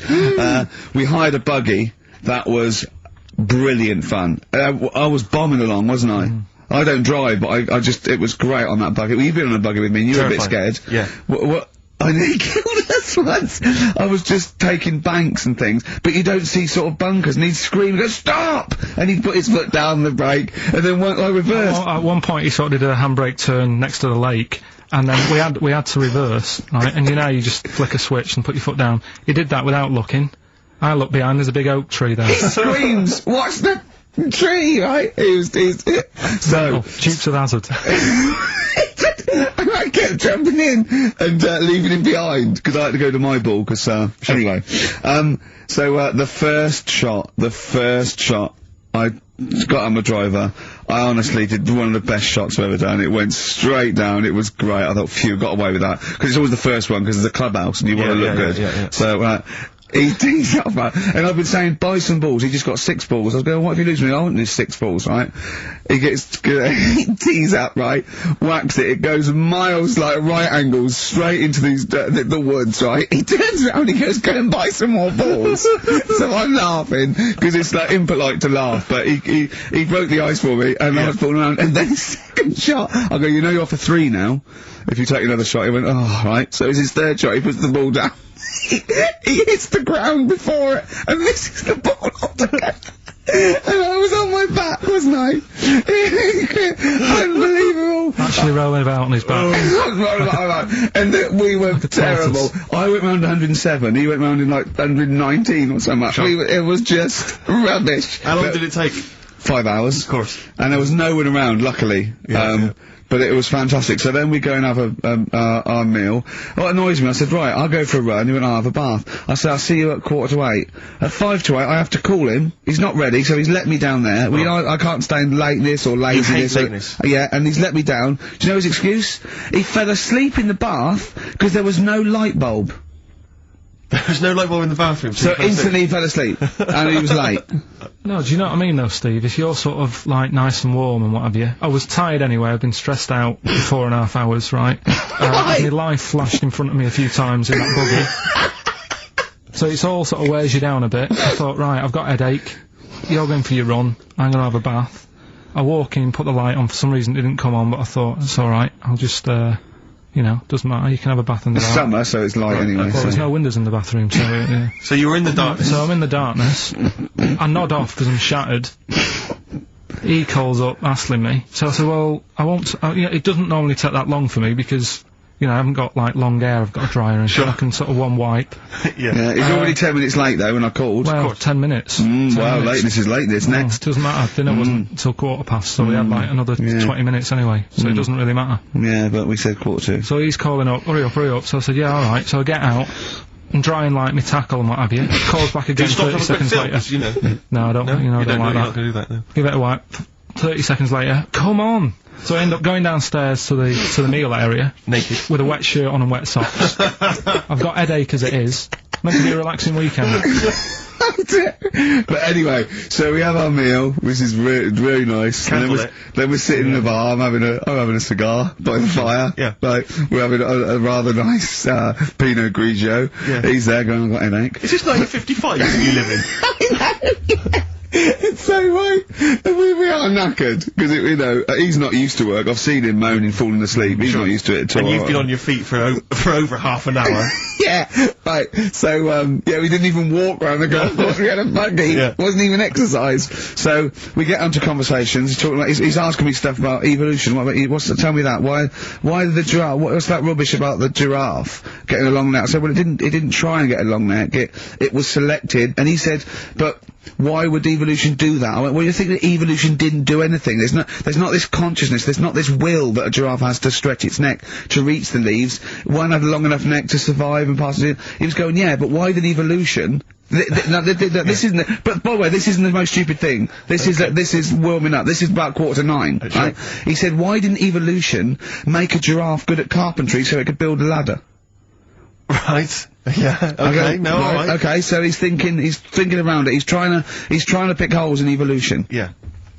We get on to, I said, well, things are, I said, we can see the speed of evolution in lower life forms like bacteria, viruses, they evolved, that's why, soon we won't have an antibiotic that can kill some certain bacterial strains. And he said, and this is about, 11:30, and I said, I'm going to bed, right? He said, in the future, they reckon that you'll be able to wake up and eat a yogurt you can have a chat with. I don't know what that means. Let's put a song on, right? And we'll come back to it. So you're going to explain that? Yeah. You've got an explanation? Yeah.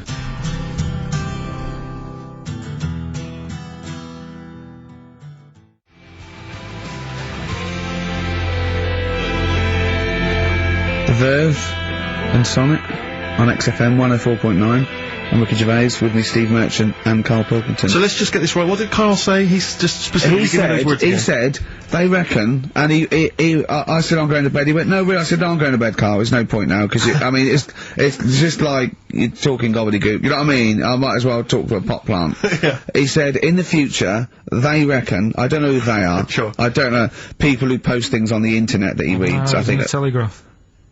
Anyway, complete the sentence. They reckon that in the future you'll be able to wake up. I love it, there's always a little scenario, an embellishment. Like this little... Oh, hello, darling. It's your yogurt. Hello.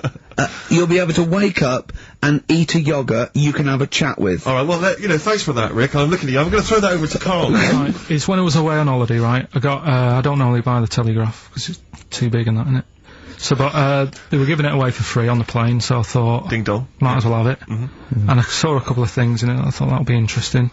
I saw this thing about the future, and it was talking about evolution and what have you, right, which I always find weird, because I always think that maybe we've sort of done it wrong anyway.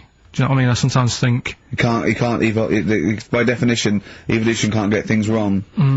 Things change, that it's not successful, it can't pass on its genetic material, or but if you're around, it's working. If you're around, it's working. Slugs are as evolved as they need to be. Slugs are as evolved as you and me. That's true enough. Yeah. No disrespect, but it works. It works. Sorry, they're around. Anyway, what's your point, Carl? No, I mean, I think we probably would have been better off staying as a fish. Just because there's more water than land, isn't there? Right. And you wouldn't drown. This is why I went to bed. No, I'm thinking of dozing off now. Yeah. No, but it Do you know what I mean? From, what was it? It was bacteria, it was fish, mermaid, man, onwards and what have you. So anyway. Oh God! No, there are a few knowledge gaps in your theory of evolution. You generally got it right though, so I mean, basically, yeah, it went bacteria, fish, mermaid, man. What next is the big question. So it was telling you all about this and what have you, and saying how, like, we shouldn't have interfered, because maybe if we wouldn't have invented planes and what have you, maybe we'd be able to fly and what have you, if we really needed to and stuff like that. Okay. So we've interfered with evolution, you see. Right. But then it was saying, well, what's the future got? Well, yes, in one way we have interfered with evolution, yeah. The evolution of the human being in society is changing. It's no longer based on the strongest or the fittest, because medical science can keep us alive long enough. People can, pass on their genetic material where, without this civilization, they wouldn't have been able to. So, yeah, there are different parameters, there are different pressures, there are different things that say whether we're gonna pass on our genetic material or not. Okay. So in that sense, you're right. And that, Rick, as far as I'm aware, has led to a yogurt that you can eat and have a conversation with. So this is what it was saying. It was just saying, you know, we're living in mad times and that. You know, there's a lot of weird stuff going on. One of which is... Go on. And the fellow was just saying, you know, with computers and stuff like that, the way it is, we'll be able to wake up... Go on. Have a chat with your yogurt and have something to eat. What do you mean, have a chat with your yogurt? Because of the amount of... I mean, you have them yogurts already, those friendly yogurts. Those bacteria-friendly ones, so this is just a really friendly one. Yeah, they don't... Oh God! I might burst! Do you know what, sometimes, Carl, I think that we're having a chat with a yogurt. Do you know what I mean? There can't be any difference. Yeah, but then I'm always reminded that would be more entertaining. That would be more informative. God!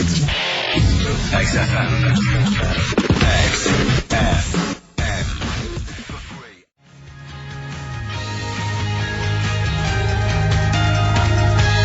U2, City of Blinding Lights. I'm going to see them next week at Twickenham. We'll enjoy that. Looking forward to it. Yeah. Thanks again for letting me know about your, old Nobbo and Edge and all that. Now listen, you just got an email there saying, can you turn up, your microphone, Steve? Apparently my voice is a little bit, quiet. Carl has to do one thing, make sure we're heard. That's all he has to do. Well, I can hear it. Sounds fine to me. Well, not to the listeners, and that's who we're trying to please. Well, it's one person, so they can't hear. Yes, but we've only got one listener. So if he's not happy, we're buggered.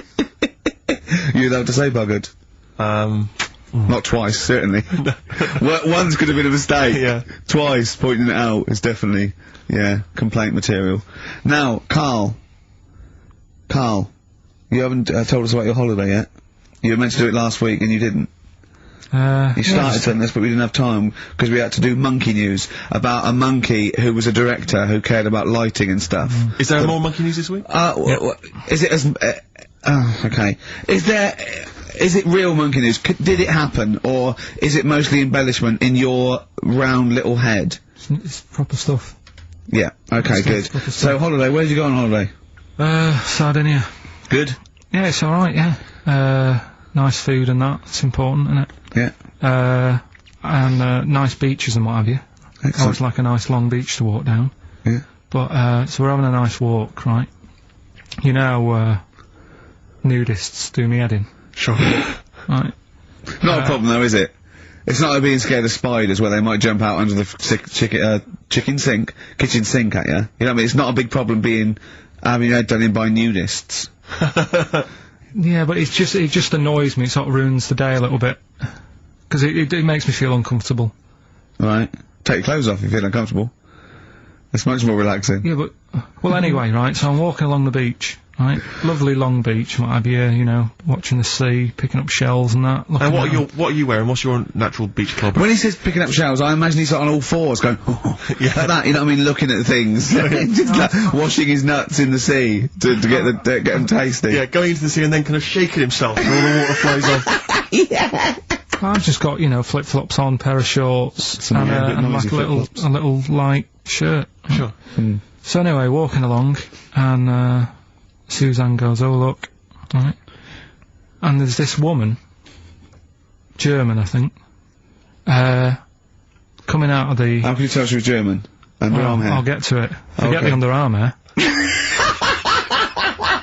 She came out, it looked like she was smuggling seaweed. I'm gonna burst! I'm going to burst! Oh, God! And the funny thing is, right, she, smuggling seaweed! Oh, God! She was a bit hairy down there, was she? Mental. I felt bad because I hadn't had a shave for 2 days, right? Looked at her, it was ridiculous. She might as well have kept her trunks on. It was just like she was wearing furry trunks, right? So anyway, so I'm walking around. Yeah, go on then. So Suzanne's like, oh, look, and I'm like, oh, not again, you know, because every time we go away, there always seems to be one of these. Is she by herself, this woman? Well, the weird thing was, she was with her husband, right, but he had shorts on, he was happy, right, but every time, like, because I walked past her, and he sort of ran off, because he's embarrassed. Do you know what I mean? There's nothing normal about it. What can he do? He can't go, alright, mate? Because he knows it's odd, right? How old was he? Sorry, how old was she? It's hard to tell when someone hasn't got clothes on. Do you know what I mean? They always look older, don't they, when they haven't got clothes on anyway, but I'd say she was about 40, 41. Okay, right. So yeah, so I walked past, and the annoying thing is, she got there on a bike, right? No clothes on, little pair of boots next to the bike. So if you can wear boots, just pop some shorts on. Do you know what I mean? That takes more effort for me, putting boots on. But put the shorts on, right? So anyway, so the husband kept running off.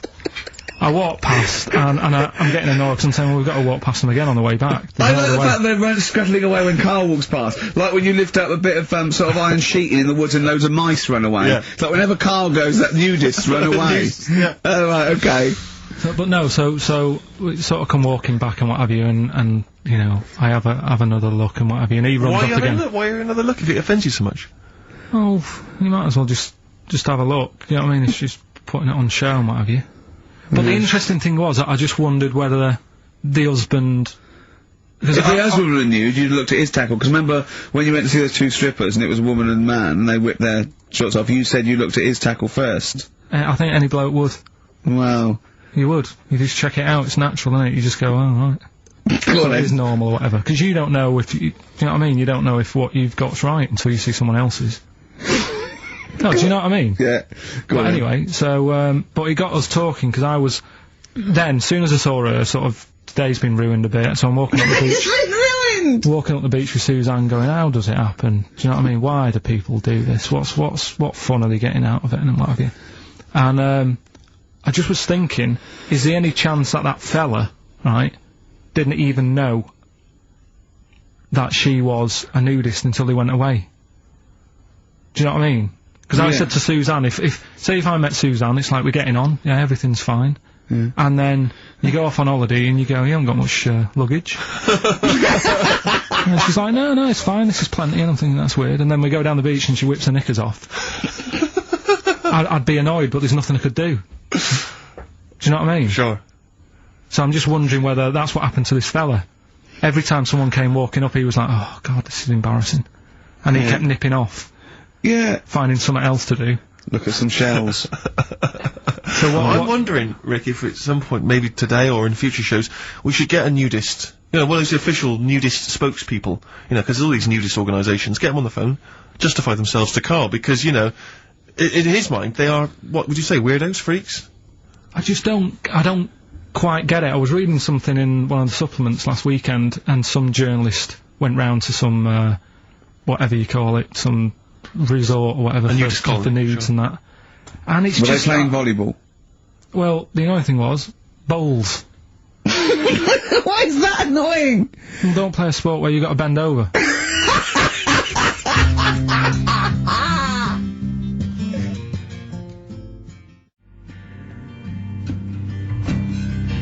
Neil Young from the album Zuma, and that's Pardon My Heart on XFM 104.9. Ricky Gervais, Steve Merchant, Carl Pilkington. We just had a text here that says, and I don't know what truth there is in this, as ever, but John says there is apparently a nude bike ride today in Hyde Park.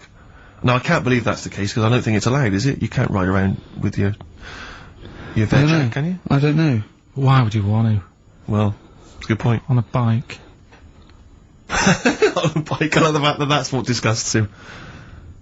I want. Do you know what? If we did appeal for a nudist to call in, I'd want a very specific sort. I don't want. I want a German nudist, a middle-aged man called Helmut. Okay. If there is any, or the closest one to it.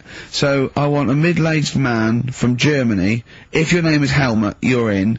But I'll accept Hans.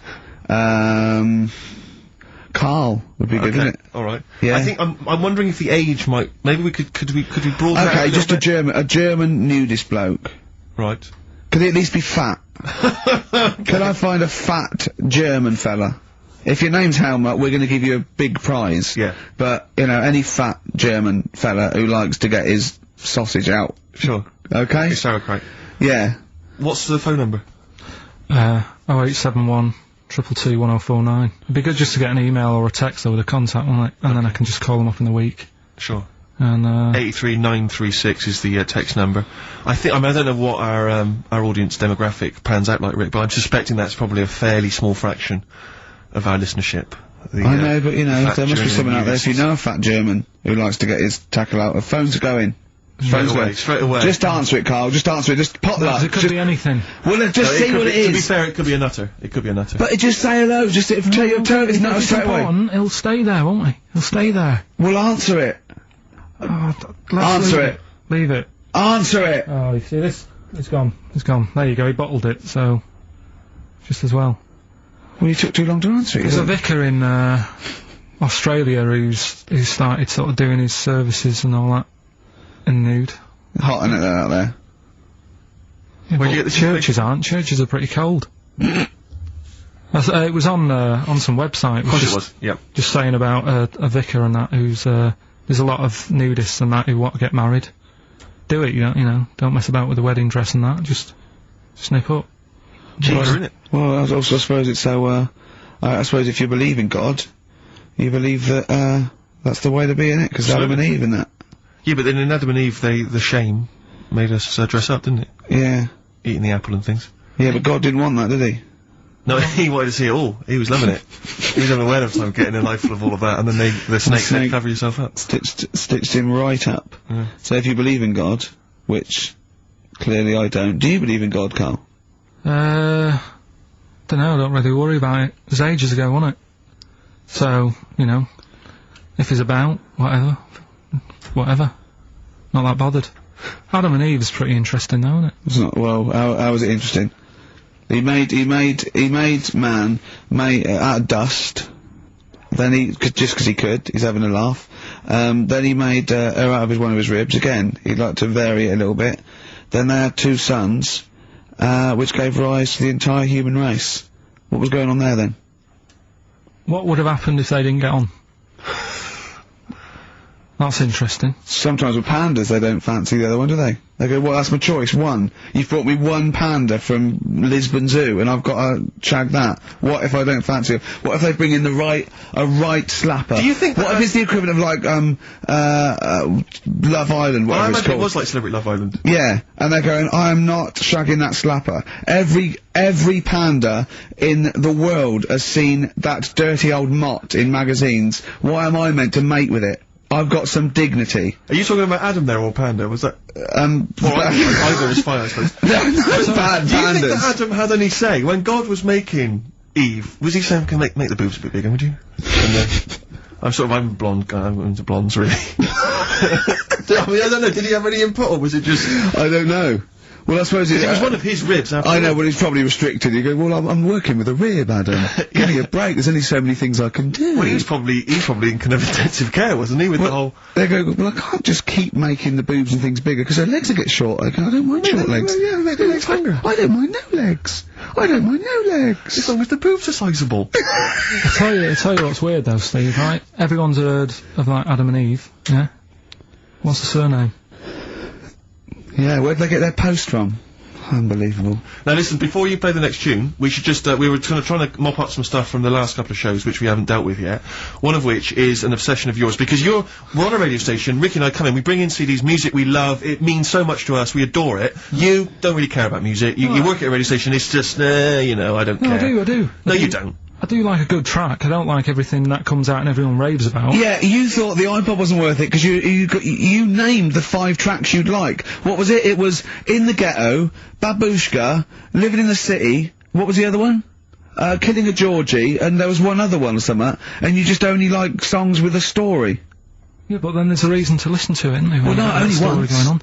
No, because you might forget the ending. Listen to it again. Yeah, anyway, you've been listening to Babushka quite a lot, is that right? Because you've really got into your head now, you're trying to decipher the story. When I've been sort of asking for songs with stories, people have texted in, emailed in and whatever, and I've had a couple, you know, last time we did the show. So I've gone, oh right, that sounds interesting. And Babushka, when I was away on holiday, I listened to it a few times because I like the story. It's a good little story going on. You got some thoughts on it though, have you?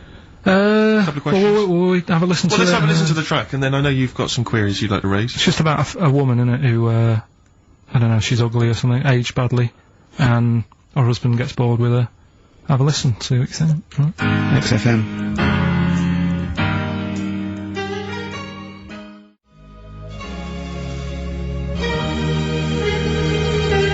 Listening to Magic 105.4. That was all the way back to 1979. Kate Bush, Babushka. So, we would like your suggestions for songs which have stories in them, which may entertain Carl. They could shoot to the top of his list. What do you think of that, Carl? That as a little story there. I like it, but so she tests her husband. Yeah, she writes him letters. She gets a letter back. It's a pseudonym. Babushka's her pseudonym. It's not a real name. Her real name is Molly Strank from Ealing. And he responds. He goes, "Oh, he's you know." So in real terms, he's having a bit of an illicit affair behind her back because he doesn't know it's his wife. So he goes, "Oh, well, I'll take this a bit further. See how far I go." He turns up. She turns up, he gets it on with her, and he's falling for her because she's acting like she used to act, you know. So was he just playing along with it? Was he like a No, it's not, because they'd have said that in the song. They don't leave it up to... Some people do that, don't they? Well, it wasn't. Kate Bush would have said, and by the way, he's playing along. She'd have given us a clue. He's not. He's fallen for it. She went along incognito. He thought it was another woman. But how much work can you do to yourself to, say if like, I wrote a letter to Suzanne, right? Saying, she'd know it was you, it'd have egg stains on it, it'd be spelt wrong. No, but, and you'd sign it Carl, crossed out Babushka. I wrote to, I won't pick Babushka. I think that's a ridiculous name, that wouldn't have worked anyway. You just get a vision in your head of, I wouldn't have answered a letter from someone called Babushka. It's not the point. If Kate Bush is listening, please call in, because I'd love her to have a conversation with you. I mean, that would be good. Forget Helmut. No, Helmut, you keep trying. A fat German. We want Kate Bush and a fat German. What I mean is, though... Now, wait a minute. What worries me is he didn't answer the last phone call. What if Kate Bush does for it? If anyone knows Kate Bush, give her a call now. She's probably not listening. She's probably doing yoga or something, I imagine, or making a lentil soup, or maybe just like repotting some plants, right? Or practicing piano, right? But if anyone knows Kate Bush, got a number, call her up now, say, tune into XFM, there's a little bald mank fella wants to talk to you about Babushka. Right? But how much... But Helmut, don't worry, you'll get your... chance. The phones are going. That could be Kate Bush. That could not. Don't worry about it. That could be Kate Bush. I know for a fact it isn't. Okay, answer it. XFM.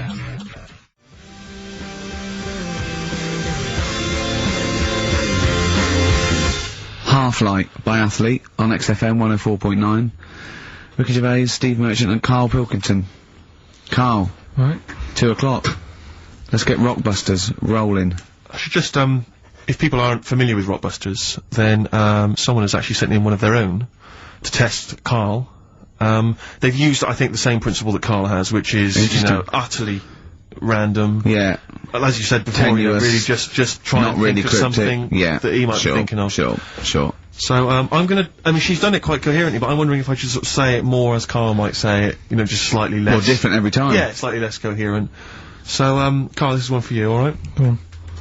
You know, it's Sunday morning, you know, I'm in bed, but I'm not asleep, you know, but, like, Hollyoaks is on, the omnibus, I'm just watching that, you know. I go and make a lovely cup of tea, you know, in the bed with Suzanne, aren't I, having a cup of tea. What's going on there? Just watching the telly and that, but hang on, I haven't got anything to dunk in me, in my tea. got anything to dunk in my tea, have I? You know what I mean? I haven't got anything to dunk in there. I'm just having, you know. What am I doing? Is it LB? It's LR. Oh. LR. So, have a think about that one, Carl. I think I know it. Yeah? Do you? Go for it. Go on. Is it Lionel Richie? It is Lionel Richie. What's your logic? Sort of Lionel, and it's like... No rich tea. No rich tea. Yeah. No biscuits, no rich tea. Lion, no rich tea. Lionel Rich tea. Lionel Richie. It works. It's just as coherent as one of yours. What's that? We've done one a little bit like it. There's nothing wrong with that. I cannot believe you got it. That's a toaster. I cannot believe you got it. I might not have got it without the initials, but that's why we chucked them in, just to help you along. So what have you got for us this week? We've got 3 of them. Oh, by the way, don't bother calling in Kate Bush, because Carl doesn't want to answer the phones. He says Kate Bush is not going to call, so it's all going to be nutters, so we apologise. He's got one thing to do. He didn't even get the sound right, because someone was complaining about they couldn't hear Steve. He's got to do Monkey News, which is always twaddle, and he won't even answer the phones now, so I don't know why he gets paid. He takes off Mondays, because he works Saturdays. He gets paid for Saturdays. He takes 5 weeks holiday a year. Not off Mondays and he moans. Not off Mondays. Wow. What Right, have you got for us? Right then, the first one. There's a vehicle that sells kebabs. Right? There's a vehicle that sells kebabs. Initial D. Right? D. Great. Right? Have you worked that one out? Of course I haven't. Right, the second one. You're asked if you want that bit of the egg. You what? You're asked if you want that bit of the egg. Yeah. You think about it, but we sort of decide against it. And again? What's going on there? You're asked if you want that bit of the egg. You think about it, but you go, no, I go against it. Right? I've got it. Is it initials W-Y-O? Yeah. Got it. Right, so... Okay. That one works. Right. No, it doesn't. No, it doesn't. No, it doesn't. And the last one, I don't think this burger will catch on. I don't think this burger will catch on. Yeah, and the letter there is M. So you just text or email in with the answers and win some stuff. What have we got? We've got some prizes. We've got another box set of the League of Gentlemen. This is instant gratification, but you go into a draw for something bigger, so what have we got today? Yeah, well today, this is what you're taking home today. You've got the League of Gentlemen, the complete collection on DVD, that's worth having, definitely. We've got Catterick, which is the current Vic and Bob show on BBC Two, which is good. The Aviator, the award-winning Leonardo DiCaprio, Martin Scorsese biopic, and once again Ladder 49. We're giving that away again, are we? Yeah, apparently we got... Did we get a job like those, we got loads of them. We got boxes of them, stacks of them. Yeah. Excellent. So email in if you just want a copy of Ladder 49, I'm sure we could dig one out for you. yeah. Or phone in, because Carl does not answer the phones. Right. And remember, the winner goes forward into the chance to win the big prizes, the signed Homer drawing, the signed Nigel Tufnell poster, and you go to rickygervais.com and see Matt Groening actually drawing that to verify it. Bit of Lloyd Cole won't never hurt anyone, has it? Has it?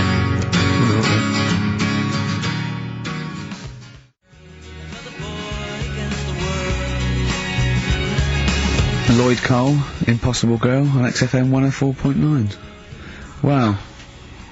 Rick, I'm just reading an email we've had, and it is indeed true. Scores of naked cyclists will be wheeling around London today in a mass protest against oil dependency. The World Naked Bike Ride will see the arresting sight of up to 200 daring riders bearing all in their cycle past some of the capital's most famous landmarks. Have they got to wear an helmet? Are they against wearing a helmet? Well, I think they're trying to make a statement, I would imagine, I don't know. Well, they don't have to wear a helmet. It's not law to wear a helmet on a bike, is it? It's for your own safety. It's sensible, you're right, yeah. Well, it's also sensible to just pop some pants on. Pop some pants on. Are you going to be popping down there and cheering them on? I'm not going anywhere near it. What are they going against? What's the problem that's going on? Oil dependency. I think, generally we're consuming too much oil, aren't we, in the world, and it's going to run out one day, and we've not got any alternatives. Talking of campaigns and things and that, did you see Sir Bob on Jonathan Ross last night? Sir Bob Geldof. Sir Bob Geldof. Yeah. You going to walk to Edinburgh or sail to France, Carl? What do you think of all this? The G8? I think it's good that, he's doing some stuff for the world and what have you, but I probably won't bother. No? Having a walk. What do you make of all this campaigning? You know, he's dedicated his life to this now, hasn't he? Yeah. I mean, it's interesting. I was watching him last night, and I respect the man. I mean, he used to work here, didn't he? Did some shows and that. It's good. It's alright that he can do it, but... I assume that's not why you respect him. I assume you respect him because he's trying to save a nation, as opposed to used to work in XFM for a while. Yeah, I know, but I'm just saying it's good that he's given up a lot of his time to, you know, try and save the world and that, but, you know, there's a bit of me that's kind of like, you know, is he wasting his time a bit? You know what I mean? What do you mean wasting his time? Well, he tried it before and... No, wait. What he's trying to say is that the G8 are I think the 7 most, wealthy nations in the world, and Russia, and they get together and they can wipe out the third world debt. I.e. they owe us billions and billions of pounds, they can't afford to pay it back. So he's gonna say let's wipe the slate clean, and pledge, I think, a lot more aid and stuff to them, isn't it? So what do you think of that? But, won't they just do it again? Right, what's you thinking? No, I knew I had a little diamond in the rough here. I mean, obviously, you know, I admit, I brought this up because I really wanted to know what Carl thought of it. Sure. Yeah, I had ulterior motives. It wasn't just for awareness, for the very worthy cause. It was because I know, look at him looking at me. Look at him, he looks at me like a cat. Honestly, it's like there's nothing behind those eyes. Right, what do you mean? They're just gonna run up the debt again, you think? Well, what I mean is, right, when I was a kid, right, and I wanted to go to the arcade, I'd borrow £1 off me mum, right, and she'd say, don't come back asking for more and what have you. But I'd have a go on a pinball machine or whatever, game on a fruity, and then go back, and she'd go, can I have some more money? And she goes, I gave you £1 before. And I go, I know, but I'm on holiday, and she goes, there you go then. And then I go off and do the same thing. I didn't go, no, I wasted the last one, I'm gonna pop this in the bank. Right. So you think that's what's going to happen with... That's a nice metaphor. So what do you think happening there? Is the Africans are blowing it down the arcade? Instead of putting it towards a fishing rod, they're blowing it down the arcade. I'm trying to win a watch. Look, I've got 100 goals. I think this thing is dodgy. Yeah. I'm trying to win a fluffy toy. Bob said, you're never gonna get the Snoopy. You're never gonna get the Snoopy. It's always gonna fall out of the little claw It's before it rigged, gets to the the top. claw is not strong enough. Do not waste it. No, Midge. Midge, you have to write a song. Write another song, mate. They've flown it down the arcade. Brilliant. So that's your genuine logic, is it? Well, I just don't know, if they put me in charge of it, I don't know what I'd do. I just think it's a... Could I just say that will never happen? No. Could I just say to London... Yeah. And anyone listening on Saturday... Yeah, don't worry. Carl is not going to be put in charge of G8. It's not going to be him, Blair. Chirac. That would be a joy if it were. That would be amazing. But anyway, so let's assume some alternate universe you are in charge. What would you do? Monkeys, obviously, it's like Planet of the Apes. What are you gonna do? You're the only, the only person with opposable thumbs. What's your solution? We've done a lot of it, haven't we? We've sent, money out there, we've sent them clothes and that. Yeah. I mean, have you? You say we, have you sent... I've done loads for charity. Go on. No, loads, I've done loads of stuff. Go on. For what? Oh, I give stuff to Oxfam. Yeah? What stuff you don't want anymore? Yeah, junk, you mean? Well, yeah, but it'll be alright for them. I mean, I said to you the other day, like, when they collect clothes for over there, I don't know, none of my stuff's gonna fit them well.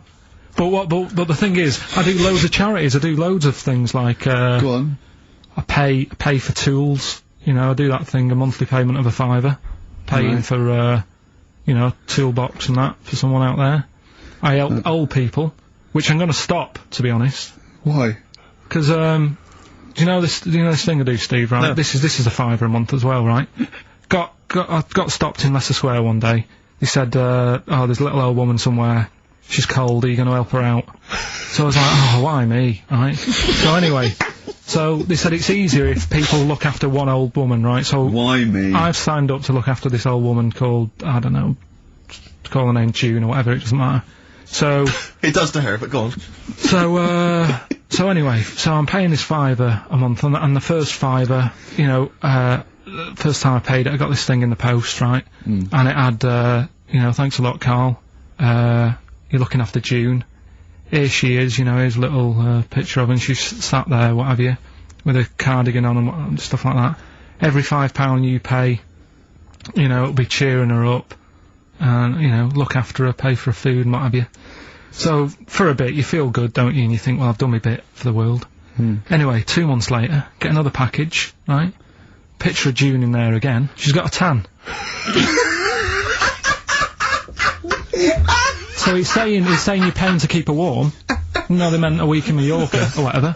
And this is what I mean. People turn because they can get away with it. I don't know where to start. That isn't having a go though. What do you think? So what do you think? You think they're going? Don't bother getting a job or anything. Go off a bit, go off a bit. It's June. I don't know. It's difficult, isn't it? It's difficult. So you think Sir Bob should just wash his hands of the whole affair? You think it's a complete waste of time? Is that what you're saying? That you should just leave them to it? Just leave them to it, let them sink ever more into debt, ever more into hunger. You just think that should just carry on? Do you know what I think he's saying? I think, now I'm not with words in your mouth, are you saying they blew the last lot we gave them, they've got to learn a lesson? Is that what you're saying? No, I'm not gonna say that. I'm not gonna say that. Is that what you're thinking? No. What are you thinking? I'm not thinking anything like that. All I was thinking is about this gig, it might have been better to do it, like, rather than, I don't know, ruining a grass field in Edinburgh and that, do it out in Africa, right? Get people out there, get the tourists up, do you know what I mean? Get a load of people out there. They've got loads I don't reckon he's going to get people to walk to Edinburgh. I very much doubt people are going to fly to Addis Ababa to see Coldplay. Cheap flights and what have you. Right. Hot dog stands and that, locals will love that, right? Job done. Brilliant. Let's put him in charge. Yeah, just for one day. Let's put him in charge of Live Aid. If Bob Geldof is listening, I know, you respect him because he used to work on XFM. No, but if Bob, if you're listening, please, I would love, oh my God, a conversation, Bob Geldof talking to, forget Kate Bush, forget That would be Halma. amazing. Can Bob please call in and speak to Carl? No one call except Bob, so we know it's Bob calling. Right, get on the phone. What's the phone number? What's the phone number? Can't we talk to him next week? He might be busy next week. No, he's he got won't. stuff to organise. He won't, don't worry about it.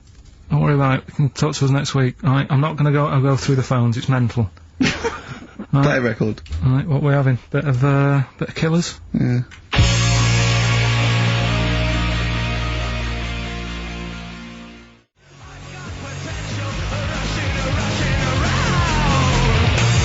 The Killers, somebody told me on XFM 104.9. Tell you what, talking of, starving, I went to what is meant to be the best restaurant in the world on, Wednesday, yeah. Sure. You must be famished. Well, Jonathan, Ross, booked a table there. It came out, I think he's been trying to get there for a while, and, I think there's a waiting list and everything, right? And, well, he's got over here, you're walking straight in. He's walked straight in with that, yeah. Me and Jane went along with him and Jane to the Fat Duck in Bray. So it was voted the best restaurant in the world, okay? Right. And, it was incredible. I mean, it's across from the restaurant and sort of Barnum. They, you know, just incredible food. But all the way there, I'm thinking, well, I can't eat stuff in normal restaurants. I don't eat red meat. I'm squeamish about things like seafood, anything that's got too many legs, or was a crustacean once, or feeds on worms. I knew that one of their signature dishes was snail porridge, so I'm thinking I'm not going to be able to eat anything here. So I was thinking I had something to eat before I went, and I was thinking they better not have mucked around the bread, right?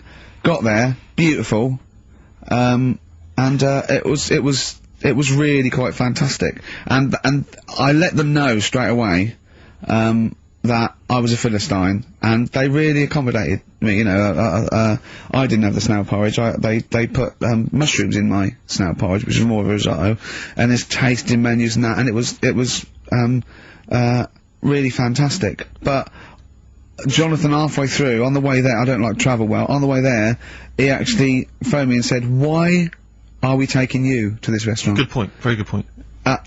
They know, even if I go around there, they cook me sausage and mash. Yeah. Or, do you know what I mean? Well, you have the palate of one of those kids from the Jamie Oliver school dinners programme. They've got the lovely Jamie Oliver cooked, you know, kind of, ratatouille, but they're going for the sort of chicken Twizzlers. Well, no, chicken. I love chicken. I like the chicken I can eat. I'm squeamish about red meats. There's nothing you know, it's a mixture of, it's not morals. There's only one thing I don't eat morally, that's veal. But the other thing else is just like, if it's got eyes and legs and things sticking out of it, or there's But it hasn't got eyes and legs things sticking out of it. What are you talking about? I mean, it just infuriates me. I actually got to a point now where I refuse to eat out with Ricky. Because I can't, it just sucks the life out of me. It actually makes me depressed. I can't enjoy the experience. If you go to an awards do, they bring out lovely food, you know, 3 courses, and you're whinging. You're always salmon, whinging. which is hardly cooked, followed by lamb. Lovely bit of lamb. Who doesn't think lamb is the best of all the meats? Oh. And you whinge, you complain, you look at Jane like a little boy who's like, oh no, why have you brought me here? You are just, and I tell you, and I put it at I don't want to, badmouth people, but I suspect it's your family. I suspect it was your upbringing. I imagine, that if I came to your house, late 60s, early 70s, came round to your place in Reading, it would have just been the smell of chip fat. Just everywhere. Pervading, just one of those chip fat fires that's just, like you say, constantly, 24 hours a day, just bubbling away. I used to eat beef and pork and that, and I used to have to, eventually, when I was getting sort of squeamish and getting older, I'd make her burn it so much that it was just like chewing on a piece of leather anyway, where I couldn't stand the sight of blood or something. A salad in your house would have been a pickled onion and a packet of crisps. No, a salad in my house, right, was when it was summer, we were out in the garden, lovely salad, grated cheese, grated egg, 2 bits of beetroot with your leaf, a pickled onion, and a packet of crisps. And that was a salad.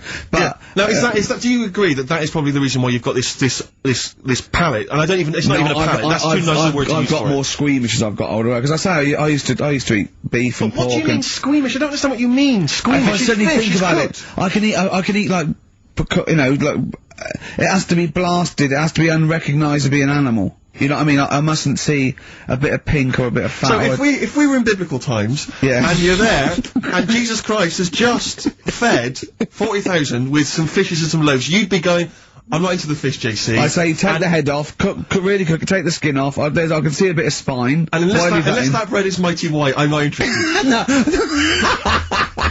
Yeah, but the thing is, what he hasn't said is, he gets frustrated because we have to go from restaurant to restaurant for something I can eat. But the reason we've only got about 3 restaurants to choose from are because he doesn't want to spend more than a £5 at lunchtime. At lunchtime? If I was going out of an evening, you'd spend a decent amount of wallop. But lunchtime, you'd be happy to spend 20 quid on lunch. Imagine that every single day. There's no one out there who's eating lunch 20 quid a day on lunch. It's crazy. You don't need that much food at lunchtime, because I know what happens. You go in there, you have some kind of, tiger in curry for lunch, you're asleep by 1:30, we're trying to work, we're trying to write TV shows, and you're dozing off like one of those giant anacondas that's just eating a sheep, and it's slowly digesting it. It takes like 3 weeks. He does not like this, but he'll walk a mile out of his way to get a sandwich. Having an argument over that 50p that time.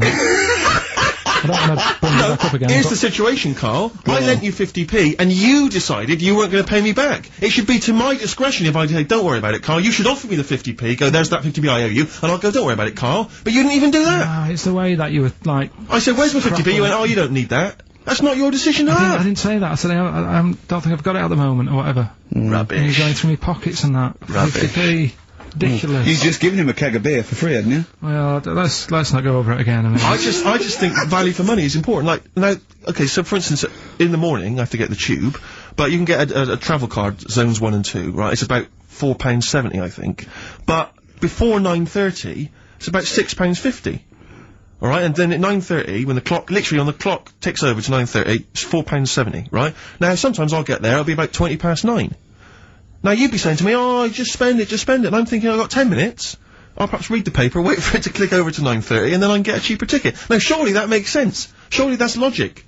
I mean, if you were in that situation, Rick, if you were there, right, and you had, let's say you had 3 minutes to wait before 9:30, what would you do? Would you stand there and wait? No, because waiting to me is worse than anything. It's madness. It's madness. I can't stand queuing, I can't say, no, I'd pay, yeah. How long would it have to be before you'd wait? If there was like a minute on the clock to go, would you wait? If they literally said, if you wait 30 seconds, I go, alright. Well, that is the case. That literally is the case. Okay, but not 10 minutes, no. What about you, Carl? I'd feel, if it was 30 seconds, I'd feel flash going, I'd spend £3. But if it was like a couple of minutes, I'd go, oh, it doesn't matter. I just wouldn't. Madness. Yeah. Think about how that tots up over the years. Amazing. Carl, what about you, Carl? Would you do it? It depends, doesn't it, what your job is and that. If you're a doctor, you've got to get to, go and save someone or whatever, you can't say, oh, just 10 minutes. Depends. Depends on the situation, depends. Most of the time I've got to get in work early. I can't be hanging around till half But you don't 9. know, do you? I've called him when I was filming. He was I've seen him do one day, right? I've seen him for one whole day. He went away. He fell asleep at 7:45 in the bath because he was knackered. So you know, he has 5 weeks holiday a year. He's taking the piss.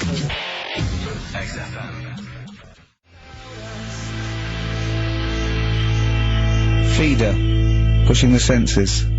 Quite a food-related sort of show, isn't it? It is. Thinking of gluttony, did you see in, I think it was Heat magazine, it was former Pop Idol winner Michelle McManus. Oh yeah. She's lost a lot of weight. Oh yeah, she's lost 5 stone, hasn't she? Please see that the headline was, I used to eat 12 packets of Doritos a night.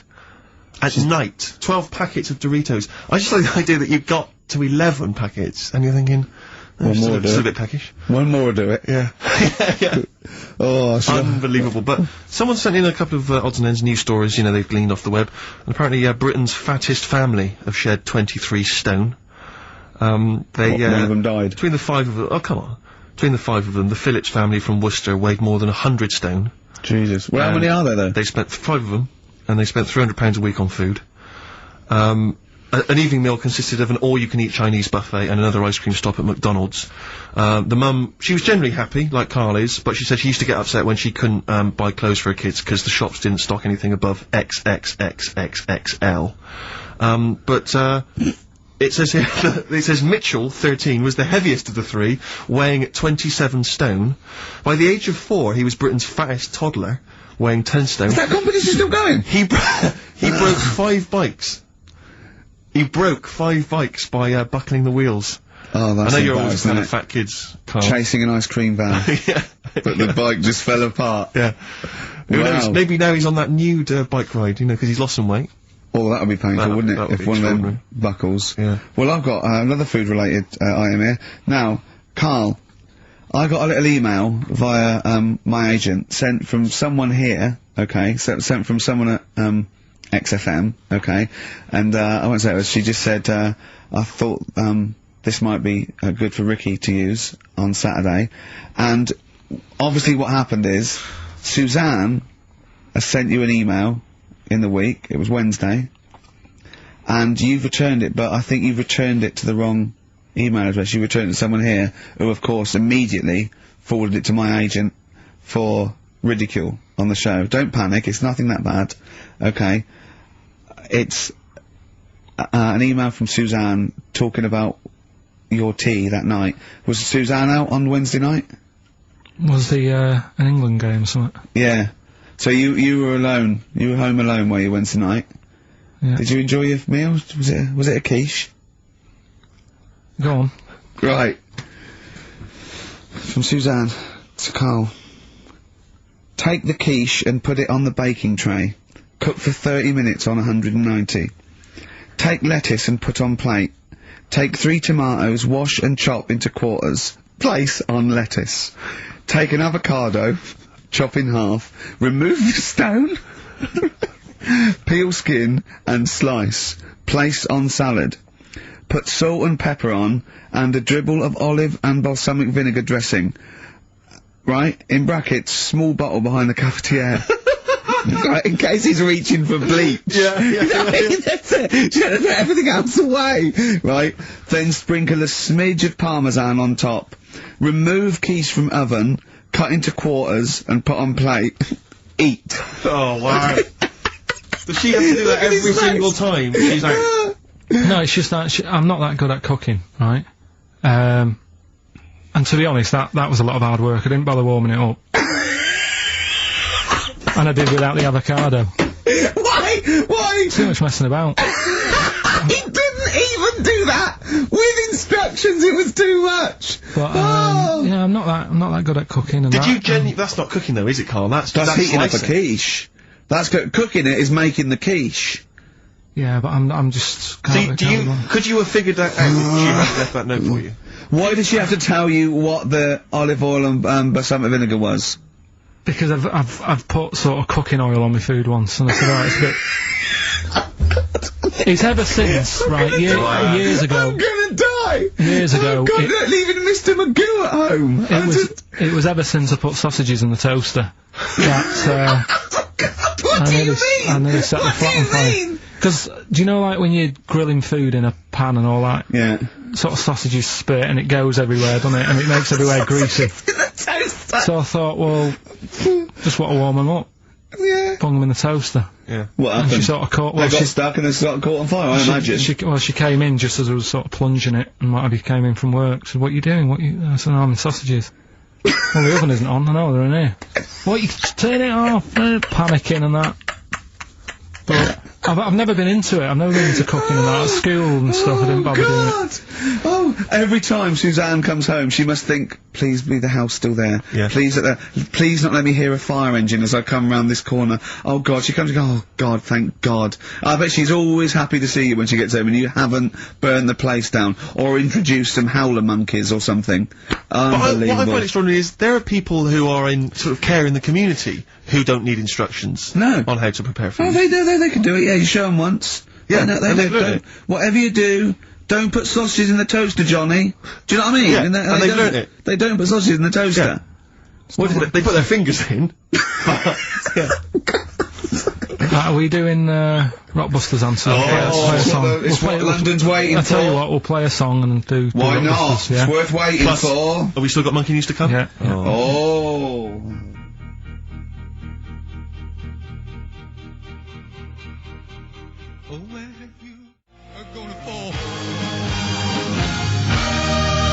Roxy Music with the old Dylan classic Hard Rains on XFM 104.9. Mixing it up, just mixing it up, mixing and matching. We've got Neil Young, we've got a bit of Roxy Music, we don't care, But do then we? we're right up, bang up to date with some of the latest tracks from Feeder and the like, so... Yeah, big time. But, it's what they're waiting for, it's the Rockbuster dancers. That's right. Right. Okay, give us the clue, give us the answer. Right then, first one. Hurry up, because we haven't got long for Monkey News. Don't worry about it, don't worry about it. First one. There's a vehicle over there that's, changed? Selling kebabs. Oh, it's changed, go on. Initial D. Yeah, what is it? That was Donovan. Okay. Alright, yeah, okay. Yeah. That Good. worked. I'll give you that. Yeah. Second That's a one. real clue. Well, they got it. Like they always do, so they're always real clues. Second one. You're asked if you want that bit of the egg, right? You think about it. Then you decide against it. I think I know this one. What was the initial again? Y-O. Is this, John Lennon's, wife, Yoko Ono? Yeah, that's right. I think that was her name, Yoko Ono, wasn't it? Yeah, it was Yoko No. That was Yoko No. No, you've got it wrong. You're thinking about it. You're asked if you want a bit of the egg. Yeah. You go, yolk. You think about it. Oh no. Oh, so you say it twice, you stutter. So No, it's no. Yoke, oh no. No, you didn't No, her wrong. name's Yoko Ono, though. Yeah, Yoko Ono. Listen to the clue again. Okay, no. Listen to the clue. So what you say is, do you want this bit of the egg? You think, oh, the end of it, no. Yolk, oh no. Yolk, right. oh no. Yolk, oh no. Yolk, oh, no. Oh, yolk. Yeah, go on, brilliant. Yeah, okay, yeah, Yoko, no, yeah, go on. Works perfect. Next, yeah. And the last one was, I don't think this burger will catch on. That was, initial M. Yeah. McFly. Right? So, there's your three clues. There's your three answers. It won't catch on. Well, who'd want to eat that? You know what I mean? It's like a Mac burger or whatever. Mac chicken. McFly. Don't want one. Put it back. I'll have a chicken. Right? So who's got the three then? Well done to Ian Shillham from Mansfield, who's got all those answers right amazingly. And he wins all those great prizes, including Ladder 49, starring Joaquin Phoenix and John Travolta, which I don't think anyone's ever seen. There's 49 of them. And he wins that, but he also goes forward, as you say, to the big draw, which will come up at the end of our little to run. win the signed Homer saying "I like Carl 'cause he's stupid like me," and you can see Matt Groening drawing that. To know it's real on rickygervais.com, and you can win that and a signed Nigel Tufnell poster. Brilliant.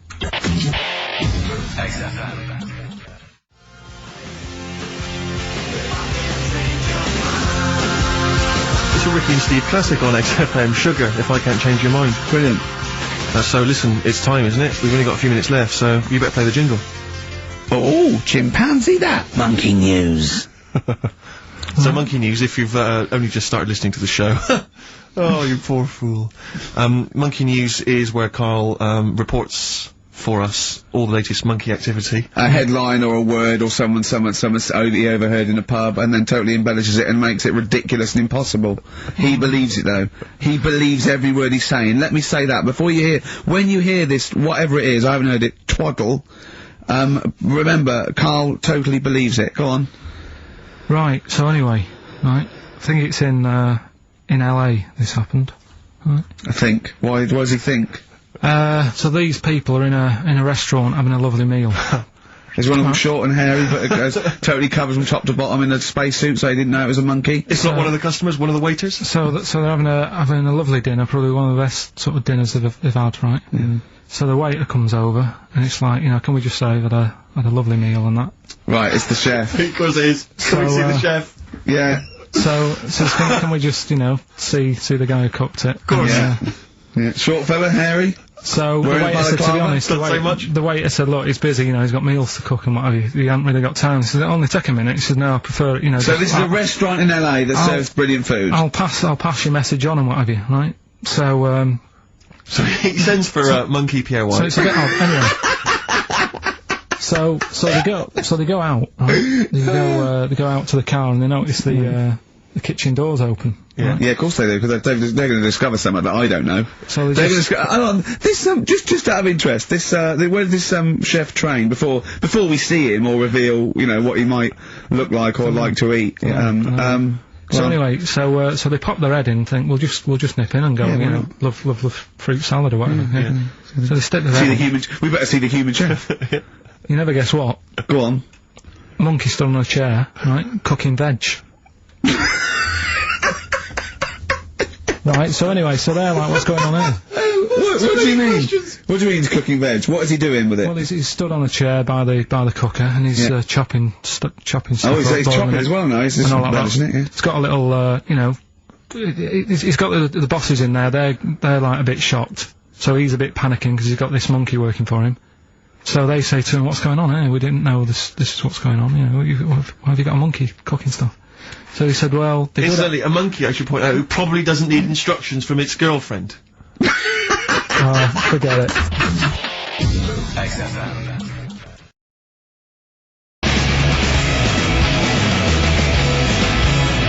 Foo Fighters, Best of You on XFM 104.9.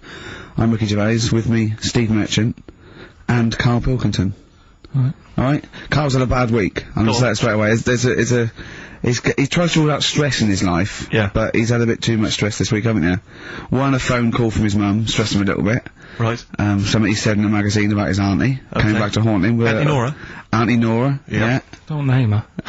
Oh, she knows who she is. No. Okay, we won't name her. Right, we'll just say it's the one who farted for 5 minutes and he saw a skirt when he was young and found it like a split tennis ball. So it could be any of me aunties. That coming up, and also a bloke in Times Online, Chris Campling, did a review of the show, right, and basically said that Carl Pilkington is a creation of Gervais and Merchant. Well, if only that were the case. He said. He started off saying he liked the show. Yeah. He was excited. Said it was a good show. A lot of the I'm already questioning his critical faculties. Yeah, exactly. And basically said that we didn't contribute much, or seemingly didn't seem to contribute much, and we couldn't sort of like ad lib or anything. We just laughed at, particularly me, laughed at Carl Pilkington, who was coming up with some, you know, quite funny stuff. Yeah. Right? But then he does a twist on it. He goes, but the thing is, we're the puppet masters.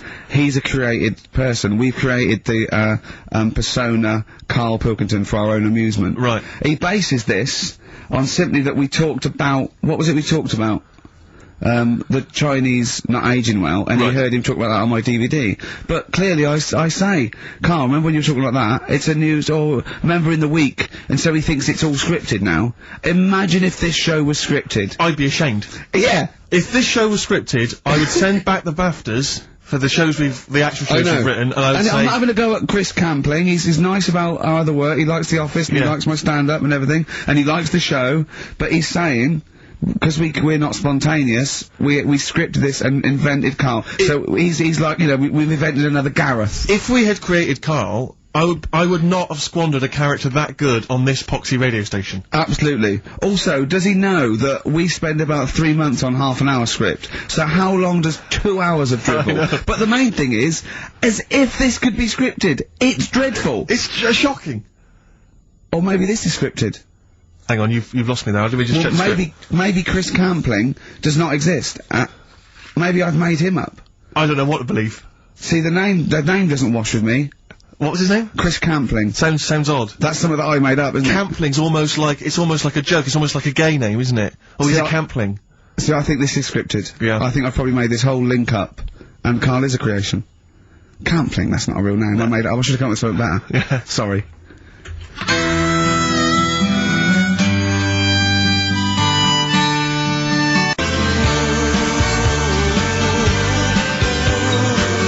Down to the River by Bruce Springsteen on XFM 104.9. So, yeah, that little fella in the Times thought Carl was just a puppet. We created him, he's an actor. What's his actor's name? Brent Hogwell. we got him from a Spotlight, Brent Hogwell. This stupid, dopey Mancunian accent, he just puts that on every week. Yeah, exactly, yeah. Yeah, he speaks rather like Hugh Grant. Yeah. Yeah. And, we just got this whole world around him, we set a whole, what do you think about that? He had his head shaved, especially. Exactly, yeah. So yeah, would he think that, you know, maybe if he's looked online and seen me head, and he's noticed how round it is and that, does he think it's sort of been, you know, morphed into that shape just for the show, just for 2 hours on a Saturday? Yeah. You would spend 5 hours in prosthetic makeup like John Hurt in The Elephant Man. Everything about him was made up. Yeah. We created him, because I remember coming up with Auntie Nora. Oh, yeah. You said, Rick, we need another character. I said, what about giving him an Auntie Nora? Doesn't sound convincing, I said. Yeah, and you said, what is it about? I said, well, I don't know, she farted for 5 minutes and she's got a fanny like a split tennis ball. No one's gonna believe that. Yeah. Oh, that brings us neatly. Well, let's put that to bed now. So, Chris Campling, honestly, we do not script this shambles of a show, and Carl Pilkington really is like this. If you want, you can meet him. I'd love to send Carl for a drink with Chris Campling. Can we do that? And then he'll eat his words. Chris, if you're listening, honestly, this isn't a stitch-up. As I say, I'm not having to go at you. It's a very well-written article. It's very, very fair. You're just complimenting him on his grammar. Yeah. It's a very well-written article, Chris. No, I'm saying we're not having to go. It's not like he snagged us off. I would just love him to meet Carl Pilkington. People in the street come up to me and say, is Carl like that? And I so want them to meet him. Yeah. Or maybe he can send in, if he's online, he can send in 5 subjects for Carl to talk about that we couldn't possibly know about. Just so he knows that we just really do throw things at Carl, and that drivel comes out. Imagine if it was scripted.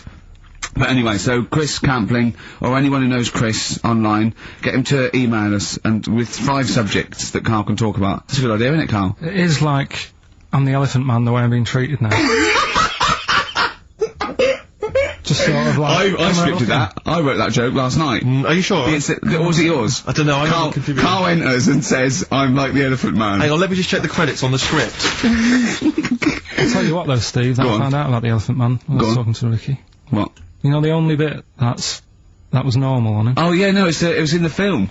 You know that bit in the film, I was watching it one day, it was on, and I said, look, your favourite film's on. And it came to the bit where, he was being exhibited, and he was naked behind the screen to all the doctors. Go on, what did you say? And there's a bit where he goes, and strangely, the only thing that is normal are his genitals. They're untouched by this disease. They are totally normal.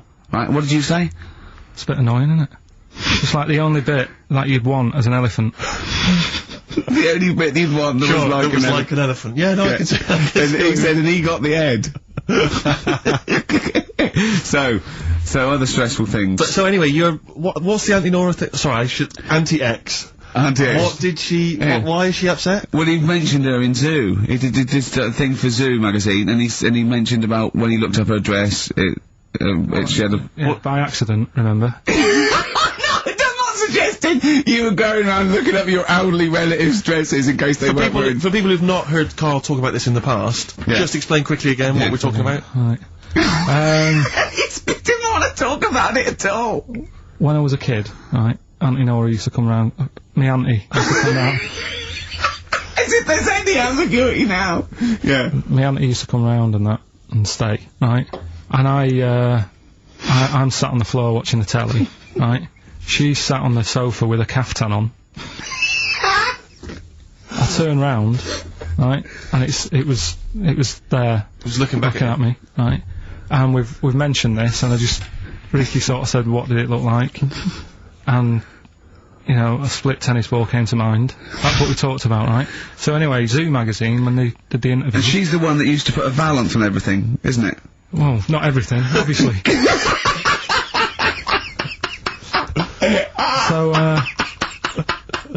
So anyway, so I've done this... So you did an interview in Zoo? Yeah, and like they said, you know, again, it was like, you know, do you plan stuff and do you worry about stuff when, after you've done the show, you're worried you've upset anyone? And, you know, I was saying, really, I forget people are listening. And, you know, we're just having a chat with mates and that.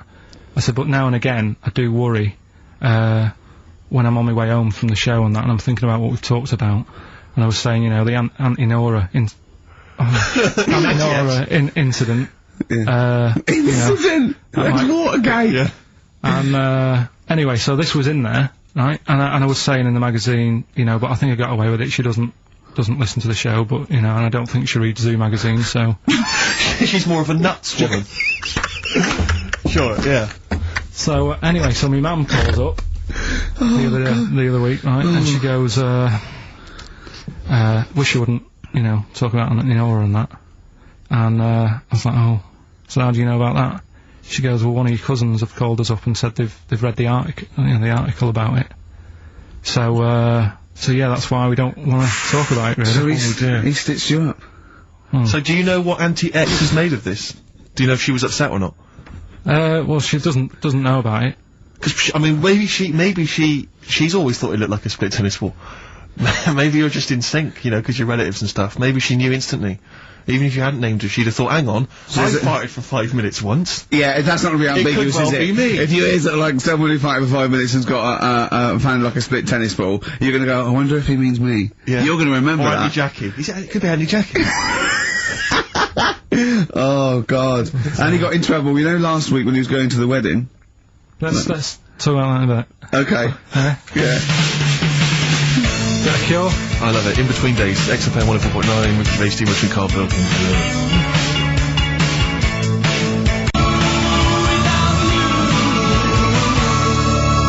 The Cure, In Between Days on XFM. So, Carl, you were going to a wedding last week. Was it last week or the week before? No, it was last Saturday, wasn't it? Yeah. And he said, looking forward to it. He went, no, it's going to be boring. Suzanne was listening. Knows that the couple, were taping the show. So she had to get in there before you, didn't she? She went up to him and said, look, when you're listening back to the show and he says it's going to be boring, he didn't mean you, he meant weddings in general. I love the fact she has to run round and clean up after him. It's great, isn't it? How was it? Do you not like weddings? You're not a fan of them?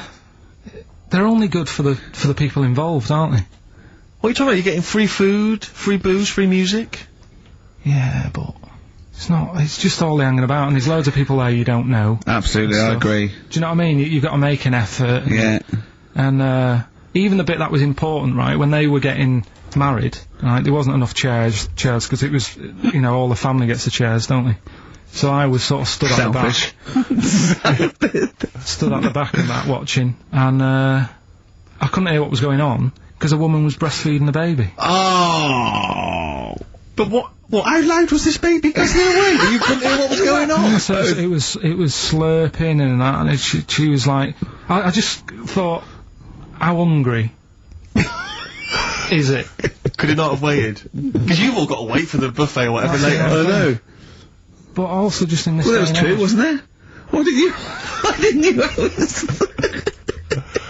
The only thing that annoys me with weddings is the gift thing. Because, like, you buy these gifts, right, you spend a little bit of money, maybe, you know, I like to be a little bit lavish if I go to a wedding. Well, no, come on, you get a gift, right, you package it up. You're having a laugh. And, I don't know about you, Rick, but I like to see the response. When I give a gift to someone, I want to see the feedback from that, you know, this is very much, I want to see what it is that's Jane bought them on you know, and put my name to it, yeah. Because sometimes I have to, oh, thanks for the, I go, oh, no worries. No worries. But, you know, certainly, I mean, we've talked about it before, but certainly, you know, it's the amount of money spent and the amount of time given to the gift should be correlated by the amount of the response you get. Absolutely. If I give a book token, a shrug is fine. But if I give, you know, a sizable, I want them to be showing it to friends. If it's a bar, I want them to show it to the barman. You want to go, look what Steve Merchant got me. He's the greatest man in the world. Yeah, exactly. Yeah. You go to a wedding, you turn up with a gift, you could have spent, you know, upwards of £15 on it.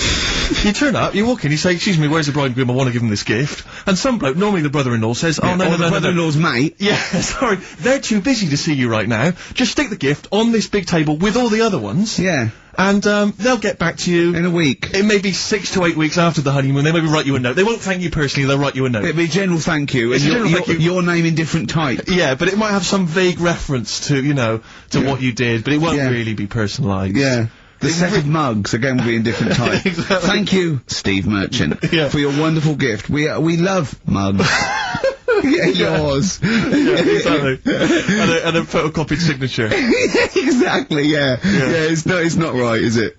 Oh dear. And also, of course, as well, if there's a baby involved, you know, perhaps they had a kid out of wedlock, and that's why they're getting married. There's normally the little baby signature as well. Like the baby signed it. From Paul and Sharon and little Billy. Be Ben these days. Ben. I reckon. What do you think, Carl? How was the wedding, by the way? Did you buy a gift? Suzanne sorted something out. Yeah. What? I don't know. Oh, actually, no, we're going away, having a week away with them. But that's your gift? Yeah. What we're going away. No, we're going away to Cornwall or something, and, yeah, that's it. We've sort of paid for a place to stay, and coming along and that. And their gift is to spend a week with you in a confined space. I love it. They'll have a great time and that. Will they? Yeah, it's fine. Can I get a pen? I'm making a note of how many times you say "and that" during today's show, and so far there's 3. I've noticed 3. I'm just gonna just make a note because I think we can have a competition here. If you can predict how many times he's going to say "and that," the closest one wins some of the crap DVDs that we've got on offer. Hold on, tell me we've got lad of 49. Definitely. XFM.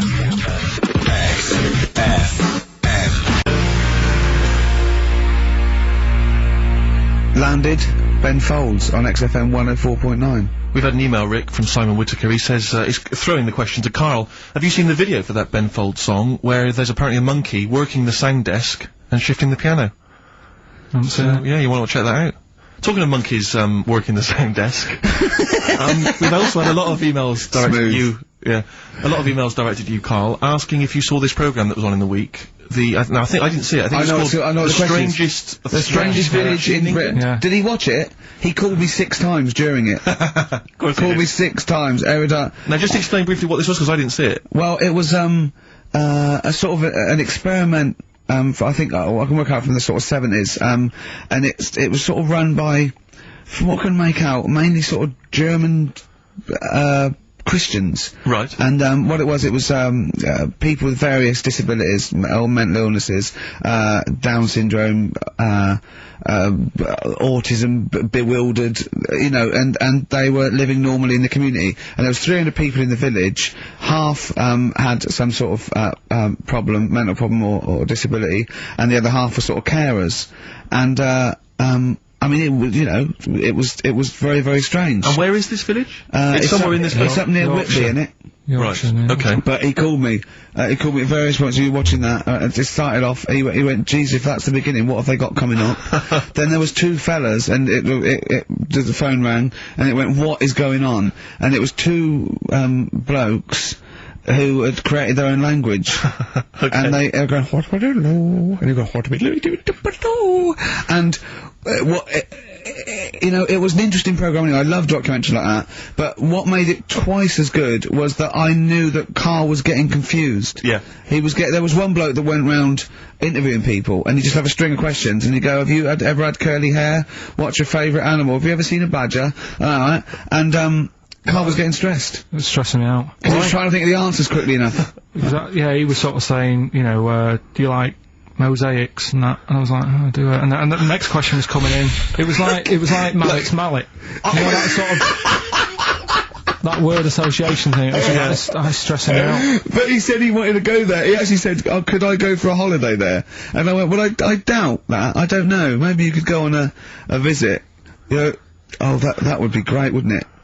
Just for Carl to walk in there. But the thing about it would be like, Carl would be the ruler. He'd be the king. It would be that, in the kingdom of the blind, the one-eyed man is king. I mean, he would just dominate. I don't know, there was some of them were quite clever. Really? Yeah, I don't think he'd, I think he'd probably be average. Yeah. I don't think he'd... Okay, he'd just blend in. No, I don't think he'd shine. Yeah. Because a lot of them were quite good at some things, weren't they? He didn't like the angry bloke who punched him. There was this really sort of sweet Down syndrome woman called Nan, and she hadn't hung her coat up, and this angry bloke was going, "If you don't hang your coat up, I will." And he punched her, didn't he? Yeah. And poor Nan got it in the neck from everyone. There was another woman bullying her, wasn't he? Yeah.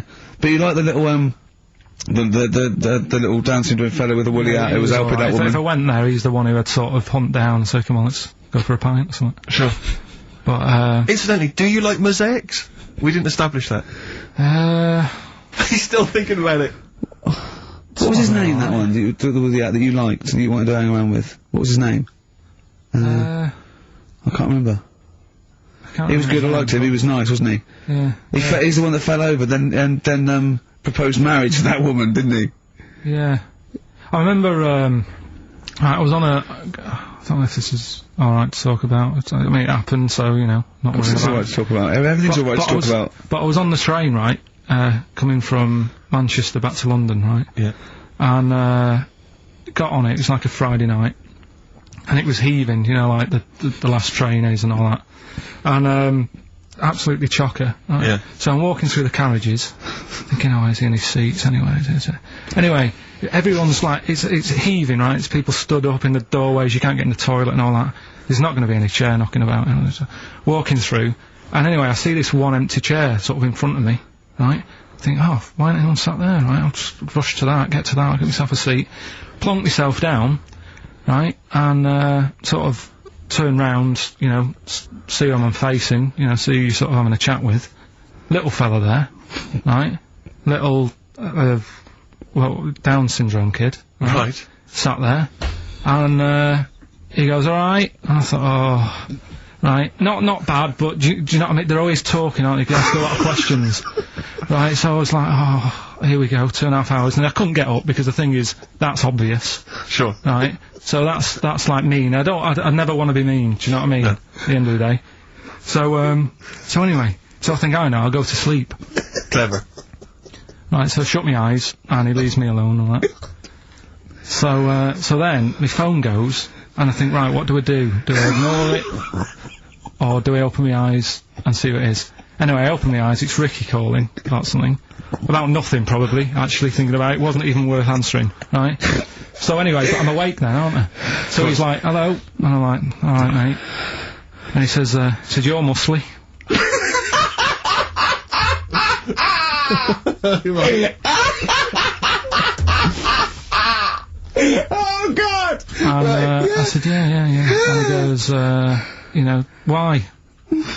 So I said, no, just stand. It's, again, stressing me out, because I'm thinking, why am I muscly? I don't go to the gym. And, you know, I mean, I'm not muscly, I'm in good shape and that. Well. So then, he wants an arm wrestle. On a crammed train from Manchester, so I've got another hour and a half of this. Oh! Well, if you talk back, he'd soon have got up and left. If you'd have started asking him questions, he'd have got up and left with the drivel you come out with. So anyway, do you know when you're under pressure, you're thinking, well, he's said that I'm muscly, right? So, do I do it or not? And there's people watching, you know, not joining in, not sort of having a laugh and that with me, just like, watching but pretending they're not. Oh, and I'm God. at one of those table seats, so, and he kept saying, come on, I want to arm wrestle. So, and he was getting loud, and I thought, oh, I best just have an arm wrestle. What do you mean? What do you mean? I best just have an arm wrestle? What do you mean? Get it over and done with. I had to, if he's going to keep asking, I had another hour and a half on the train. Oh, God. So anyway. Oh, my God. I'm thinking who won. Well, I'm thinking, were people putting bets on? How was it working? It was stopped, and just as well, really. What do you mean it was stopped? Was it game? No, he was winning, I was struggling a bit, right? Yeah. And he was really, like, you know, taking my arm down, and then he sort of let go and started laughing. And I thought, thank God he let go, because I would have made, you know what I mean? If I lost that, everyone's in the train looking, and all the rest of it. It's suddenly serious to him, he's got to win this. Anyway, Pilkington. But then he just, then we were chatting about favourite food and that. He liked sausages. And I said, you know, he said, do you like sausages? I said, yeah, they're alright. I like a bit of Chinese and that as well. And he was saying, oh, I can't have Chinese. Not allowed Chinese. Why? Dunno, he just said, just not allowed to have it.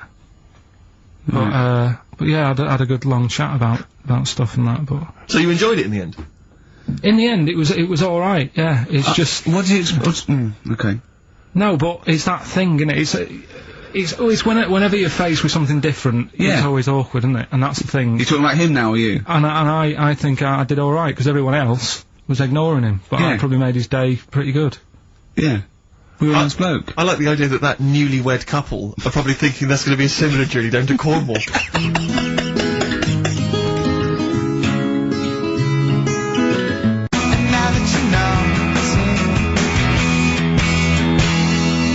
The magic numbers.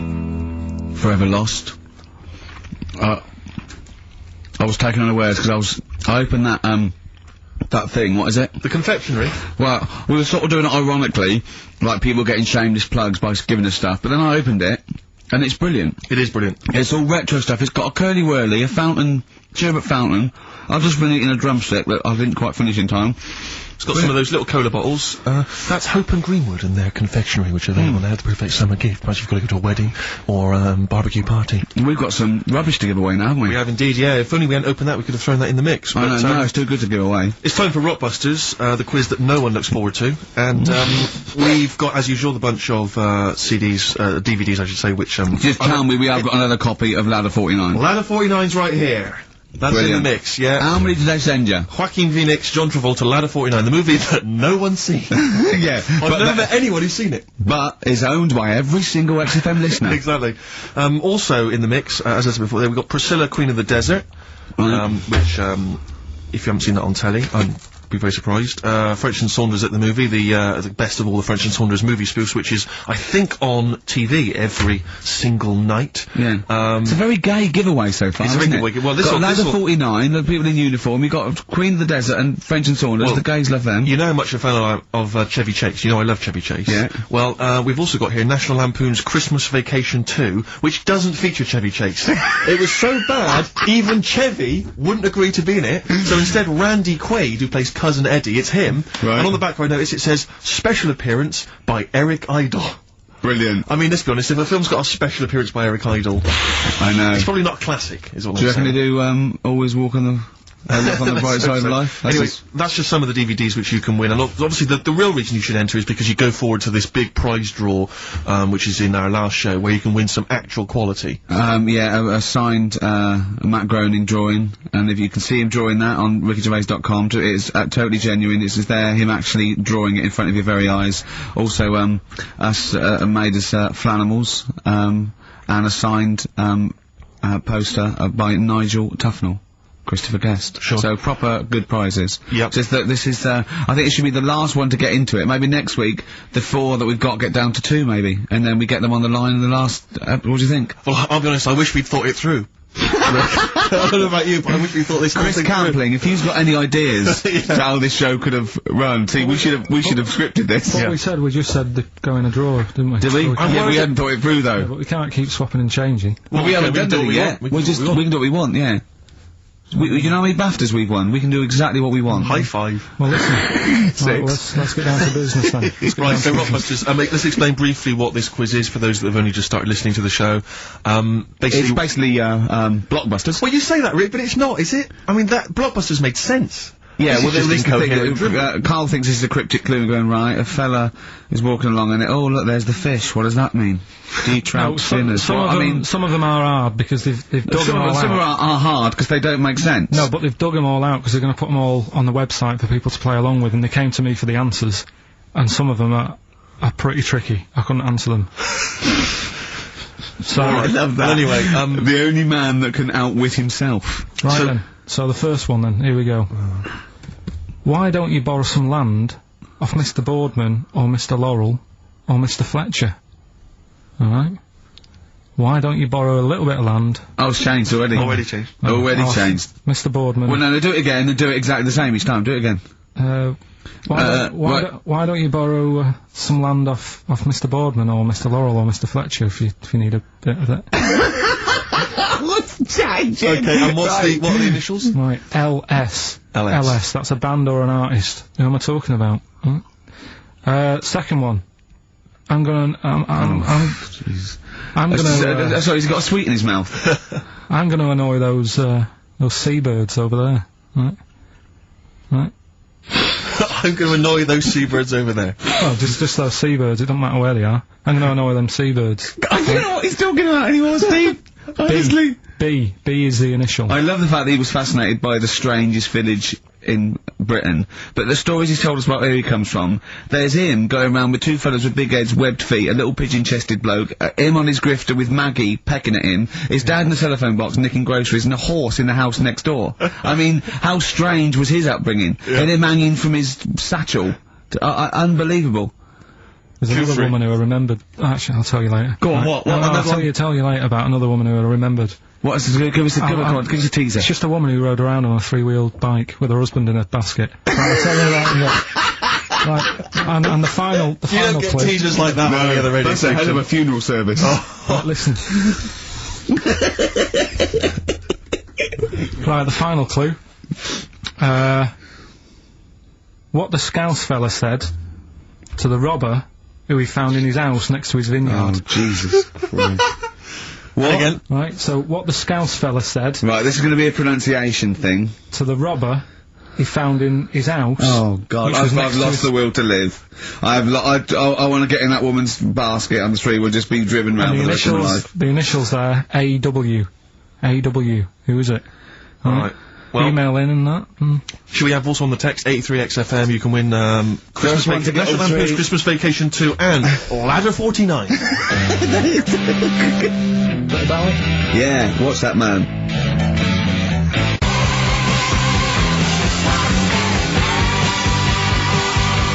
David Bowie, Watch That Man on XFM 104.9. Now, coming up, Steve. And listeners, I'm talking to them mainly. I'm not really, I'm talking to you and Carl, really. Yeah. But, coming up, an old feature, Knob News. Oh, Knob News, the welcome return of Knob News. Yeah, and, Monkey News is still there, isn't it? Yeah. Just briefly, you don't think you really gave that, competition justice, did you, not handing out the email? No, let's just quickly whiz through the questions again. Yeah. John's texted in, by the way. He says, I never get any of the Rockbusters clues. Is this a good or a bad thing? Definitely a good thing. Definitely a good thing. Definitely a good thing. Yeah. Yeah. All other people do. Well, First one. Why don't you borrow a bit of land off, Mr. Boardman or Mr. Laurel? Or even Mr. Fletcher? Right. LS. Second one. I'm gonna annoy those seabirds. Right. B. And the last one. What the Scouse fella said to the robber he found in his house next to his vineyard. AW. If you know what they are, email in or text in. Tell us about the woman. What's the text? Quick. 83936 on the text. Ricky.gervais@xfm.co.uk on the email and that.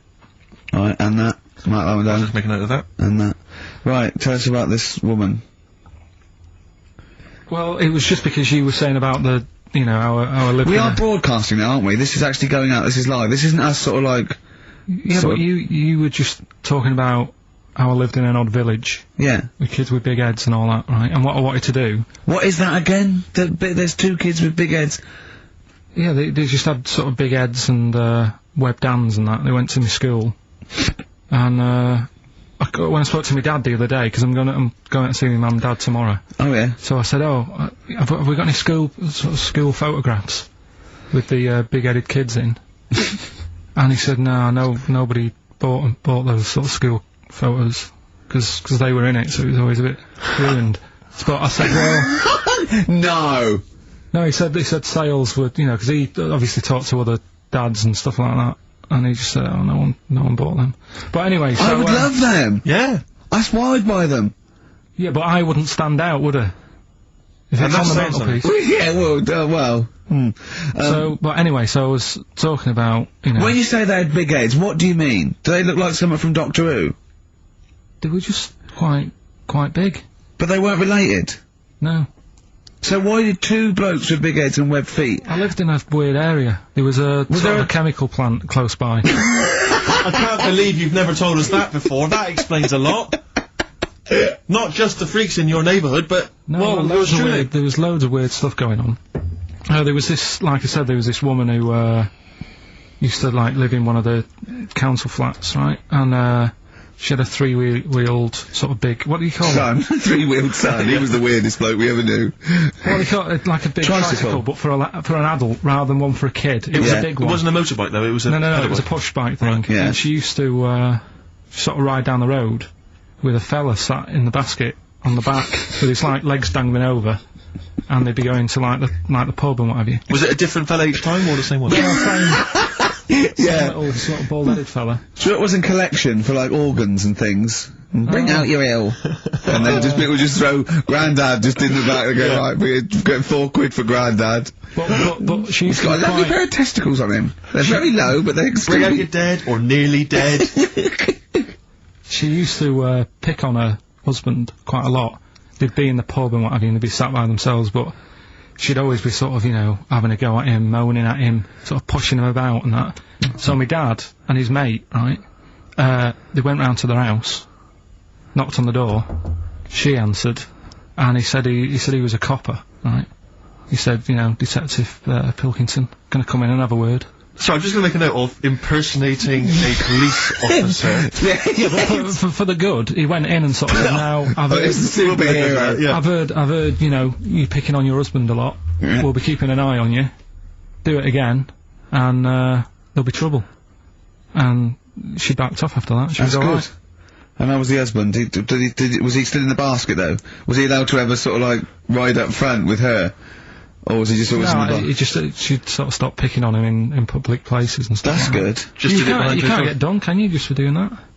I think impersonating a police officer. Well, you probably did. There was no gain. I think you can't impersonate a police officer full stop, but I think they'd probably be lenient on him that he was, you know. But let's face it, it's, you know, he's not going to be caught because why would anyone know about it? It's not like his son's going to say it on a radio station, is it? And stitch him right up. Is this something you did generally? Kind of a little bit of light vigilante work? Just whatever, him and his mate, just, you know, if they saw something going on, they go, what can we do? Sure. What little scam can we do, or whatever. That's fantastic! That is brilliant. Right, okay, coming up, Knob News. And Monkey News. And Monkey News. And the answers to Rockbusters. What a show. I'm not sure of what I see, think I don't with me.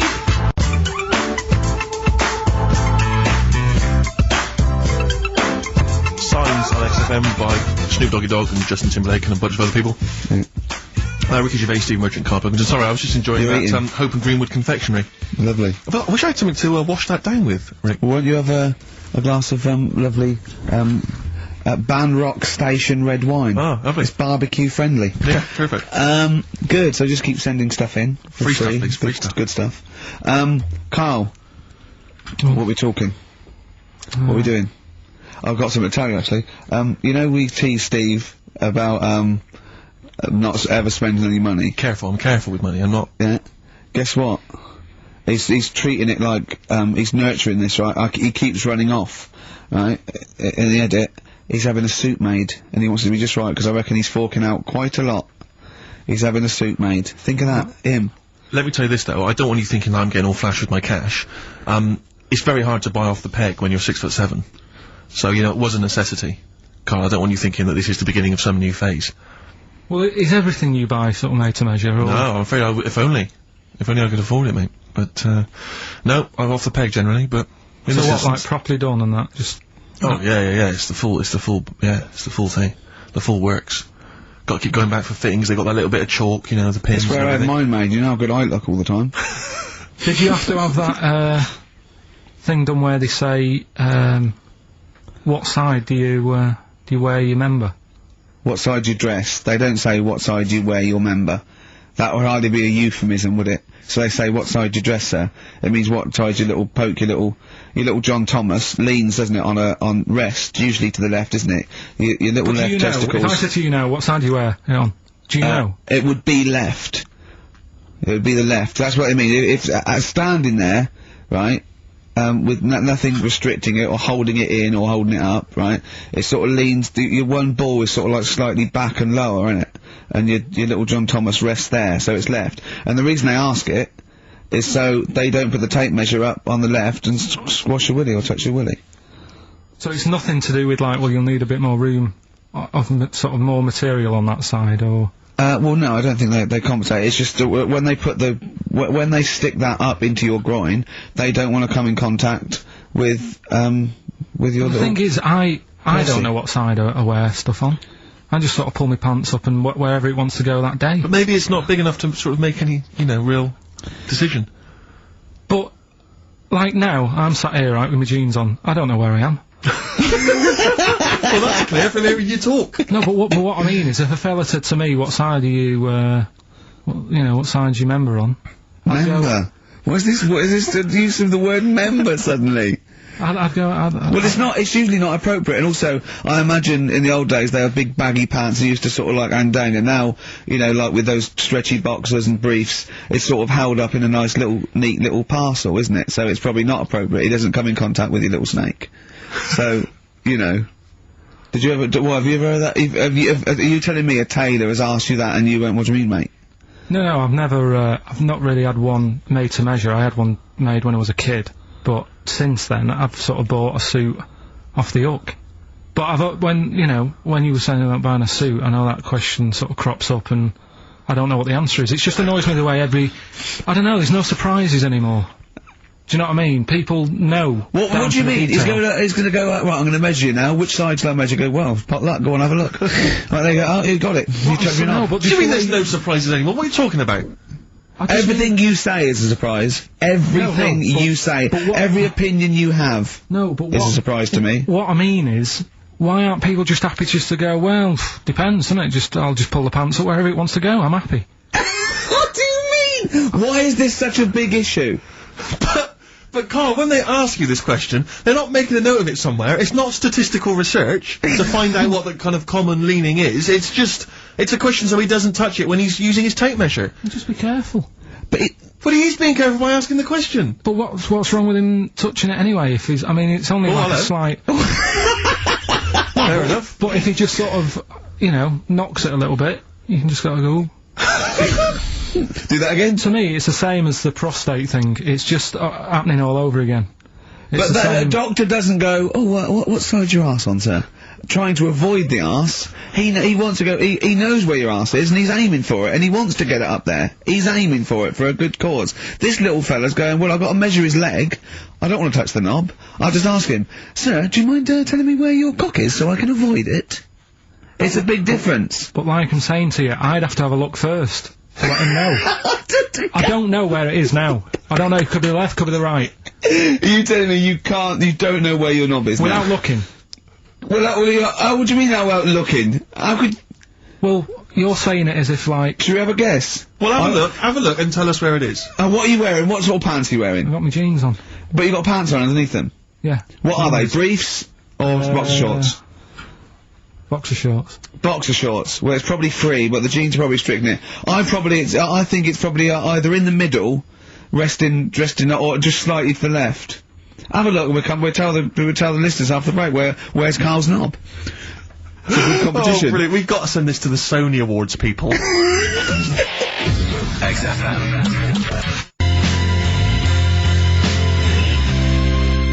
Run, Snow Patrol on XFM.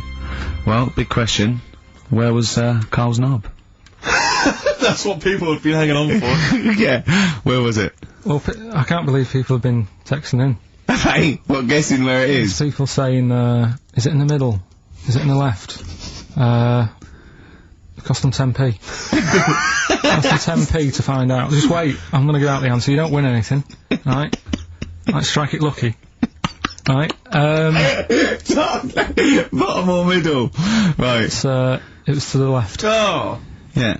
I went with the right, that's annoying. See, I thought it would be to the left, if not, maybe if it was all scrunched up, sitting down in that right, it might just pop up to the middle, just pop out, like, Well, next week we'll be finding out where yours is. Where's Ricky's bollocks? Right then, which leads us nicely into knob news. Oh, it's the welcome return of knob news. Right, okay, it's very much like the news at 10, this, isn't it? I do a bong, or in this case a schlong, and he gives me the headlines, the knob news of the day. Where have you collected all this knob news? Was there a lot of knob news this week? It was mental this week. The amount of stuff. The way it works, you give us the bong, I'll give you the headline, okay. Steve decides which stories we're going to talk about. And now on XFM, knob news. Schlong. Man grows knob on his arm. Schlong. Man gets doctors to make him a second knob. Schlong. Turkish prisoners made hole in cell wall to produce third inmate. Schlong.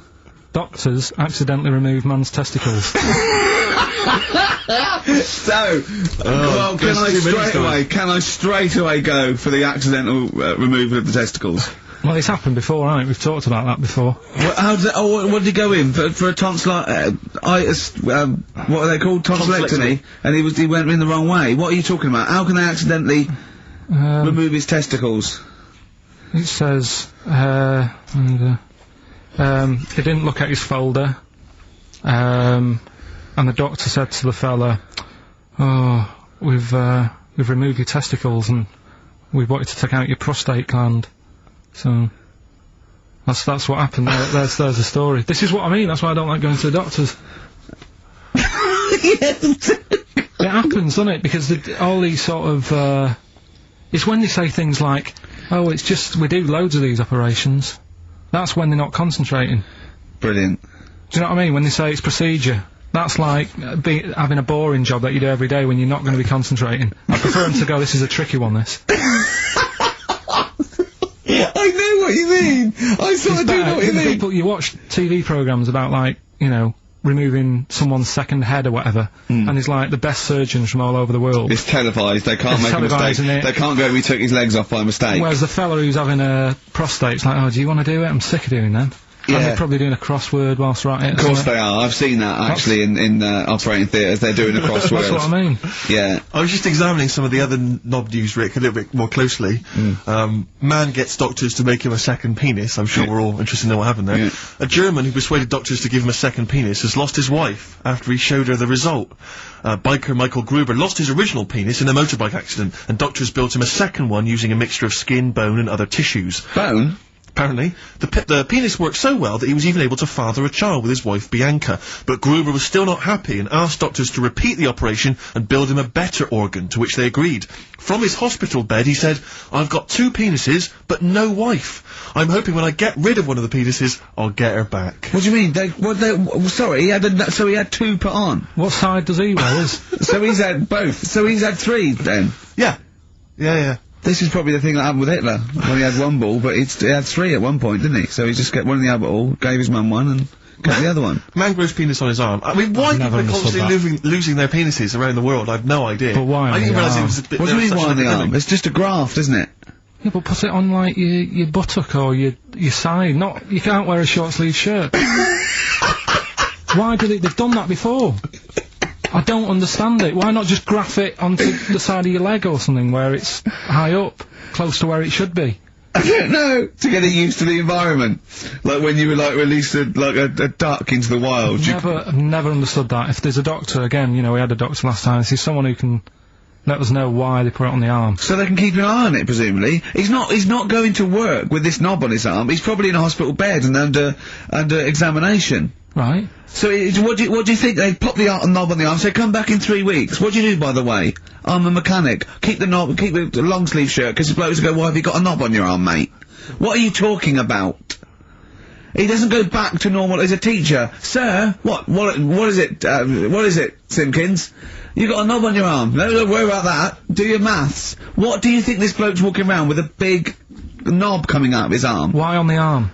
So they can keep an eye on it. So it's not... But if he's in bed, just get him to not put any undies on or whatever, and just have a little sly look at how it's going. Even in hospital, if you're in a shared, like, little hospital room, people going, "Oh, I've had heart problems, what's your problem?" He's there with his arm out. He's got his knob out! Yeah, but I don't think it counts as indecent exposure when they're grafting a knob on your arm, sticking that out of the bed. Imagine if he's driving, he's just got it out the window. People driving by. Yeah. At the end is that bloke giving me the finger? At the end of the man grows penis on his arm story, it says, a Moscow surgeon said the man will be able to have sex in a few months. He said, women will never suspect. What kind of a doctor talks like that? Yeah. I'll tell you, is this cock now, seriously? The birds will never know. He'll be able to go berserk. Yeah. They'll never realise we grew it on his arm. That is unbelievable. Will he have a little scar on his arm, do you think? Yeah. I don't get it. Like I say, 83936 if there's a doctor out there. Or indeed if you've ever Or a tailor. Making you a shirt. What side do you wear your cock on, sir? Is that my left arm?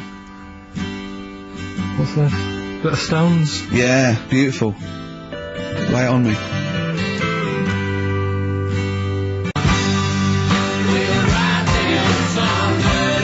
Wild Horses by the Rolling Stones on XFM 104.9. Well, I think the listening public would have enjoyed Knob News there. Oh. So, I mean, there was a lot of Knob News this week. I was surprised. You know, I would have thought it would be hard sometimes to get Knob News together, but... I would have thought it would have been part of a bigger news programme, but, I mean, I don't think we'd dedicate a whole, sort of, like John Craven's news round. Yeah. A whole 5 minutes to knob-related news. Yeah. There was other news, was there, in the week at all? Carl, it wasn't just all knob-related, you didn't just research. No, they're the ones that sort of stand out. There was Christ on a crisp.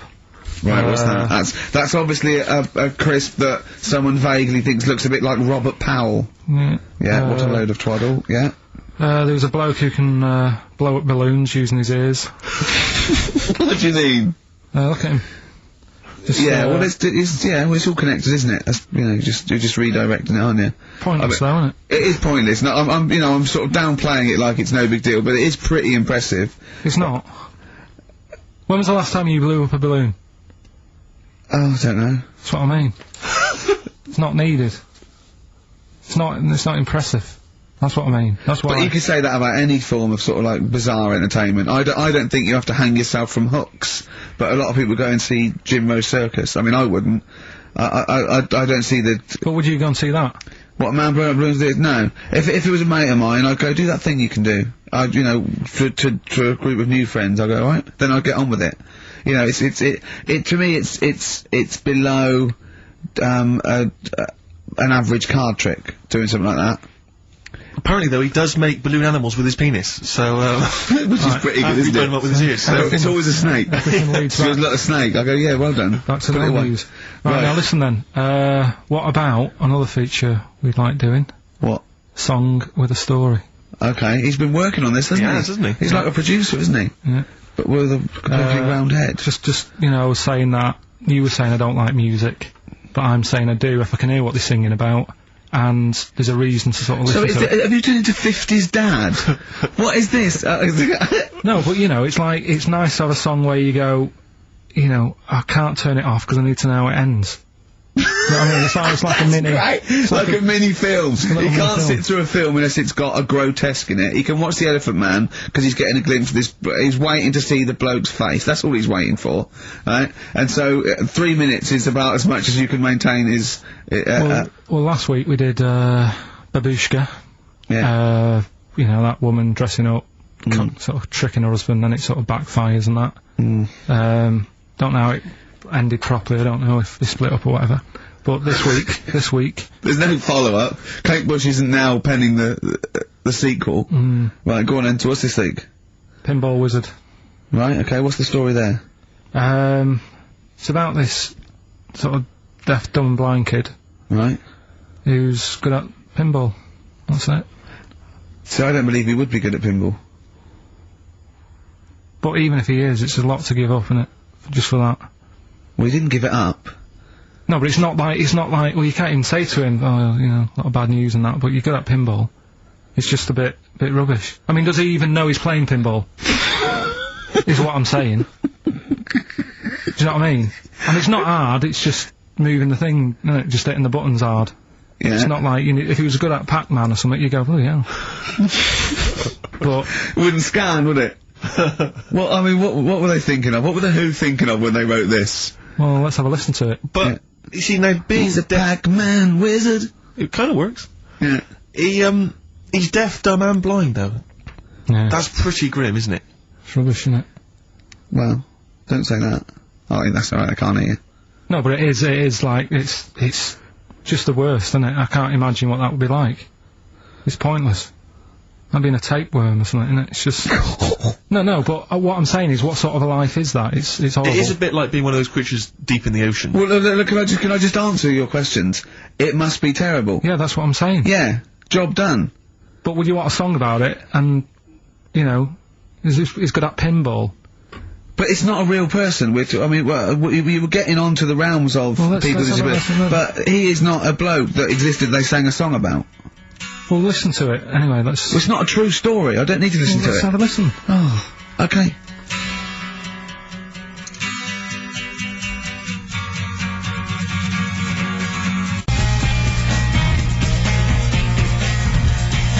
Pinball Wizard by The Who. A little song with a story there about a little deaf, dumb and blind kid. Thoughts, Carl? I just, it's depressing, like I say. I don't know why... Is he enjoying playing the game? I don't know, let's get Pete Townsend on the phone. Carl, what are you talking about? I'm just trying to listen to the lyrics, right? Deaf, dumb, blind kid, he can't hear, no bells and bells, he can't see any flashing lights, he plays by sense of smell. Now, I'm pretty sure that isn't a scientific document Pete Townsend is reading out there. When he wrote this song. He's making it up. But the thing is, with all songs or stories, there's got to be a little bit of realism to it. What, do you know what I mean? Why bother putting money in it? Just let him hit the buttons if he's happy. That's true. That's a fair point. That is a fair point. That is a fair point. Yep. That is great. Yeah, well, I think you've made Daltrey and Entwistle and the whole crew look like fools. Yeah, they won't get fooled again. Yeah. Nice. We're supposed to... I mean, of all the thing... I mean, it is horrible. We're not, like, having a go. This is what I always worry about when we play. But at the end of the day, that's what he's singing about, so we're not having a go. No. And he's not a real person. Doesn't really exist. I say again, it's a fictional person playing pinball and always getting a replay. Okay? This fella's saying that he's good at pinball, he's played from so to Bone, but this little deaf and blind kid, he can't believe it. He cannot believe it. If you had to lose something, Steve, right? It wouldn't be money. That's fair enough. Your sight or your ears. What? That's too much, I can't decide. That's too painful. Sight or your ears? What about you? Intuitively, it would be hearing, because I couldn't... No, I think it's got to be sight for me. Yeah. Well, you're always together, so that's alright. Anyway, listen, is it almost time? Well, I've got to ask Carl. I'm sorry, I've got to ask Carl. I'm sorry, go on. Carl, what would you rather be, deaf or blind?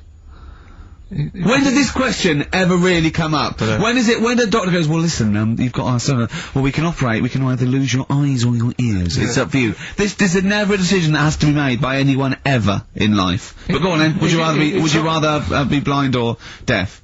It depends where you live. I'm not even sure these are PC terms, blind and deaf anymore. Would you rather use your sense of sight or sight of hearing? Depends where you live. What do you mean it depends where you live? Well, say if you lived in, like, a barren sort of, you know, Africa or whatever. Right? Now to sea. Right? Sure. So, you could lose your sight. Sure. But if you lived in a woman's locker room... Well, if you lived in... quite noisy. Yeah, it's quite noisy. Stop banging that door. Yeah, I'll have my sight, lose my hearing. But if you live in, like, New York, low to sea, but a little bit noisy. Sure. So... Perfect. That is a brilliant answer. Unbelievable, once again. Can we have monkey news? This show's like one long monkey news, isn't it? When you tune in to hear Carl Pilkington. I don't know, I'll tell you what, why don't we play a little short track? Right, what was your short track? What? What is it, Steve? It's Green Day. Green Day. If you A like. bit of Green Day, we'll cram in the monkey news, we'll play the ads, Justin's here, that'll be that. Right, go on. That's what we'll do.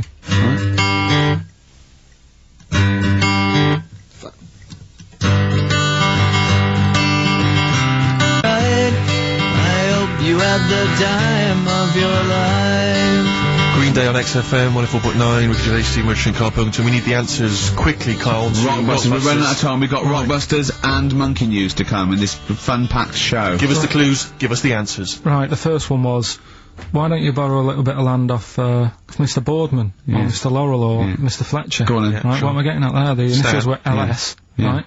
Lease a Stan's field, right? Because you're borrowing it, that's leasing it. It's Stan Boardman, Stan Laurel, and it's a field and that, innit? Second one, I'm gonna annoy those seabirds. That was B. What you doing when you're annoying a bird? You're bugging it. What's a seabird? A gull. Buggles. Right? Bug gulls. I don't know where to start, mate. Right, don't worry about it. I don't know where to start. If we had more time, don't worry. I'd throw him out of a window. Right. What the Scouse fella said to the robber he found in his house next to his vineyard. Go on, that was A.W. Yeah. That was A, me Winehouse. Right? A, me Winehouse. What? Me Winehouse. What do you mean Winehouse? It's a vineyard, it's a cottage in a vineyard, so that's like a winehouse. Say it again, what's the clue again? Amy Winehouse. Well, yeah, but what do you mean? Amy. Why is he saying, why is it a robber? Because the robber's getting in and he's sort of saying, hey. But what's the robber got to do with it? Why is it just a normal bloke? I don't say, why is he saying Amy Winehouse? Why is he saying that? Because he's saying to him, hey, get out, kind of thing. No, he didn't say, no, sorry, her name isn't A, get out me Winehouse. Her name is, her name isn't A, get out me Winehouse. Gavin Thompson got them all right, he's in Edinburgh, so he's winning ladder 49 and that's safe, that's on the way. And he's going into the prize draw to win those. I mean, this better be a good monkey news, Carl, that's all I can say, because that was drivel. Amy Winehouse. Play the jingle. Oh, chimpanzee that monkey news. Right. There's this monkey, right? Yeah. And it had been, do you know you hear about monkeys being badly treated and stuff like that? Yeah. So, anyway, it goes into this home. It's 14, this monkey, it's called, Matty, right? Goes into this home where it's looked after. What do you mean home? Just like, just a little monkey home, right? Okay, so zoo? Yeah, kind of, yeah, but they haven't got any other monkeys there, right? What have they got there? They've got just other animals and that, but not that many monkeys. But anyway, because he's there on his own, again, you know... When you say monkey, do you mean a chimpanzee, by the way? Because you usually do. Yeah. I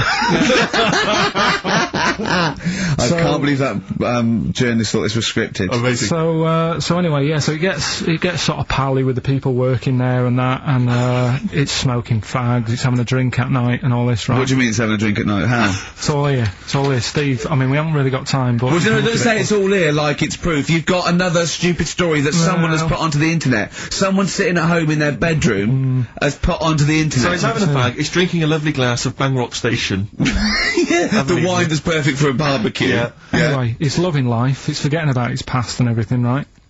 When this other monkey comes along. Oh no. That was brilliant. Go on. Right? That comes in, something's said. Right, forget it then. Forget it. XFM.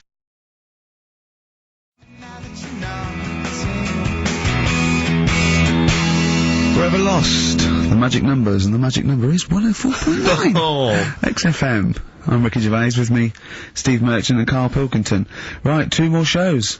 2 are off air for, I don't know how long. Is that 2 more including this one? Yeah, no. 2 more after No, it's this is 1, and then there's another one. Right, 2 more and that's shows. the last one, there's 2 more shows, yeah. Including this one. We're starting now. If I just said this at the end, it might have been ambiguous, but I've said it at the beginning, there's 2 hours, that's a whole show, so there's 2 more shows. 2 more shows including this one? Yes, well obviously. So 1 more show after It's only 1:05. After this show, 1 more. Yeah, 1 more, yeah. Next week there's 1 more show, that makes 2 altogether. Oh no, it's only 1 more show, good night. Okay.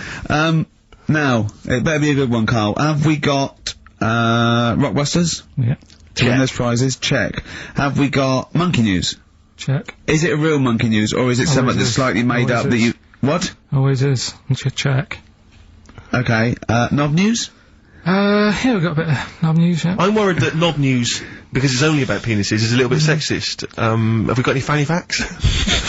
Can we sort that out for next week? I don't want to alienate our female audience. Welcome to Minge London. Good, I'm glad that's that. Well, brilliant. We've got a song with a story? Yeah, doing that. What is it?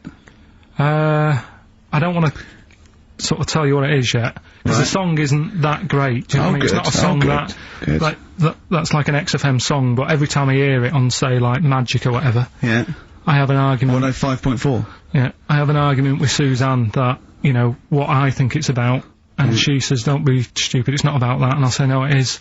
And so we're gonna decide who's right. Well, I don't know what song you're talking about, and I don't know what the argument is, but Suzanne's right. Definitely. No doubt about it. We'll have a listen, but I'm hoping that once people sort of listen to it again with my thoughts every time Well, I hear this it, song sums up what people should think of you. It's don't believe a word. Alright? That's the sort of links I'm capable of. If that doesn't bag us as Sony, then nothing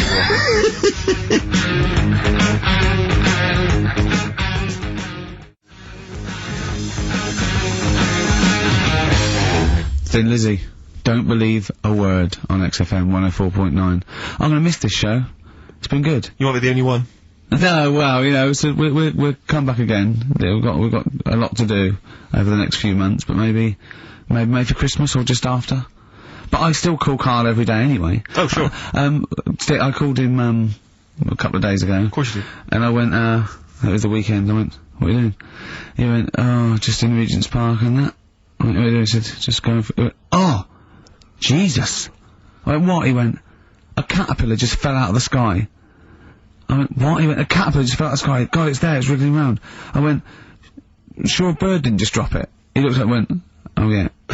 There's a bird. Of course he did. Yeah. For a moment he thought caterpillars were raining from the sky. I thought I was in Chicken Licking. Yeah.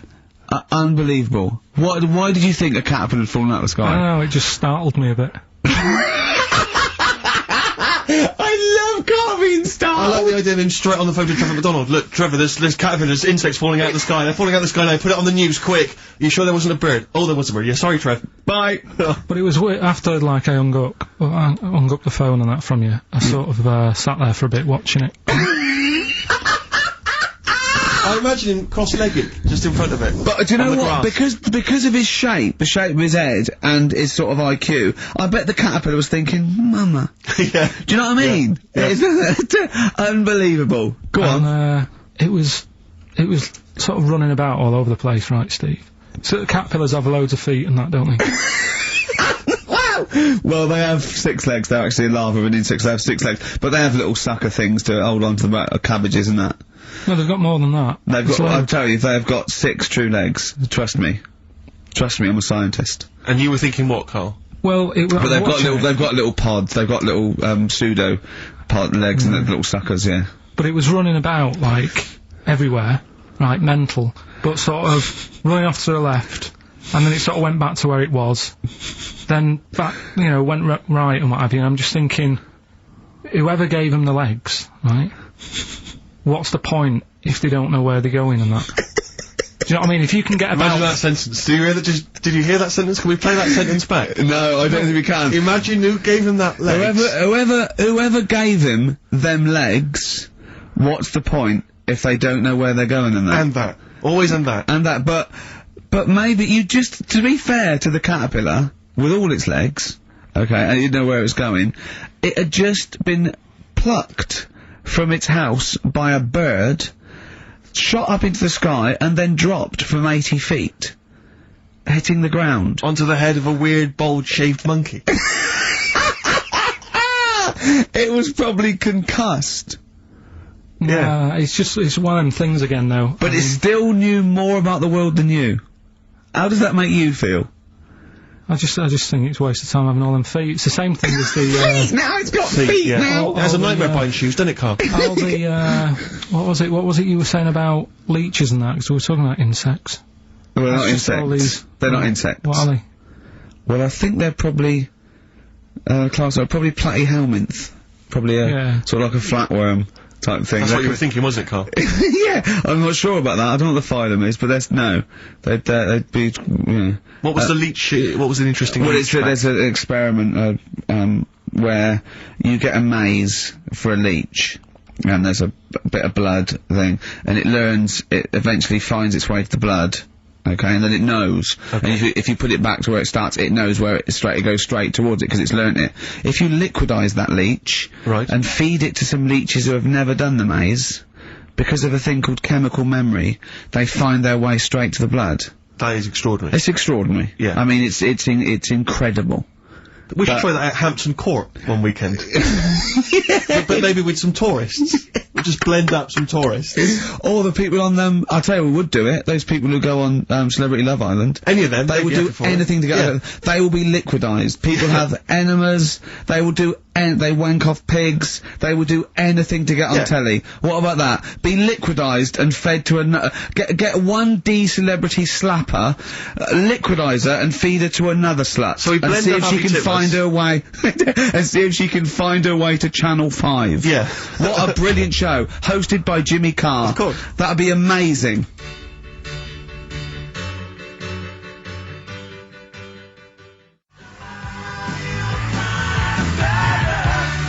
Kinks, Better Things on XFM 104.9, Steve Merchant, Ricky Gervais, Carl Pilkington. But do you know this, we were talking about the leech thing. Sure. Right. You're saying put them in a blender. I'm not saying that. Well, someone did. Yeah. Why were they doing that in the first place?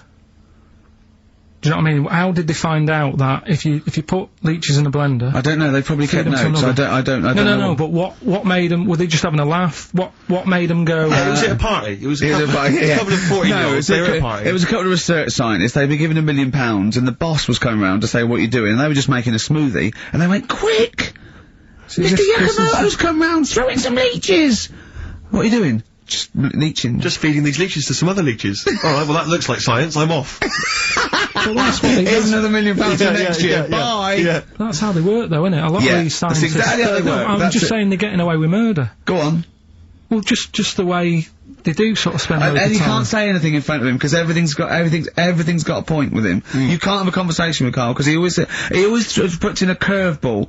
You tell him something, and the question comes back that you never could have expected. When I told him that story about the monkey who'd run away because he had an argument with his father, he said, what was it about? No one in the world thinks that. No one in the world would ask that question. The leech thing, do you know how you said, show the leech the way to its better food, whatever it's eating or whatever, in the maze, right? Yeah. It makes its way, right?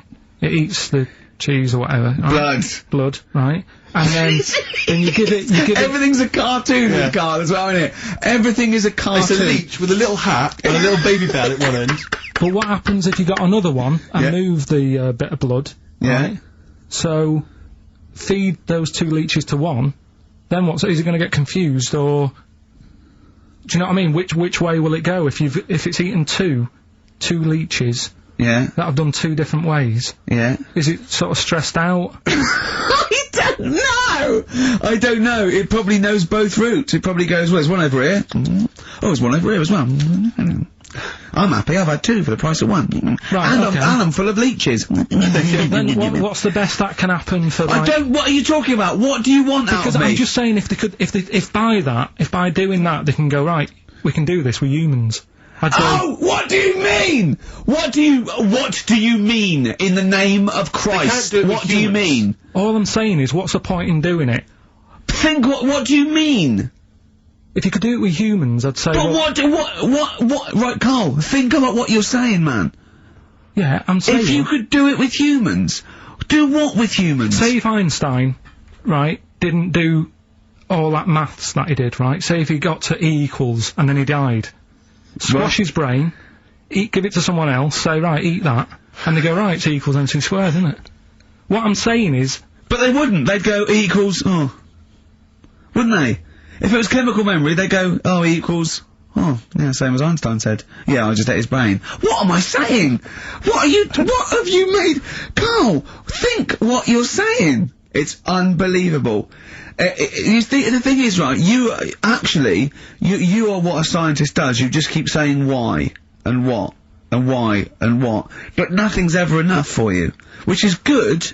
It's nice to have an insatiable... I get annoyed with all the amount of time and effort that's put into stuff that's useless. What's the next stage to squashing that leech? if it's not going anywhere, forget it, work on something else. It's the same way in some science magazine I was reading about, is there anything smaller than a quantum electron or something? Yeah. It's like, if it's not getting in the way, don't worry about it. Why are they worrying about things we can't see? If you blended up Carl's brain and fed it to someone, would it make any difference? No, they wouldn't even notice, would they? You fed it to a leech, and the leech would go, oh, I don't know what I was doing, I don't know Where was I going? I'm even more confused. I don't know. Talking of leeches, did you see the dregs that they put into Big Brother last night? I've not been watching it. It's bad enough anyway. It's a house full of people you wouldn't cross the road to save, right? Yeah. But there's 3, they've put in 3 more to spice it up a little bit. They've put in a low esteem model. Sure. Right? They've put in Mr. Bean, who is the whitest man I've ever seen. I mean, it's like a new race. Yeah. He's nearly see-through. And this thing that looks like Matt Lucas in a bikini. Wow. Unbelievable. The fat things on her back, I thought she was coming towards me. Really? It was unbelievable. And the first thing she said, she went in, she looked in the mirror, adjusted herself and went, "Oh, me minge!" Oh. That's the level. It's Do these people have relatives? Is there anyone in the world who knows them, claims to be a friend of theirs? Families. Do they have family there, or are the family just moved away? No, their family are probably quite proud of them, because they're on the telly. It's probably like, saw your daughter last night saying, "Oh, me minge on the telly." Yes, she was on the telly, wasn't she? Yes, she was on the telly. What about the bit about "Oh, me minge"? She got one out immediately, went, got it out, lobbed it out. It's unbelievable. It looks like an experiment. I can't watch it anymore. It's just too much now. Because I can't relate to those people in in the first series. I always remember it seemed like a genuine social experiment. Yeah, exactly. There was intrigue, there was drama. Yeah. It was genuinely great hypnotic television. Now it's like putting ants in a jar and shaking it. I don't know what's but even now I couldn't watch that once a night every week. No, I know. It's just it is unbelievable that what people are willing to do now on the title, because they've just put in people. It's unbelievable. It really is. You don't care about anyone. But I suppose what's good is that I think you watch it now because you want one of them to fall over and hurt themselves. Yeah, or just choke on a chicken bone. And no one else in the house knows the Heimlich maneuver. That's a good idea, isn't it? Yeah, feed him more chicken. Send him more roast chicken. So we got a wonderful celebration for you.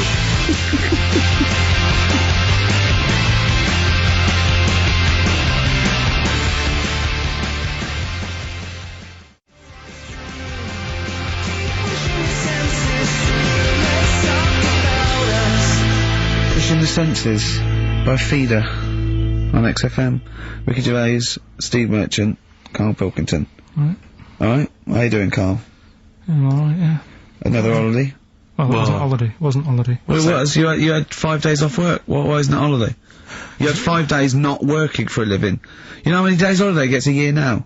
29. Oh, that's more than teachers, isn't it? It makes me sick. It makes me sick. Well, I know the kind of hours you work, Rick. It's mad. I mean, if you're not in work by midday, you're furious. No, but I mean, I'm always... 29's normal. For the normal working person. Yeah, but, you know... And anyway, it wasn't a proper holiday. I went to see my mum and dad. It's nice to see them and everything, but it's not holiday, is it? Why? It's not going away. It's not getting on a plane, is it? Going away. Oh, is that definitely a holiday? What happened before 1950? I don't know. People used to go... Yeah, exactly. People used to go to Blackpool or Brighton. That was holiday. Yeah, but I didn't Where did you go? Went to Wales. There you go. Lovely holiday. Lovely holiday. Have a holiday in Wales.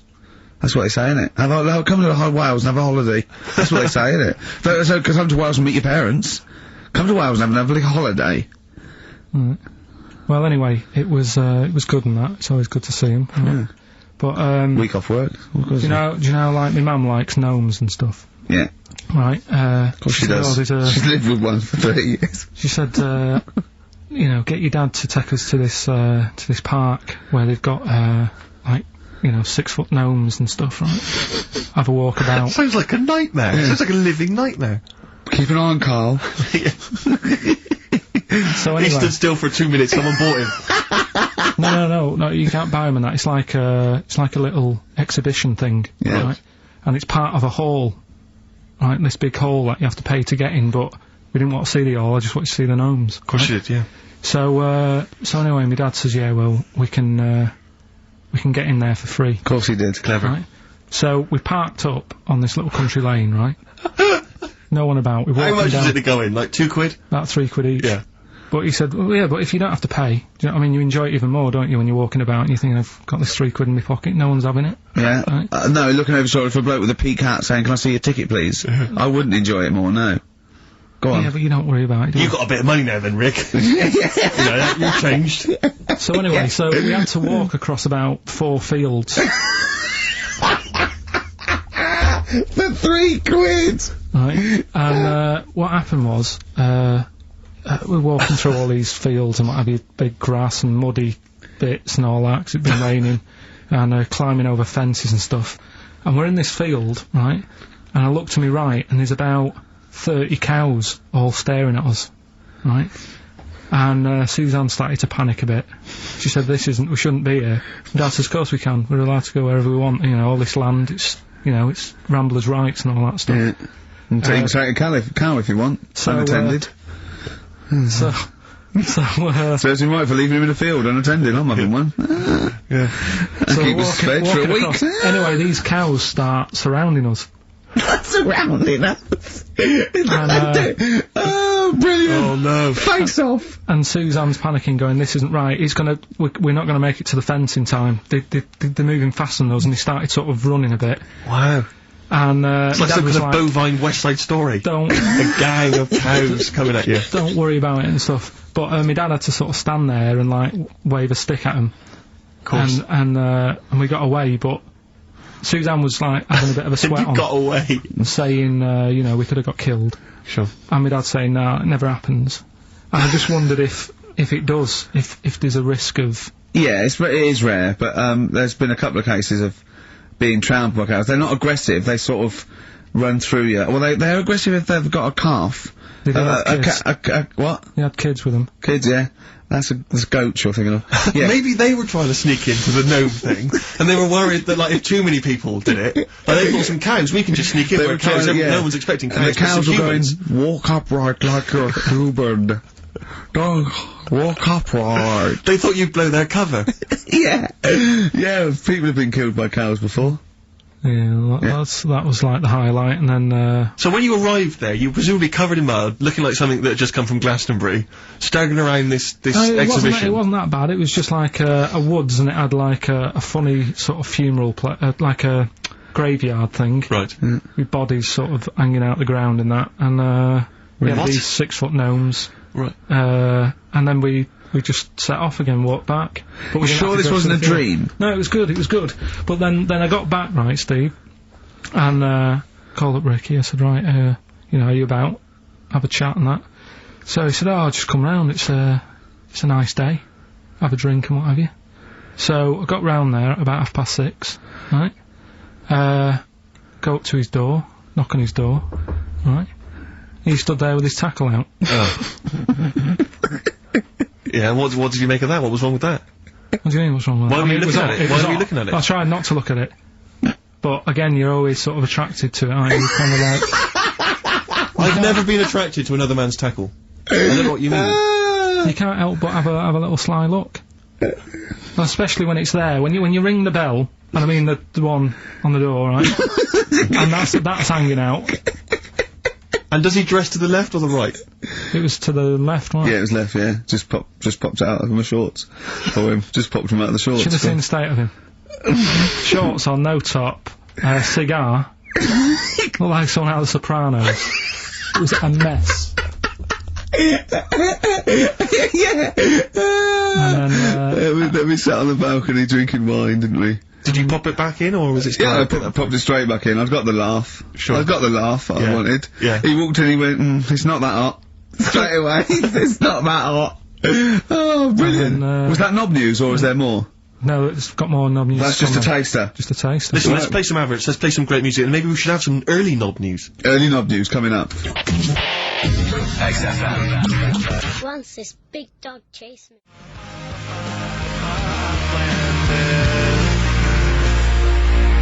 Landed by Ben Folds on XFM. I'm Ricky Gervais, Steve Merchant, Carl Pilkington. We've had a couple of emails, Rick, saying that there have been reports of people actually being killed by cows. Yeah. So it is actually quite a lucky escape for Carl and his family. The worrying thing about that is it's tragic, and anyone dying unexpectedly, it's terrible. But what makes it worse is when it's something like being killed by cows, because there's a slight, I mean, a slight humour aspect. Yeah. Being, killed by a cow. Yeah. You know, like for example, if you were killed by a falling safe. Yeah. The vicar might laugh. Yes. That's my worry. Yeah. Well, I read a story in the paper of a man who, fell out of a window and died. He fell out of, he was like a third-story window and he fell out. But it was slightly amusing because at the time he was mooning. I know. For a laugh, he was mooning someone and he fell out. I know. So when he fell, even though it was tragic, he obviously had his trousers around his ankles and his arse out. I know, the thing, there was a kid who died, got hit by a truck mooning. But you know, the worst thing about that is, it's not funny enough to be killed for. No. Mooning isn't funny enough. No, it's just not a good enough gag. Do you know what I mean?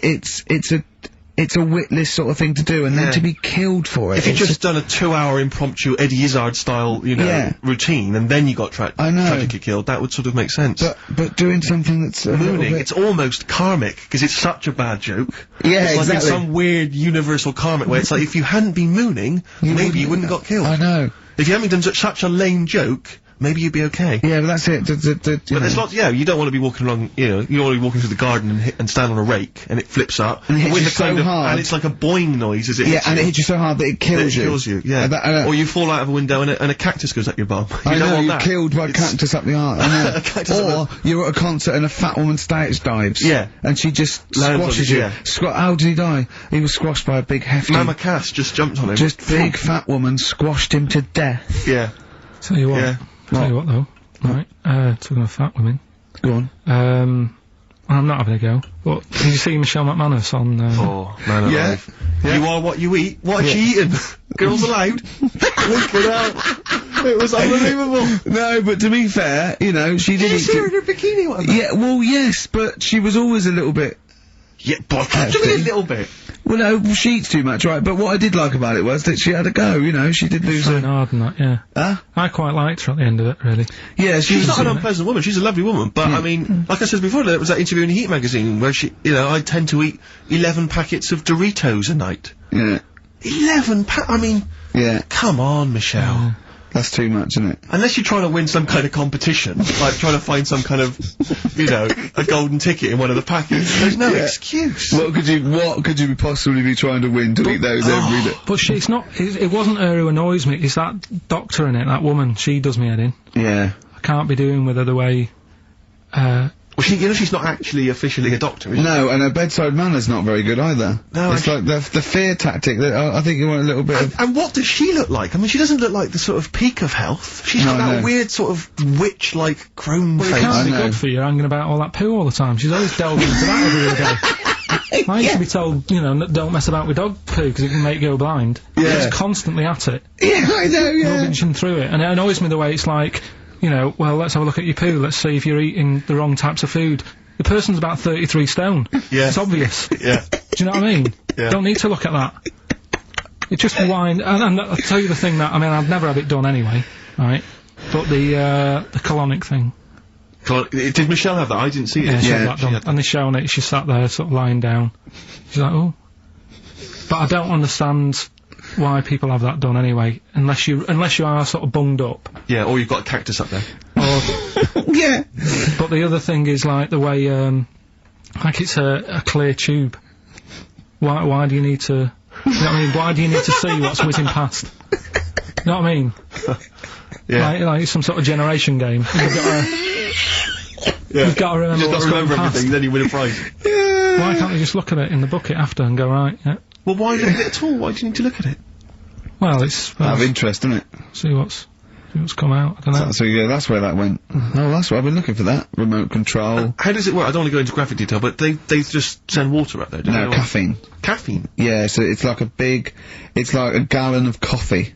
Wow. That goes up there, and it wants to come out immediately, obviously. And then it percolates. But when did that happen? How did someone sort of go, tell you what you want to do? I think it was first invented on distraction. To win a car. I don't know, do I? I suppose they thought there's stuff up there that's not coming out. It's for, you know, they find things up there. Though, isn't it? They did that thing that they find things up there that they swallowed when they were 5 and that, don't they? Lego bricks and stuff. Exactly, yeah, marbles. But I mean, meats and things can stay in there for, you know, it gets caught in a little, you know, a little recess in your 30-foot of tubing. And, it doesn't come out. Talking of meats, I saw an advert on the way in today. Question to both of you. Who eats pepperami? I don't know. Have you ever eaten a pepperami? It's disgusting. I've never seen anyone eating a pepperami, buying one. I've never heard anyone say, delicious pepperami earlier. I don't associate it with anyone. I've never seen anyone eat When one. you think what is it, just sort of like, curdled, salty, it's sort of like, do you want to try a big long blood bogey? Yeah. I won't, no. It lasts forever. Oh, that's scary then. Yeah. You just keep it. It's like keep it under your couch. It'll be just as nice in a year's time. It does look like something you'd find down the back of the oven when you were cleaning out. One of those Gordon Ramsay documentaries. Yeah. Yeah, exactly. But, because it's like, I always associate, it's pepperamis, and it's the, those nutrition drinks, which are like it looks like a dog food tin. I think it's just called something like nutrition or Nutri drink or something. Oh, yeah. And you always see some empty ones on a brick wall near a council estate. Oh, right. Which I think the only people who eat them are homeless people. Oh, really? I thought you were saying it's bodybuilders. No, it's because you buy these, you can see them in regular newsagents. It's not a bodybuilding I don't believe a homeless who's just got a quid because who runs in and buys an isotonic Nutri No, but it's drink. not isotonic, no, I think it's basically, if you don't want to eat a meal because you're too high on smack, it'll give you as much as you can possibly need, just to keep you alive until your next hit. And tell me, Steve, doesn't Special Brew do that? Or am I barking up the wrong tree with that? I don't know. Because they seem to be getting a lot of nutrition from Special Brew. The people who make Special Brew now, they've just resigned to the fact that it's only homeless people who are drinking it. It's like, well, we may as well just market it chiefly at them. What's the advertising? Takes the edge off when you can't find smack. Yeah. Are you trying to sleep on Tottenham Court Road? Oh, God!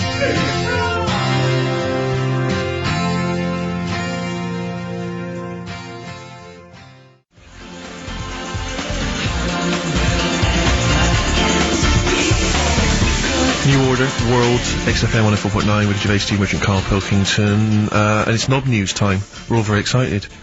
Now, last week's Knob News was what, Carl? Do you remember? It was a man who grew a knob on his arm. Sure. No, he didn't grow it there, did he? He put it there. Well, I know that, but, yeah. Just popped it on his arm. Yeah. Yeah. That's just a recap of the week's news. Right now it's the headlines. Well, we've talked about it before. Do you know the little mouse that had an ear on its back? Yeah. Sure. Right. Well, you thought he had a bad time, right? Listen to this one. Mouse walking about with us, sort of wearing a monkey's testicle. They're just having a laugh. This is what I mean about a lot of scientists. What are they doing? When's that going to come in handy? I don't know what you mean. Well, they were seeing if, say if a fella loses one, right? Yeah. Hitler or whatever. And they go, well, don't worry about it, we can sort you out. I don't know what the monkey's gonna do. Not know if they keep passing them on or whatever. But the actual monkey testicle was put on the mouse. And it worked. It worked for the mouse. But isn't it, I mean, isn't a monkey's testicle quite large in relation to a mouse? Would it not look like the mouse was on a space hopper or something? Oh yeah, it didn't look good. Well, they didn't put it where its testicles would be. No, they did. They put it, well, how could it walk then? The ear was on his back, so he could just get about. Well, I don't know, but well, you don't know, do you? You just guessed. Did they grow the monkey's testicles where the mouse testicles would... Well, it looked stupid anywhere else, though, wouldn't it? Oh, whereas a mouse with monkey testicles, that's fine. Oh, you'd be showing off. You'd be alright. I'd prefer that than the ear. When that mouse gets put back in with the other mice, do the other mice go, George, you look different, have you had anything done? But the weird thing is, as well, apparently it still works as a monkey. What? So, like, what are you talking about? Like the sperm and that was, it was still sort of monkey Of course sperm. it was. What are you talking about? But that's weird.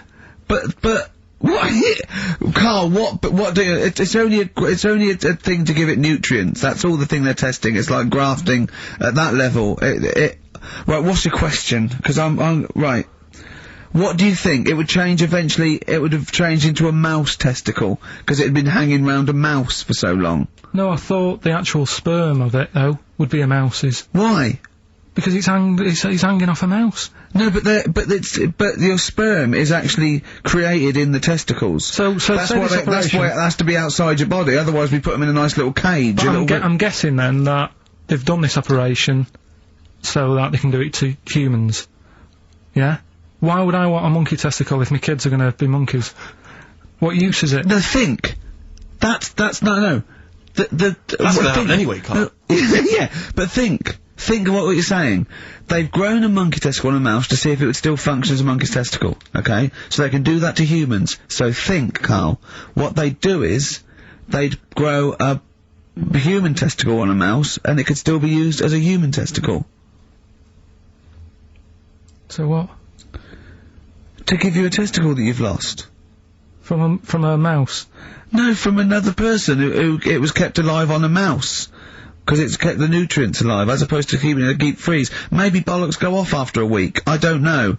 Maybe they get accidents. He had a little a card. Do you donate your testicles? Yeah, I'll tell you what.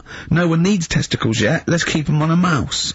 You have yours ripped off in some sort of bizarre skiing accident. You go, well, you go in a Battersea Dog Town. You pick the ones you want. They can grow them on anything. They can grow them on adaptation. Bulldogs are growing them usually, that's where you see a bulldog. Usually that's waiting for an operate. What don't you understand, Carl? Hang on a minute. I thought this was nog news, not testicle time. I don't understand why. Yeah, testicle time's not for another 10 minutes. Yeah. No, it's all sort of linked and that, though, isn't it? Well, sometimes it's linked to a mouse. But what do you think about, like, I don't know, testing stuff out like that? Is it worth it? Could you not just go straight from... But listen, Carl, I'm getting this information from you. No, if this was on Question Time and someone said there were, Dimbleby and Paxman or whatever said it, I'd think about it as a moral dilemma. You've just said you saw a mouse with a monkey testicle. What do you think of that? I don't think any of it. I don't think anything of it is the answer, Carl, because I can't trust the info. I cannot trust anything that comes out of your mouth. Well, it's true, but it's just all this, it's the same thing, innit? It's the leeches in a blender, it's the fella looking at an electron. Yeah. It's the mouse with an ear on its back. Yeah. I don't know what the point is. But you don't read on. Because I've seen you read somewhere, and you're going, look at that, man survives on eating knee. And I go, what else? You go, I didn't read on. You look at the mouse with the ear on the back, and you just think, that must be murder at a concert. You don't think. No, I just think, is it worth sort of wasting You think he swallowed someone's ear? He gnawed it away and swallowed it, and it's just in his system? Yeah. No, I just get a bit sad about the mice and... I agree. I mean, that is sad, yeah. Of course, anything like that is awful. But saying that, I remember ages ago, they have a load of people on Oxford Street. Don't know if you've seen them, where they get you to sign stuff. Yeah. And the woman got annoyed with me, right, because she was saying about, drugs with animals, testing them out and stuff like that, which is bad. Yeah. And I was saying, yeah, it's really bad, and I was looking at the pictures and that. But I said, what would happen, if like, the drugs, aspirin, and the monkey's got headache, is it such a bad thing? She got annoyed, didn't want to listen anymore. It's a good point, though, isn't it? At what point is it cruel to test stuff out and things? Yeah. Give it some Nurofen. It's happy. Yeah, well, I bet that mouse had, headache. Because everything must have been loud. The other mice squeaking must have done its head in. Yeah. Oh, that would give him a Nurofen. Turn that radio down. Give him a Nurofen, please. But listen, are we going to get, Rockbusters out of the way quickly? Go on then, quick then. Might as well do it. It's not going to take long, is it? Right then. So, 3 clues and that. Yeah. Initials of a band and artist. Yeah. You can win some stuff. Steve can go through the... Ladder 49 better be in there. Oh, let me just quickly, It's Ladder 49. You get on with those clues and I'll tell you what's happening. And this is the last time. The winner of this... No, we'll do it again next week.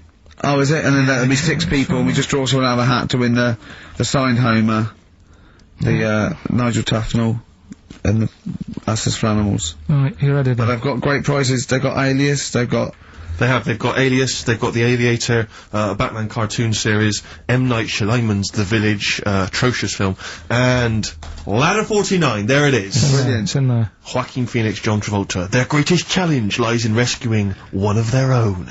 Brilliant. Right. Go on then, Carl. Right, the first one then. When I'm ill, I throw up horse food. When I'm ill, I throw up horse food.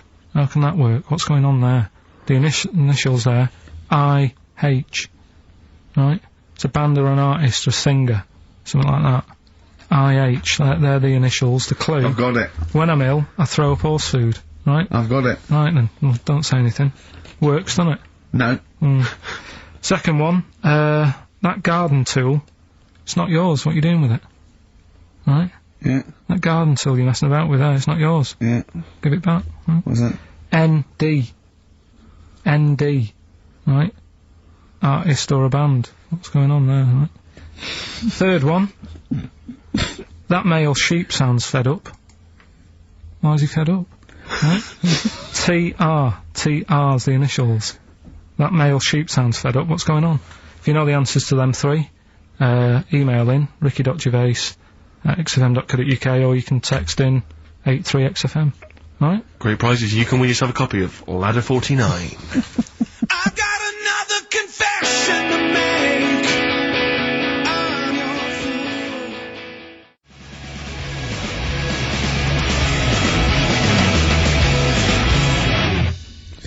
Foo Fighters, Best of You on XFM 104.9. Alright, Carl, you calm down now about science. It just does me head in, a lot of this stuff.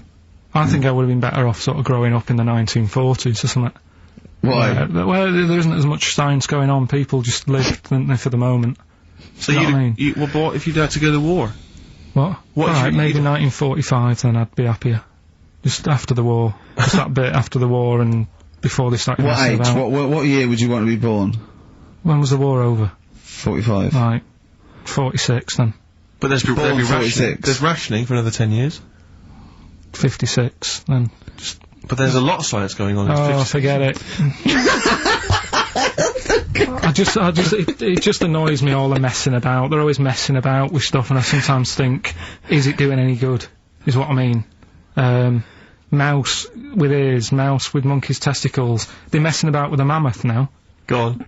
Well, they're just saying, well, they're managing to knock one together. And you just think, some scientist somewhere. Andy. No, but it's just, do we need, I mean, we've done it before about the do we need them thing. The amount of creatures and insects and that are knocking about. You got that caterpillar that I mentioned walking about, it doesn't know where it's going. Get rid of them. The mammoth. The world's busy enough, it's crowded, it's overcrowded now. How much room are they going to take up? Do you know what I mean? Why are they doing it, Carl? Do you know? All you know is that they're trying to muck around with because they can, because that's all it is, isn't it? Because they can. They're messing about, someone's being paid to do stuff. What else are we here for? If not to try stuff out. What else are we here for? What do you mean? Well, what are we here for? Just to enjoy life, isn't it? Well, some scientists enjoy knocking a mammoth together. No, but don't worry about the mammoth. It died out. Maybe it died out for a reason. Why didn't Noah say that if it was important? Because Noah, what do you mean? Noah's not true, is it? Well, I don't know. There might have been some truth in it. What truth in it? That he put 2 of every animal that existed into an ark. How big was this then? Why didn't they eat each other? Yeah, I know. I'm not saying. Imagine the noise, Carl. Yeah. No, trying to get a bit of kit there. There's points to that where I go, that didn't happen. Because where could he have been? Where there was a hamster and an elephant and a crocodile. Where was he?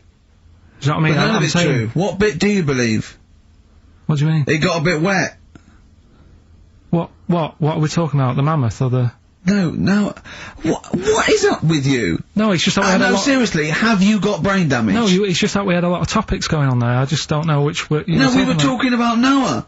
And then you suddenly go, I know where did we... What? The mammoth or Noah? What? What you did, none of it's true. What? Think of it. Oh, God. Think of the first thing. Build an ark. Alright. Can I just clarify, what's an ark? It's a big boat thing. Right. I've never had any experience of carpentry. Just build a big boat thing. But I don't make... Just have a go, don't worry, you'll be alright, I'll make sure it's alright. But once I've built that, I mean, how big should I build it? What am I... Very big, it needs every animal, 2 of every animal, go on. Every animal. I mean, the boat building, fair enough. I told you to make it big. Right. Don't worry about the fish, they can swim. Okay, but so all the birds. Get the flightless ones though, they're drowned. Get the flightless ones, they would, not the penguins, they're flightless but they can swim. But all other animals... I should be writing this down.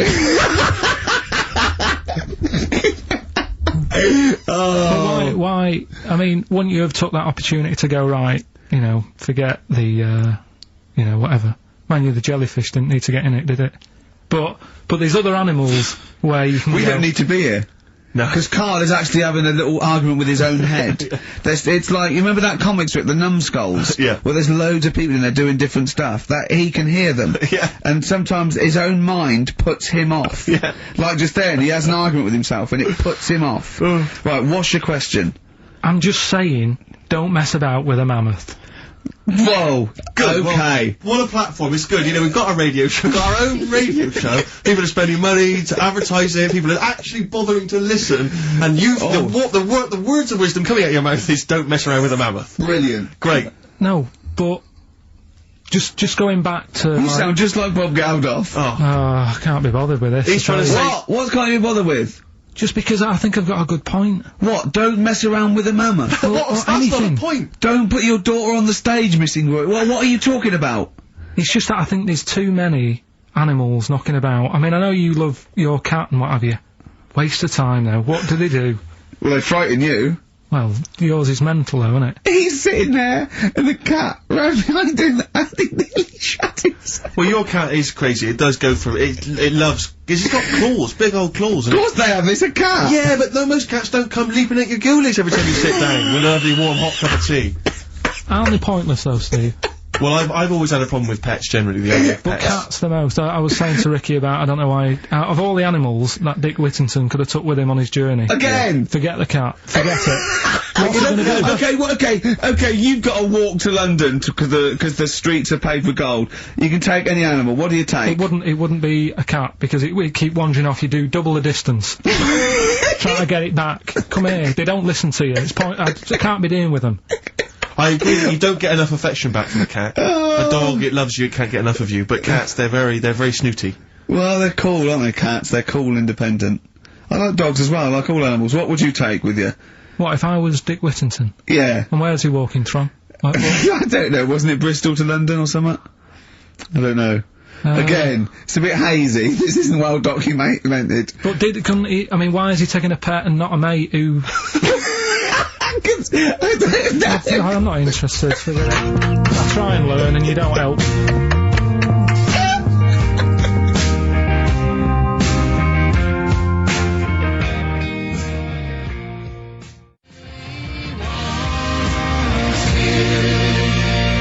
a track from the new Amy Mann album, The Forgotten Arm. It's called She Really Wants You. XFM 104.9, Ricky Gervais, Steve Merchant, Carl Pilkington. Brilliant. Talking about technology sometimes being a waste of time. Yeah. You know, when you came round the other night, before you came round, I'm sitting there, just at the computer. It's a hot day, wasn't it? As you know, I was in my shorts. I was tucked in. I didn't get them out till you came round. Just my own business. Jane had got some wax strips, and she went, "Oh, let me just do your back." I went, "No. Right, I haven't got a hairy back. I've got a couple of wispy hairs on my shoulders, probably about 20 either side. Nothing to worry about. It's not like I look one of those people that's like a gorilla on the beach." I assume your back looks a little bit like Carl's head. Exactly, yeah.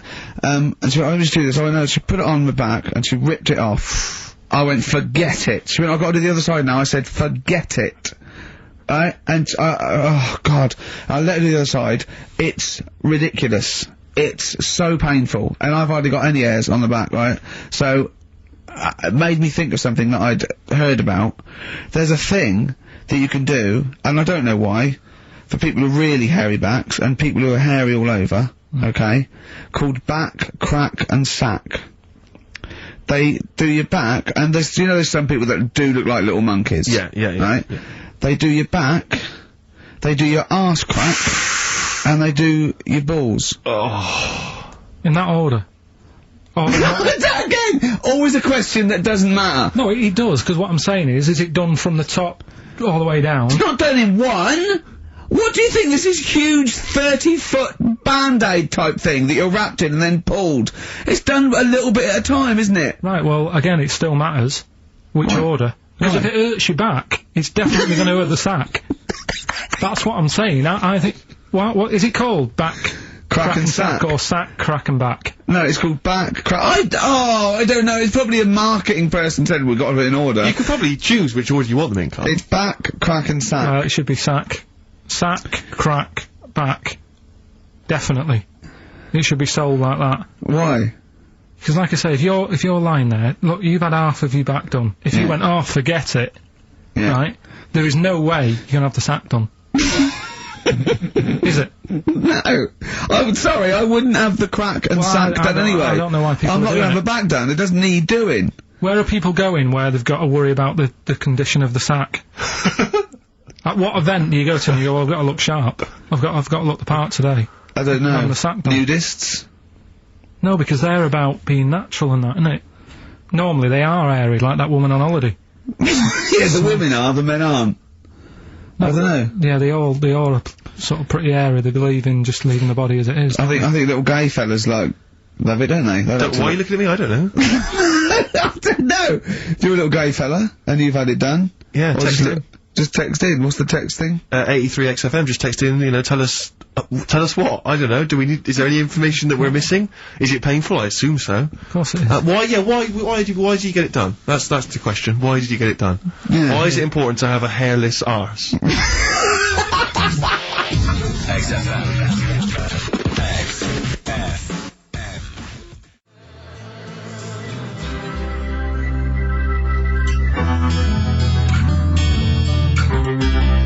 Touring breaks on XFM. Ricky Gervais, Steve Merchant, Carl Pilkington. Carl, are we doing your story with a song? Is that what you want to do? Yeah. Well, excited about it. Like what was it the other week? We did Babushka. Did Babushka. Yeah. Pinball Wizard. You said if he's deaf, dumb and blind, he doesn't even know he's playing pinball, which is... I just said don't go to putting money in it. That's all I'm saying. Let him play pinball, but don't waste 20p or whatever. Good point. This week, right, do you know how I was saying... It is a good point, actually. It is a good point. Again, though, it wasn't a documentary. It was just, it's not, didn't really happen. Yeah, well, do you know how I was saying sometimes I listen to song, I like a song to be obvious what it's saying. Pinball Wizard was a good story. You need a song to be obvious. In the ghetto, it's a kid growing up and all that, rough area, gets killed for nicking cars and messing with guns and that. Living in the city, growing up in New York, rough area, how you cope with it and that, right? But they've got to be as simple as that. Otherwise, I'm not that happy. I've got a brand new combine harvester. It's about like machine. It's brand new. Yeah. It's brand new. But even though it's new, he's willing to lend it out to other people. No, but what I mean is, if you start trying to be clever, the story's lost on you, innit? Yeah. Not necessarily me or Rick, but yeah, sure. Go on, we know what you mean. Go on. On primates, yeah. Well, this song here, right, it's not an XFM song, and you'll probably hate the song, to be honest. Go on, what is it? What's the song? Yeah. It's Wonderful Tonight. Right? Eric Clapton. Okay, it's alright. It's a sort of bluesy sort of ballad from the late 70s. Yeah, it's alright. But I'm always arguing with Suzanne, because every time I hear it, I'm getting different pictures in my head. Yeah. Of, like, what's going on, right? Okay. And I'm convinced it's about, like, this little cripple fella in a wheelchair, right? And he's knocking about with his wife. And we don't say cripple anymore, do we, Steve? Do we say cripple? I don't think we've said that since, 70s? I think it's the 70s when we stopped. Alright, just a little fella in a wheelchair then. Okay. And the story, it's all sort of, how he's being pushed about by his... Again, that's not literally... By his wife, she's wheeling him about, what do you mean? He's wheeling him about, they go to a party, everyone sort of looks round and looks at him. What makes you think that he's in a wheelchair? What's the clues? What's the words? There's loads of little things, there's like, like I say, something about his wife walking around with me and all that. Well, of course she is, she's pushing him about. But, whoa, walking around, if someone said, oh, she was walking around with me, I'd think they were both walking round. There's a few. But that's not. There must be another. There must be a reason why you suddenly thought that fella's in a wheelchair. Right. My wife's walking around with me. Put on your makeup, and I feel alright. No, and she's always saying, "Do you feel alright?" And that she's always asking him how he is. Yeah, but she's just listen. Let me play it, right? And try and picture the scene, right? But now I'm only thinking of a little fella in a wheelchair. We'll have a listen to it, and just everything that's being said. Okay. Understand why I'm thinking what I'm thinking. No, never. Yeah, there's no clue. But the thing is, that's what I'm picturing. But that doesn't mean it happened.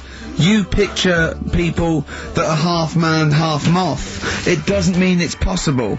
Do you know what I mean, Carl? What you think is usually not true. Suzanne is totally right. There is no reason. I have never, ever thought that Eric Clapton was singing about a little fella in a wheelchair.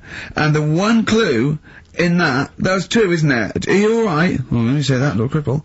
Right, and, I'll give her the car keys. Oh, why is she driving? You got any legs? Pushing him around and that. No, pushing him around. So we'll do one more next week then. Okay. XFM.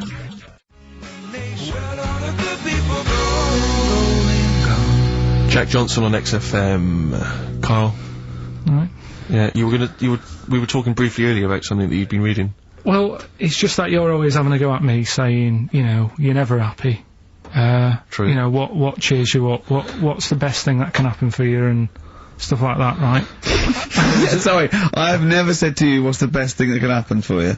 No, but I'm like trying to encourage you. Steve's, and you have a bit. I've started reading more and doing more science stuff, even though some of it does me head in, like I say. Knowledge is almost annoying. Right, knowing about that mammoth is Think annoying. about being a quote. Yeah. Think that if I have seen furthest cluster on the shoulder of giants, we will fight them on the beaches. E equals MC squared. Knowledge is annoying. Yeah. That's an amazing one. Carl Pilkington, 2005. No, but it can get you down, can't it? Knowing stuff that's going on. Yeah, knowing stuff. But sometimes I don't want to have stuff in my head. When I read a horrible story or someone tells me, I wish I didn't know it. Yeah. Yeah, that's all I'm saying. But, at the same time, there was something in the paper about, things to do before you die. And it was just stuff that I sort of looked at, I thought, don't want to do that, cross that off, not bothering with that. At number one, you always know what's at number one, it's the same thing every time. Swim with dolphins. Yeah. Don't know why. Do you want to do that? What's going on down there that it's so good? What do we not know about? I mean, yeah, it'd be fun. I'd love to, sort of encounter most animals, to be honest. I mean, there's a few animals on the top of the list. I'd rather hang out with a bunch of chimps. I wonder if it's, you're down there with dolphins, and you're swimming with them, and they click away, click. And they tell you a secret. You go into they lead you into a cave, right? But down there, it's like being at, like, Rolling Stones' house in the 1970s. It's they're like smoking. There's drink, there's women, there's bars. There's like, they're eating tuna, they're loving tuna. They're loving it, but they can speak, they go, oh, this clicking stuff, it's nonsense. We're in a wild time then, they go berserk, go crazy, it's 24 hours of non-stop debauchery. I think it's spiritual, but isn't never mention it to anyone else. It's incredible, because you know they're so intelligent, and, you know. Do you know about dolphins, though, how intelligent they are? Well, people keep saying that, but what have they done? Do you know what I mean? What's someone done that they've gone, this boat, you know, I've read a book by a dolphin or whatever, what have they done that makes them so bright? It's the same way they go, you know, they look after you, they save you and that. There's got to be one bad un in that bunch. Of course there... Sorry, I wasn't suggesting they're all flipper. I'm not just they're constantly going round the oceans trying to save people. I mean, they're intelligent, you know. In what way? What do you mean, in what way? Well, what do you mean? Why do because they pass tests? Saying they're bright? Because of the things they can achieve and learn. Like what? And well, they can tell shapes, objects, colours. Sorry, Carl. I mean, they're no match for you. They're not as clever as you. They're way down the list. But it's all relative, isn't it? For a non-human, they're doing okay. They're up there with chimps, you know. So what do you want to do before you die? Any achievements you want to have? Well, if I'm ill, I'd prefer to go to the doctors than to go with the dolphins. Yeah. Why are you suddenly ill? It's not, when they say things to do before you die, they don't literally mean the day before. They mean you croak it. That you want to experience life. You can do it over the next 20 years. Is that what you thought you meant? Like, literally the 24 hours before like you a die? priest there going, give me the lift. What is it, Grandad? Dolphins! You know, no fit state, Grandad. Get me in the water. Get me down to Brighton. What do you think that list means? Well, yeah, that, you know, before you die. You're incredible, Carl. You're all this time. Things to do before you die. That's why he doesn't want to do any of them. Didn't you think it was a bit extraordinary that you had to try and swim with dolphins and visit Disneyland and climb Mount Kilimanjaro all in the same afternoon? That's why I said to you, I would be in no mood for a dip. That's incredible! Always a new twist on things. Always a new twist on things.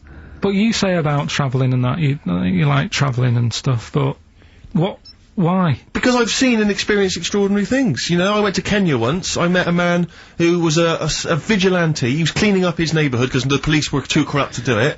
Carried a sword, and you know, he was extraordinary. He'd been attacked, but he didn't care. He fought them off. He was trying in this little slum area to try and instill some law and order. He had to arrest his brother-in-law once. It was a fascinating story, and he was an extraordinary man. I went to Manchester and I saw two lads with big heads and webbed feet looking at a house. There was a horse in the living room. I mean, that's living. Leave it then. Listen, I didn't realise it's like 7 minutes to, right? Well, come on then. Well, let's do Rockbusters, aren't we? Yeah, do Rockbusters. And you got Monkey News. Well, we'll see if we've got time. No, we got to do Monkey News. Listen though, Justin, if he's out in the office. Oh, look, just quick, do the Rockbusters answers then. Have you got a winner? No, I don't even know the answers, do I? Pick one. Alright then, the first one. I just got the plastic cup. Right, the first one was, when I'm ill, yeah, I throw up horse food. Right? Yeah. That's the clue. The initials were I-H. I got this one. And that I must say, too. That was I sick haze, because when you're ill, you're sick. What do horses eat? They eat hay. I sick haze. I sick haze is the answer. You got that. Second one, that garden tool. That garden tool you've got, it's not yours. What you doing with it? Right? ND. That was different. That was what's a garden tool? A rake. Right? If it's not yours, what have you done? You've nicked it. You've nicked Drake. You've nicked that rake. Nick Drake. Nick Rake. Right? So that's ND. So you got that. I don't know where that's fine. No, that's fine. That's fine. The third one, that male sheep sounds well fed up. Go on. What's up with it? That was TR. Yeah. That was that ram. It's a ram. That's a male sheep. It's fed up. It's moaning. Ram moans. Ramones. The Ramones. So they got that as well. Let's give it to Jenny McKean from Isle of Wight, because she's got all three of those answers, and, Right, straight on to Monkey News. No, let's play a record. We've got to do Monkey News. It's only 5 minutes to go. We've got time for a record and then some Monkey News, surely. Oh. Bit of XTC. Oh.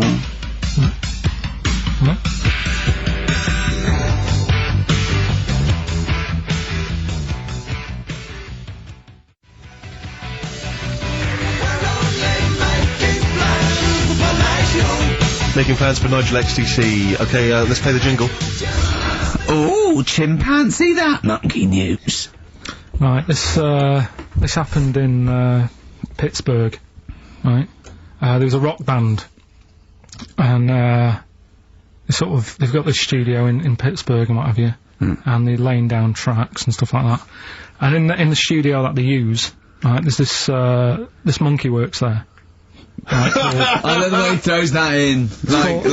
Like he throws that in, this monkey works there. No, it's just got a little gig there. He sort of, it carries the equipment in, guitars, stuff like that. It doesn't. He does. No, it doesn't. He just sort of cleans up after the band. No, he doesn't. Emptying the ashtrays. Doesn't happen. Sort of stuff. It doesn't happen. That's the gig it's got. Anyway, right. Gets women out of the crowd that they want to, go visit with one arm. Drag them back. So anyway, right, so the band's in the studio, right, and one of the band members brings some A&R fella to the studio to have a listen to the latest track, right? Yeah. So they hit play, and they're all there going, yeah, brilliant, this is good. Oh no. Anyway, so the fella says, yeah, I like the track, I especially like the bass on it, right? Right, it's 'cause this is bullshit. So this is rubbish. So and they hadn't laid down a bass track? So this is, have you heard it? So Carl, please don't do this to me. So the A&R fella goes, and it's like, the band members have stood about, and they're going, that's good that you liked it. And I'm saying, yeah, but what's he on about with the bass? So this is rubbish. This is absolute rubbish. Where'd you get this from? Please, because we never get to the end. This is absolute nonsense. So they played it back. Yeah, right? And it's the chimp playing bass. Definitely not. So they were like, that's weird, we haven't got a bassist. Anyway, so they go, well, whatever, right? So we haven't got a bassist! So they go, whatever, let's go home. Oh, forget it. XFM.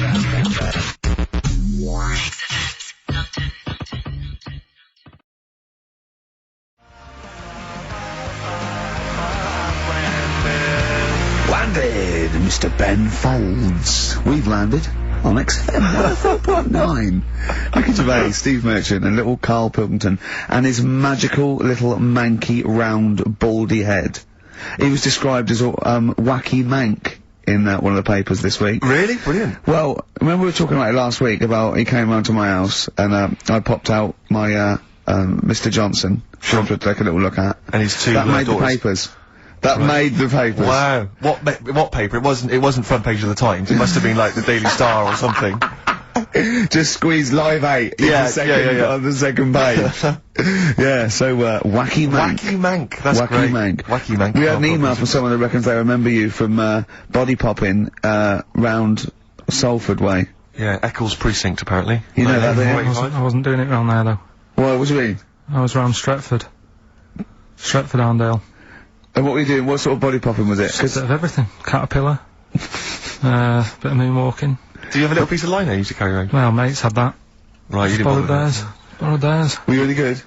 But you weren't breakdancing, well, you weren't spinning on your head and stuff, you were more body popping. Well, I hope he wasn't spinning on his head, because you know that can sort of give you little brain damage and things. Well, it can give you brain damage. Also, it can wear your, head down, and also makes your head perfectly round. Yeah. Because the gravity is pulling on. But if you keep on doing it, obviously it's going to wear your hair out, yeah. So you become sort of like a stupid, bald, and roundy-headed. Yeah. So I very much doubt that you did do any of that. Did you, Carl? Didn't do any of that. Well. So you're shooting off in a minute, aren't you? Well, yes, because we were trying to make poverty history, Carl. Yeah. People are making poverty history all over the place. They're putting on a wristband, and it seems to be working. Because I haven't been poor for ages. I haven't been poor. And Alex had a stop bullying. Alex was wearing a stop bullying wristband, and as he himself said, he seems to have sorted that out. You haven't been bullied for ages? I haven't been bullied for years. So wristbands work. I saw one in a shop window the other day, which said, stop child abuse. And I bought one, obviously, because, a lot of people say, you know, does it make a difference, but it was only £1, and I'd only spent it on kiddie porn. So, you know, I think I've made a little difference there, in a small way. On a serious note, though, I like the idea that stop child abuse. You're a paedophile, and you're walking along the street in your Mac, right? You got a puppy in one hand, a bag of sweets in the other, and you see this wristband, and you go, oh, stop it. Oh, okay then. Yeah, I thought before, that's what I think. Okay, fair enough. Yeah, well, I won't be doing that again. Yeah, he was hanging around in Topshop for unsavoury reasons. He saw them in there for only £1. Carl, we haven't got long, have we? We've got an hour and a half because we've got to shoot off. I've got to shoot off down to Live 8 and introduce Rem. So we've got a lot to pack in. We got the Rockbusters, and then we give away. I just saw those. I'll finish the sentence in a minute. I look forward to it. I'm getting excited. Yeah. I'm getting excited. So we've got so much to pack in. Yeah. I haven't got time to finish all mine. So listen, right? Do you know the things we're giving away? The signed little Homer. The Nigel Tufnell thing and the Flanimals, right?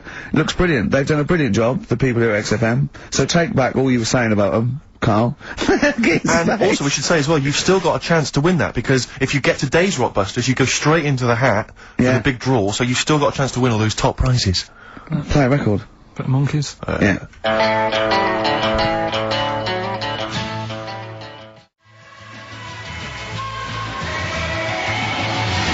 Monkeys. Pleasant Valley Sunday. Alright, do you like that, Carl? It's alright, yeah. What's it about?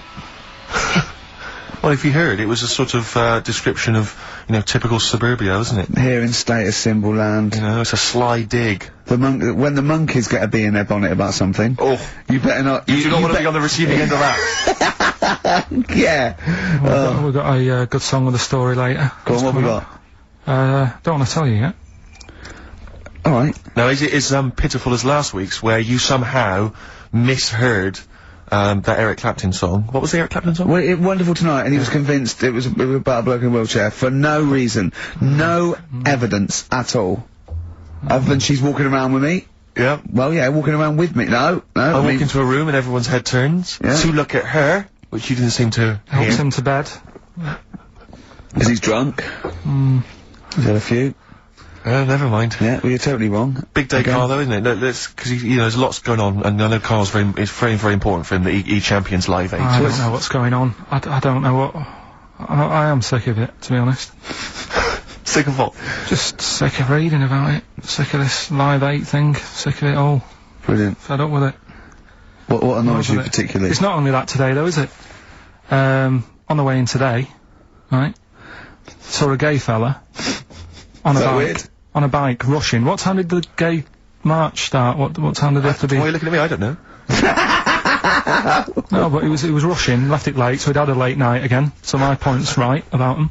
What was your point about, just to people who've just tuned in? Well, the fact that they go out late, so, you know, they sort of have a nice night out from about 11:30. They're ironing the jeans at like 10:30. In their jeans! They're leather trousers. But anyway, right, so... They're cutting the back out of their leather trousers about 10:30 at night. I'm on the way in, right, and I see one stressed out, rushing, right, on a racer, wearing high heels.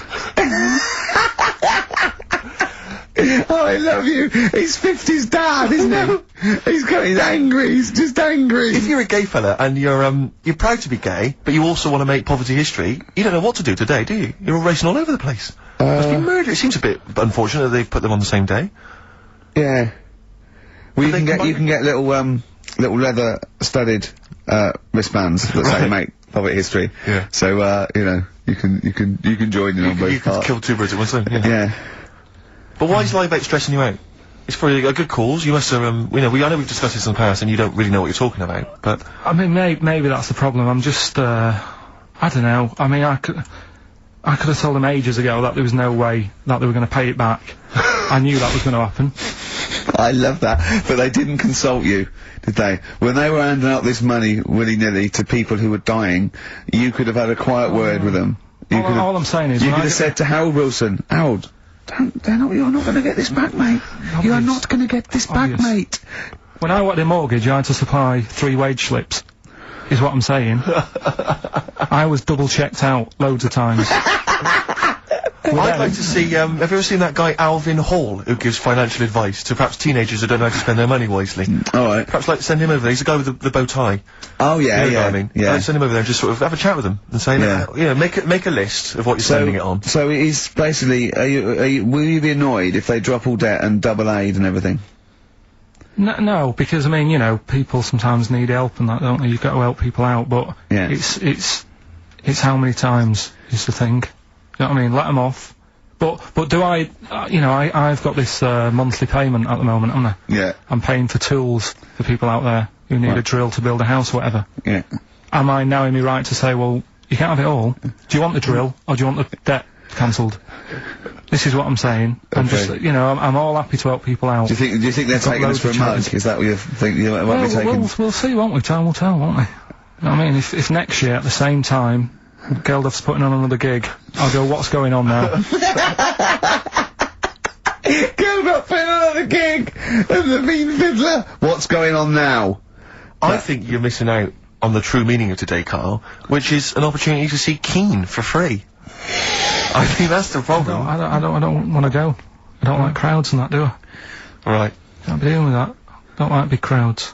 People, because I was talking to people at work about it, and they were saying, oh, you know, it's a big occasion, it's one of them events, like, you've got to be down there, because in years to come, when they say, you know, were you there, I don't see what's good about having a memory being stuck in a crowd of 150,000 people. I prefer to do something nice, say if I have, like, a nice cake and a cup of tea, right? In years to come, when they go, do you remember that day when we were all cramped and what have you? I'll go, no, I was on a nice cake and a cup of tea. So I've got a nicer memory than them. So I believe in doing something nice on a big occasion, do you know what I mean, on a special day. Do something nice, remember that. The thing is, you have got a nicer memory than them, because when you look back and they say what you're doing 20 years ago, your memory will tell you you were actually having a cup of tea and a cake, but with a chimpanzee who could talk English. That's what your memory will tell you. You're thinking, oh, I was out with my mate, I was out with my mate Marty, he's a chimp. And it just, you'll be in cuckoo land by the time you're 50. You'll be just going, oh, it was great that day, remember? Suzanne, I don't know what I'm talking to Suzanne, she's left you.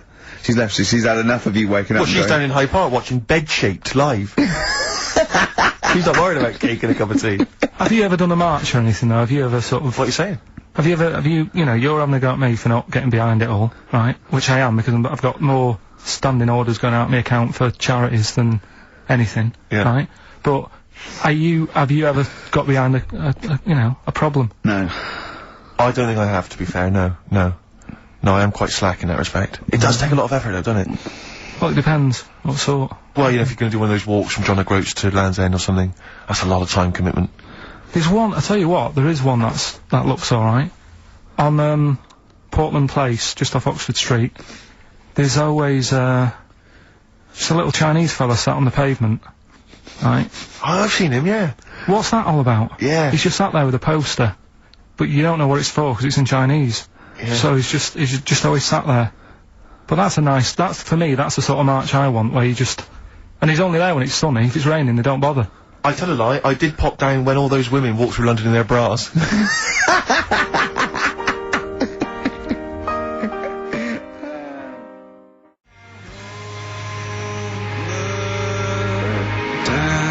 Embrace and Gravity on XFM 104.9. We've had a couple of texts. People obviously can text in 83XFM. That's the text number for the big quiz that's coming up shortly. Rockbusters, still your opportunity to win some of those cracking prizes. Enter your name in the draw if you can unravel the, I don't know what you call them, conundrums that Carl set. Sort of. We've had a couple of texts. Obviously we're leaving early today. This is a shortened show and our last show of this run. But we've got to leave early. We've got to go down and try and make poverty history. But Rob's texted and he says, only an hour and a half today. Well, poverty does have some benefits then. He's a fan. He understands the show. Who was that little fella that used to write in who hated the show? Right, I forget his name, I haven't heard from him for a while actually. I don't know what happened. No. Maybe he realised that if he hated the show so much, the obvious thing to do was to switch off. Maybe that finally dawned That's on him. annoying. What's his name? Someone remind us of his I name. like people who hate us to carry on listening. Yeah. It just gives it an edge, doesn't it? Yeah. It's the fact that, you know, that you're annoying someone. I mean, I love annoying people. I know you do, I know. So You're like a kind of walking Chinese water torch. Yeah, exactly, yeah. Have we got Ladder 49 today? Rick, there's a number of cracking DVDs, as ever, on Rockbusters. We've got The Life Aquatic with Bill Murray, we've got Howard and Kumar Get the Munchies, hilarious stoner comedy, and Batman the Animated Series. And Ladder 49, there it is. Phew, Phoenix, yes. John Travolta. If you've ever seen Ladder 49, then you can give us a quick text review on 83XFM. I'd be interested to know if it's Why actually are worth you giving watching. away one a week for the last 6 weeks? Yeah. Well, we better do them then. Let's do Rockbusters for the last time. You can win those amazing prizes. Alright. As always, just a little cryptic clue. Some initials of a band or an artist. Work it out, email in or text in. That's it, innit? Right, the first one. Richard's kid. Yeah. Cuts hair for a living. Right? Richard's kid cuts hair for a living. Right? Initials ED. Right? D. Richard's kid cuts hair for a living. Second one. I have a problem saying the French word for well. Right? I think that's the right word anyway. Wow. I have a problem saying the French word for well. So what's that? That initial there is K. Right, band or artist. And then the third one. You take 8 kebabs, 2 kebabs, 57 kebabs, times it by 27 kebabs. Right? The fella is struggling to work it out. What's that? What's going on there? Right? It's a good question. DS is the answer there. 8 kebabs, 2 kebabs. I've got it. 57 kebabs times it by 27 or what have you. Fella's struggling working it out. What is it? I've got that one. DS. So, just email in, ricky.gervais@xfm.co.uk or on the text, 83936. Yeah, and you can win Ladder 49 and those other DVDs. Plus, you go into the draw, which we'll do before we leave, and you can win the signed by Matt Groening, personally drawn Homer Simpson. We've got the Spinal Tap poster signed by Christopher Guest, and also the original artwork of us as Flanimals. But they've all been framed. They've done a brilliant job. It really is a nice prize. I mean, almost too good to give away. A little bit annoying. Is it too late to take that back? Well, I was thinking we could sneak in a copy. Yeah. Just a very bad photocopy, so it goes grey and... Yeah. No, they're all originals, so, get texting. Alright. XFM.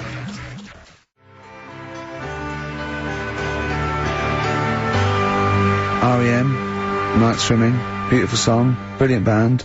I've got to introduce them, and I'm actually nervous. Yeah. I never get nervous. You never get nervous, do you? I never get nervous, and I get a little adrenaline rush. It just takes, 80% of the world's population to be watching you, and then you get a little bit jittery. And I didn't know what to wear. No, this is interesting actually. I don't know, no. I for a moment there I was thinking maybe Ricky's got to pop home first before he goes down to bring on the band. But if you are watching it, or if you're there, obviously not there, if you were there you wouldn't be listening to this, but if you're watching it on TV, do check Ricky out, because how do you describe that particular look? Ricky's wearing, sweatpants. I assume they're sweatpants, they're not pyjama bottoms, are they? They're sweatpants, they're sort of, and you've got just a white t-shirt, cheap plain white t-shirt. Yeah. And basically Ricky is wearing, it's like, he's made so little effort. The only way he could have made less effort was if he wasn't wearing any clothes. And he was just wearing his underpants that he slept in. But he's actually bothered to put on a t-shirt and a pair of sweatpants and some trainers. Yeah, well. Jonathan Ross is gonna probably be wearing a suit, one of his, expensive suits, whatever, and... Yeah, but he won't be as comfortable as me. Well, true. Did it not occur to you for a moment to maybe make slightly more of an effort? Perhaps put on a jacket? A jacket looks silly with tracksuit bottoms. Well, again, you could have changed the tracksuit bottoms. I mean, they're a mainstay of the outfit, are they? It's like, they're not changing for anything. Yeah. I've got very little things that I haven't got a drawstring or elasticated waistband. No, sure. I don't want to be bothering with buttons and zips and hooks. There's gonna come a point, isn't there, where you're just gonna wear, I don't know, smocks. Baby grow. Baby grow. Baby grow with a flap. That'd be great, wouldn't it? Those little mittens. Yeah, great. And then a little oven glove, so I can just get stuff out of the oven, eat it, let it drop everywhere. Yeah. Right, and then just get out of the baby grow, put a new one on, a clean one on. Or those kind of red flannel things with the which cowboys wear. Yeah. The kind of buttoned up. Yeah, like old cowboys. Yeah. Grandpa, he comes out with the shotgun. Exactly. Exactly. Yeah, the long johns. Well, how's it going with Rockbusters? Anyone got the answers? Actually, one guy is, he texted in, James in Deptford, he's, offered some answers, and he says here, the guy that hated us, famously, of course, we should have remembered, Dickie Anderson. Dickie Anderson? Richard Anderson, of course. I don't know if Dickie's still listening. If he is, obviously email in ricky.gervais@xfm.co.uk and, tell us what you've been doing, how you've been keeping busy and stuff. Yeah. Nice to hear from him. Chris Campling hasn't called, has he, either? Yeah, The one that thinks that not only is this whole show scripted, imagine that, right, but that Carl is a character created by us. Yeah. He's actually an actor. Oh, if only Look at that. A shaved monkey we got. I'll tell you, you're gonna go along later to the Live 8 gig and you're probably gonna see some bands that are gonna make an effort to entertain you, but, if you want entertainment, Rick, you know it. Go on. There's only one person to book. Go on. Me. If you're perhaps going to do, because I'm obviously a top DJ on the radio, but where I really come into my own is DJing in any kind of club environment. Well, you told me you were DJing, I didn't go to it, DJing at a party, and you said the place was rocking. The place was roaring. And I loved it. Carl just said he was there and they weren't. Well, that's nonsense, Carl, because you know very well that when I'd put on a tune, they'd cheer. Yeah, but it was late on in the night, they would have done that, whatever you put on. That's nonsense. No, they were happy and everything. I'm not saying they weren't having a good time. It was your party. It was alright, but they weren't going mental like you're sort of making up. They were definitely going mental. When I put on the Proclaimers, they could not believe their luck. Yeah. They would have walked 1,000 miles. Was it good though? Were they really, what were they doing? They were dancing, were they? Dancing and that, but they weren't sort of cheering, going, more and all that at the end. What's about? Oh, Take On Me came on, big cheer went up. Oh, I don't know who to believe. I've been there, done it, Steve. I've been the DJ as well. It might be jealousy. It might be like professional jealousy there. Yeah. I think it's because my fortunes are on the up, and his are on the down. We all know famously that he had, Pilkey's making music, his DJ outfit. Didn't happen. I did enough. I just wanted to do enough to pay for the equipment. And I did. And that was that. But I don't like crowds, do I? But you're safe, aren't you? You're behind the little thing with the flashing lights. But there's still a lot of people and that. Forced fun. Don't like that. Forced It's fun? Not forced fun. They haven't got to dance if they don't want to dance. Yeah. Don't like it. What do you mean your fortunes are on the up anyway, DJing? Well, I'll tell you, I was hired, well, I say hired, I did it as a favour to a friend, his wedding the other week. And I got there, I was thinking, yeah. Because everyone had their little role to play, and then people were doing a good job. I love you taking it seriously. And I spent ages putting together some CDs, special selection CDs. I love that! Because what I did is I burned them on iTunes. Did you turn up with your own headphones round your neck? Own headphones, wearing a suit, but headphones. Metal case. Didn't need it, just had them all in one small box. Brilliant. Boom. I thought this is good stuff. I got some classics here. Give me an example. Give me an example of that, like the first hour, the warm-up hour. Rick, I'm coming straight in with, Frankie Valli, Oh What a Night. Brilliant track. I mean, when those beats start at the beginning, who's not getting on the dance floor? Wait a minute, what's this following up? Go on. It's the Jacksons. What, I Want You Back? I Want You Back. Brilliant. It sounds good at the moment, Carl. Yeah. So I'm thinking, I'm gonna roar this, because you know they laid on a good spread. The ceremony was nice, food was nice. I'm thinking this is going to be the piece de resistance. Yeah. Alarm bell started ringing. Why? When I realised there was a marquee outside. Of course, it's a balmy summer evening. I'm stuck inside on the dance floor, so I'm thinking I'm going to be struggling here to get them in. even with flavours like this, I thought I'd struggle with it. So I'm sat there in my suit. I'm sat behind this little DJ console. I got all the big numbers. There's one or two people making some token effort, but frankly, most people are outside everywhere. I was livid. Of course, they couldn't hear it out there. So I was playing to an empty room, really, and I was furious. I was absolutely furious. Because, I mean, what is, you know, you're wasting my time. You're wasting, now I could have just stuck the CD on and gone out. They're wasting Frankie Valli's. Frankie Valli's time. They're wasting the Jackson 5's time. They're wasting, you know, D-Light's time. Yeah, yeah. And, so I'm sat there, and there's a couple of people making a cursory effort, mainly when they come to get a drink from the bar, they might have a little quick, you know, couple of twos. You shout, we don't want your Not interested. all of you or no one. All of you or no one at all. And, then there's a microphone set up because people have been doing speeches. This little girl gets on the mic, right? It's being funneled through the speaker system. So every time I put my headphones on, Miss Dynamite, was it?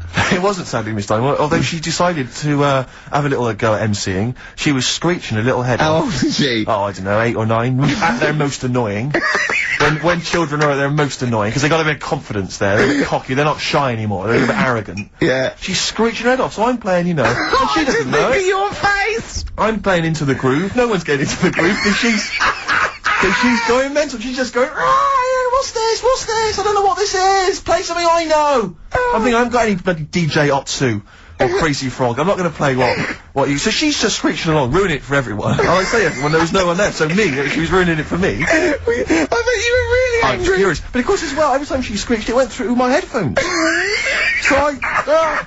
So, of course, and then her dad comes along, right? And I'm thinking, alright, he's seen what's happening. Just imagine you in your suit, sweating, getting annoyed at someone ruining your set that no one's listening to. I think, her dad's coming over, he's gonna put pay to this. He's realised that, you know, she's causing a disturbance. He comes over there, joins in. No. Sits her on his lap, he's just saying, she's having a well of a time. I'm thinking I'm furious. I'm thinking it's his responsibility to shut her up. He's not going to do anything. What can I do? I can't step in. No. And I know very well that if I interfere, he's going to say, oh, well, she's enjoying herself and no one's dancing anyway, and we've just got into a fracas. Yeah. I didn't want to start a fight. No. Because I don't know, but he'd have knocked you out, wouldn't he? Someone would have got knocked out. And I'm not saying who it would have been, but, you know, but there was, to bear in mind, Rick, there would have been 2 of them. And, so I didn't want to get into a fight with him. And, anyway, so I'm playing, anyway, my friend came along, he realised what was happening, and I didn't have the guts to unplug the microphone, because he'd have known, you see. Yeah. So I got my friend to do it when she had her back to me. So he pulled the plug out, the microphone went dead, she went, what's going on? I went, I don't know what you're talking about. I said, I don't know. She said, where'd the microphone? I said, you must have broken it. I don't know what's going on. Someone will probably make you pay for that. And anyway, at least we shut her up. That is great! But it really went from bad from worse. And you know there's that thing when you panic, you start panicking, so you're putting on a lot of flavours that you would have saved till the last hour. What are we talking? Boom Boom Shake Shake? Exactly, you're throwing him in early. Love Shack's coming on way too soon. Really? Oh, Love Shack before 11. It's heresy, but I had to do it. But anyway, in the end, I made the bride go and get some people in. I said, look, it's your special night, alright, and they're gonna enjoy this. I'll be honest, love, this is a washout, and it's up to you exactly. to turn this wedding around, or I'm walking. And I tell you, they're gonna have a sour memory of this evening, unless you bring some people in. Get everyone in dancing. So she got him in at the end, and I'll tell you this, Carl, I mean, I don't know what you say, but they were loving it. They were absolutely loving it. A bloke came over and said, have you got Amarillo? I said, no, but I put on something even better, Delilah. Wedding crowds always go for Delilah. A song, of course, about old man killing his wife. It always goes down very well, strangely, at weddings. They get into a sort of hokey-cokey thing. They went berserk for it. And I was following it up with, I had the monkeys, I had all sorts going on. Brilliant. Of course, you know what happens. What? I'm going great guns. People are absolutely loving it. They're rocking it.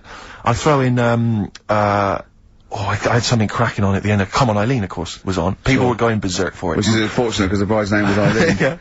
Yeah. And, then the bride pipes up. I'm throwing the, bouquet. So they all traipse off outside again. Oh. I was furious! Oh, no. I plugged the microphone back in. I said, what are you doing?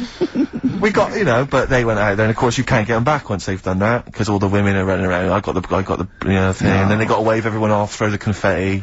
They ruined your day. I was having a great time, and they ruined it. She ruined your special day. She ruined my special night. Oh, no. You know, it's on her head. What would you put on about now, Carl? What if I was DJing? Yeah. Probably a bit of world party. Go on, then. Interesting.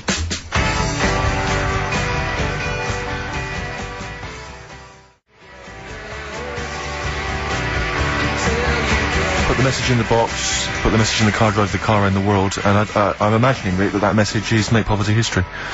That's World Party, put the message in the box. Can I just say quickly while I think of it, we get a lot of emails from people, a lot of texts saying, can you send a big shout out, stuff like that.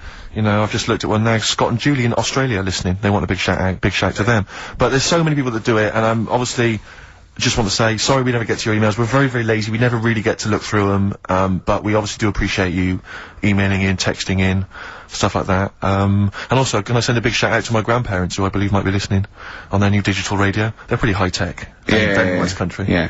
Are they the merchants of Bristol? Merchants, yeah. Props to them. Props to them, yeah.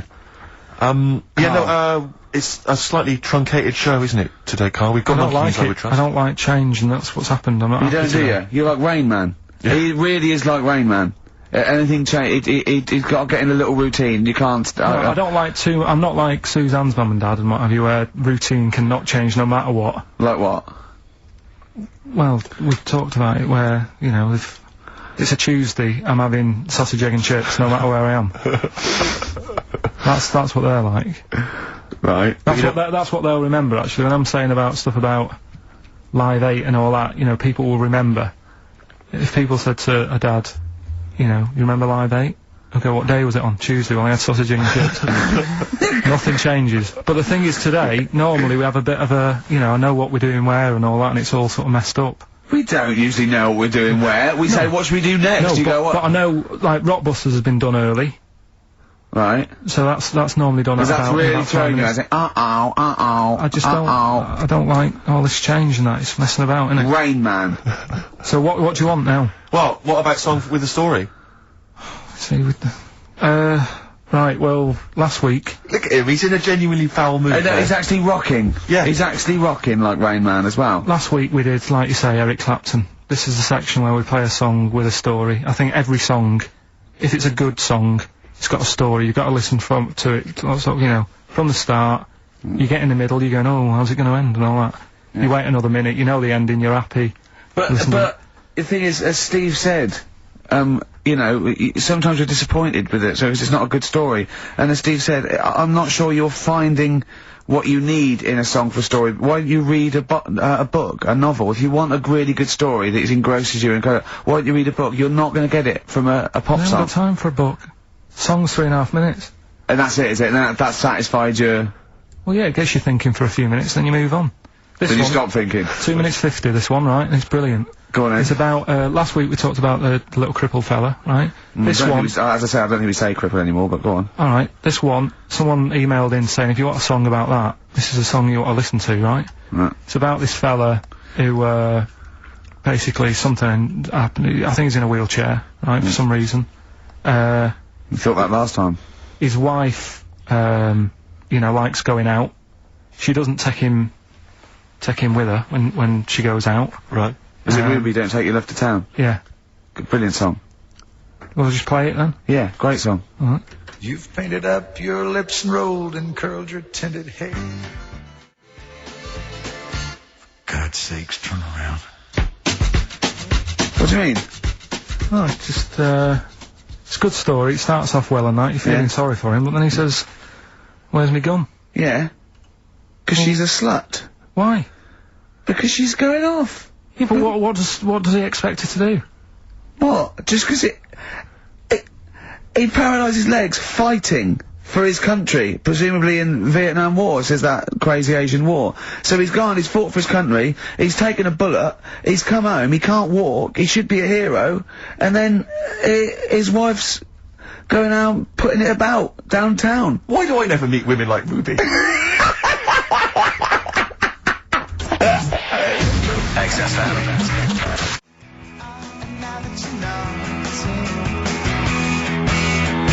Forever Lost. The magic numbers on XFM 104.9. Well, the concert's kicked off, Steve. Yeah, I'm a bit annoyed that we're still here, really. Let's try and wrap this up quite quickly and then shoot No one's listening anyway. Nah, we could talk about anything. Well, we do. Yeah, true. It makes no difference to We us. could do a lot more swearing than we normally do. We could do even more. I was talking to Carl the other night, because I've been rewatching for some reason that film Witness with Harrison Ford, where he's a policeman that has to protect a little boy who's part of an Amish community. Amish? Yeah. And I tried to explain to Carl... You look plain, John Book. Exactly. And I was obviously trying to explain the Amish to Carl. He'd never heard of them. Completely stony-faced. Amazing. Now for those... Okay, you explained it to him, have you? Okay then. Now I don't know what you said, but I'm assuming you got it right, right? Carl, now tell me back now, what are the Amish? They're just people who, sort of live, like in the olden times, so to them they're sort of in about 1842 or something, so they're getting old papers and that. They haven't caught up to... No. They don't have telly. They don't deny that the 20th century has happened. They just don't want to be part of it. They look up and they see planes and they know what they are, and they go into the town and they see in the window of Dixon's a telly. They just don't want to be part of it. No, they're still living... They are still living like it's, that's what I mean, yeah. Yeah, but they know about everything else, they just don't want to be part of it, because they think that the sort of, the revolution, was a bad thing.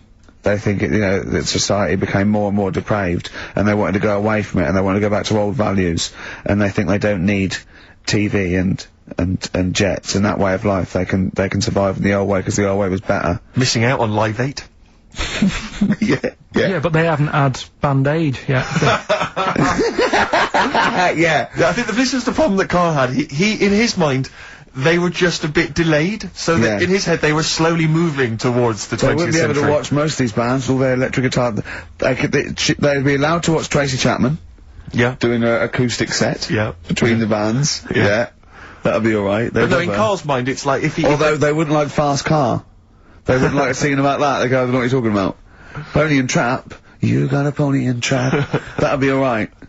But are they still, do they still get sort of rubbish posts and that saying we need your money for this, or, get behind this charity? They live in an isolated community. They're farmers, aren't they? They're farmers. It's an agricultural community, and they're obviously very staunchly religious. In actual fact, it would suit you very well, because you hate crowds, you hate groups of people, you don't like the modern world. You'd love it down there, wouldn't you? He wouldn't like getting up at 4 o'clock to milk a cow, though, would he? Well, no, but he'd get used to it. Go back to bed, couldn't you? It's probably out... I mean, have they got anything to do with the Hare Krishna people? No, nothing at all. Because out of all the religions, that's... I'm not a religious person, I don't understand You're only saying Hare Krishna because you've got the head. That's the only reason you think it'd be... I'm halfway there. Yeah. But the thing is... Out of all it, you just, what was that? Money just fell out of my pocket where I'm nearly laying down. That's the danger of wearing sweatpants everywhere you go. I'm only ever lying down in a chair. No, I'm, I've never been a religious type, if people want to do it, I let them do it and what have you. Good of you. But out of all of them, I want one that's not going to take over your life. I don't want one where you've got to get up 3 times a day, and you've got to go and pray and that, you've got to get up early. Forget that. It's getting in the way. But if it's something like, I was walking to work the other day, right, across Oxford Street, there's a little Hare Krishna fella there, and, he sort of had, he had a leaflet and stuff, and, he said, are you interested? And I said, what do you do? And, he said, well, we're against getting stressed out and what have you. And, he gave me a plum. They hand out food for some reason. But, I sort of asked a few questions. That's the imagery. These 2 bold people, one of which is wearing an orange smock. Holding a plum in the middle. He hands the other one a plum. It's almost like you can imagine some kind of religious painting. Yeah, exactly, yeah. But what is their sort of main thing? Because he didn't really tell me that much. He was a Japanese bloke, so I didn't know what he was saying that much. Why? He wasn't speaking English? Not very well. He wasn't the best sales bloke to send out for them, is what I'm saying. Yeah. But what's that? Are they you're saying they're nothing like... Well, I believe Hare Krishna is a kind of, as an offshoot of a sort of Buddhist faith. It is, I think they are Buddhist, aren't they? Yeah, and obviously their kind of trademark, as it were, is that they have to say, I believe they have to say Hare Krishna, Hare Krishna in a certain rhythm, in a certain order, a certain amount of times per day. That's why you see them walking down the street saying Hare Krishna, Hare Krishna, because it's actually a sort of religious chant which they're obliged to do. So you see, even if you go into the Hare Krishna faith, you may find yourself, you know, in Tesco or whatever, forced to say Hare Krishna, Hare Krishna. Out loud, not just thinking it. Yeah, no, out loud. You can put it on an iPod and... You couldn't put that on an iPod, no, it doesn't count. No, I think you have to actually say it. So I guess that kind of eats into your social life a little bit. And there's the wearing orange as well. Particularly frustrating, I imagine, if you're in a cinema or a library. A little bit awkward there, you know, midway through, or Star you Wars, live next door to a bloke called Hare Krishna. Yeah. Who constantly thinks you're calling him. Yeah. That probably... Yeah. So that's in essence, I mean, I don't think we've quite done the Hare Krishna faith, its full service there, but, so interesting to you? I mean, you got handed a plum, you've been treated well by them. Yeah, well, but he couldn't tell, I just wanted to know how much time it would take up, what are the benefits, you know, what can you do, what can't you do? Well, I think the benefits are they probably don't get stressed out, they've probably got that sort of, that zen, that chi-ness about them where they try and interact and... Quite meditative. Yeah. Yeah. They've got some nice trainers as well, don't they, with their orange. What are you looking for then in a faith, Carl? You say what are the benefits? I mean, obviously Catholicism, you get the communion wine and bread, so... Yeah, but I can afford that. Right. Probably, just, I like the Crusaders, I was forced into joining that as a kid, because a mate sort of joined it, and, he sort of said he'd join in, I sort of swore at him, I said I'm not doing that, right? Yeah. He said, right, if you don't come with me, I'll tell your mum that you just swore. So I was like, oh. So I went along, and I used to just go on the Friday when they played, you know, Sabutio and stuff, and then I went on one Sunday and it was totally different. There was no Sabutio, there was no sort of, you know, table tennis. The thing where you hold a thing and knock things over. Skittles. There was all that on a Friday. Went on the Sunday, it was rubbish. He said, right, sit down in this room. They gave me a Bible. Thought, this looks too heavy, this is too big. I'm not interested in this book. And, I never went again. I used to hide on a Sunday when they came round.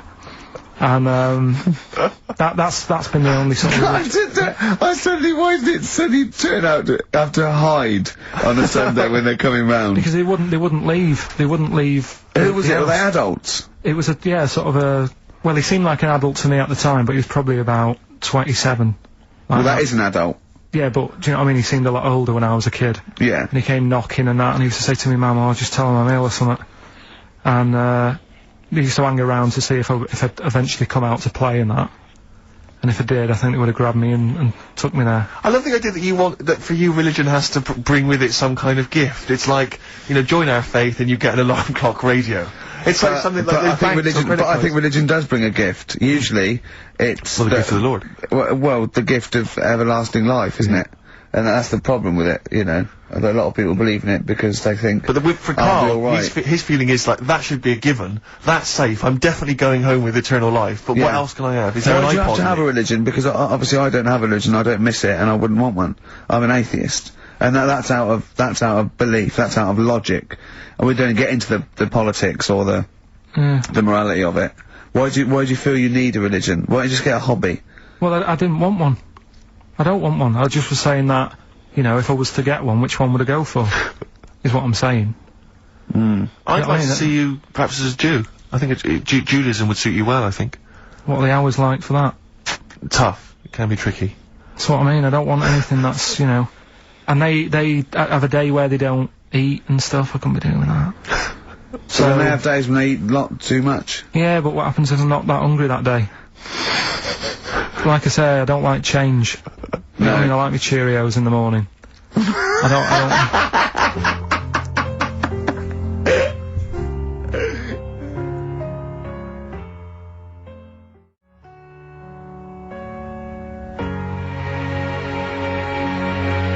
I still have that other girl in my head by Elvis Costello and Burt Bacharach, on this final XFM show, Ricky Gervais, Steve Merchant, Carl Pilkington. Well, we've nearly got to wrap it up. I think we've got to do the Rockbusters winner and give someone those lovely prizes. Monkey News, then we're out of here. We'll maybe come back, maybe do some Christmas specials. I don't want to make any promises. Right then, first one was Richard's kid. He cuts hair for a living. Yeah, what's that? That was well, try and work it out. No, there's no point.